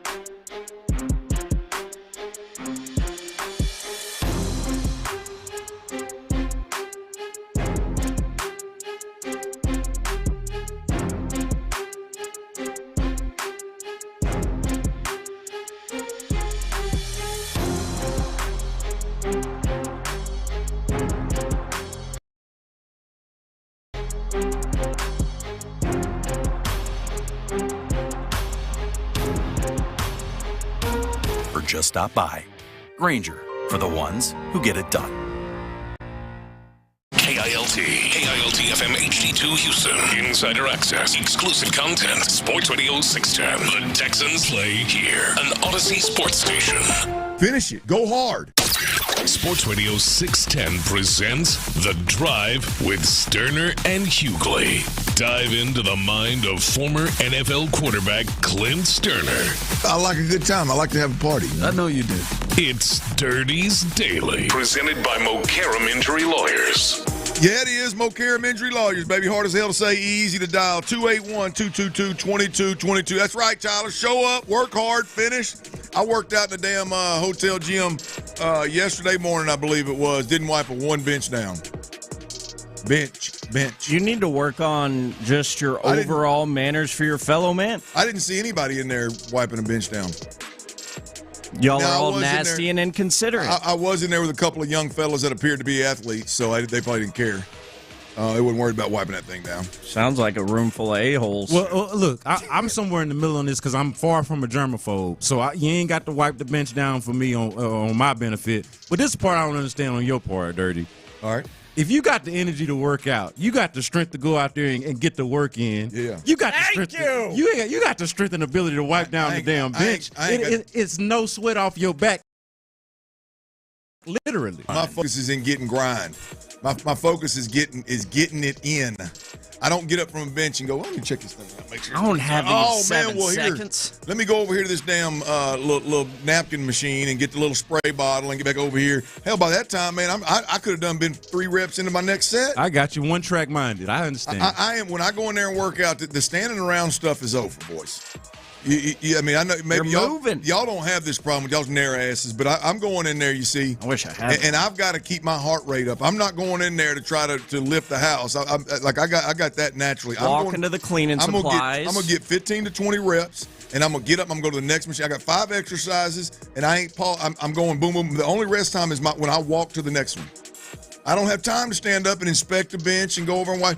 Now, if obviously, B. Scott, if I get up off a bench and I've got a patch of sweat where my head was and it's dripping down, I'll clean that up. I mean, I got that. Right. But just to create the habit of wiping a bench down, no, I'm out on that. You're not a madman. Yeah, no, I'm out on that. Well, and I will say, if you are the one that wants the bench to be cleaned down, it is up on you to just go ahead and do it on the front end. Get you a little spray bottle and a box of napkins and carry them around with you while you're working out, man. That'll be cute. Get you one of them little fanny packs. And get you some cleaning utensils in there? I've never gone to a piece of equipment and just assumed that the person before me wiped it down on my behalf for my benefit. If I want it clean, I'm going to wipe it down myself, and then I'm going to go in about my business. Tyler can lay his old hairy ass down there and get it all wet. You know what I'm going to do? I'm going to lay down right on top of it and get my damn set in. We'll worry about that. It's me and all the stuff I've done in my life. Hell, it's just my turn to go. Hope you don't get staph infection, man. It's on everybody's skin. Knock on wood. You know what? I've been in the gym more than 99.9% of the world. Ain't had it. I've had it. It's not. Ain't cleaned the bench, and ain't never had no staff. Knock on wood. I may have picked it up yesterday after this conversation. Damn, Tyler. Now you're giving me staff in there. Where's the German? Golly, man. Hey, we talked in the last segment a little bit about the Texans handling what is C.J. Stroud not throwing at OTAs for an extended period of time here. And look, that's just more of a personal opinion of mine. I don't like the way it was handled. It's not a big deal, but I just think if you handled it better up front and kind of faced it on, took it in the face and just, gave a little bit more insight into why the quarterback wasn't practicing, I think everybody leave it alone and move on, but still a story because of the way it's getting handled. But anyway, there is, B. Scott, a real reason to pause here and have a conversation about C.J. Stroud. I'm telling you, C.J. and I are wired. I've been an old quarterback. C.J. and I are wired in a similar fashion in just a couple of ways. Not obviously, he's the caliber player he is well beyond where I ever was. But we're both guys that are wired in a way we understand how important offseason work is and extreme offseason work. Yeah. Like I said, 4 days a week, baby. Monday, Tuesday, Thursday, Friday. Now, if you missed every night because you was throwing or whatever because we went home to see your family or went on family, whatever. But we made it a point to throw four days out of the week when we were in town. And CJ's wired that way to get as much work as he possibly. I guarantee you it's killing CJ Stroud right now for his team to be out there getting reps and watching other quarterbacks whipping the ball around the park, and he's not getting those reps. Oh, yeah. Right? There is a level of concern with what's going on with CJ Stroud not throwing. And for me, it's twofold, B. Scott. When I look at CJ Stroud and we are, I don't know, 7 or 8 days into over 3 OTAs that the media has been invited to. I think it's been a week and a half, roughly. CJ Stroud hasn't thrown at any of them. I've experienced shoulder soreness. And I'm talking, when I hear soreness, I'm talking, hey, I'm physically able to throw, and I either threw so much or that I'm sore, or I tweaked something so I'm sore. Like, that, in my opinion, is, hey, man, sit out of practice, man. We're not going to throw today. We're going to ice that thing down. We'll good nights. We'll get some good treatment on it for a couple of days, and then we'll get back out here and throw. It is, I have never heard of a quarterback sitting out over a week because of just what they're couching at general soreness. So I do think there's some level of procedure that took place, tweak that happened. There's something going on beyond just what they're referring to as. I think that's a real reason to keep an eye on what's going on with CJ Stroud. Number one. Number two, the importance of these reps in terms of CJ Stroud's got a new center. Jake Andrews, yep, has been out there running ones. Now, I don't know if he's going to be the guy, but he's been out there a lot. Juice Scruggs has been running some center. He needs all the snaps he can get with the starter. You got Christian Kirk, who is going to be your security blanket, the veteran. You need to create chemistry with him. You got 2 young wide receivers that, by the way, D'Amico Ryans is comparing to Lassiter and Bullock, by the way, which I think indirectly that's some pretty big shoes to fill as rookies last year. But nonetheless, CJ needs reps for those guys. And CJ's cut from the cloth of, I'm going to get those reps at all costs. And he's not getting those reps. So there is clearly plenty of reason to be concerned. Sweep this under the rug, no big deal because it's June. Nah, man, there's a reason why they're talking about it on national TV. Look, I just don't understand. Like, do we care or do we not? Because it seems like sometimes we want to have it both ways. We want to listen to sports radio in June, and I thank you for listening, by the way. Continue to listen to The Drive. Even check out the Odyssey app in any ways that you can get all of our shows. Absolutely. But if you are locked into what it is that we do, okay, if you are a player, if you are a media member, if you are a diehard fan, like I was taught that all of this, like everything mattered, you know. Now, they matter, but all of the pieces matter to some degree and to some level. Now, if you want to accuse us of making more out of it than what it is, maybe you want to minimize it and don't think it's that big of a deal. Okay, we're all entitled to our opinion. But don't bleep on us just because we care and we're here for all of it, right? Like, what is the point of making these availabilities? We're just going to go out there just to smell the grass, just to be glad to be around the players? Like, I'm not out here to jock sniff and wave pom-poms. I'm out here to evaluate. I'm out here to report the news. I'm out here to give opinions. I'm out here to give a certain level of understanding for what's going on. So we're either doing that or we are not. Pick a struggle, pick a lane. What do we want to be about? Either we are about this football life or we are not. But let's decide and let's go one way or another, right? And I was under the impression that we were all here for this. And so since we are, and this be the quarterback, right? Has something changed? Y'all help me out. Has something changed about the quarterback being the most important position, not just in football, but in all of sports? No. For the ones that we cover, at least? No. Not one thing. And so since that be the case, how is it that all of a sudden the quarterback not getting the reps? And again, I've pointed this out a couple of times on the air, but these are not the most hellacious workouts that you're going to ever go through in your life. You know this, Clint. They can't take them to the ground. They damn sure better not touch them, right? That's right. So since that's the case, the injury risk for C is very, very minimal to begin with because he's the quarterback. And so all he's supposed to be out there doing is getting those reps and kind of building that chemistry and that muscle memory for what this new system is going to be. If there is something that limits him in a way that he's not able to do that, that is worth discovering, discussing, and talking about and getting down to the bottom of it and the truth of it all. Tyler, that text line done got him. I mean, think about it. I really you don't have discovered the reason Mr. Clint Stoerner does not look at that text line. That's it. But your point, B. Scott. Here's the deal, man.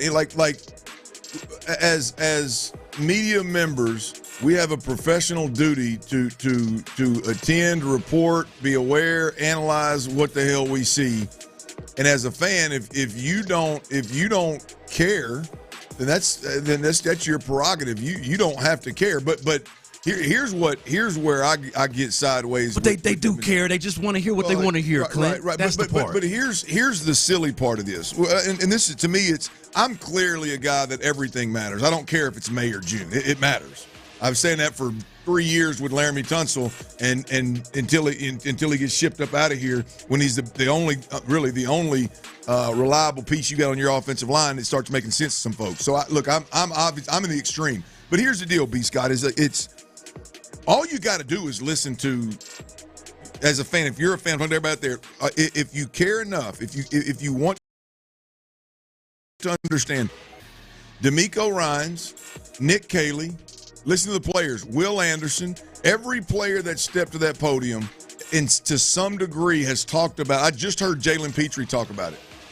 I just heard Christian Kirk talk about it. Listen to it today about how important stacking these days and having great days and being there and being a part of it, how important those days are. So if you as a fan don't care, that's fine with me, but don't. I mean, it's just silly to try to push the narrative that none of that matters. Next up, let's keep moving. Well, see, and Clint, it's not even just the text line, and the text line is part of it. But man, I got even some of my own fellow members in the press corps that are like, "Well, what's the big deal?" And I'm like, "Well, what is you here for? Yeah, you could go. Man, it's 9:30 in the morning. I could have kept my pajamas on, buddy. But we are here, right? We get this text from the 346. I don't understand why it's necessary to know a player's situation. If they're hurt and not playing, it is what it is. John Lopez's least favorite catchphrase, by the way. If they're hurt and not playing, it is what it is. Next man up. QBs are no exception. All right, well, let's take our ball and go home, man. Great talk. Wonderful 4-hour show that lasted exactly 90 seconds, and we can all just go home. Yeah. Either it matters or it doesn't, and we have established that it absolutely does. And so we're going to talk about it, Well, man. there's a reason why again, I turned the TV on yesterday before I jumped in the shower to go to dinner, and it's I don't know if it's a lead story, but it's definitely one of the top discussions that's being had, and they got a 4-man panel up there of 3 former players and a host talking about. It's a best deal. The longer it happens, the more you immediately I think, okay, if it's been going on for 8, 9, 10 days that we know of, how far back does it go? And it potentially could go all the way back to the season and some procedure that was done, or it could just be a strain from throwing so much in the month of May. So it definitely matters. The closer we get to training camp, the more times we see the team practice and CJ not throw, the more important it's gonna be for everybody out there. Clint, do you remember the last time we saw CJ Stroud in action? Do y'all remember the last time we saw the Texans play football? Do y'all remember it? Yeah, I remember it. Kansas City. They were playing against the Kansas City Chiefs. Do y'all remember how CJ Stroud was treated by the other team in that game? I sure do. To the point to where they almost maimed the guy out there. Like he struggled. The Chiefs are in bed with the refs. They had to help him off the field, man. That was the last time we saw CJ Stroud having to be helped off the field. Then the next time we're supposed to see him, he's limited with some type of shoulder issue. Yeah. No big deal. Yeah. Nothing to see here, folks. Well, I tell you what we'll do. We'll keep an eye on it. Ain't no doubt about it. And we'll let you know what, if anything, changes on the CJ Stroud front. I think when soreness stretches beyond a week, I think we've got to keep an eye on it and see what the hell's going on. So we'll do that for you, and that's what we're here for. B. Scott is in for Ron the Show Hughley. Tyler Milner back there is behind the glass with them deep pockets. Better do some damn winning coming up here pretty quick, though. I know that much. McCullers had him a day, y'all, on a couple of different fronts. Astros fans, Lance is coming, baby. Lance is back. We'll discuss next right here on Sports Radio 610. Before we do that, though, I got to tell you about them cold Coors Light, y'all.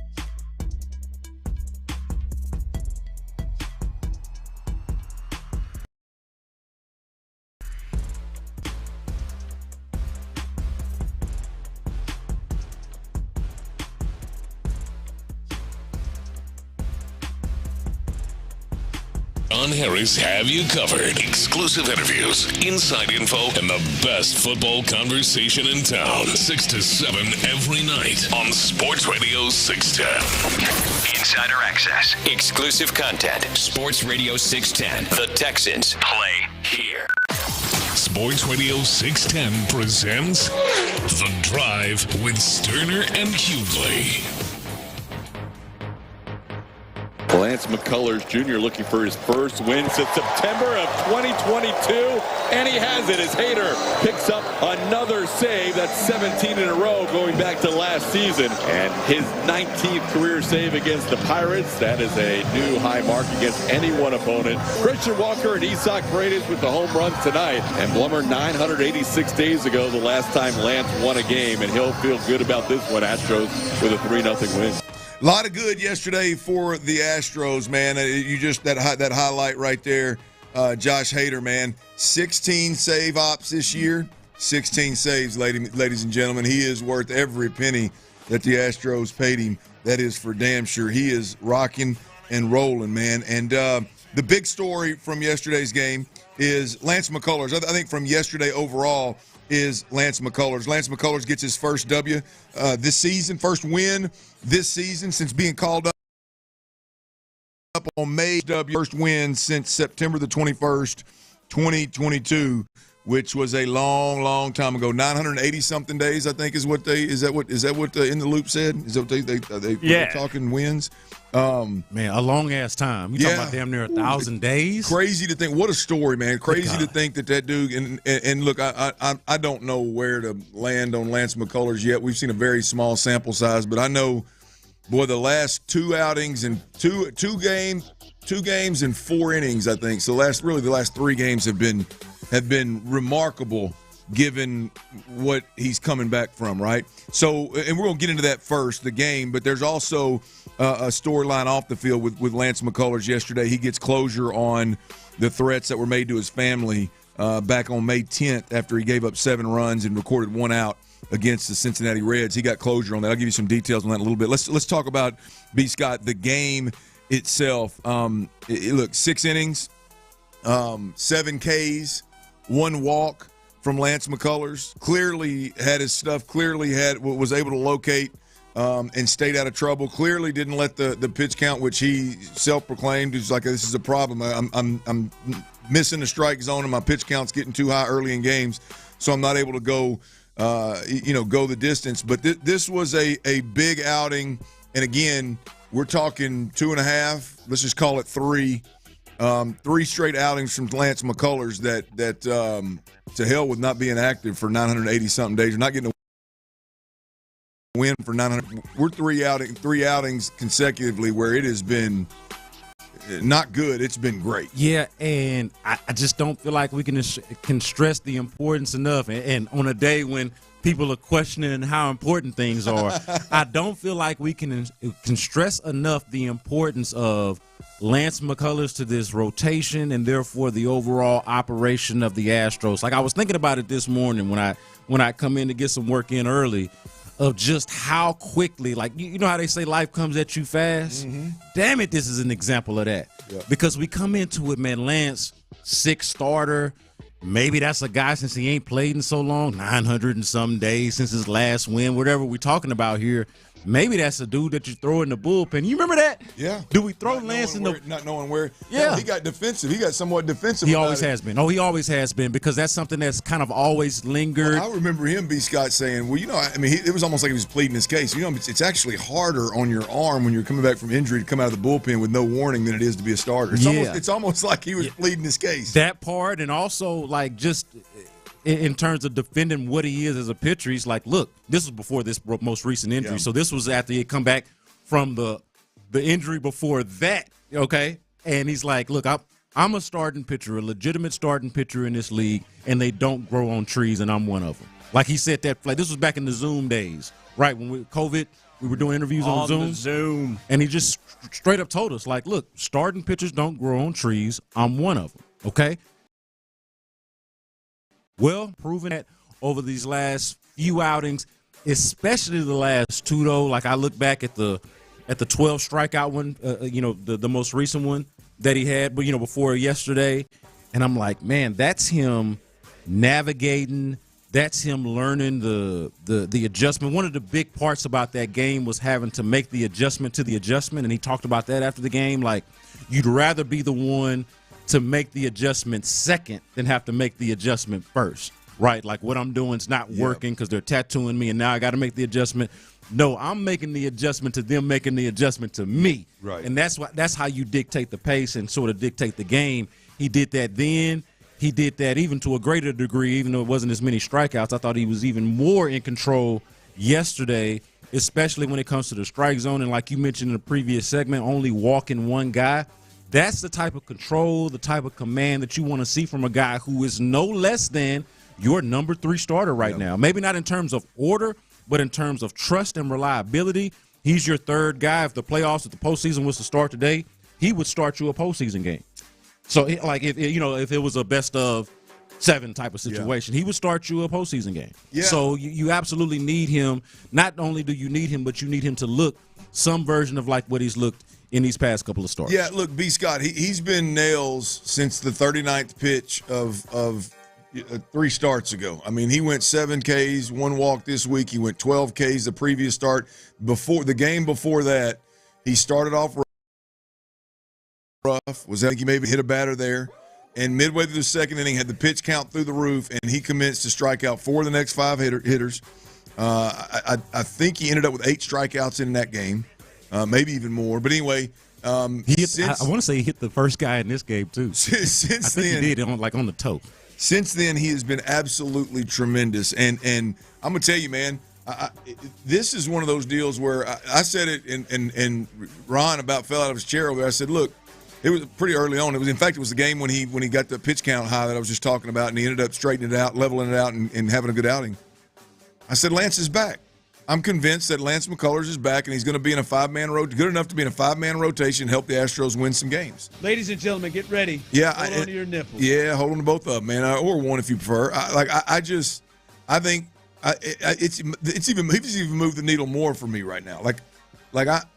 You said he's definitely going to get a start if you're in a 7-game series. Hell yeah, he is. Yeah. Well, and that's just based off of the current situation now. The only reason this isn't a bigger deal, B. Scott, is because you got Framber Valdez and Hunter Brown, I mean, absolutely dealing right now as well. Yeah, I mean, that's a big part of the strength of the Astros is that they've got, like Lance McCullers aside, you've got 2 ace-level pitchers at the top of your rotation. Yeah. Like, not just a 1 and 2, but a 1 and a 1A type of situation going on. But then after that, absence of a Lance McCullers, right? Let's say Lance McCullers is still luxury Lance or still fighting his way through what he's been going through over the last few years. And accident playing catching in the outfield. You got back-to-back years with back-to-back guys going down with Tommy John surgery. And all you got is those 2 1 and 1A aces and nothing else behind that. Man, I just cannot stress it enough, man. You need some version. Like, if it's not Lance McCullers, you was going to need somebody like this. Somebody has got to play the role that Lance McCullers is playing right now. And I trust, and I am glad that it is actually Lance McCullers himself, somebody that I've actually seen perform under situations like this. And the cool part about it, specific to him, and I mentioned this earlier, is how he has been able to constantly adjust and reinvent himself as a pitcher and figure out, hey, what works for this version of me now post this injury or surgery or whatever the case may be. It is real cool to watch him have to adapt and then be able to do it. Yeah, absolutely stoked for McCullers. What a story. I'm obviously a huge fan, and it's fun to watch as well. But he's been absolute nails, and it was good to see that last night. Now, speaking of last night's game or yesterday's game, I guess it tipped a little early because they are in Pittsburgh. But the fact that on the back end of that, you got a 0-0 ball game, and then in the top of the 7th, Christian Walker hits a bomb, which ultimately won the game, but hits a bomb that allows Lance to get the win, kind of thing. That's a huge plus. We need to see more of that as well. And then we mentioned Josh Hader going 16 save ops, and he's got 16 saves, so he's absolutely dealing as well. Real quick, the investigations that were made to Lance McCullers, really his kids, but Lance McCullers' family. I don't want to say it's been settled or solved, but they They have discovered the individual that made the threats. It was an intoxicated bettor who made online death threats aimed at McCullers' family. This guy lives overseas. He told HPD that he was sorry for what he had done, which was a department spokesperson that made that announcement. Apparently, he was sorry for what he had done, and Lance McCullers even came out and said that he apologized. But just tip the cap. Great job by HPD. Great job by Major League Baseball. Big time by Jim Crane, the owner of the Astros, provided 24-hour surveillance, 24-hour security for Lance and his family. But what a relief for his family that this dipwad here was at least has been discovered, and it's not a faceless individual out there walking around where his family's got to look over his shoulder every time they leave the house. Listen, I like betting, and I'm chronically online, but this is the downside of both gambling and the internet. People feeling empowered in ways that they shouldn't and otherwise wouldn't be if we weren't in the times that we're in. That's right. But to your point, I am glad that this is as serious as it is. It could be a lot more serious, and I'm glad that it's not. Yeah, so that's it, man. That's the good part. His wife and kid can leave the damn house now and not have to be looking over their shoulders, and so he can go to work and not worry about what he's going to come home to every damn day. So, again, big shout out to HPD and Major League Baseball and Jim Crane for making all that happen as smooth as they possibly and quickly as they possibly could. All right, we got the Texans report coming up next. All things Texans we'll cuss and discuss next right here on Sports Radio 610. Before we do that, though, I got to tell you about Mo Karam Injury Lawyers, y'all. Difficult to say, no doubt about it. They don't dispute that, but it's easy to dial. 281-222-2222. Here's the deal. It's the summertime, a lot of traveling, a lot of times going to the lake, the pool, the river, whatever it may be, the beach. If you're ever injured in an accident, any kind of accident, all right, any kind of accident, you need to call Mo Karam Injury Lawyers. There's a lot to love about Mo Karam Injury Lawyers. I love the fact that they're one of us. They're in our community. I've been to games with them, Astros games, Texans games, been to dinner with them. They're our kind of people, man. And they've been serving Houstonians. They've been serving Texans for 30-plus years now, y'all. And when it comes down to getting the representation that you deserve and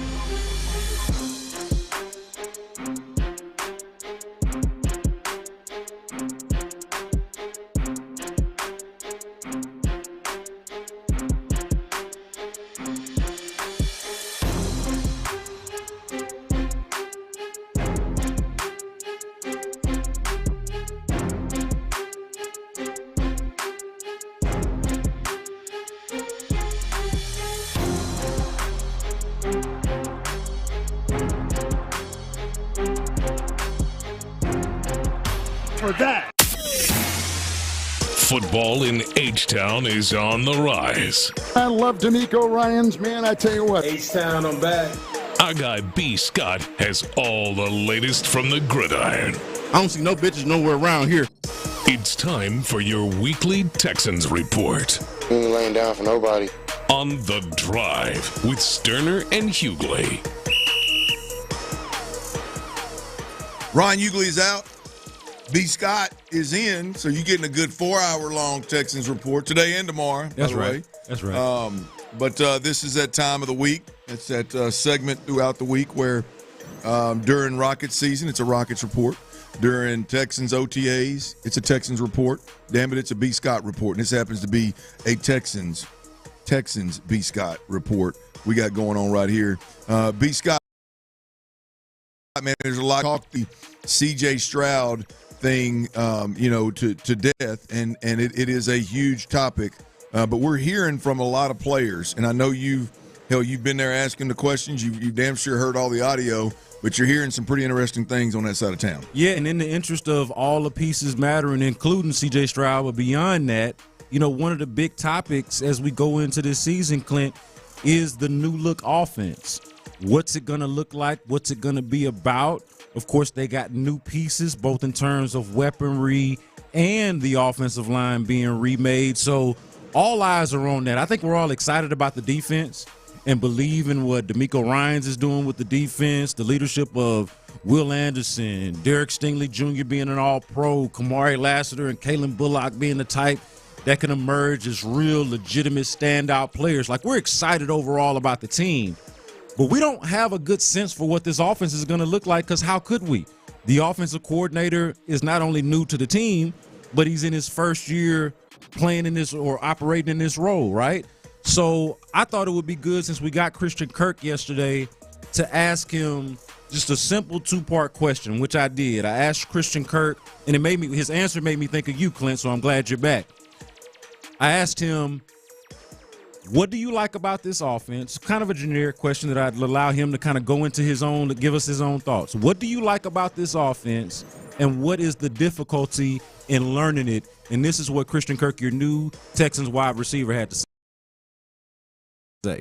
You tell it very smart, does a great job communicating to us, what the expectations are, route detail, motions, formations, whatever the case may be. He's done a great job kind of laying that out for us. And it's been, I guess, primarily pretty easy, just being able to learn it the way he's been able to install it. Ben McDaniels in our room has done a great job teaching us just all the things from a football IQ aspect that you need to know as a receiver. And this offense is dynamic. A lot of motions, a lot of pre-snap adjustments for the defense to have to, deal with. So I think you'll see a lot of guys in different places to be able to make plays. A lot of motions, a lot of pre-snap adjustments, and all teaching it in a way that is easy to learn. These are all things that made me think of you, Clint. So I wanted to get your reaction to that. What does that make you think of or does that give you some kind of confidence in hearing a veteran who's new to the team, learning an offense that is also new to the team, speak about it in that way? Wanted to get your reaction to that. Well, B. Scott, look, for me, it's easy, man. I mean, a lot of these players and a lot of these coaches, they have the buzzwords around the league. It's a monkey see, monkey do, or I guess I should say monkey hear, monkey say kind of deal, where it's, guys, you hear somebody say something, all the offensive coordinators right now are talking about, every offensive coordinator in America now is saying, oh, man, I'm going to tailor my offense to each kind of the players that I have, my players' strengths. Sure. That's a buzz phrase right now. I think one of the buzz phrases, I know we've heard it around here a lot, is we're going to use a lot of motions and formations to confuse defenses kind of deal. I love it. I absolutely love it. I hope it's real. You know what I mean? Like, I hope it's not a catchphrase. I hope it's, I hope that is something that we're looking at where formations and motions are used to our advantage. I mean, it's not easy.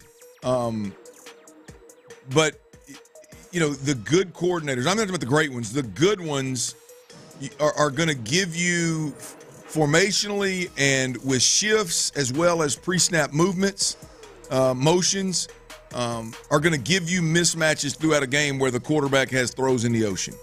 And that is one thing that CJ, I think he had a lot of it his first year, but this last year, everything was so damn difficult. He had to earn every completion. And, you go watch Matthew Stafford out there. I'll use Matthew Stafford because that's where Kaylee came from. You go watch Matthew Stafford, and somehow in crunch time, game on the line, in a drive, they'll find a way to get what's my man out there with the big head, the receiver he's got? Puka Nacua. They'll find a way to get Puka Nacua wide ass open. I love this how we identified him. In a critical, he's got a big head, man. He does. But like McVay finds a way to get that guy, like literally a throw in the ocean for the quarterback in critical moments of the game, like 2 or 3 times. You're just like, that's what good coordinators do. Yeah. Well, let me rephrase it. That's what great coordinators do, right? And so I know it's not easy, but you start hearing Christian Kirk, who's been around the league for a while, start talking about, motions and movements and formations, they're going to be used to our advantage. I hope he's right. I hope we see that come to fruition because fall is a lot. It's never easy, but it's a lot less difficult when you've got a coordinator that's on the ones and twos dialing things up. Yeah, man, it just stood out to me, everything that you mentioned, and of course all of the motions and the pre-snap stuff, and of course it's hard to separate those comments from understanding C.J. Stroud's sort of new role and all of that, right? Yeah. So I'm kind of tying all that together, and I'm getting excited just thinking about it, right? And then on top of that, I just hadn't, and this is really more of a buzzword and not all that specific, kind of more so specific what we were just talking about, but just a more generic buzzword that he used that I had not heard anybody else use was dynamic. And, of course, you're going to describe your own offense like that. You ain't going to never hear a player come out here and just say, and especially being new to the team, be like, man, you know what? This offense ain't bleep.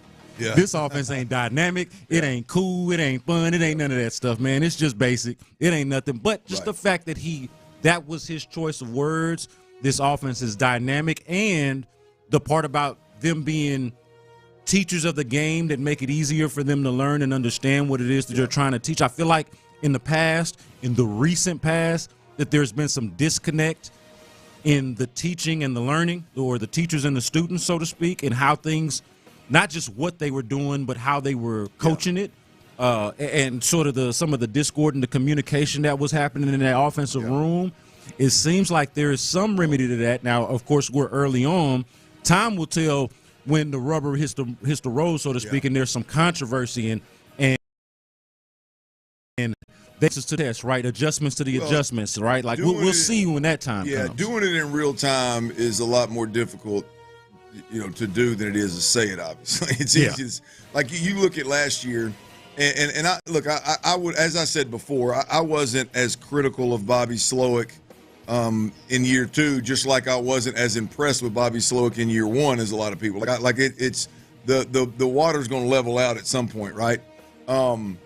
But I think it's very accurate to say, you look back at like Bobby Slowick and the football 101 things were not handled, and that's just the communication, right? And then you look at even the more advanced stuff, which is exactly what Christian Kirk just said about Nick Caley, of like the inability to do what your players do well. Like, again, I know people will sit around and talk about, and I don't like to make excuses at all for Dalton Schultz, but the fact that Dalton Schultz was asked to block a true defensive end in a critical situation in a playoff game, in a survive and advance game, like that's the definition of doing what your players aren't good at, like making your players play to their weaknesses and making them play left-handed instead of playing to their strengths. So it's difficult.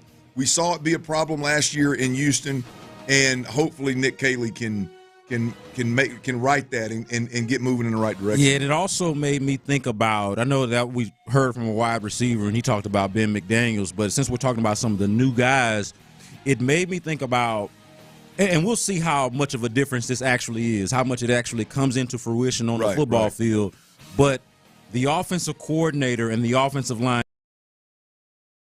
coach who's last year, them being more aligned and being on the same page, kind of working on a string, if you will. Like, that part is significant to me when you think about how, and I don't know what the relationship was exactly, but there was clearly some disconnect between Bobby Slowick and Chris Strausser, the former offensive line coach, and like to our understanding, Chris Strausser really had no real experience in this type of offense, in the type of offense that Bobby Slowick was running. So there was just a natural disconnect that never really seemed to remedy itself. Even with a year of experience under their belt coming into year 2, that didn't seem to help much. It does feel like between Nick Caley, Cole Popovich, and if you want to even tie it into Nick Caserio, all these guys basically come from the same stock. And I think that part is going to matter for better or worse. I think all of that is going to matter in terms of how they play as a unit. Well, I think look, one of the biggest problems last year, it falls in the lap of the offensive coordinator, and the firing is justifiable. But the reality of it is I don't think you had a coaching staff that saw this thing through the same lens. No, clearly not. We can talk about the communication with C.J. Stroud and the offensive line's inability to communicate at the line of scrimmage, and if you don't have the ability, like you just mentioned, the difference being Cole Popovich and Caley being so close, if you don't have the ability for that offensive coordinator, that offensive line coach to go to the sideline in the middle of a heated game where you're not protecting your quarterback, you're getting your ass kicked, and go, hey, here's what we're going to do, man. We got these are the two adjustments that we can go to. We're not going to have Dalton Schultz protecting a true defensive end, rush end. He may have to block a linebacker or a safety, but we're going to stay answers. We've got answers. We've talked about it. We know each other like the back of our hand. Here's what we're going to go to.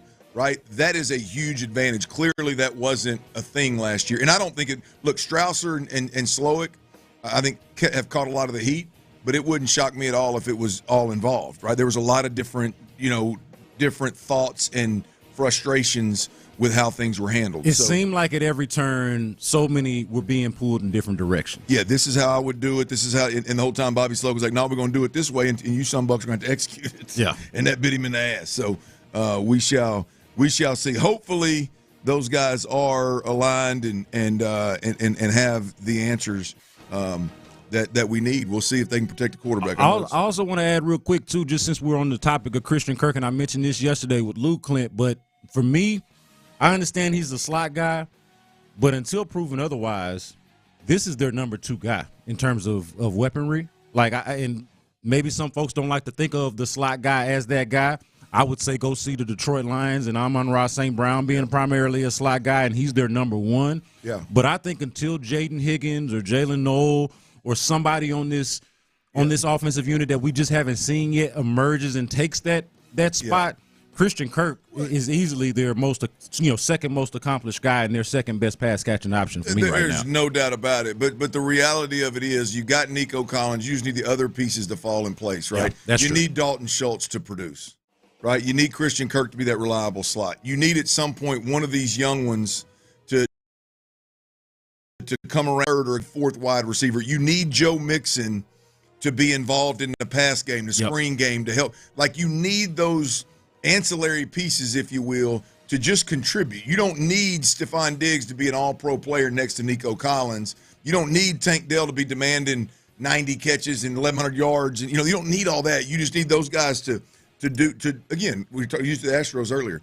You need the guys that are paid handsomely to play up to par. Yeah. Dalton Schultz, Christian Kirk, Joe Mixon, those guys need to play their role. Yeah, and health goes without saying, right? Obviously, if guys are not healthy, then this conversation goes out the window. But on top of health, you need everything that you just mentioned. 100%. All right, 5 o'clock fire, y'all. 5 o'clock fire is next. And before we do that, I got to tell you about QC Kinetics, man. Look, the big focus, and rightfully so in America today, is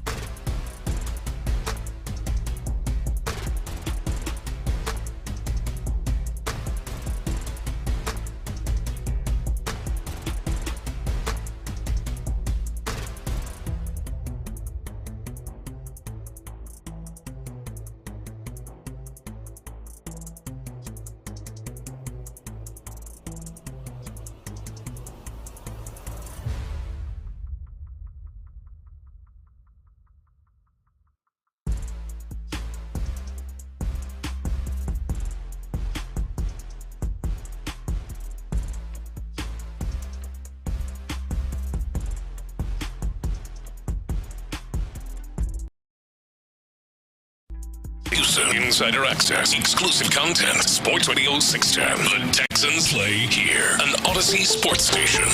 What's up, Clint? How y'all doing, man? We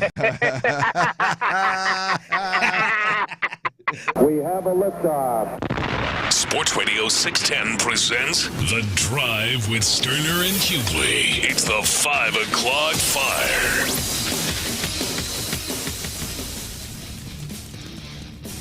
Ron Hughley's out. B. Scott is in. My man T. Mills on the ones and twos back there. And Tyler, I almost read this tagline. Thought there was a new sponsor or something, and I almost read it until I synced it. Boy, almost got me in trouble. We almost had to hit that old dump button right there. I almost. I wish you would have so bad. Ooh, it's litty as a.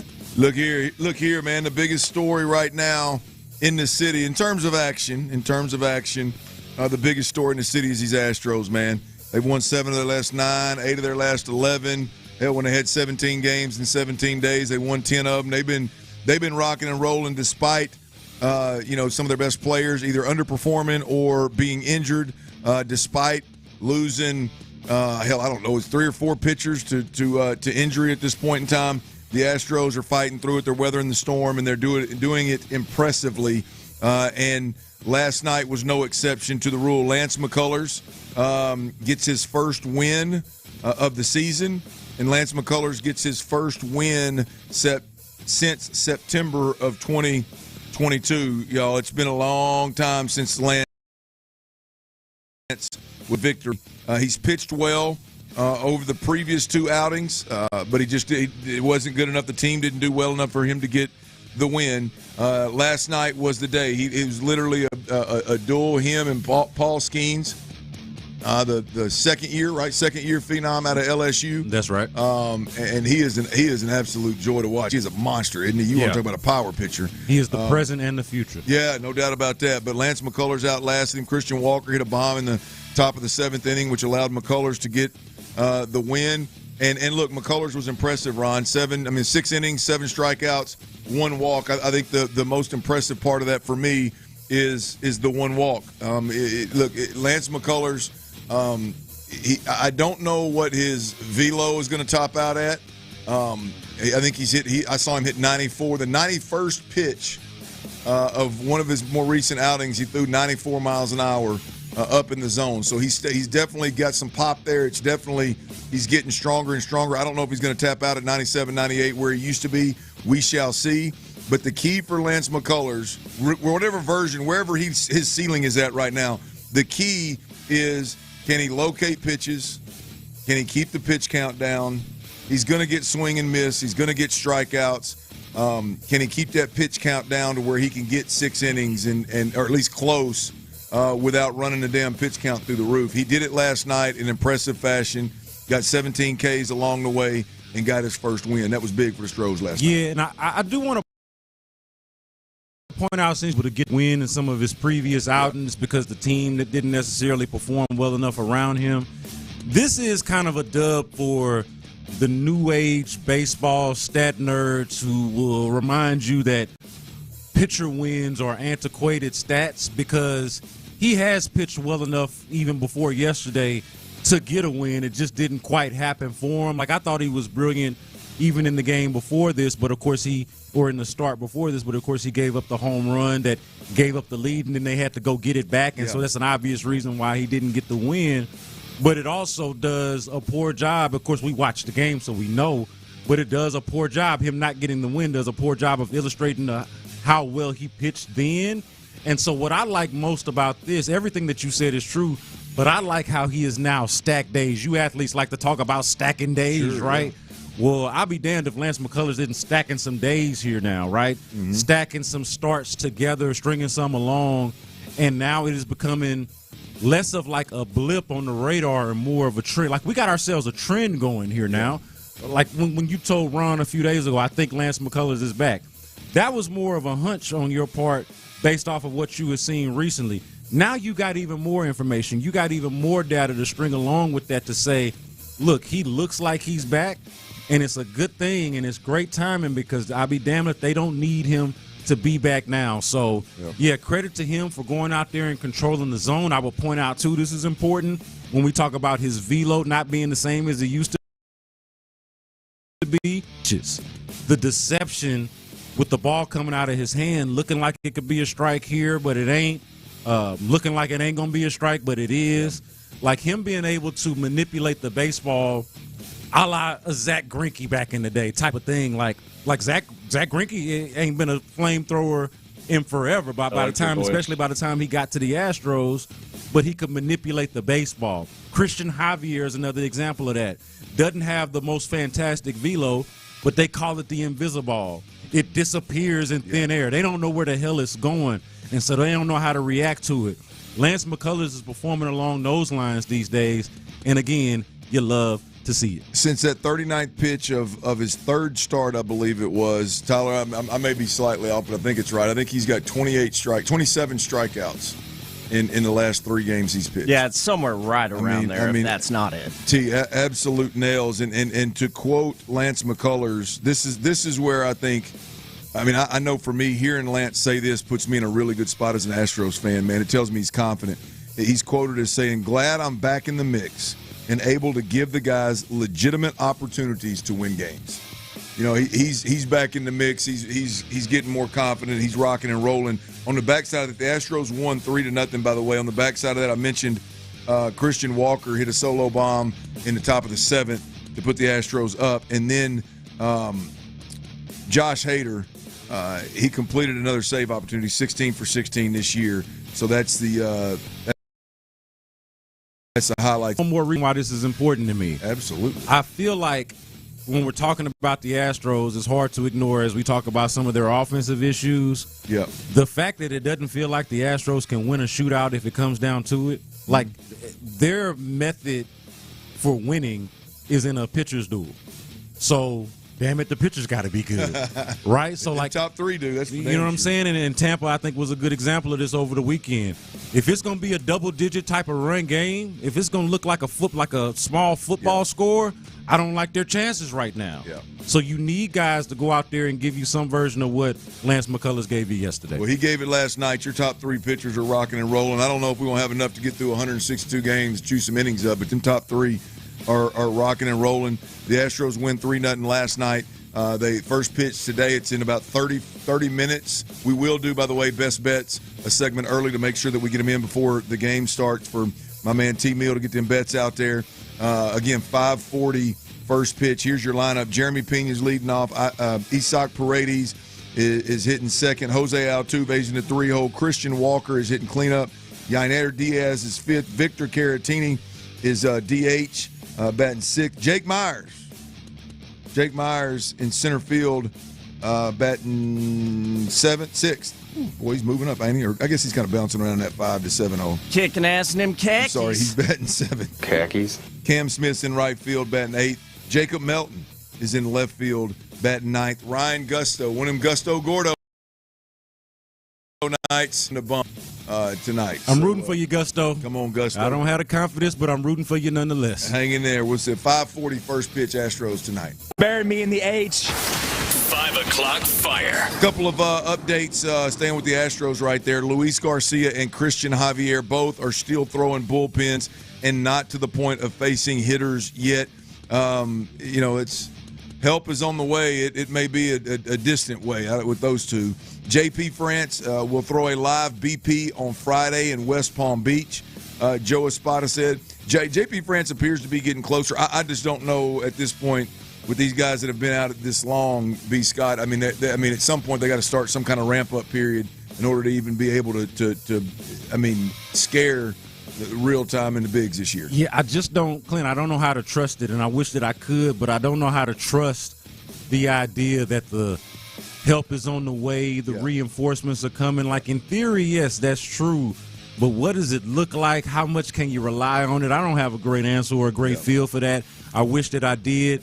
But the interesting part about it is how does that inform their decisions at the trade deadline? Right. You know, like is the reinforcement internal, therefore you don't have to go out and give something up to go fortify this rotation, or is it the opposite? Are you going to need to go do something because those guys are, I don't want to call them flaky because they're injured, but you understand what I mean, not yet reliable at this point. So it'll be interesting to follow, man, on what exactly rely on the reinforcement to come from within, or are they going to have to go out and go get them, say, a Yusei Kikuchi type? Well, I do. You say Kikuchi, I say Kikuchi. The one in terms of help is on the way that I think we can rely on. I don't know when, but I think in the near future, Spencer Arrighetti will be back. That's it. And you plug Spencer Arrighetti in, get him ramped up, whatever you need to do. You plug him in, and if he's even remotely what he was when he got injured, that gives you 4. A lot of promise. That gives you a solid 4, and so things are looking up. Also, small note, real quick, Pedro Leon.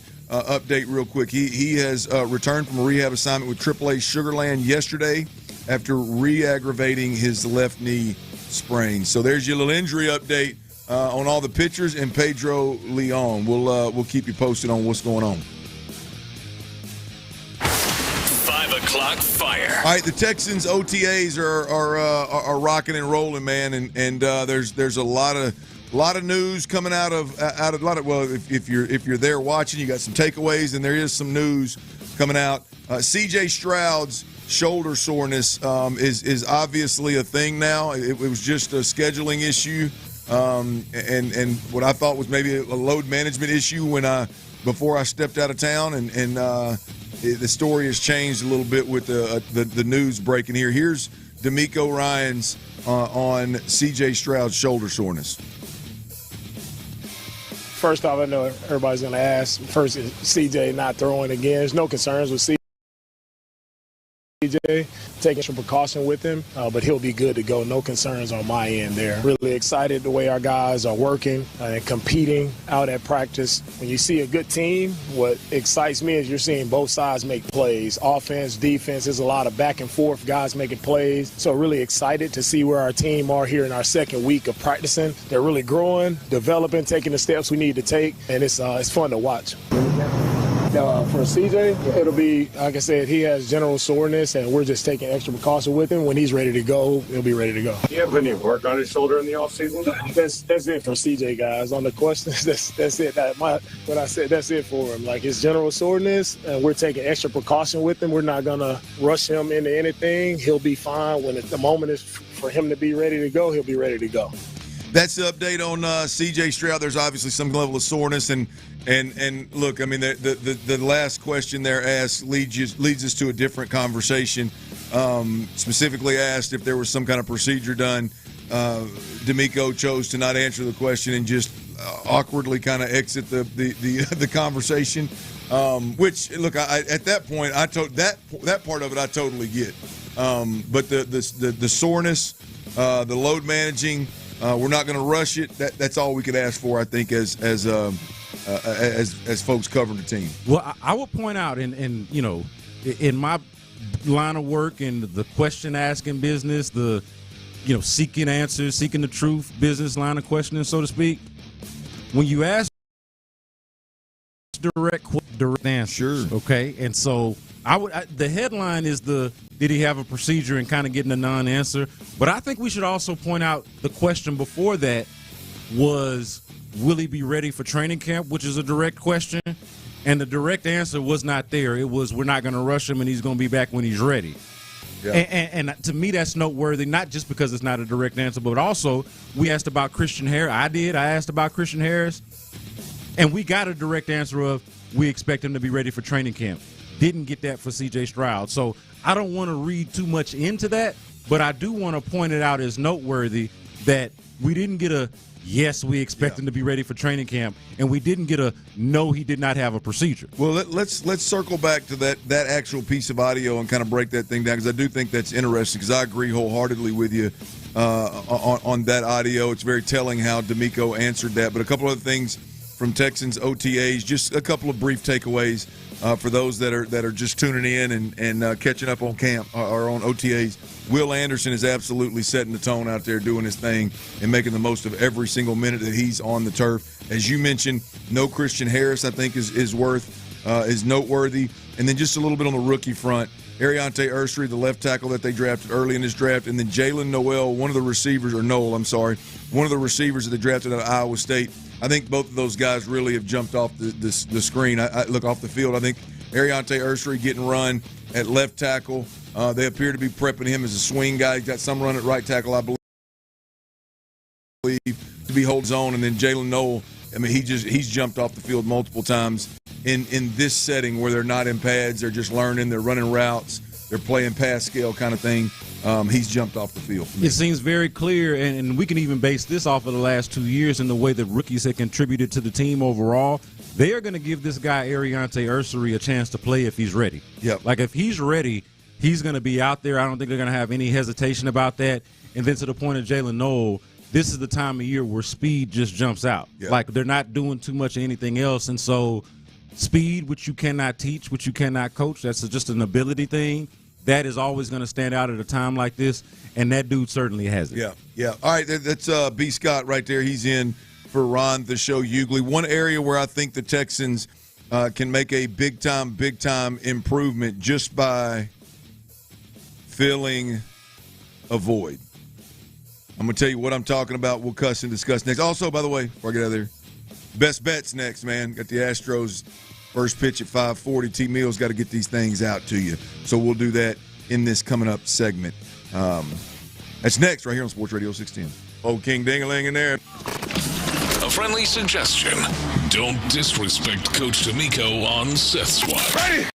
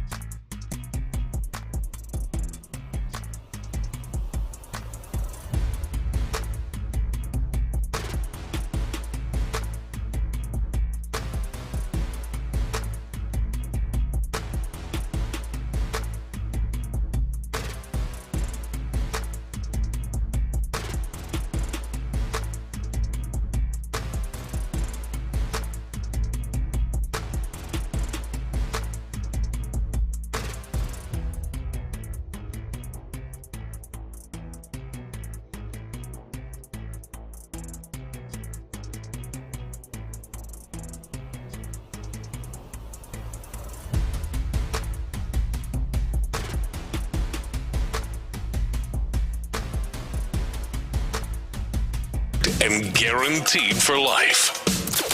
Texans All Access. The countdown to training camp is officially on. And Mark Vandermeer and John Harris have you covered. Exclusive interviews, inside info, and the best football conversation in town. 6 to 7 every night on Sports Radio 610. Insider access, exclusive content. Sports Radio 610. The Texans play here. Sports Radio 610 presents The Drive with Stoerner and Hughley. Ron Hughley is out. B. Scott is in. T. Mills on the ones and twos behind the glass. Houston, we love you, baby. Appreciate you tuning in to Sports Radio 610, Houston's sports leader. And still, mom, friends and them, if you're watching on YouTube, you're watching on Twitch, we greatly appreciate you there as well. The AM dial, FM dial. It's still rocking and rolling. I listen on that FM dial, boys. I'm a 100.3 HD2, HD3, whichever one it is. My newest favorite thing about my new truck, dude. It's a game changer. Yeah, it's a game changer, man. But you can also, and you should, download that Odyssey app, AUDACY. Download the Odyssey app. Keep it on your hip. You can take us any and everywhere that you go. Got some really cool features there. Tyler and the boys, they podcast every segment for segment. So if you're just looking for certain topics that are being covered, or you want to listen to the show through and through, you can do it on the Odyssey app. There's also a rewind feature. If there is an interview earlier in the day that you want to just get back to and listen to, you can easily find that thing as well. And hell, let's be honest, we gave away $20,000 and a trip for four to Vegas and paid hotel and paid airfare and all that kind of stuff. So you never know what we're going to give away. Download the Odyssey app, AUDACY, and keep in touch with the Drive, In the Loop, as well as Payne and Pendergast and them boys, Area 45 in the evening as well. And that rewind feature, by the way, good for 48 hours. So even if you want to go back a couple of days shows or whatever it is. Now, the podcasting is good, in perpetuity. So you can find a specific segment podcast link basically forever, but those chapters, those rewind chapters that up to minutes you can, or up to the minute, I should say, you can do that 48 hours after a show. And also go ahead and get them notifications too, because if we got breaking news, we got press conferences. Come on. We'll send y'all notifications as well, and I'm on the ones and twos on that. So make sure you're locked in. All right. Again, that's B. Scott right there. He's got it all. He's damn sure got it all locked in. Hey, guys, one area, look, I think offensively for the Texans there is plenty of room for improvement in several. I've said it a million times, like the team won 10 games and won the division, won 10 games in the second round of the playoffs last year, and it's hard to think that they were that good, and there's this many opportunities for this team to get better, particularly on the offensive side of the football. I think there's layers to – we talked about layers to the improvement. We talked about layers to protecting the quarterback better. It's not just about the O-line. It's not just about Bobby Slowick and Chris Strouser. There's so many different pieces. If you just get half of them right, you are a significantly better offense. I tell you one place where, B. Scott, I don't – it's not a talent thing. It's not a developmental thing. But if you look at leadership on the offensive side of the football, there is clearly a void. I'll point out two different things that have happened this offseason that I think speak volumes for the void of leadership. There were three captains named last year on this football team. It was C.J. Stroud, Stephon Diggs, and Laramie Tunsil. On the offensive side of the ball. On the offensive side of the football. Laramie Tunsil was traded in a moment where this organization needs significantly better pass protection. He's one of the best in the league, and he was traded. I don't care what anybody says personally. There's no talking me off this hill. I believe it was a identity, a culture, a standard, a way of playing the game and practicing the game that he just wasn't a good fit. That was one of your captains somehow, right? Then you look at Stephon Diggs. He's out there on a boat looking like he's having a whole lot of fun. Now, I ain't judging that part of it, but slinging pink powder around carelessly to where cameras are catching it, right? I mean, the fact that those two guys were two of your captains, and I'm not disrespecting those guys. I'm just simply saying it's obvious that neither one of those guys are Nick Caserio and D'Amico Ryans type guys. They're not the Will Andersons. They're not the Petries. They're not the Lassiter, who you can, by the way, you can put Lassiter squarely right next to Will Anderson when it comes to just crazy for this damn game. Absolutely nuts. Ate up with it. But they're just not those kind of guys. The CJs, they're just not those kind of guys.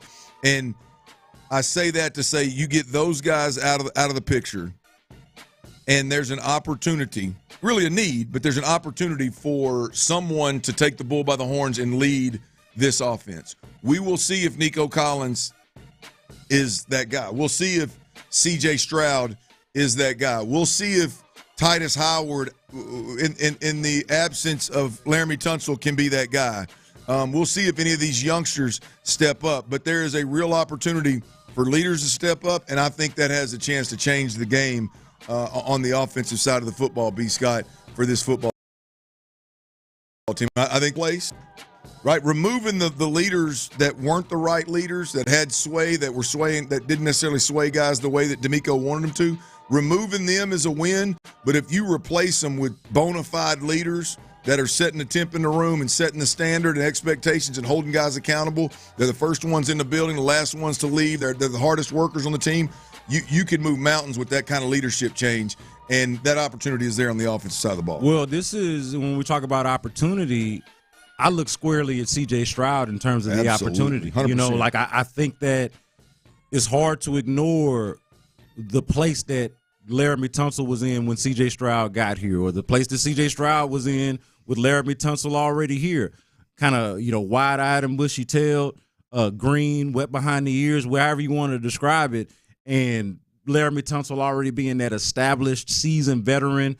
Naturally, you're going to look up to a guy like that. I don't think it's a coincidence that his locker is somewhere close to Laramie Tunsil at the time. Like, that is, for all intents and purposes, big bro when C.J. Stroud gets here. Similar situation when they bring in Stephon Diggs. So to me, it is an opportunity for C.J. Stroud to take the bull by the horns. Yeah, it is. I mean, huge opportunity, man. If you're going to be the alpha, the face of the franchise, you're going to be a top quarterback in this league. You're going to take this organization to places it's never been. The opportunity is right there at your fingertips. We'll see. If it's him or somebody else, we shall see. Tyler Milner, best bets, baby. We got the Astros first pitch. That's a little bit early. T-Mill, what you got, baby? That's right. First pitch for your Astros is coming up in mere minutes. And just like yesterday, got some Astros action for you folks. So wanted to make sure we got that in case there's any you want to tell here. It's been rough. It's got to change on this hump day. Monday, we hit one bet. Last night, we hit one bet. I need some green. Here are your 6 best bets for tonight. Of course, sticking with baseball one more time until those NBA Finals get going tomorrow. Real quick, 6 bets. First, Guardians at the Bronx. Up there with them Yankee turds. Under 9 runs in that game. Next, I'm on an over. Diamondbacks at Braves. Over 7.5 runs in that one. Might be my favorite bet of the evening. Next, I got the Tigers minus 1.5. Those A.J. Hinch-led Tigers as they are traveling to take on the crap-ass Chicago White Sox.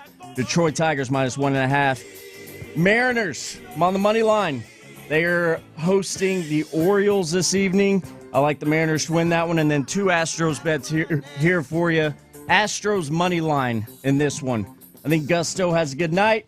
Hopefully they score more than 3 damn runs. Astros win in Pittsburgh. I got the odds at minus 120. And then lastly here, I got one player prop for you. We have made quite a bit of cash on this one, and we need it right now.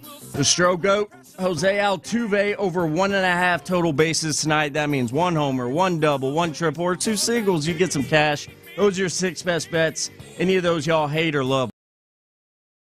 Boys. Reluctant as I am to say it, the fighting A.J. Hinches are for real. The Detroit Tigers look even better than the team that took it to the Astros last year in the postseason. So I like that bet. And then the Orioles, for whatever reason, I mean, they didn't fire their manager. They've fallen off the map. So I'm not here for rooting for the Mariners. I'm certainly not. But in terms of your bets, though, I gotta like them against a crestfallen Orioles team. So those are 2 that stand out to me just from listening to I like Altuve. I think he goes deep tonight. Not only does he get a 1.5, I think he goes deep. I love that. Let's go. Do you want me to put some money on that over 1.5 bases for you, Dirty Red? Well, yeah, I think I will. All righty. Benjamin locked in. Lock it in, Chief. Lock it in. There you have it, baby. Stay tuned in. Tyler, when Tyler needs to get hot, he typically gets hot and levels the percentages, the winning percentage there out a little bit. So stay plugged in. At T-Mill Real Deal, if you want to check them out on Twitter, if you missed any of them, at T-Mill Real Deal. You get about 4 minutes now. Get over here and check them out. All right, I want to circle back to that D'Amico Ryans audio of him announcing C.J. Stroud's C.J. Stroud's shoulder soreness and the fact that he's not throwing at practice. B. Scott had an interesting take, obviously being in the building over there quite a bit. It is absolute money.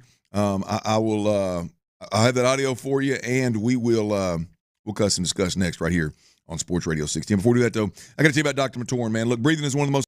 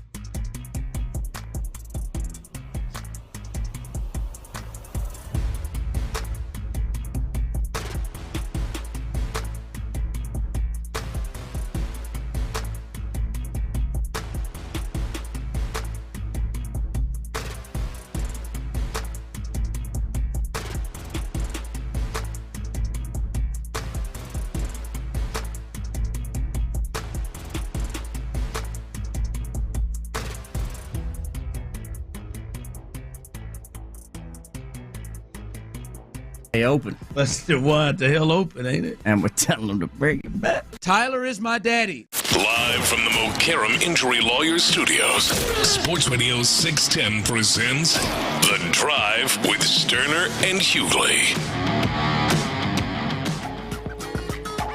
Not today, baby.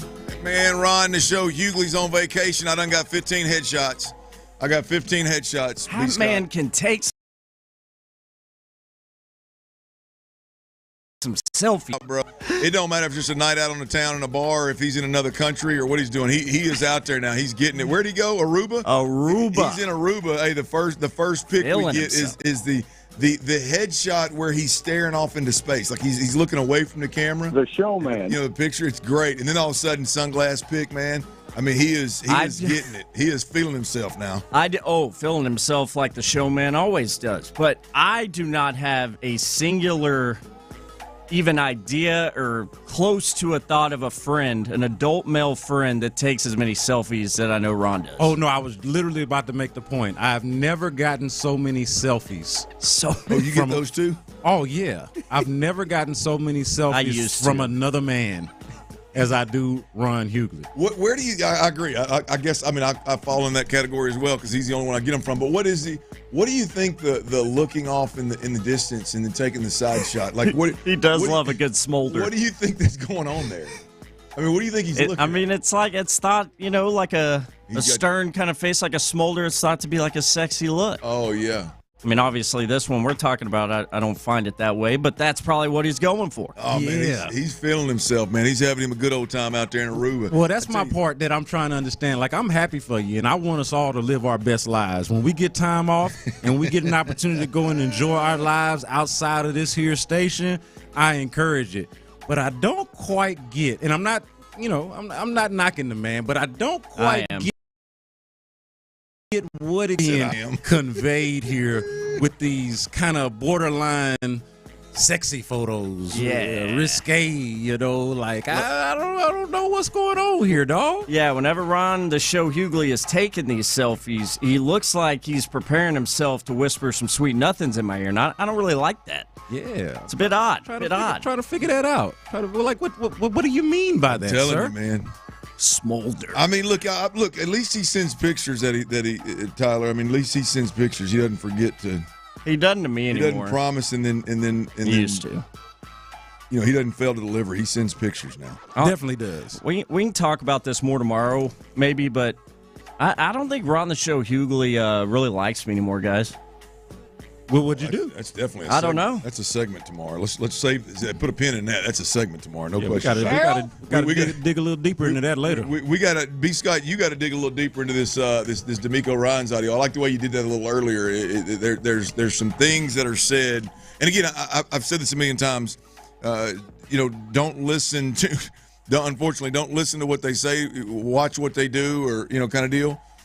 In this instance, I think is the hands have been forced because a report got out that there was shoulder soreness with C.J. Stroud, and that's why he wasn't throwing. So D'Amico was forced to answer the question, and I think it's pretty telling on several fronts. And you dissected that thing nicely earlier. Let's hear first from D'Amico Ryans again to set the stage here. Gotten the down low somehow. Earlier in the week, I guess it was Monday. Yeah, well, over the weekend. So it was like Saturday. Okay, so he got the scoop from somebody outside the organization somewhere where he knew that there was some shoulder soreness was causing C.J. Stroud not to be able to throw in practice. So he dropped that bomb, and now obviously D'Amico Ryans can't lean into everybody's on their schedule, their personal schedule, their this schedule, that schedule, or whatever. You can't lean into that anymore. You got to kind of address the elephant in the room. Here is D'Amico Ryans doing that. First off, I know everybody's going to ask, first, is CJ not throwing again? There's no concerns with CJ. It's just general soreness. We're taking extra precaution with him, but he'll be good to go. No concerns on my end there. Really excited the way our guys are working and competing out at practice. When you see a good team, what excites me is you're seeing both sides make plays. Offense, defense, there's a lot of back and forth, guys making plays. So really excited to see where our team are here in our second week of practicing. They're really growing, developing, taking the steps we need to take, and it's fun to watch. For CJ, it'll be, like I said, he has general soreness, and we're just taking extra precaution with him. When he's ready to go, he'll be ready to go. Do you have any work on his shoulder in the offseason? That's it for CJ, guys. On the questions, that's it. What I said, that's it for him. Like, it's general soreness, and we're taking extra precaution with him. We're not going to rush him into anything. He'll be fine. When the moment is for him to be ready to go, he'll be ready to go. We don't like that. Yeah, man, that's DeMeco Ryans trying to regain control of the narrative after it kind of got out of their hands a little bit. Tried to set it last week by just, saying that everybody's on their own schedule, as you mentioned just a minute ago, Clint. And then their hand was forced by the reporting, by the just natural and genuine curiosity of a reporter to go out there and dig a little bit and find out exactly what's going on. And so, like you mentioned, his hand is being forced a little bit there, and that's why he tries to get ahead of it. But I would also point out that it's not always what they say, but it's what they don't say that you got to pay attention to. Yes. And particularly when they're asked a direct question. And when you get when you're asked a direct question and don't give a direct answer, it is hard not to glean from that. Like, what did you not say? And why did you not answer the question specifically? And I know the big headline and the thing that we fixated on quite a bit is the procedural aspect. Like, did he have a procedure? Did he have surgery? And, the lack thereof an answer that we got from DeMeco Ryans, like we didn't get a definitive no, which I think they would have done themselves a lot of favors had he just, quite frankly, said no, because my understanding from Aaron Wilson's reporting and then also just talking to Aaron offline a little bit and getting a good understanding for what his understanding is that there wasn't a procedure. Like, the answer, at least the way I understand it to be, should have just been a flat-out no to that. And he didn't give us that. I think you opened the door now for more speculation that is not necessary had you just nipped it in the bud. So there's that part. But the other one that's getting before that, and it is, will he be ready for training camp? Which we, as we sit right here, don't have an answer to, and I don't think they did themselves any favors there by not giving you a direct answer, because it wasn't yes, it wasn't no, but the answer also wasn't yes, and that stands out because there are other players that they've talked about where they have said, hey, you know what, we expect, they're on their own schedule and all that other kind of nonsense, but we do expect them to be ready for training camp. We didn't get that on C.J. Stroud. We got, hey, we're not going to rush him, which thank God, don't do that. Don't mishandle your quarterback, so we appreciate that. But that also leaves the question of, okay, so are y'all just kind of monitoring this to see if he's going to be ready for training camp, or do you sit right here right now and have the confidence that he will? So we don't know the answer to that, and I think they could have done themselves some favors if they had given or offered a little bit more clarity on it. Yeah, well, look, I mean, I can tell you just from experience, B. Scott, it's not a general soreness. General soreness is not, like in my experience, general soreness is not a suitable answer for just simply what we've seen. I mean, a quarterback that has general soreness doesn't not throw a football for a week plus, right? I mean, general soreness is, hey, man, I threw 100 balls yesterday. Me and Nico were getting some work in, and my arm's just sore, a little bit tired, man. I need to take a day. All right, man, get that treatment, get some stim, get some ice. Take it easy tonight. Go around, I don't know how it feels. General soreness is not a quarterback doesn't throw for 10 days. You know what I mean? And I only say that to say that it's clearly a little bit more significant of an injury than just general soreness. And then you put on top of it what you just said about the whole, not willing to say, yes, he'll be ready for training camp, just like you said Christian Harris would be. That makes you think even more about this shoulder injury. Anytime you're dealing with shoulder, elbow, wrist, hand on a quarterback's throwing hand, that's always a little touch and go for me. Yeah, and it's the word that I key in on is the general. Like, what's general about it? Generally what? And we keep getting these questions, too, from the text line. Soreness from what? Yeah. And well, you don't take extra precaution with soreness, right. General soreness. Yeah, that's what I'm – and also, like, general soreness is something that could apply to any number of the players on the team. Like, I don't want to overgeneralize and say, hey, that's what I'm getting at.